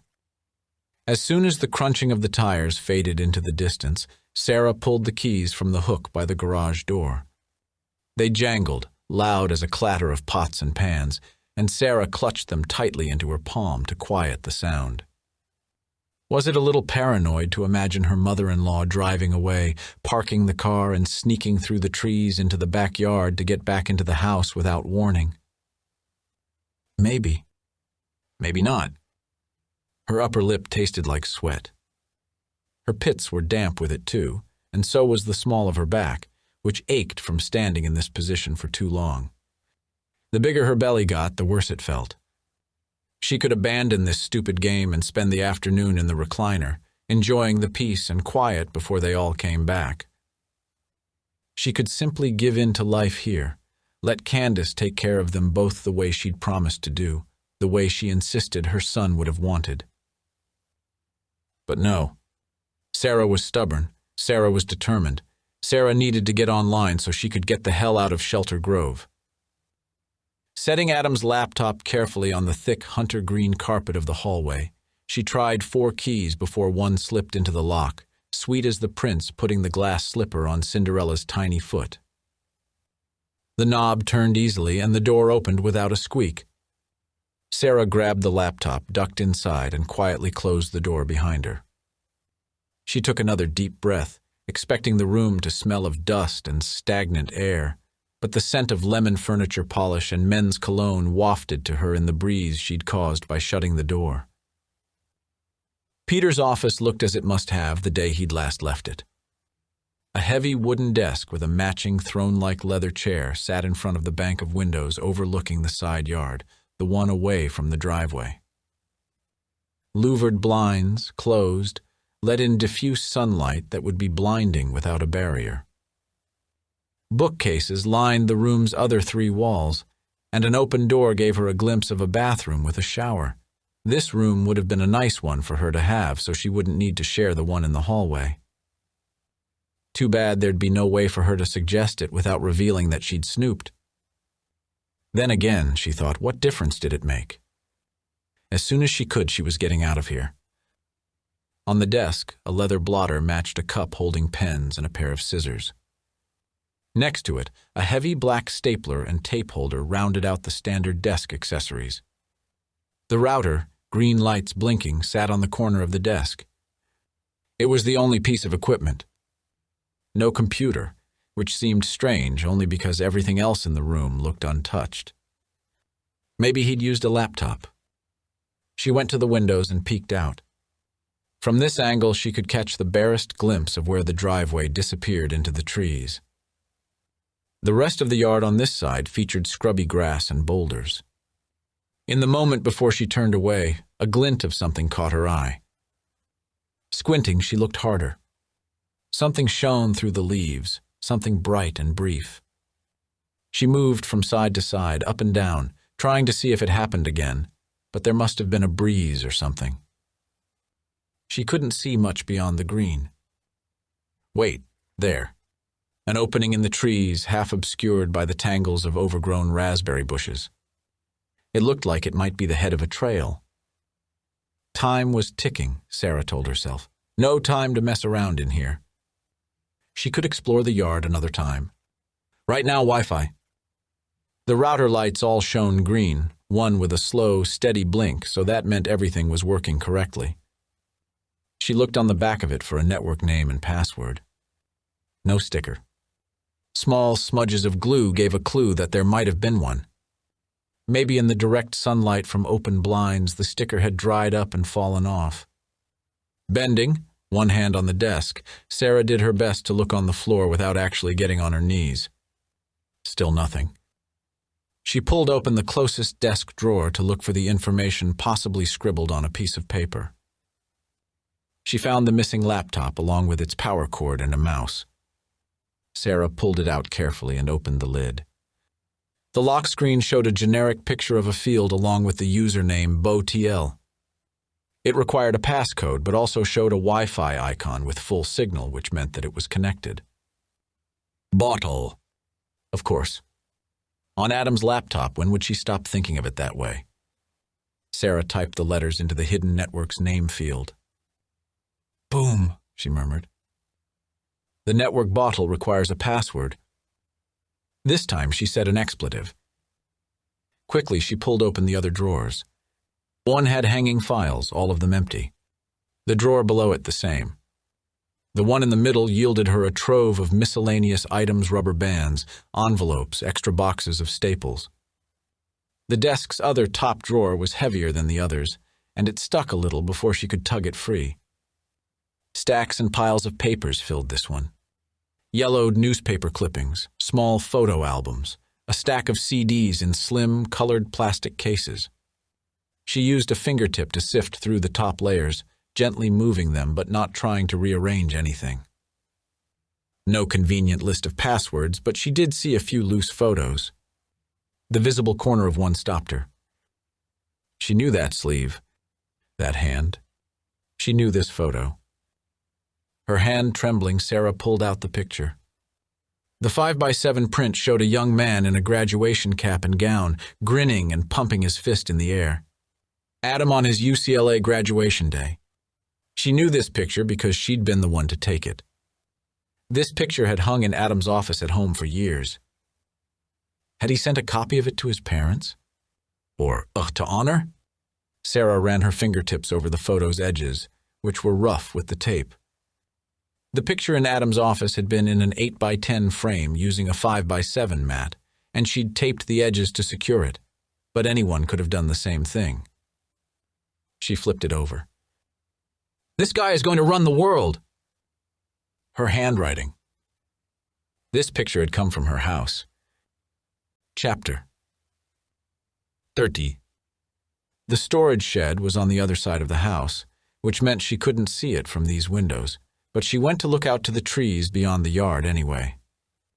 Think, Sarah, she scolded herself. Think. Had she packed up that picture? Taken it from the frame for some reason and tucked it in one of the boxes she'd had sent here to Ohio? She couldn't remember doing it, but she also couldn't remember throwing it away. She couldn't recall seeing the picture when she was cleaning out Adam's office of anything too personal for the estate sale. She might have. It was the sort of thing she'd have tossed into a box without looking at too carefully. But considering her state of mind when she was clearing out the house in California, wouldn't she have paid attention to a picture of her husband, taken moments before he'd proposed to her? If she had packed that picture, finding it in this room meant Candace or Honor had gone digging through her private artifacts. The back of Sarah's neck prickled into goose flesh. She crossed her arms over her chest. It was huge now, breasts straining the front of her t-shirt, belly stretching it below. She cupped her belly with both hands, looking down. A tiny foot pressed against her palm, and she cooed, wordless and soothing as she rubbed the bump. I'll take care of you, she whispered. Mama will always take care of you. She dug through the rest of the drawers. Glamour shots of Candace. A wedding photo of her and Peter. Candace wore a mermaid tail dress festooned with ruffles, huge puffed sleeves, and a matching headpiece. Sarah wanted to stop before she was forced to look at a photo of Honor and Adam on their wedding day, but as she shoved all the pictures back into the drawer, she found a snapshot of two young boys. One she knew at once was Adam by the shock of blonde hair.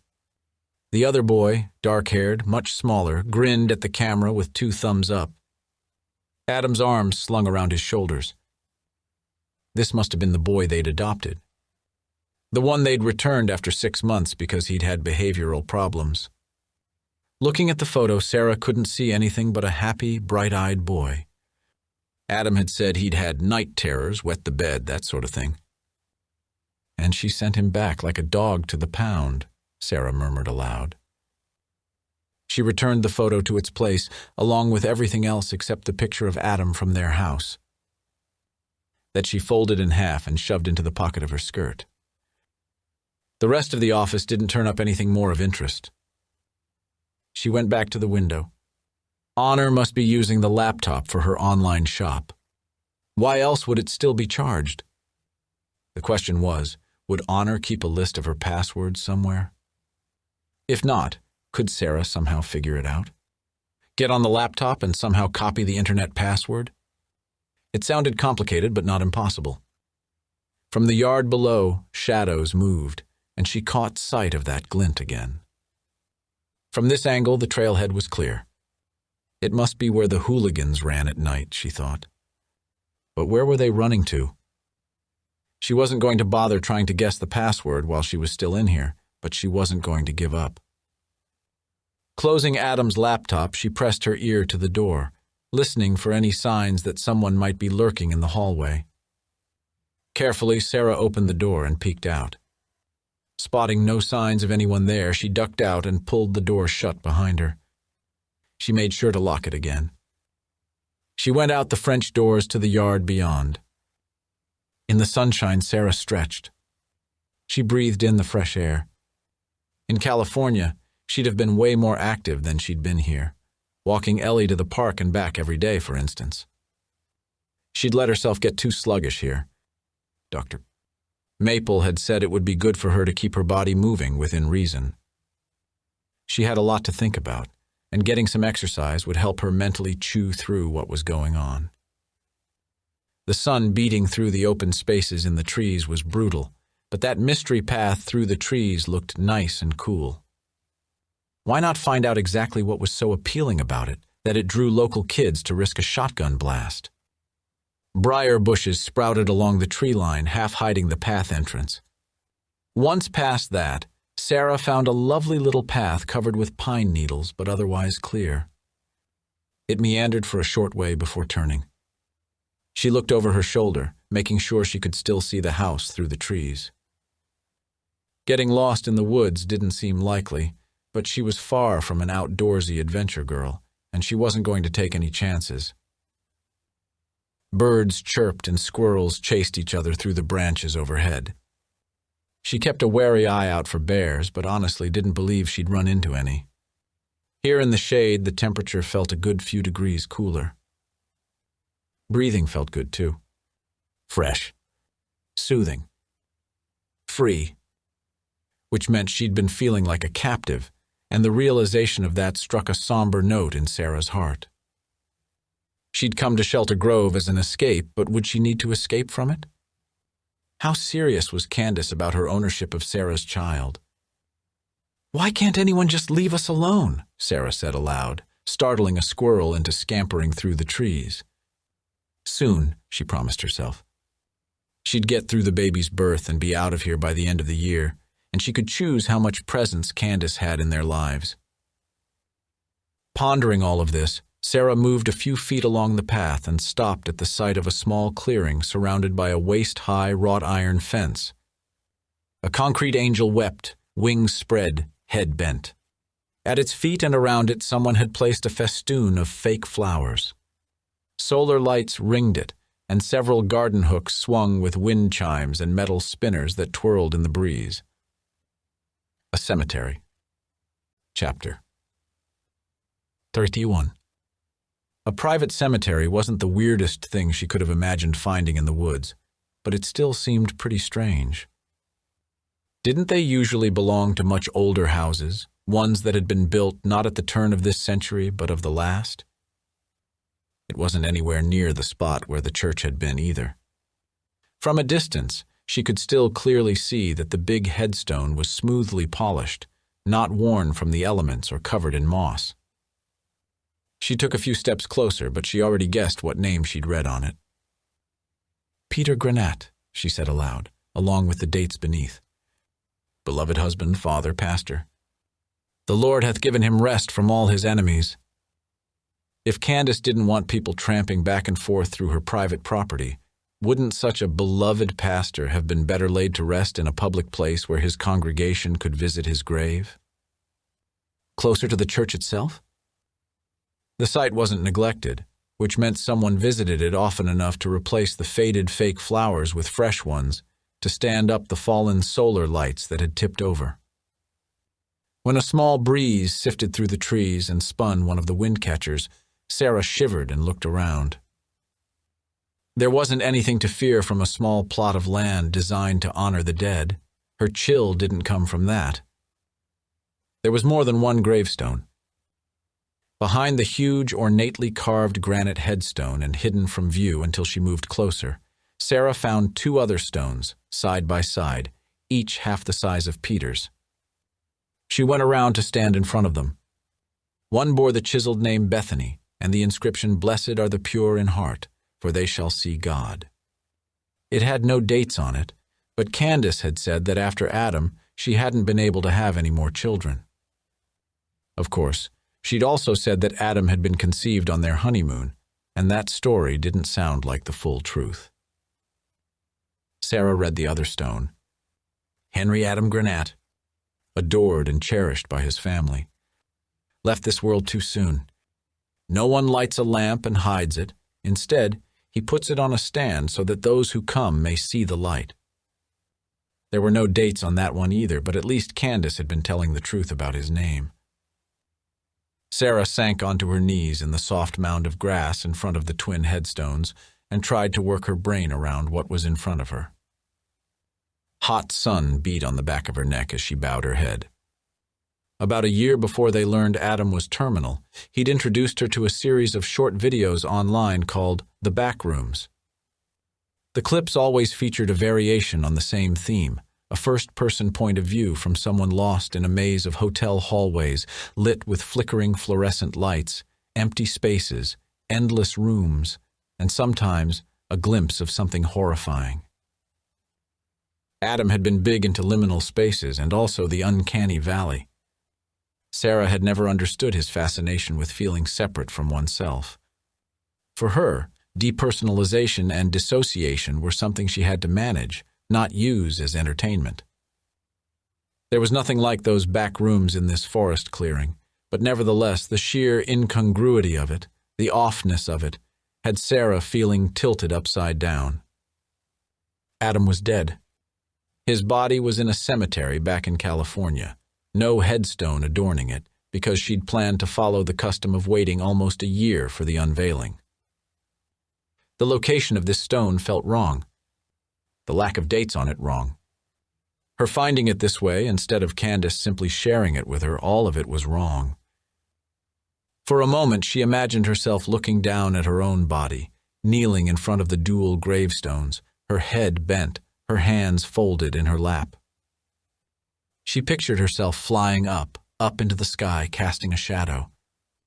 She closed her eyes before she could see the darkness curling out from under her, an echo of herself fixed onto the ground. Breathe, she reminded herself. One breath in. One breath out. She did not lose herself. The heat didn't help, nor did her thirst, but she concentrated on the grass under her knees and the sound of the birds chirping. The breeze lifting the wispy ends of her hair. Touch one thing. See one thing. Smell one thing. Hear one thing. When she opened her eyes, she focused on the stone next to Adam's. He'd never mentioned a sister, much less one who'd died. Sarah sat back on her heels. She was centered in herself. Here, present, real. It took some doing to get herself to her feet again, but she managed by putting one hand on the stone bearing her husband's name. "No," she said aloud. That stone had been carved with the name of someone her husband had refused to be.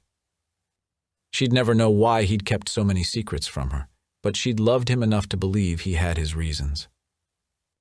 She had to. If she couldn't do that, then everything in their life together would become a lie. She searched the ground for a rock and placed it gently on top of his headstone.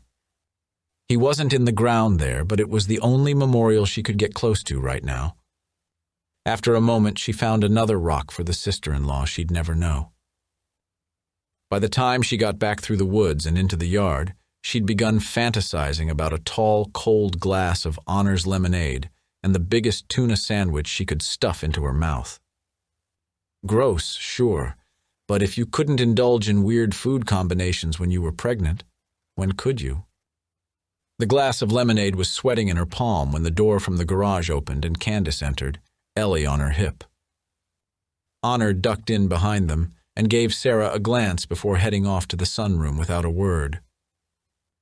Candace didn't quite stagger, but it was clear the toddler's weight was a lot for her, even though she tried to hide the huff and puff of her breath. She really should walk on her own, Candace.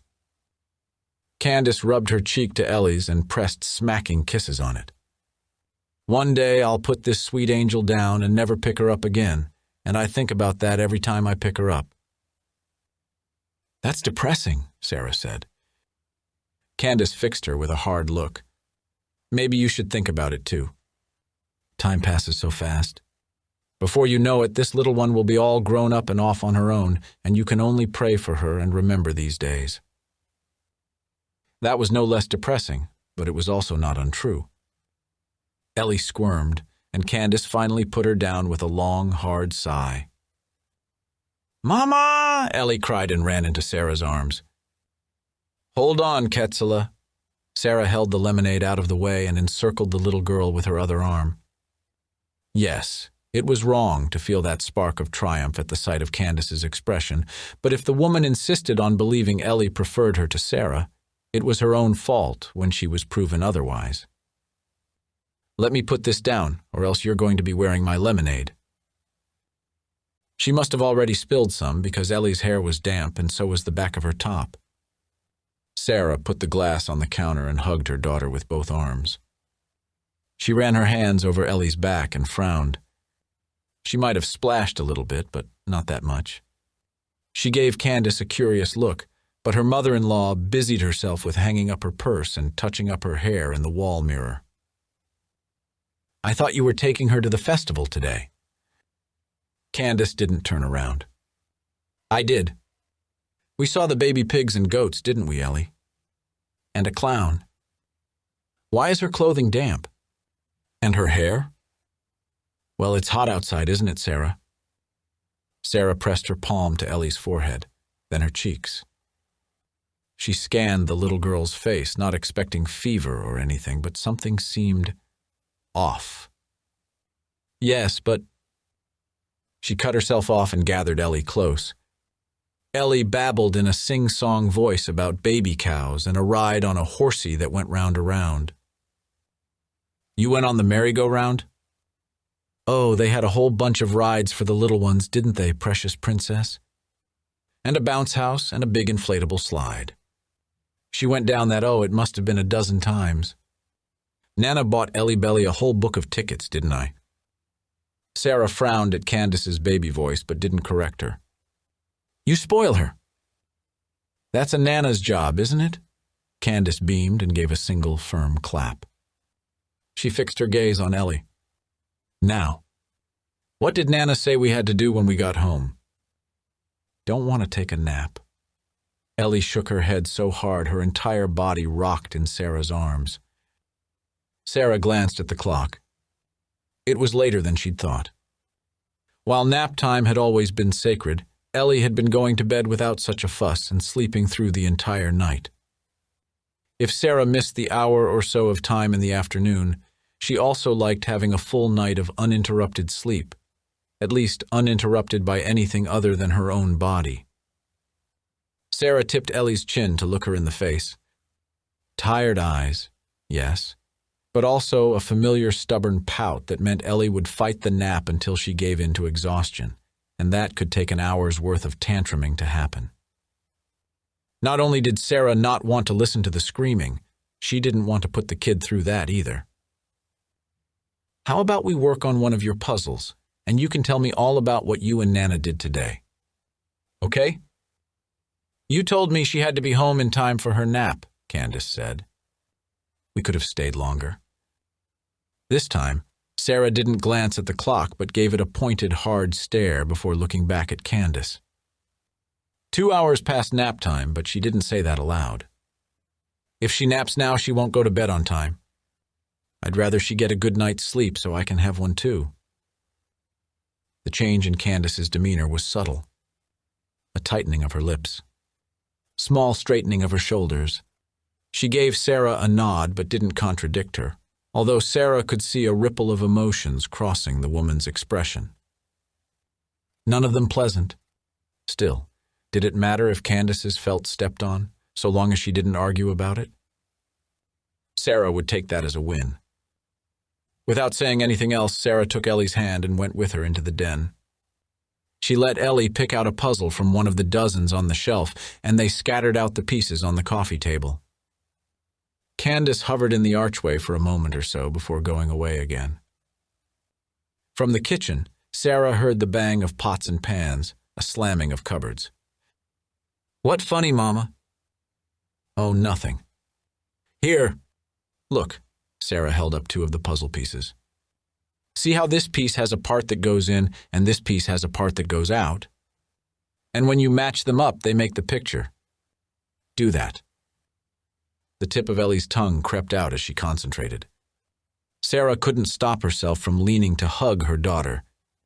Ellie's damp curls clung to Sarah's cheek when she pulled away. So what else did you and Nana do at the festival today?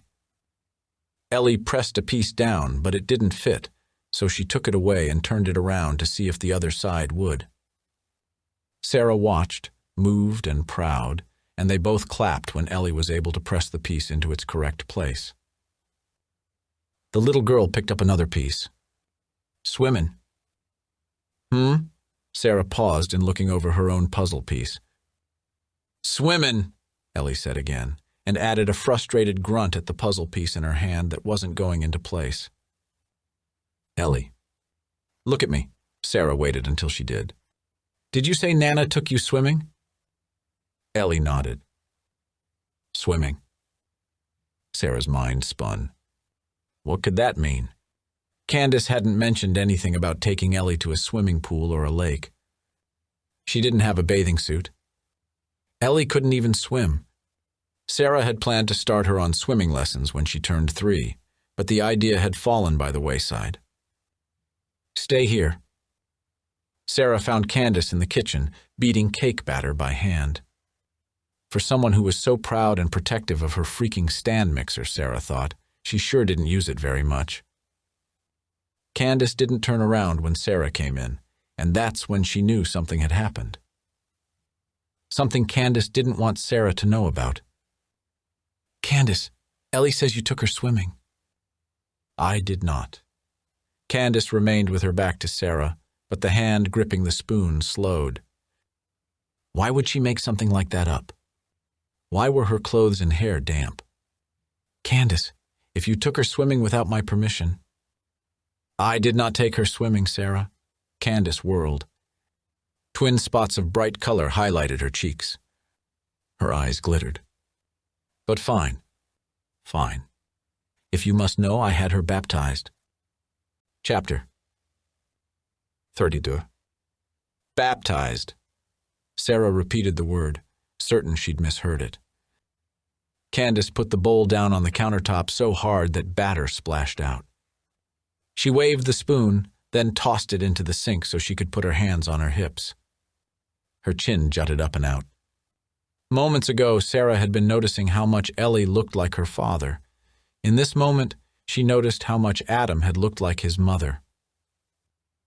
Yes. Baptized, Candace said defiantly. Sarah recoiled both physically and mentally. Her body took a step back. Her mind simply blanked. For a moment she looked down at herself, shoulder blades and the back of her head bumping the ceiling, her arms outspread, staring down at the top of Candace's head and Sarah's own. The only thing stopping her from flying up, and away into the sky, into the black vastness of outer space, was the kitchen ceiling.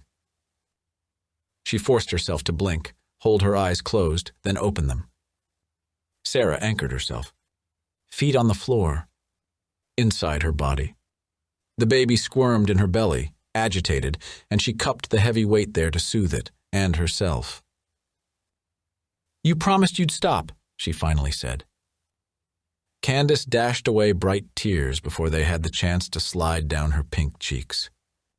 Her lips wobbled, and so did her voice, but she kept her gaze strong and fierce on Sarah's. "I had to." "You didn't have to. You chose to."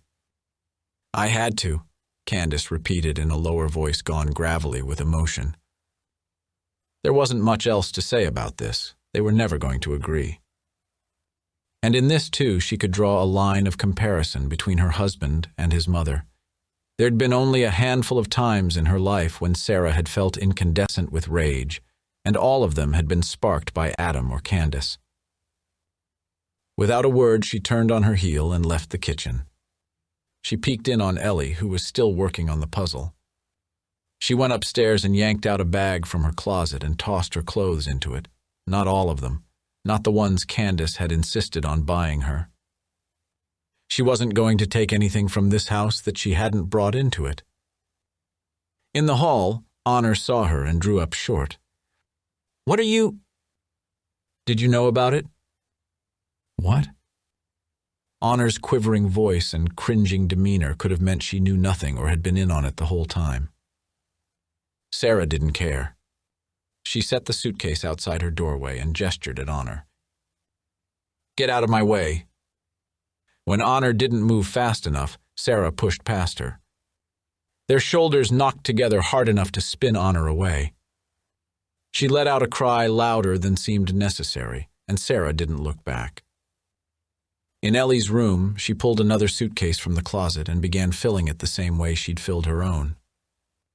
It was harder to leave behind everything Candace had gifted, because Ellie'd grown so much in the past few months that hardly anything they'd brought with them still fit her. Sarah struggled for only a few seconds to justify filling the suitcase. Her kid still needed clothes. She scanned the room for any of Ellie's old toys.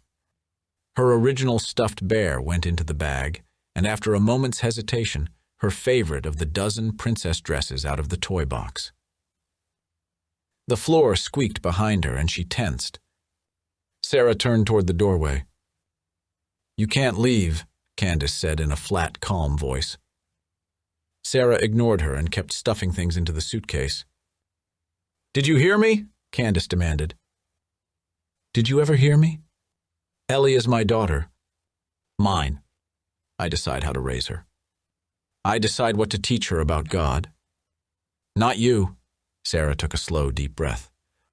"I've never, not once, asked or expected you to not practice your own faith, Candace. All I've ever asked is that you respect our right to practice ours." Her mother-in-law frowned. It was a little water and a few words. "If you really don't believe, then what harm did it do? If you don't understand, then I can't explain it to you. Let me finish packing our bags and we'll be out of here. I'll arrange for someone to pick up the stuff in the shed." "You can't leave," Candace said again. "Yes, I can. I should have already, months ago. Maybe I should never have come here at all." Candace's head swayed back and forth. "Don't say that. Don't go. I won't let you." "You can't really stop me," Sarah began, but Candace's short bark of laughter cut her off from saying anything else. The older woman didn't say anything else. She didn't really have to. Bars on the windows to keep a house of single women safe. The security system that locked the house up tight as a safe from dusk to dawn. It would be easy for Candace to simply keep all the doors locked the rest of the time, too. And without the code, there was no way Sarah would be able to get out without alerting her, At least, not from the ground floor. And how would she get out from the second floor, dangle herself from a window? Drop to the ground, risk hurting the baby? And what about Ellie? Even if she could get both of them out of the house, if Candace wouldn't drive them the 8 or so miles into town, how else could Sarah get them there? Everything that had kept Sarah feeling so safe was now going to keep her a prisoner. Candace's expression morphed into wide-eyed, innocent affront when Sarah said so aloud. "You're being ridiculous. Keep you prisoner? That's quite an accusation. Why don't you let me make you a cup of tea and we can work this all out?" "I don't want any tea. I want you to stop trying to convert my child. If you don't want to accept Jesus into your heart, well, that's your own business. But to deny it for your child? What kind of horrible mother would do such a thing?" "Your own child denied it for himself, so maybe you ought to ask yourself a similar question," Sarah said. "You don't understand!" Candace's voice shook, cracked, broke. Her hands curled into fists. She took a step into the room. "I had to for the sake of that sweet little angel. What if something happened to her and she was denied her eternal place in heaven because she wasn't baptized?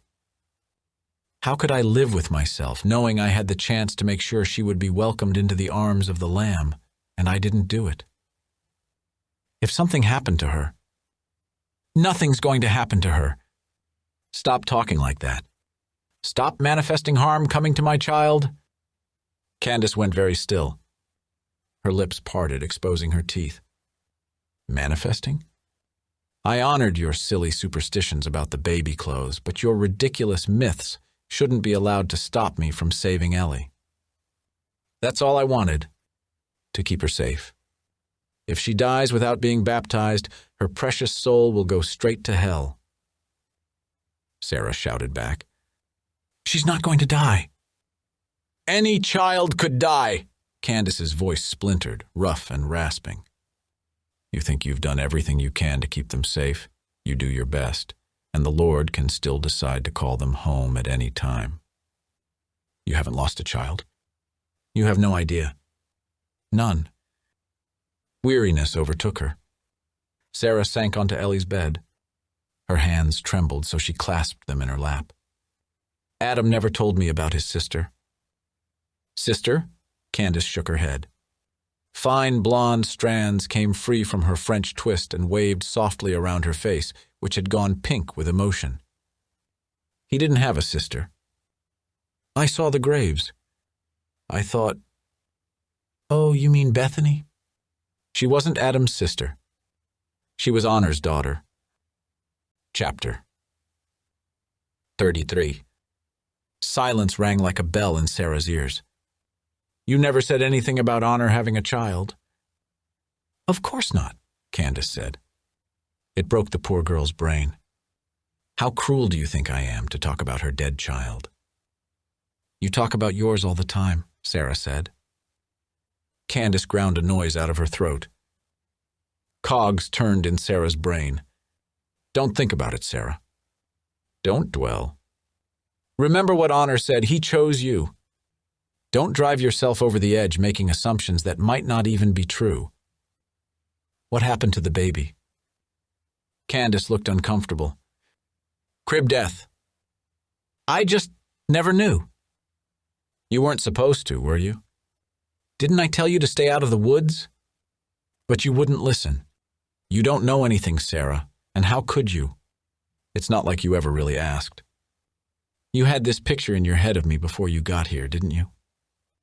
Because of things my son told you about me, about his father, about this life. Well, let me ask you this. What makes you think anything Henry ever told you about me, about his father, was true?" Candace looked angry, but she sounded defeated. "Worn down," Sarah could relate. "He never actually told me anything about you. You can't stand that, can you? You're so hung up on being special. It must drive you insane to know he made you nothing," Sarah said. Inside her, the baby kicked and squirmed, one small foot digging deep into a kidney. She had to pee. "If he made me nothing," Candace spat, What do you think he made you?" Candace sniffled and then took a tissue from the box on the desk Ellie was still too small to use. The desk she'd set up in advance of them coming to live here, Sarah thought, watching her. Everything she'd prepared in this house spoke to how long she'd expected them to stay, long enough for Ellie to start school, to need a desk where she could do her homework. It had seemed sweet when they got here, if a little bit overkill. Now it seemed more menacing. Candace had never intended for Sarah to move out when the baby was born. Adam's mother kept talking, seemingly unaware that Sarah hadn't so much as made a murmur to indicate she was listening. "You've never lost a baby, so how could you possibly understand what it's like? You think your grief entitles you to know mine? Or Honor's? I'm sure she would have talked to you about Bethany if you'd ever asked, but you never did." "Don't ask, Sarah." But she had to. "When did the baby die?" Candace didn't even flinch. "Right before Henry ran away." "Is that why he left?" "You'd have to ask him." Candace curled one frosted pink lip. "Oh, that's right. You can't ask him anything anymore." Icy fingers curled around the nape of Sarah's neck. She half expected to see her breath puff out of her. "I don't believe Adam fathered a child with someone before we met and he never told me. I won't believe it." Why should it matter if he did? It was a girl. What's that supposed to mean? Candace's gaze fell at once to Sarah's belly. Cooing incoherently, she reached to touch it.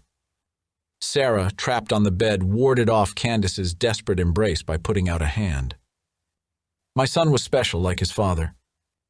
And his son will be special too." "I need you to stop," Sarah said as firmly as she could while trying to keep her voice from shaking. "Stop all of this. It's not right." "It's not right to be excited?" Candace fell back with a frown, but her fingers still curled with yearning, straining toward Sarah's belly. No. She wasn't reaching for Sarah at all, but the child inside her. Sarah kept her hands out, pushing forward as she took a step sideways. Her mind raced, thoughts tangling. She needed to get herself settled, she thought, her eyes fixed solidly on Candace to be sure the other woman didn't suddenly lunge toward her. She needed to be calm, to pay attention. She could not dissociate. She could not drift. She needed to figure out how to get herself and Ellie out of this house. "Hasn't your life been easier since you got here? No worries about anything? We've cooked for you, cleaned up after you. We've watched over Ellie so you could do whatever you wanted. When you got here, that child was a beast at bedtime, but I took care of that, didn't I?" "She goes right to sleep, right like that," Candace snapped. "Nana's little pink drink works every time, and then we all can get a good night's rest." Little pink... what? Sarah's throat constricted as her mind raced. All the nights Ellie had gone to sleep without crying. How she'd slept through the alarm going off. How she'd gone back to sleep after being woken. "What did you give her?" "A little allergy liquid. It puts them right to sleep." "At least it wasn't a sip of whiskey, which is what my mother's mother used to use," Candace cried, indignant. Sarah choked on a reply, struggling to form a rational sentence after the horror of discovering Candace had been drugging her daughter. "You could have made her very sick. Or worse." "Don't be stupid. It's rated for children." Honor appeared in Ellie's bedroom doorway where she lingered silently. Candace turned and snapped at her. "Did you bring it?" "Yes." Honor moved forward with a small zipper pouch and handed it to her. "Sarah," Candace said in a sing-song, pulling something from the pouch. One hand went out as she approached Sarah. The other held not a bottle of allergy medicine, but a prescription bottle. "Let's get you calmed down." "What is that?" "No!" Candace and Honor both moved to flank her, cutting off access to an easy exit. Sarah froze in place, thinking desperately. She kept her eyes on the bottle. Tried to keep her voice calm, but failed.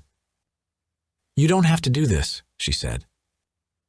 Candace clucked her tongue against the roof of her mouth. Come on now, Sarah. It's all going to be okay. Don't hurt my baby. You said yourself you wanted Dr. Maple to get you something to help you calm down. This is just a little something to help you get some sleep. Perfectly safe, Candace said. I don't want it. I don't need it. Sarah held up her hands and Candace stopped coming toward her, and for a moment she had a flash of hope that this wasn't going to go as badly as she was thinking. You're not thinking straight, Candace told her. Sarah looked past her. Honor. Call the police. The police aren't going to come all the way out here just because you're having hysterics, Candace said. Sarah gritted her teeth. What are you going to do, drug me up so I can't try to leave? Are you going to keep me sedated for the next month? Is that the plan? Candace laughed, but Honor didn't. Sarah slid one foot to the side, followed by the other, and inched toward the doorway. It didn't help her. Both women moved at the same time to block her path. She cast Honor a desperate look, but the younger woman wore a blank expression. Come on now. Be a good girl and take this pill, Candace said in an infuriatingly calm voice. With a lunge, she grabbed Sarah's arm and pulled her forward. Fuck. You! Sarah bit out and braced her feet on the floor as she used her entire force to bring her hammer fist down, hitting Candace's forearm and breaking her grip. Possibly breaking Candace's arm, too. Candace went sprawling, knocking Honor off balance as she tried to catch her with one arm. Sarah ran, lumbering past Honor, who made a half-hearted attempt to grab her. Sarah ducked her and headed for the stairs. She had to get to Ellie. And then what? Think, Sarah commanded herself as she headed for the stairs. Raised voices followed her, but she didn't dare take the time to look over her shoulder. They caught up to her, of course, at the top of the stairs. Candace, Honor on her heels. Candace reached for Sarah, mumbling a string of words she couldn't interpret over the buzzing of panic in her ears. Candace's voice was calm, but her face was annoyed. She had both hands out. It's just to help you sleep, Sarah. Sarah put her hand on the railing, gripping it hard as she took the first step. Honor, grab her! Hands raked down Sarah's back, yanking her shirt, pulling her backward. Sarah jerked herself away. Candace hollered incoherently. The bottom of the stairs went wavy and distant, like Sarah was looking at them through a rain-covered window. She tried to step back onto the top landing, but with Honor and Candace behind her, she had no space. They grabbed her, pulled her, and she pulled free. Then there was open space beneath her feet, and she was flying. Chapter D. 34. Sarah's grip on the railing tore free, and her hands slapped each post, thunk-a-thunk-a-thunk as her feet skidded out from under her. Her butt hit each riser, sending pain shooting up her spine. At the bottom of the stairs, she sprawled on the cold, hard tiles and looked up to see Candace and Honor both staring with wide eyes and exaggerated open mouths. She hadn't tumbled head over heels, and she hadn't bumped or landed on her belly, Baruch Hashem, but her body hurt and her head spun. She pushed herself as upright as she could, ungainly as a turtle on its back. Her palms pressed the cool floor as she tried to get onto her hands and knees at least, and then from there to her feet. Candace hurried down the stairs to kneel next to her. You just calm yourself. Don't you move. What on earth were you thinking? Stupid, stupid girl. I was thinking, Sarah gritted out, about getting away from you. She shrugged off the arm Candace slipped behind her shoulders, but the other woman persisted. Honor had also come down the stairs, more slowly, and stood on the bottom step to stare at them both. Sarah groaned as she rocked her bulk, but it was useless. Even if she got herself up, what was she going to do? Run? Mama? Ellie came out of the den to stare at them. You okay? She's fine, sweetheart. Mama tripped, that's all. Why don't you go with Honor and she'll make you a snack? Honor! Candace snapped when the younger woman didn't move immediately. "Take the child." "Leave her alone," Sarah said. Honor clearly wavered, but when Candace stood up and flapped her hands at her, she took Ellie by the hand to go into the kitchen. Candace bent again to pull Sarah upright. Sarah wanted to protest, but she wanted to get up off the hard floor even more. "Come on. Let's get you up. You skidded down those stairs like you were in a Three Stooges movie, my word." Together, with a struggle, they got Sarah to her feet. Breathing hard, she gripped the railing and closed her eyes, concentrating on her body to catalog her aches and pains.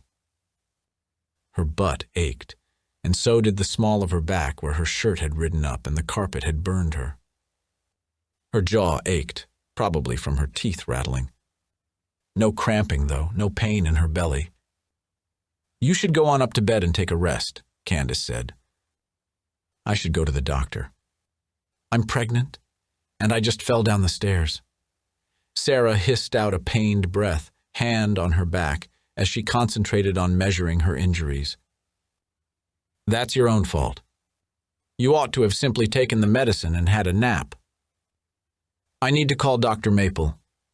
Sarah limped over to yank the handset off the wall. It took her a minute to figure out how to use the dial.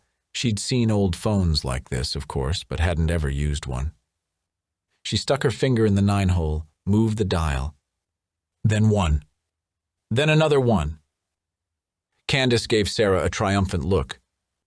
"It's not connected." Sarah pulled the handset from her ear and looked at it. "You need a dial tone. Isn't it funny how you kids are so tied up with your gadgets? You have no idea what it's like to use a telephone? So caught up in your internet and your smartphones. It's like you can't live without them." Candace laughed airily. "You said you used this one." "Guess what?" "I don't." Candace laughed again. "Honor's phone gets a signal." Sarah ran her hands over her belly, around and around. The baby shifted, pushing a tiny foot against her palm, and she said a silent prayer that it was moving. Now that her heart had stopped pounding, aside from the scrapes and some bruises she could feel forming on her elbow, she didn't feel terrible. She was lucky. "Honor's?" Candace spun on her heel and stalked into the kitchen, hollering for Honor. Sarah followed. She helped Ellie out of her chair and whispered for her to go upstairs and play with her toys. Ellie gave Candace the side-eye and ran off at once while Sarah stood up to face her. She was fighting with Honor over something from the younger woman's pocket. Her phone. "You went behind my back?" "How dare you!" Candace tore the phone from Honor's hand and swiped at the screen before shoving it back at her. "What's the password?" "You don't have to tell her, Honor," Sarah interjected. "Let me have the phone. I won't let her see it. I'll make the call and give it right back." Candace turned on her. "You. Shut your whore mouth. This is none of your business." Tears leaked down Honor's cheeks. "Mother Candace, I'm sorry." "You shut your mouth, too. What have you been doing on this?" "Password." At Honor's mumbled answer, Candace slapped in some numbers. She swiped furiously at the screen. Sarah's bowels burbled. She pressed her thighs together, a hand on the back of the kitchen chair, as cramps rolled through her. She needed the toilet, and urgently. "Please call Dr. Maple, Candace." "Fine." Candace held up the phone. "I'll call her right now. I need to use the bathroom." Sarah moved as fast as she could to the powder room, where she managed to get her leggings down and her butt onto the seat before her body betrayed her. She groaned as more cramps rippled through her guts and heat rushed out of her. It was better than throwing up, but not by much. It took her a few more minutes to finish up and wash her hands. She gave Jedi Jesus a long, hard stare, hoping he was ashamed of what was being done in his name. She heard her own name when she opened the bathroom door. "Oh, no, doctor, it was nothing you did."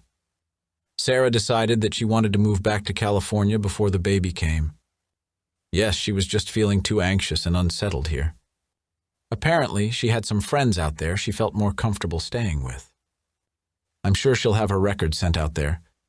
Yes, it was rather sudden, but it's not like I could keep her here against her will, right? Candace's voice rose in a light lilt, not quite laughter, but nothing in it that would raise any suspicion. You take care, too. Bye now. She disconnected before Sarah had the wherewithal to shout out in protest, and the hope she'd been harboring faded and died. Like a flower pressed between the pages of a book, it crumbled to dust. Dr. Maple would have no reason not to believe Candace's lie. She wouldn't try to get in touch with Sarah. She wouldn't have any idea that Sarah was, in fact, being held against her will. Who's going to take care of me when the baby comes? Sarah demanded when she made it back to the kitchen. She looked to the hook by the garage. The keys were gone. Her fists clenched, and she wanted to give up, but she couldn't. Candace tutted. Don't be so dense. You know perfectly well I'll take care of you. I've lost count of how many babies I've delivered over the years. You're in good hands. My hands. You told the doctor I wanted a home birth. Did you plan this from the start? To have me deliver here? Women have been having babies at home since Eve gave birth to Cain. Yeah, and a lot of them died, Sarah snapped. What if something goes wrong? You're such a worrywart, Sarah, my goodness. Trust in God. I almost died when I had Ellie. I bled out, almost hemorrhaged to death, Sarah said desperately. Candace snorted her derision. You're lying. I saw on Henry's internet picture account that everything went fine with Ellie's birth. He said you were a real champ. You labored at home for a few hours, then went into the hospital, got checked in, you were ready to push, and boom, out she came. Our beautiful Ellie, that's what it said. It really should have been Eleanor. Sarah closed her eyes. That was exactly what had happened. But you didn't hear it from him. You saw it on his social media.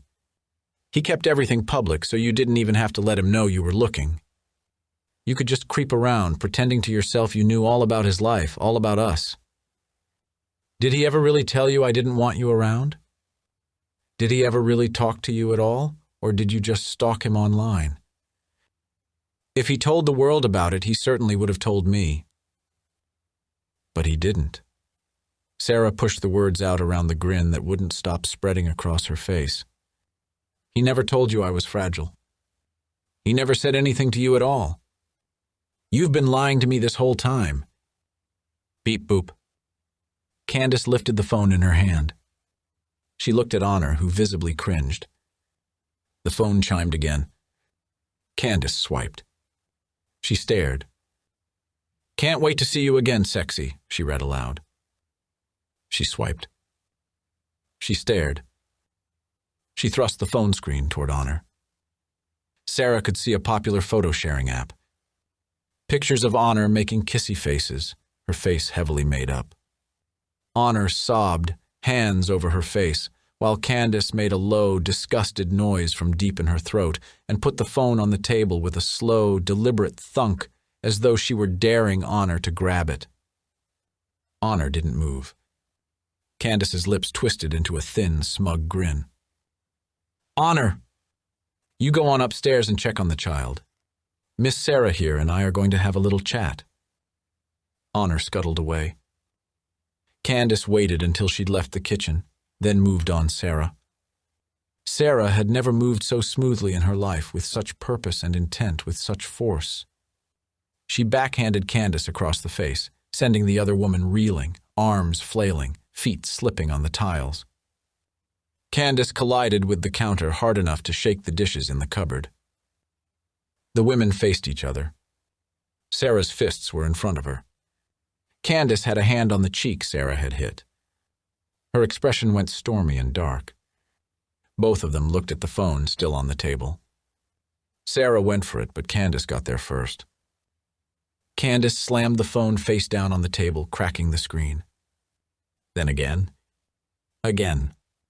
The phone broke apart, and Candace threw the pieces of the phone into the trash. Breathing hard, she faced Sarah. "You're lucky I don't put you out on the street right now. What would you do then?" "I want you to put me out on the street. I want you to let me out of this house. I want you out of my life." The other woman's gaze dropped to Sarah's belly. Her face worked. Her hands made fists. She looked again at Sarah's face with a grimace. "After the baby comes, I don't really care what you do," Candace said. "But until then, you're staying right here." Another surge of discomfort rose inside Sarah's gut, and she concentrated on breathing through it. It felt like food poisoning, but faded without her having to run to the bathroom again. Sarah shambled to the front door and tugged at it, but it was locked, and even when she turned the bolt, it wouldn't open. With a low growl, she went to the security system and flipped open the cover to hit the panic button. The alarm blared. "We'll see what the police have to say," she said. Candace came out of the kitchen. "The police aren't going to come." The horrendous wah-wah drilled into Sarah's ears, so she made no protest when Candace pushed past her to stab in the code. Silence fell, but Sarah's ears still rang. She could hear Ellie crying from upstairs and Honor soothing her. "What good is a security system that doesn't call the police for you?" Sarah put both her hands on her lower back and rubbed at the ache there. "It's to scare people off from trying to break in, I told you that. The people in town have hated us ever since Peter built his church on our land and they couldn't tax us anymore. The system has to be connected to the internet if you want it to call the police automatically, and I told you I don't have it out here," Candace said. "Now come on and have some tea." Sarah slapped her hand away. "You're delusional. Also, I know you're lying about the internet. I found the hidden network and the router up in Peter's office, and I found the photo you stole from my house. So stop your lies. All of them." Candace froze, eyes going wide. "What router? What are you talking about? I didn't take any photos from your house. I found it all in the desk drawer upstairs. Peter's office." Candace pushed past Sarah and headed for the stairs. Sarah followed, but had to pause for another wave of cramping to wash over her. She was sweating but clammy. Her butt ached and so did the small of her back. She held onto the railing and looked to the top of the stairs where Honor stood. "She's going for the router," Honor said. Chapter 34. "Stop her, Honor!" But Honor looked too scared to move. She only shook her head and backed away. Sarah had no choice but to rush to the bathroom and evacuate her bowels again. More sweat collected on her forehead and upper lip, and the room spun a little bit as she managed to get through the worst of it. She splashed her face at the sink and waited to see if another rush would run her over. She felt okay for the moment. By the time Sarah got up the stairs, Candace had destroyed the router in the same way she'd demolished Honor's phone. She'd left the pieces scattered on the desk and was berating her. Honor took the insults without looking up from the floor. "You went behind my back all this time." All these years. "I gave you a roof over your head, I fed you, I clothed you, I treated you like my own daughter." Candace's voice shattered into sobs. She beat her breast hard enough that the thuds sounded as though they'd leave bruises. "For what? So you could keep sneaking off in the night to have your nasty sex hookups? So you could mock and betray every blessing you've ever been granted?" Candace spun around to Sarah. "Now you see why I had to lock everything up? It was to keep her safe. To keep us all safe. Well, you can forget about helping yourself to whatever you want from my refrigerator, letting yourself in and out of my house, taking advantage of my generosity. I've got the keys, and don't you think you'll get them away from me? The two of you can sit and stew in your own godlessness. The sight of you makes me sick to my stomach." Candace left the office. Sarah closed her eyes, getting in tune with her body. All the years of separating herself from it, and right now she didn't think she'd ever been more focused and aware of each part of her. Every sensation, breath, the thump of her heart, the push and pull and tension of her muscles as she moved. Are you okay? Is it the baby? I'm trying not to poop my pants, Sarah said matter-of-factly, and let out an abrasive chuckle.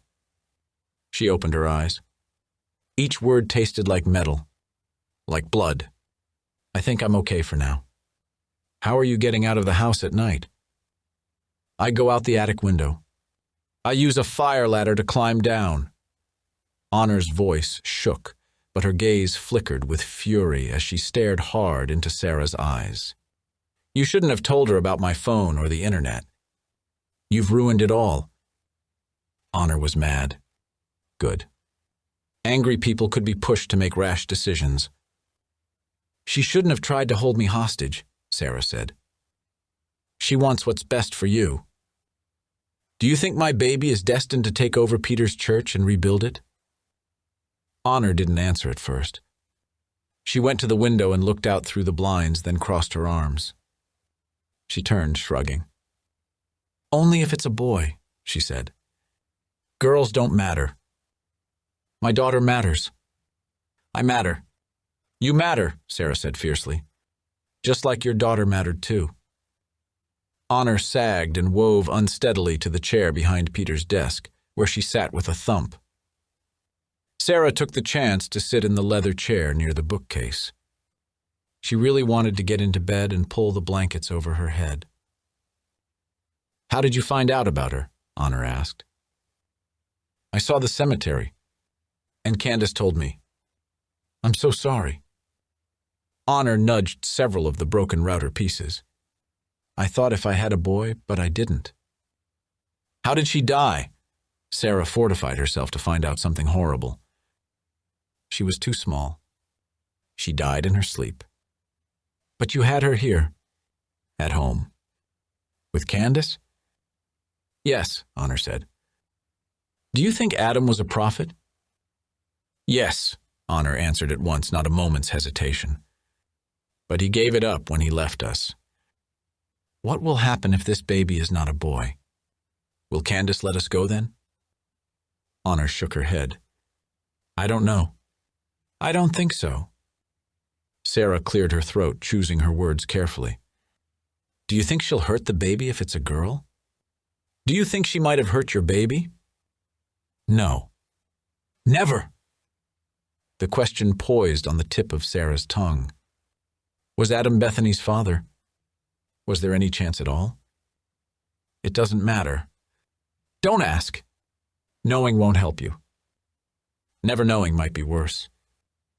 He chose you, she reminded herself, and forced herself to remember the man who'd loved her, not the one who'd betrayed her. How do you get up to the attic? Sarah asked. Honor hesitated. There's an access through the ceiling in Ellie's closet. Sarah caressed her belly. There was no way she was fitting through a panel in the ceiling of a closet. A thought occurred to her. You can get her keys, get the car. You can go into town and bring back help.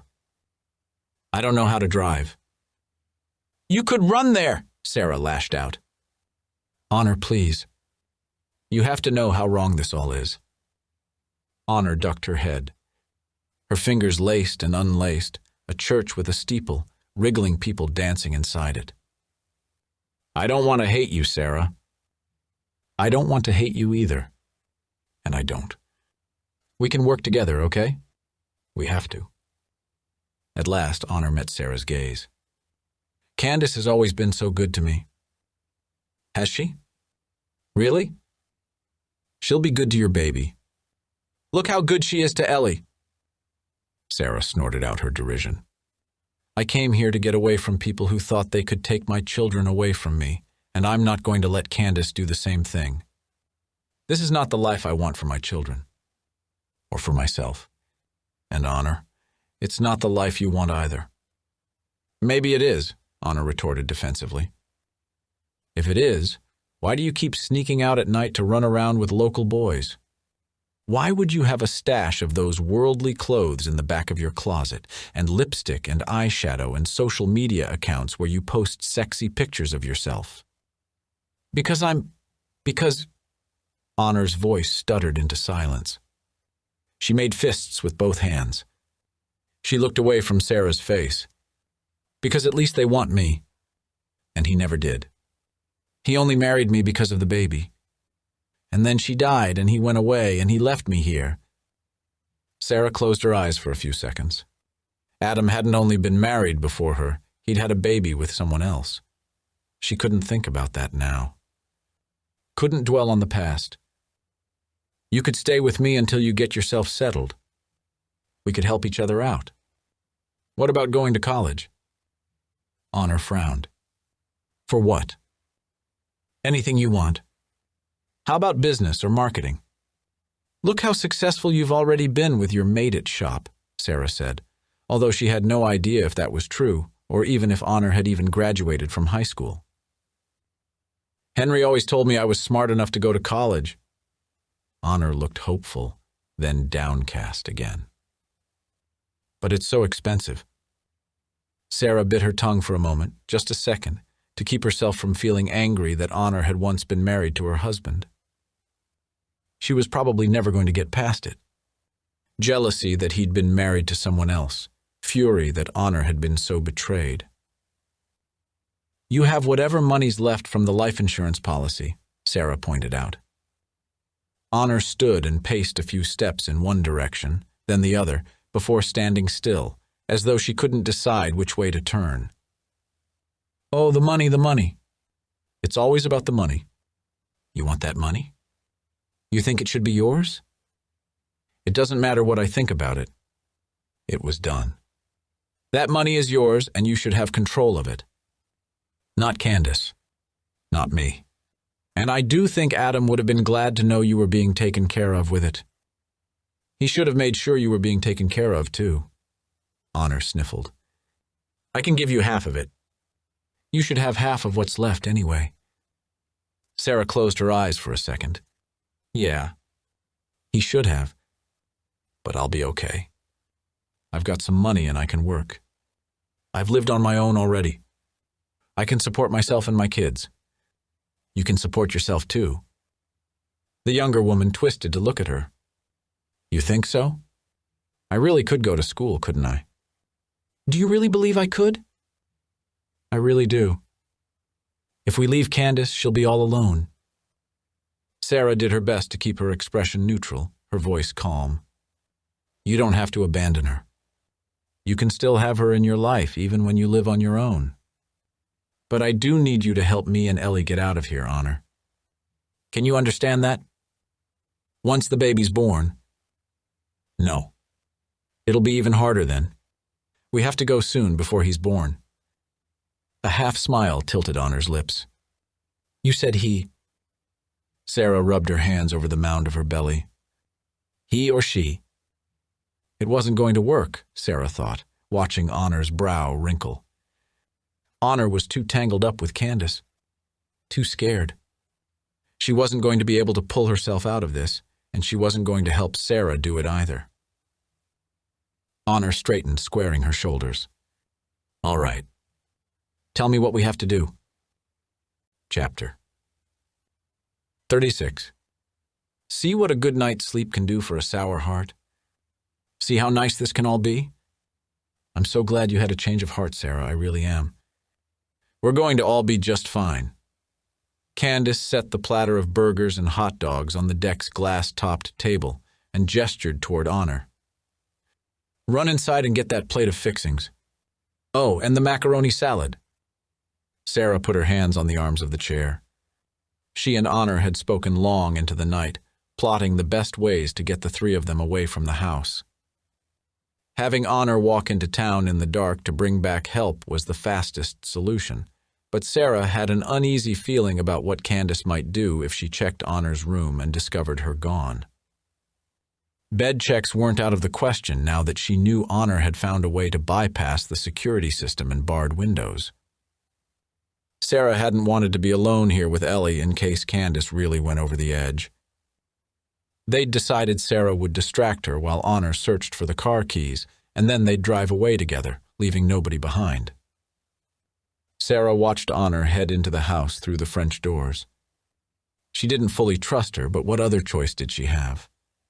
Honor had said she wanted to help, But when it came right down to it, Sarah didn't think Honor would be able to hurt Candace, and wasn't that what it would come to? They'd have to find a way to incapacitate her. "How are you feeling today, honey? Is your stomach all right? No more doodle troubles?" Sarah cringed inwardly at the euphemism. "Much better, Candace, thank you. It's the first sign, you know. Your body flushing everything out. Are you sure you're not in labor? If you are, you shouldn't be eating such a big meal." "I'm not in labor," Sarah said tightly. "I'm only 36 weeks. Candace clucked her tongue. "Babies are born at 37 weeks all the time. Ellie, tell Nana what you want. A burger or a dog?" "She'll have a burger." "No cheese?" Candace scoffed. "Of course she can have cheese on it. She needs it for those growing little bones, doesn't she?" A ripple of discomfort passed through Sarah's abdomen.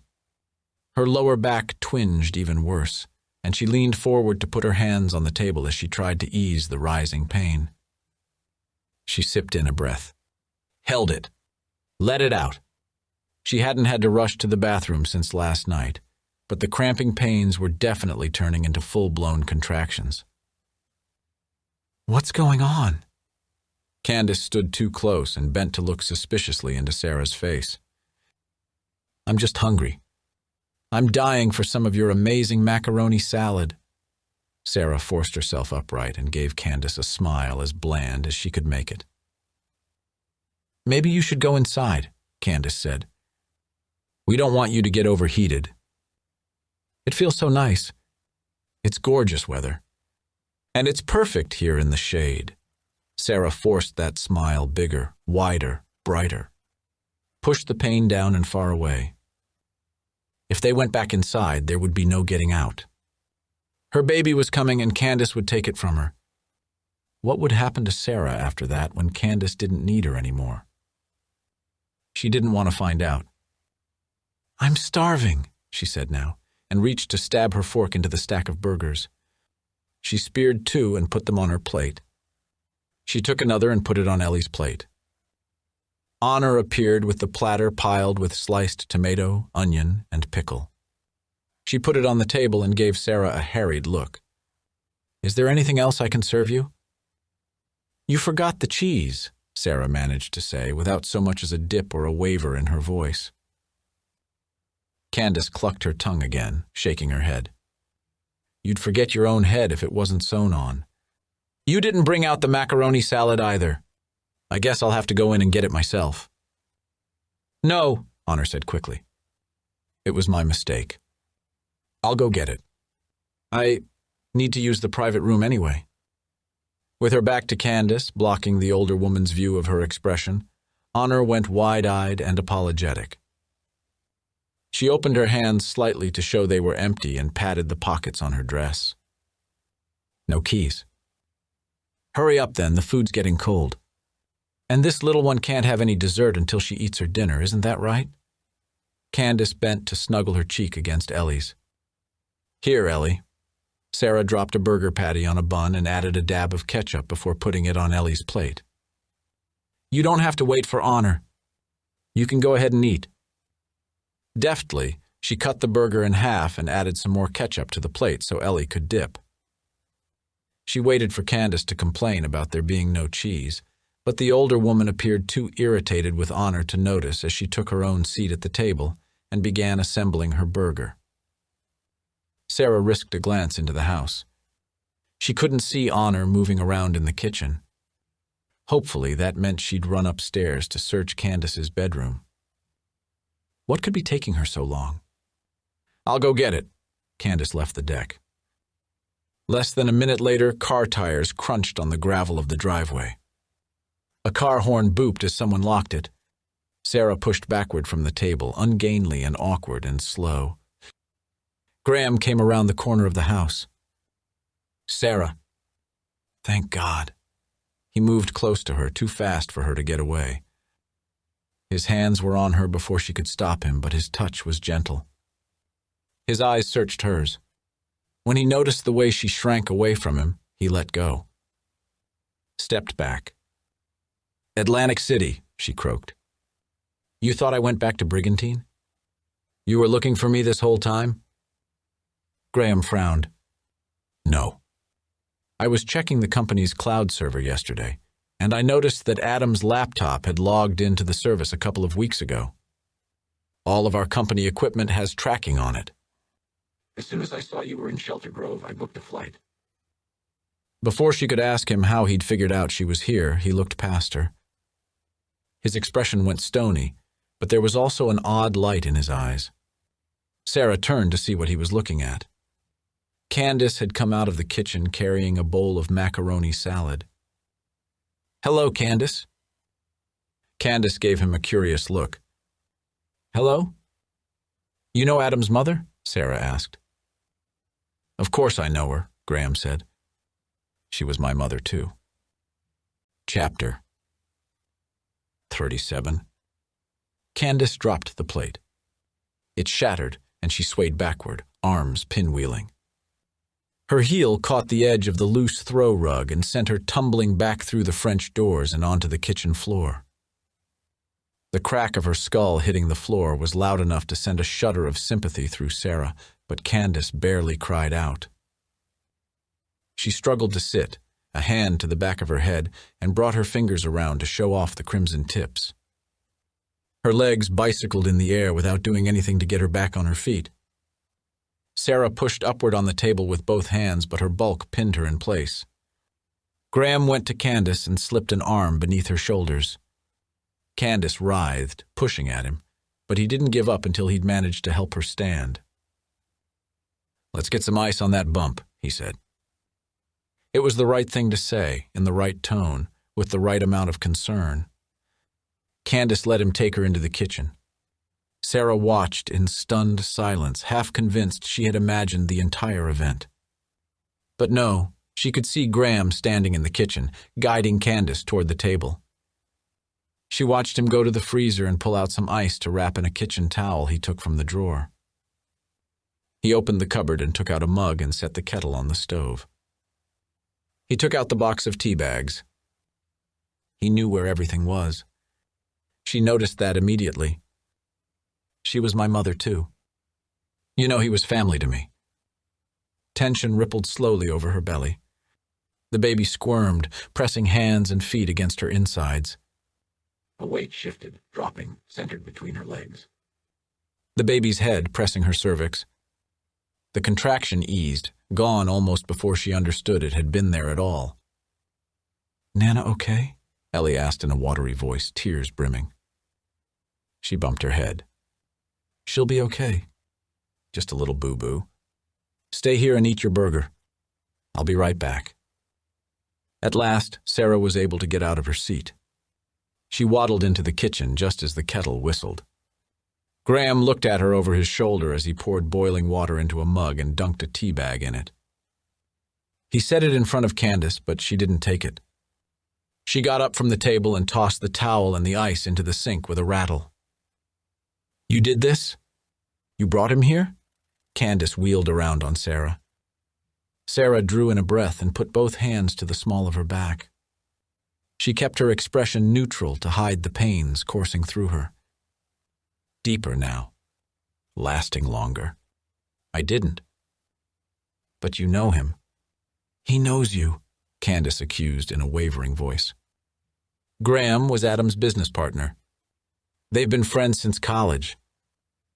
Candace stabbed her finger in Sarah's direction. He's the one who tried to take your children? Why would you ask him to come here? Why wouldn't you tell me you knew him?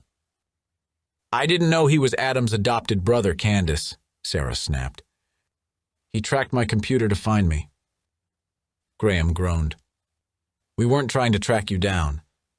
Once you left, I told Ava it was over and she had to drop it. I would never have guessed you'd end up here, but once I saw that you were, I had to come right away. Adam told me he never wanted you to know his mother was still alive. Not after what she'd done. Done! What I had done!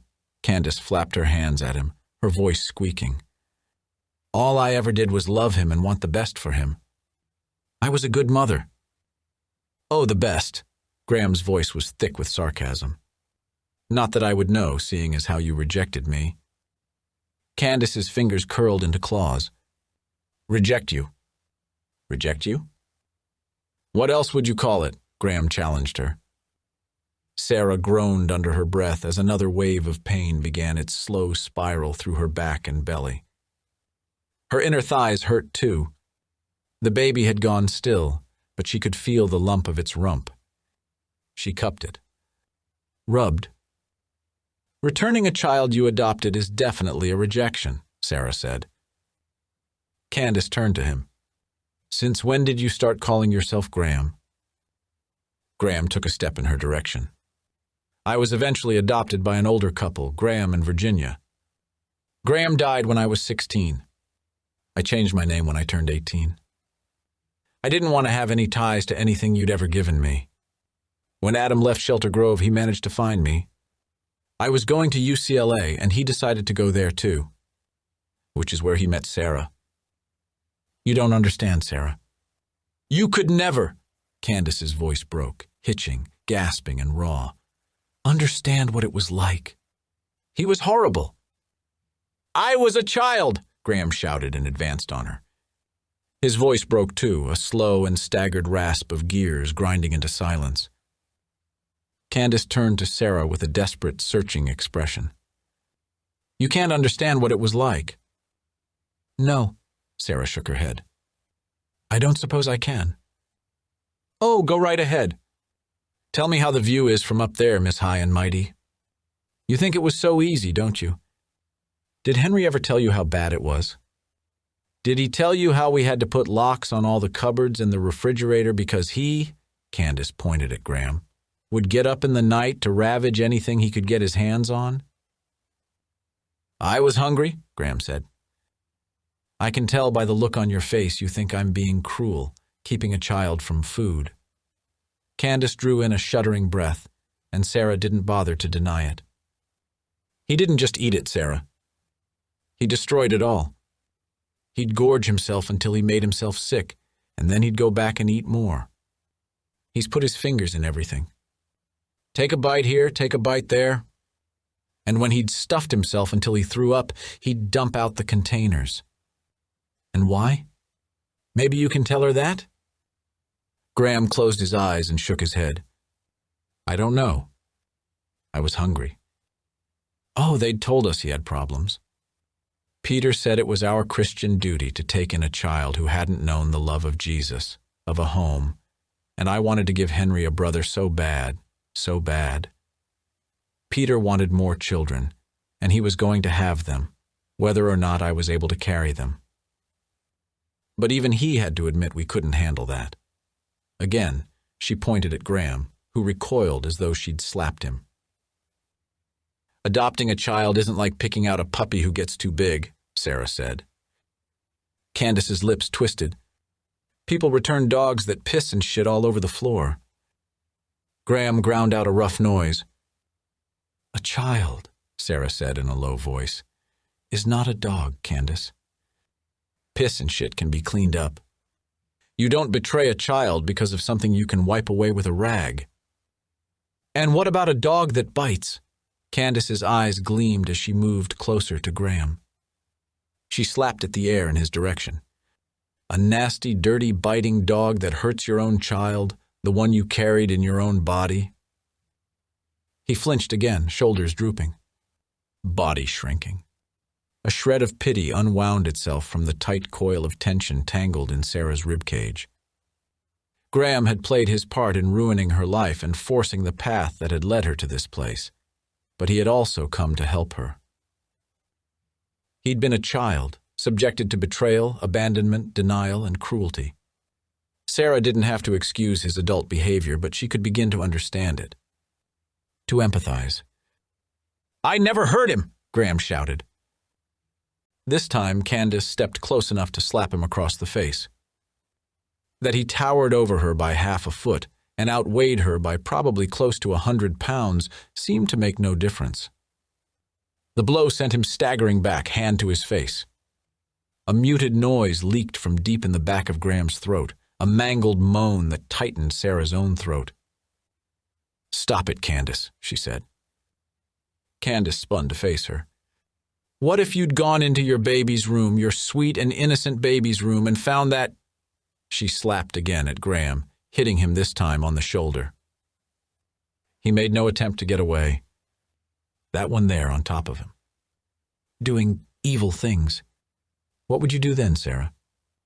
Tell me that. Sarah's shoulders straightened. Her lower back ached, throbbing and deep.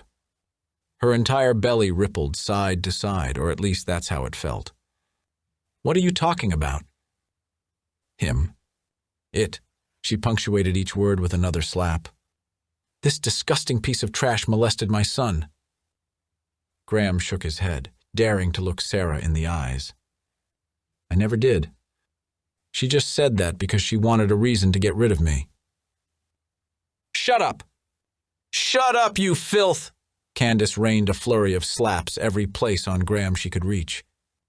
I found you. I saw you. We were just kids fooling around. And Henry was the one who started it. Graham's voice rose. He stood up straight. When Candace tried to strike him again, he caught her fist and curled his fingers around it, holding her back. I didn't know any better. Jesus, Candace, we were 9 years old. He said he had a favorite game he could teach me, but we couldn't tell anyone else about it. Liar! Where would he have learned a game like that unless from you? Candace screeched. He'd doffy, Sarah thought. The stuffed toy and splashes of red paint had been a prank, but the graffiti had been serious. What had the rest of the word been? What accusation had someone scrawled on the church sign? Had it been pedophile? Graham tossed Candace's hand aside, and it was her turn to take a few unsteady steps backward. He turned to Sarah, his expression pleading. The stuff about the food, yes. I was a fucked-up kid with behavioral issues. Believe me, I've been through decades of therapy to unravel everything that happened to me when I was a child, both before and after the Granites adopted me. And I know I'm still a mess. I know I made some bad choices, but I never meant to hurt you or Ellie. Did Peter do things to him? To you? Graham shook his head. Never to me. Adam told me he saw his daddy playing a game with some other kids from the church. We never talked about it after that. Candace sent me away, and when he and I reconnected years later, we just pretended it had never happened. He blamed himself for his mother's actions. No matter what happened when we were kids, Adam truly was my brother. He really did ask if Ava and I would be Ellie's guardians if something happened to you. When I changed the insurance paperwork to make the trust the beneficiary, I was trying to honor his wishes. You changed it? Sarah charged. He looked ashamed, eyes bright, color high on his cheeks. It was easy enough. We signed things for each other all the time. Did you know about him and Honor? About the baby? Graham nodded solemnly. Yeah, but Sarah, that baby wasn't... When the pointed end of the knitting needle appeared at the base of Graham's throat, he let out a gurgle that cut off his words. He clutched at it. Sarah blinked, confused about what she was seeing. When the first crimson drop of blood slid down Graham's skin, she yelled out in shock, just as his body jerked. He clapped both hands to his neck and went to one knee, revealing Honor standing behind him. She had a knitting needle in one hand. And then Sarah's water broke. Chapter 30. Honor, what did you do? Oh, you stupid girl, Candace wailed. On the floor between them, Graham writhed and choked.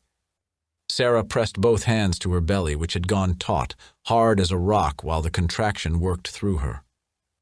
All she could do was wait for it to pass. This baby was coming, and soon. Sarah made a mess, Honor said. No, you made a mess, Candace snapped as she whipped open a kitchen drawer and tossed a handful of dish towels onto the floor at Sarah's feet. What were you thinking? Were you trying to kill him? Yes, I guess. Well, you did a piss-poor job of it. Candace took another handful of dish towels and dropped to her knees next to Graham. She pressed a towel to his neck. It bloomed red.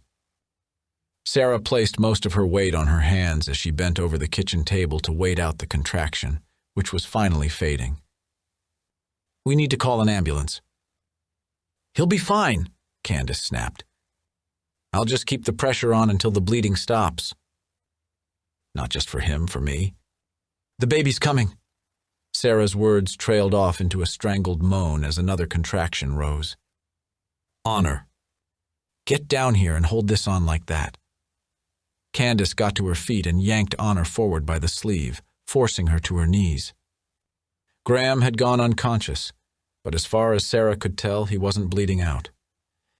Candace used one foot to push the other dish towels around, mopping up the puddle of amniotic fluid. "We're not calling an ambulance, Sarah. You're not going to the hospital. You're having this baby right here. I told you that already." "No." "Yes," Candace said, calm and cool and smooth. "If you have him in the hospital, nothing bad will happen to you. You'll be just fine. And if I have him here, won't I be fine here too?" Terror shredded Sarah's throat, but she didn't have the capacity for fury. She gripped the back of a kitchen chair to keep her knees from folding. The urge to squat hit her hard, but she fought it. If she got down, she wasn't sure she'd be able to get back up. "Honor, quit standing around with your mouth open like you're a goddamned fish. Go into the garage and get that bucket of zip ties." Honor had goggled at Candace's curse. Sarah, on the other hand, laughed. "I knew it. I knew you weren't as godly as you pretended to be. Honor, so help me, you go get me those zip ties or I'm going to stab you myself." Honor fled. Sarah groaned. Her fingers gripped the chair so hard they went numb. "That baby's coming too fast for an ambulance anyway." Let's get you upstairs. I can't climb the fucking stairs." "You're out of your mind." Candace tisked as Honor came back in with a fistful of zip ties. "Don't be such a Wendy whiner. Women in labor can most certainly climb stairs. You're having a baby, not getting all 4 limbs amputated." Graham stirred. Candace nudged him with her toe. She grabbed the zip ties from Honor and quickly trussed up the man on the floor wrists behind his back, ankles pinned together by linking the ties. She lifted the bloody towel to check his neck. "Get me the duct tape from that drawer," she ordered, and Honor obeyed much faster this time. Candace worked quickly to secure the towel around Graham's throat with the duct tape. Breathing hard, she got to her feet. When she pushed the flyaway hairs off her face, her fingers left streaks of blood. She gestured at Sarah. "Come on. Upstairs to my room? We can run the bath for you. You can have a water birth." Sarah's head moved back and forth. No. "Fine. You want to have the baby right here? It's coming no matter what you do, so you might as well take the chance to decide," Candace said. "Is Graham going to live?" Sarah said through gritted teeth. Candace looked down at Graham on the floor. "I think so. But honestly, what do you care? Isn't he the one who was trying to take your baby away?" "It doesn't mean I want him dead. Fuck." Sarah huffed out a breath, her body moving into a half squat without her conscious effort. Candace braced her, and although the woman's touch made her skin crawl, Sarah took the support. When the contraction had passed, she shook off Candace's help. Her fingers gripped the back of the chair hard enough to start going numb. She had to get Candace out of here so she could... What? What could she do? Sarah strained to keep herself focused. Think. What can you do? Graham's keys had to be in his pocket, right? Honor could get them. And then... Sarah tried to work out a plan in her head, but it was so hard to focus on anything but the deepening pain inside her again as her cervix eased open with every contraction. Honor could get the keys, and Sarah could drive them all away. Once the baby was born, she could drive them away. She let out another long, muttered curse that became a garbled growl. Candace laughed and patted her arm. Come on, honey, let's get you upstairs. But there was no way Sarah was going to make it. The urge to push overtook her, immobilizing and unaltering. She reached blindly for the back of a kitchen chair and gripped it as she spread her feet apart and let the contraction ride her. Behind her, Candace tugged at the waistband of her leggings, pulling them down and urging instructions Sarah heard but could barely comprehend. You need to hold on, Sarah. Breathe through this. I've got you, but you need to hold on. Honor, get the clean towels and the instruments I put aside in that bin in the laundry room. Get the kettle going. Sarah, I need you to listen to me. I'm going to guide you through this. Candace had turned from flighty and giggly to competence and firm guidance.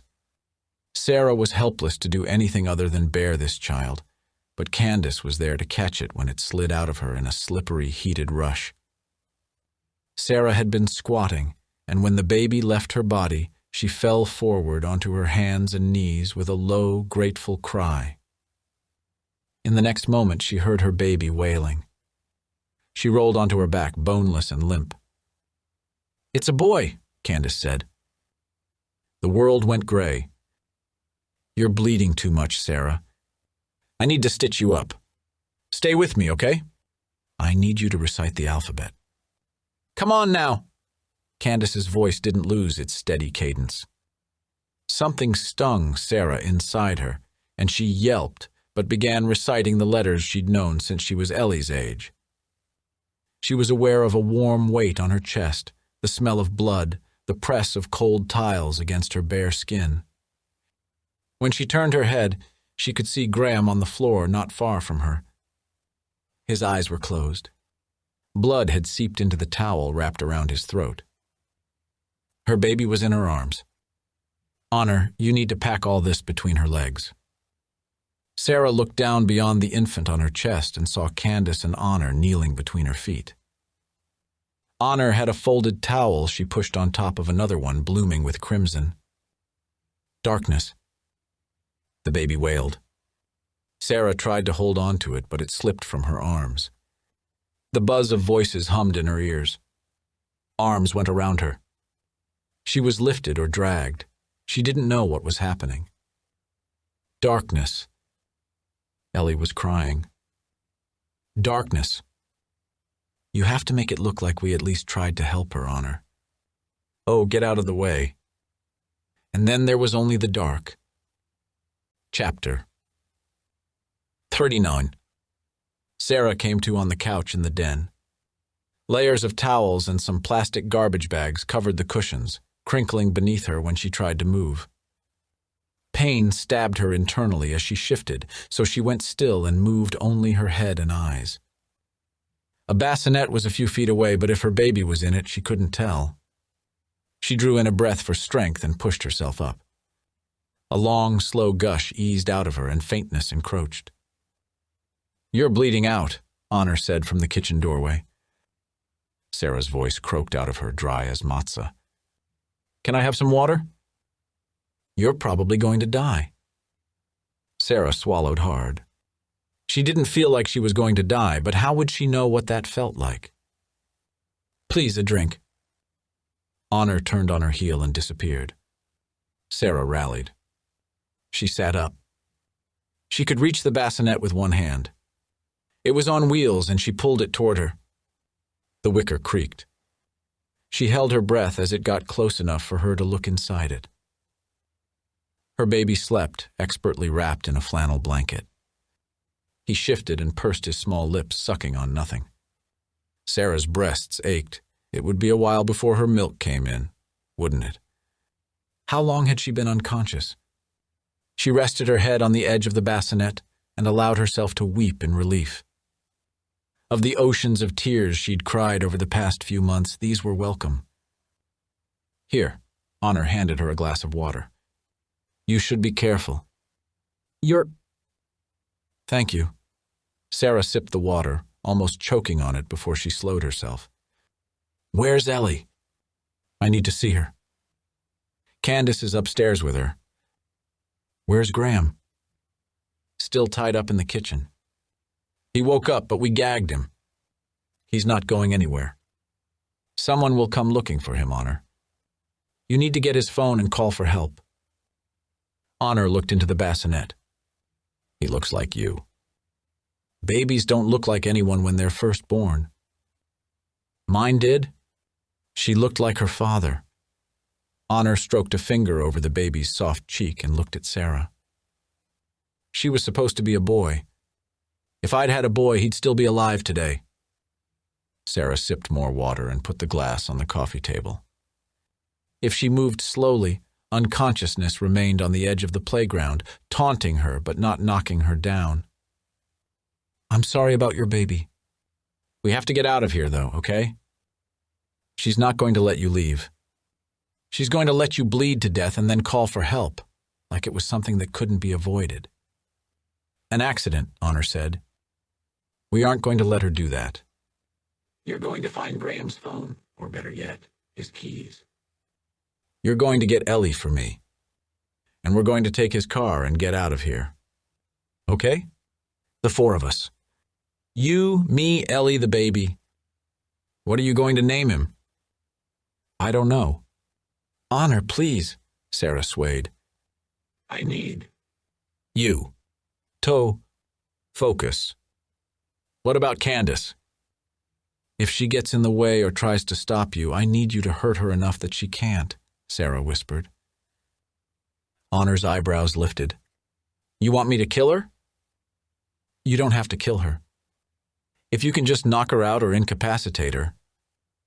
In the bassinet, the baby snuffled. Honor looked into it. Her lip curled. When she turned her face towards Sarah, her expression was contemptuous. Why did you do this to yourself? Tie yourself to something so greedy. All it does is eat, cry, sleep, and make a mess. Honor shook her head. Why would anyone ever want to become a mother? All you do is lose yourself. Not everyone loses herself, Sarah said. I never did. Because of them, you lost everything else, Honor replied with an edge in her voice. Sarah drew into herself, taking stock of the pains, her weakness, where she might still be able to find some strength. She had to get up off the couch. Once she was on her feet, she'd have to stay standing. Once she was standing, she'd have to find a way to get to Ellie. Take the baby, get out of the house. Get to Graham's car. The world blurred around the edges. Sarah's head drooped. Her eyes wouldn't stay open. Every part of her ached. Heat swelled between her thighs, sticky when she shifted. You're ruining the couch. Candace is going to kill you. Sarah's mouth opened and she couldn't quite close it again. Words slipped out mushy and jumbled. We worked together. It wasn't supposed to be like this. She was supposed to take your baby and have her precious little prince back, and she'd be done with me, Honor said. She'd give me the money and I could get away from here, from her, from this town. I was going to get away. You can still... Sarah's head bobbed and she jerked it up. She could not allow herself to pass out. Honor. You can still get away from here. I can help you. Another hot, slow gush of blood surged out of her.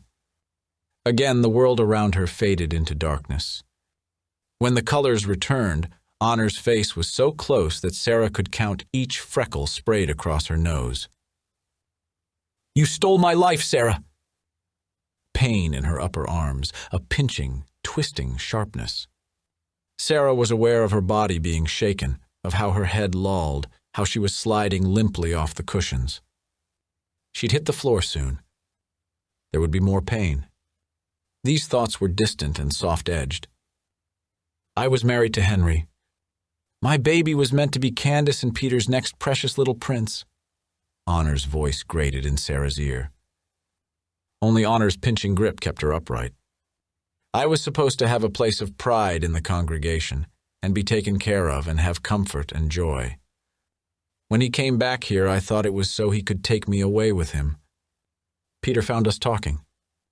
He wanted to keep Henry here, but Henry talked him into eating all those lemon bars, all that sweet sugar, and his sugars went up, and then Henry gave him too much insulin, and he died, and Henry went back to you. He said if I wanted to leave too, I'd have to be alone because he was with you. You stole my life. From someplace deep inside, Sarah pulled some strength. Her back straightened. Honor let go of her and stepped back. You were taken advantage of by people who were meant to protect you. The words sounded sticky and oozing, drops of honey from a spoon. You deserved more than this. You still do. Why do you want to help me? Why? Honor's steam engine whistle pierced Sarah's ears. Because, Sarah gasped out around the pain in her belly, the pressure in her lungs strangling her. The ringing in her ears blocked out the sound of her own voice. You deserve more. I did it, Honor spoke in a flat voice, void of affect.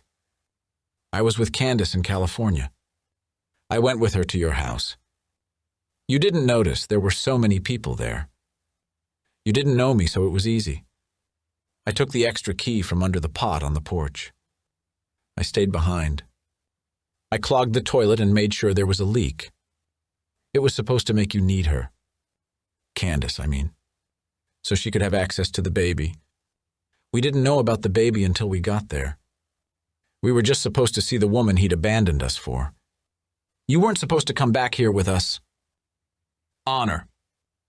Sarah could make out Candace's bleary form in the kitchen doorway. How long had she been there? Had she heard everything? Adam's mother moved toward her.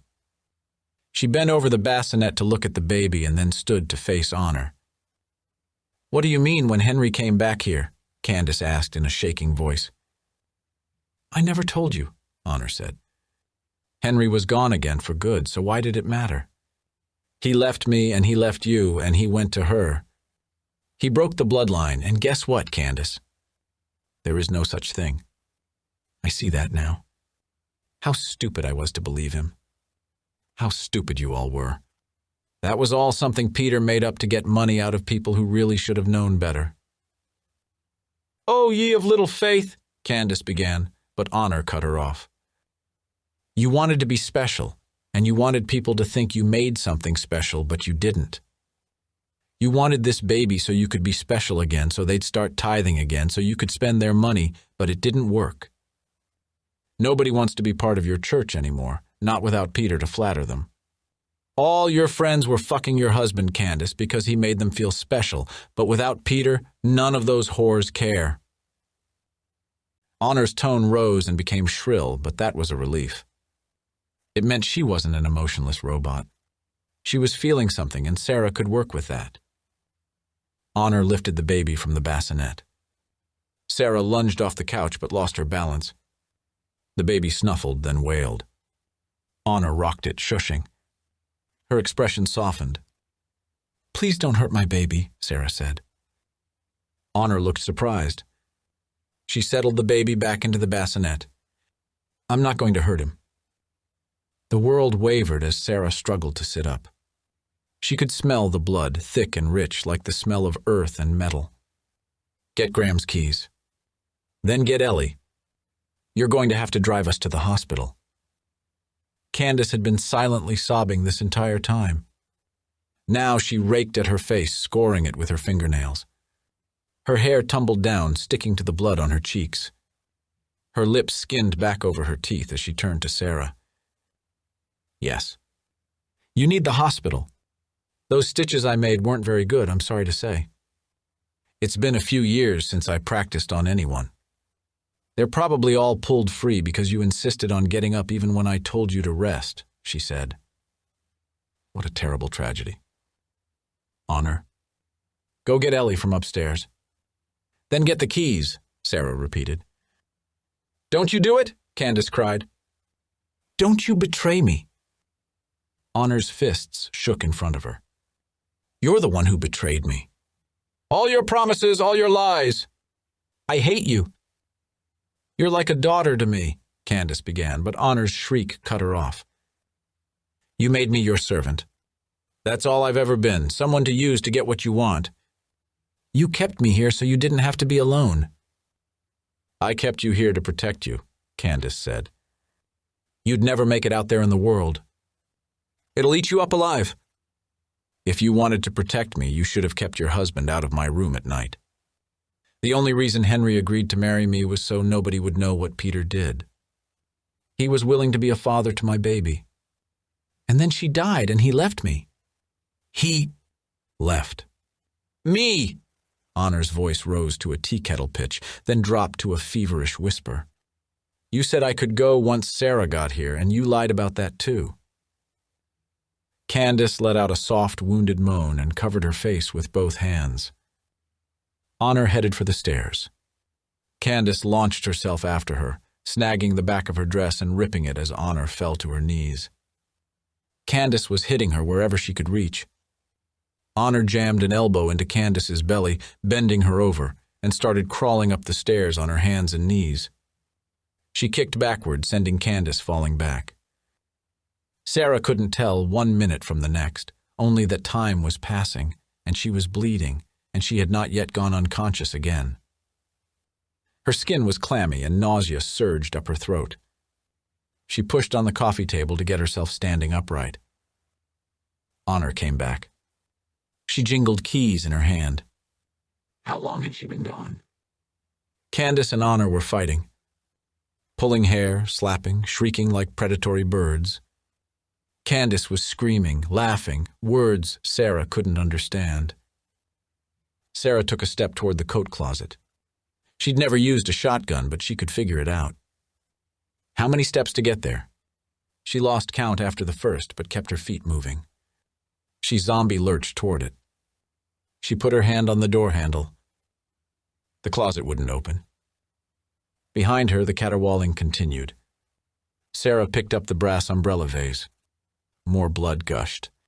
She didn't have the strength to slam the vase down, but it was heavy enough that when she let the weight fall, it snapped off the handle, which went flying onto the tile floor. She stared at it, not quite believing she'd done it. She took out the shotgun. She pointed it at the two fighting women. Get me those keys and get me my children, or you're going to see Jesus a lot sooner than you'd planned, she said. Chapter 40. Adam's mother turned. Breathing hard, her fists clenched, she took a step towards Sarah. You don't look good. You'd better let me help you. You don't want to help me, Sarah swayed. Candace inched forward. Sarah brought the gun up again. It was too heavy for her. The barrel dipped toward the floor. You're not going to shoot me. Have you ever seen what a shotgun will do to a person? It blows them to pieces, Candace said. You don't want to do that. Are you really going to let me die? Candace shrugged. Were you always going to make sure I died? Another shrug. Sarah swung the gun up again. She pulled the trigger. The only thing that happened was a dry click. Candace doubled over in a fit of giggles. Not loaded, she chortled. Doesn't even work. You can't even load it. It's just for show. You really think I'd leave a loaded gun around where a child could get to it? I know you think I'm a terrible mother, Sarah, but that just hurts. Candace had moved within a foot of her when Sarah mustered the last of her strength. She twisted the gun in her grip to grab it by the barrel. Both hands. She swung it like a baseball bat and clocked Candace right under the chin. Candace went down first to her knees, then onto her face. Sarah sagged against the front door. Red and gray haze swam in her vision. She could hear Ellie crying, the baby crying, Honor shouting, but she couldn't really make out what was going on. Honor's face swam into view. In the car. Sarah found a way, some way to focus. She looked through the sidelight window. Graham's car was directly in front of the house. She could see Ellie through the back window. Honor put an arm around her. Lifted her. I didn't steal. Sarah couldn't finish, the words thick like syrup in her mouth. I don't need your life anymore, Honor said. I want to have my own. The alarm bleated over and over. Broken glass scattered the kitchen floor. Honor had busted the French doors. She helped Sarah through the broken frame. They made it around the corner of the house and into the driveway. Motion through the sidelights caught Sarah's bleary attention. Honor helped her into the front seat. Ellie and the baby screamed, and Sarah twisted enough to see Ellie buckled into her car seat. The baby was on the floor behind the driver's seat, wrapped in blankets. Honor got into the driver's seat just as the front door flew open. Candace, blood soaking the entire front of her, stumbled onto the front porch. She screamed at them, but Honor shut the door and shoved the key into the ignition. She yanked the car into gear. Too much gas. No control. The car spun out, leaping like a rabbit, and Honor drove way too fast down the narrow driveway. Dying, Sarah thought as she let her head fall back. No seatbelt. Covered in blood. She was dying, but Honor was getting them far away from Candace and that house. Honor took the corner too quickly. The car fishtailed. She revved it again. They were close to the state route now, nearing the edge of the woods. She hit the gas again. The car roared and shot out of the gravel road and onto the asphalt. It kept going, right into the ditch on the other side of the road. "Wake up, Sarah," Adam said. Sarah stirred. The seatbelt chime was dinging repeatedly. She roused herself with a forced effort, not sure where she was or what was happening, only that she had to wake up. Adam wasn't there. A scream tried to rip from her throat but was choked back as she threw her hands in front of her face. A second later, she realized the weeds were not rushing toward them. The car wasn't moving. She looked to the driver's side door, which was hanging open. Honor was gone. The children were screaming. Sarah twisted in her seat to look behind her. Ellie strained toward her. Sarah couldn't move enough to get to her. She opened the passenger door and eased out of the car. Her thighs, bare under the hem of her long shirt, stuck together from the blood and stuck, too, to the thickness of the folded towels between them. She fought her way out of the car and to the back passenger door. She got it open. She put her arms around Ellie. "Mama's here." "It's okay. Ellie, I need you to stop crying, okay? So I can help you." Ellie's sobs died off. The baby still wailed. Ellie writhed in the car seat. "Baby crying, Mama." "I'll get him in a minute." "Let me look at you." Sarah looked her over. No blood, just tears. She unbuckled the seat. "You have to crawl out, Ellie. Mama can't lift you right now. I'm going to the other side to get the baby, okay? Can you get out?" "Yes, Mama." Holding on to the car, Sarah got herself around the back of it and to the other passenger door. She yanked that one open and grabbed the bundled infant. Pain flared inside her and between her legs when she lifted it, but she managed to get herself and the baby onto the road without falling. The baby's tears snuffled off into hitching sobs as she cradled him close. She looked in one direction, then the other. The road stretched out for miles with nothing but fields and forests on either side. They were never going to be able to walk it. But she was still upright, she thought fiercely. She wasn't dead. A voice began speaking from inside the car. Soothing, modulated, almost robotic. It said something like, "Crash detected. Emergency first responders have been alerted to your location." Faintly, the sound of a siren began bleeding. It got louder. Sarah gathered Ellie close to her, moving them off the side of the road. The baby snuffled and squirmed. Over the crest of the hill, an ambulance appeared. It stopped a few feet away from them. 2 EMTs jumped out of the back.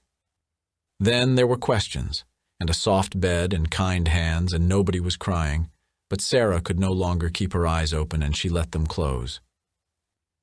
"Sarah, you have to stay awake," Adam said. She reached for him and he took her hand. He leaned close and she smelled him, that familiar mix of coffee and soap and a hint of sweat, the particular odor of her husband. He kissed her, the press of his lips on hers soft and sweet and far too brief. "Got a woman here, looks like she Shit, there's a baby and a kid. Looks like she just gave birth. Ma'am, did you just have a baby? How long ago? Stay with us, Sarah whispered. Or maybe she only thought she did. Adam smiled and took a step away. Then another. One more. She cried his name, but he was gone. Chapter 41. The unveiling service had been brief but lovely, and although there was a luncheon starting soon, Sarah had stayed behind after everyone else left. Ellie scampered between the graves, plucking dandelions. 7-month-old Asher slept in his car seat. Sarah had already placed a pebble on the headstone, but she sifted her fingers through the grass now, looking for another. She wanted to sit here in the sunshine for a few more moments in the quiet. My belly's hungry, Ellie said. We're going to have lunch soon. Ellie clapped her hands and jumped on Sarah in joy, earning a grunt of surprise from her mother that stirred Asher in his seat. Sarah hugged her little girl close to her. Just give Mama another couple of minutes, okay? She hadn't invited the Morgans to the unveiling, nor the luncheon. Graham had come through with the salary agreement for her, though, which had allowed her to buy a condo not far from their old neighborhood and a sturdy SUV crossover. He'd also had the trust release the funds that should have gone to her first. Guilt or shame? Sarah didn't care about his reasons, only that he'd fulfilled the promises he'd made to the man he'd called his brother. She had friends and support from Temple Bethor. Although she didn't have to work to pay the bills, she'd picked up a remote job tutoring students learning English. It wasn't the quirky bed and breakfast overlooking the sea that she'd always yearned for, but it helped people and paid well enough to make it worth her time. That would have to be enough until the kids were both in school. She hadn't heard from Honor since waking up in the ditch. She'd had the police search the roadside in case she'd wandered away from the accident and collapsed somewhere, but they'd never found her.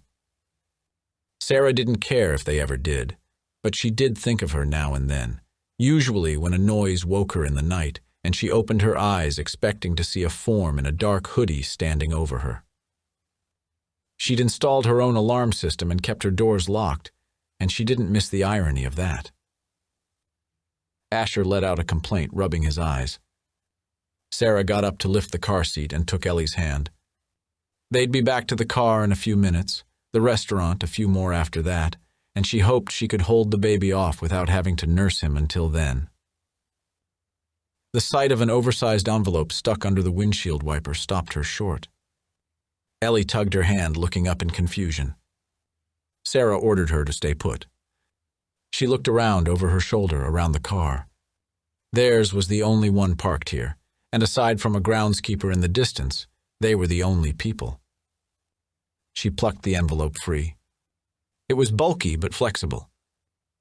Inside was a stack of 10 money orders for $1,000 each. No note, but there was a copy of a news article that had been printed out from the Shelter Grove Daily. 2 months after they'd fled Candace's house, it had burned with Candace inside it. She'd been trapped by the bars on the windows, the locked doors. There was no mention of arson. The fire had been determined to have started in the forest, sparked by sunlight through a prism hung on a wind chime near the private cemetery, and spread so quickly that emergency services had been unable to get there in time. Another small clipping was for Candace's obituary, several paragraphs long, that listed her survivors as Honor Granat, Sarah Granat, Ellison Granat, and Asher Granat. Sarah looked around again. They were still alone. She put the money orders and printed clippings back into the envelope. Look. Ellie held out the small bouquet of flowers she'd picked. Very nice. Don't pick any more, though. Why not? Ellie stood on one foot, a skill she'd recently learned and which she took every opportunity to show off. Because flowers are better when they're alive. Ellie held up the flowers, which were already wilting. Like people. Not all people, Sarah thought. Some, at least, did more good to others once they were in the ground. Come on, she said to both of her children, her dear ones, as she opened the car door and began to settle them inside. The envelope went carefully onto the front seat. "Let's go home,"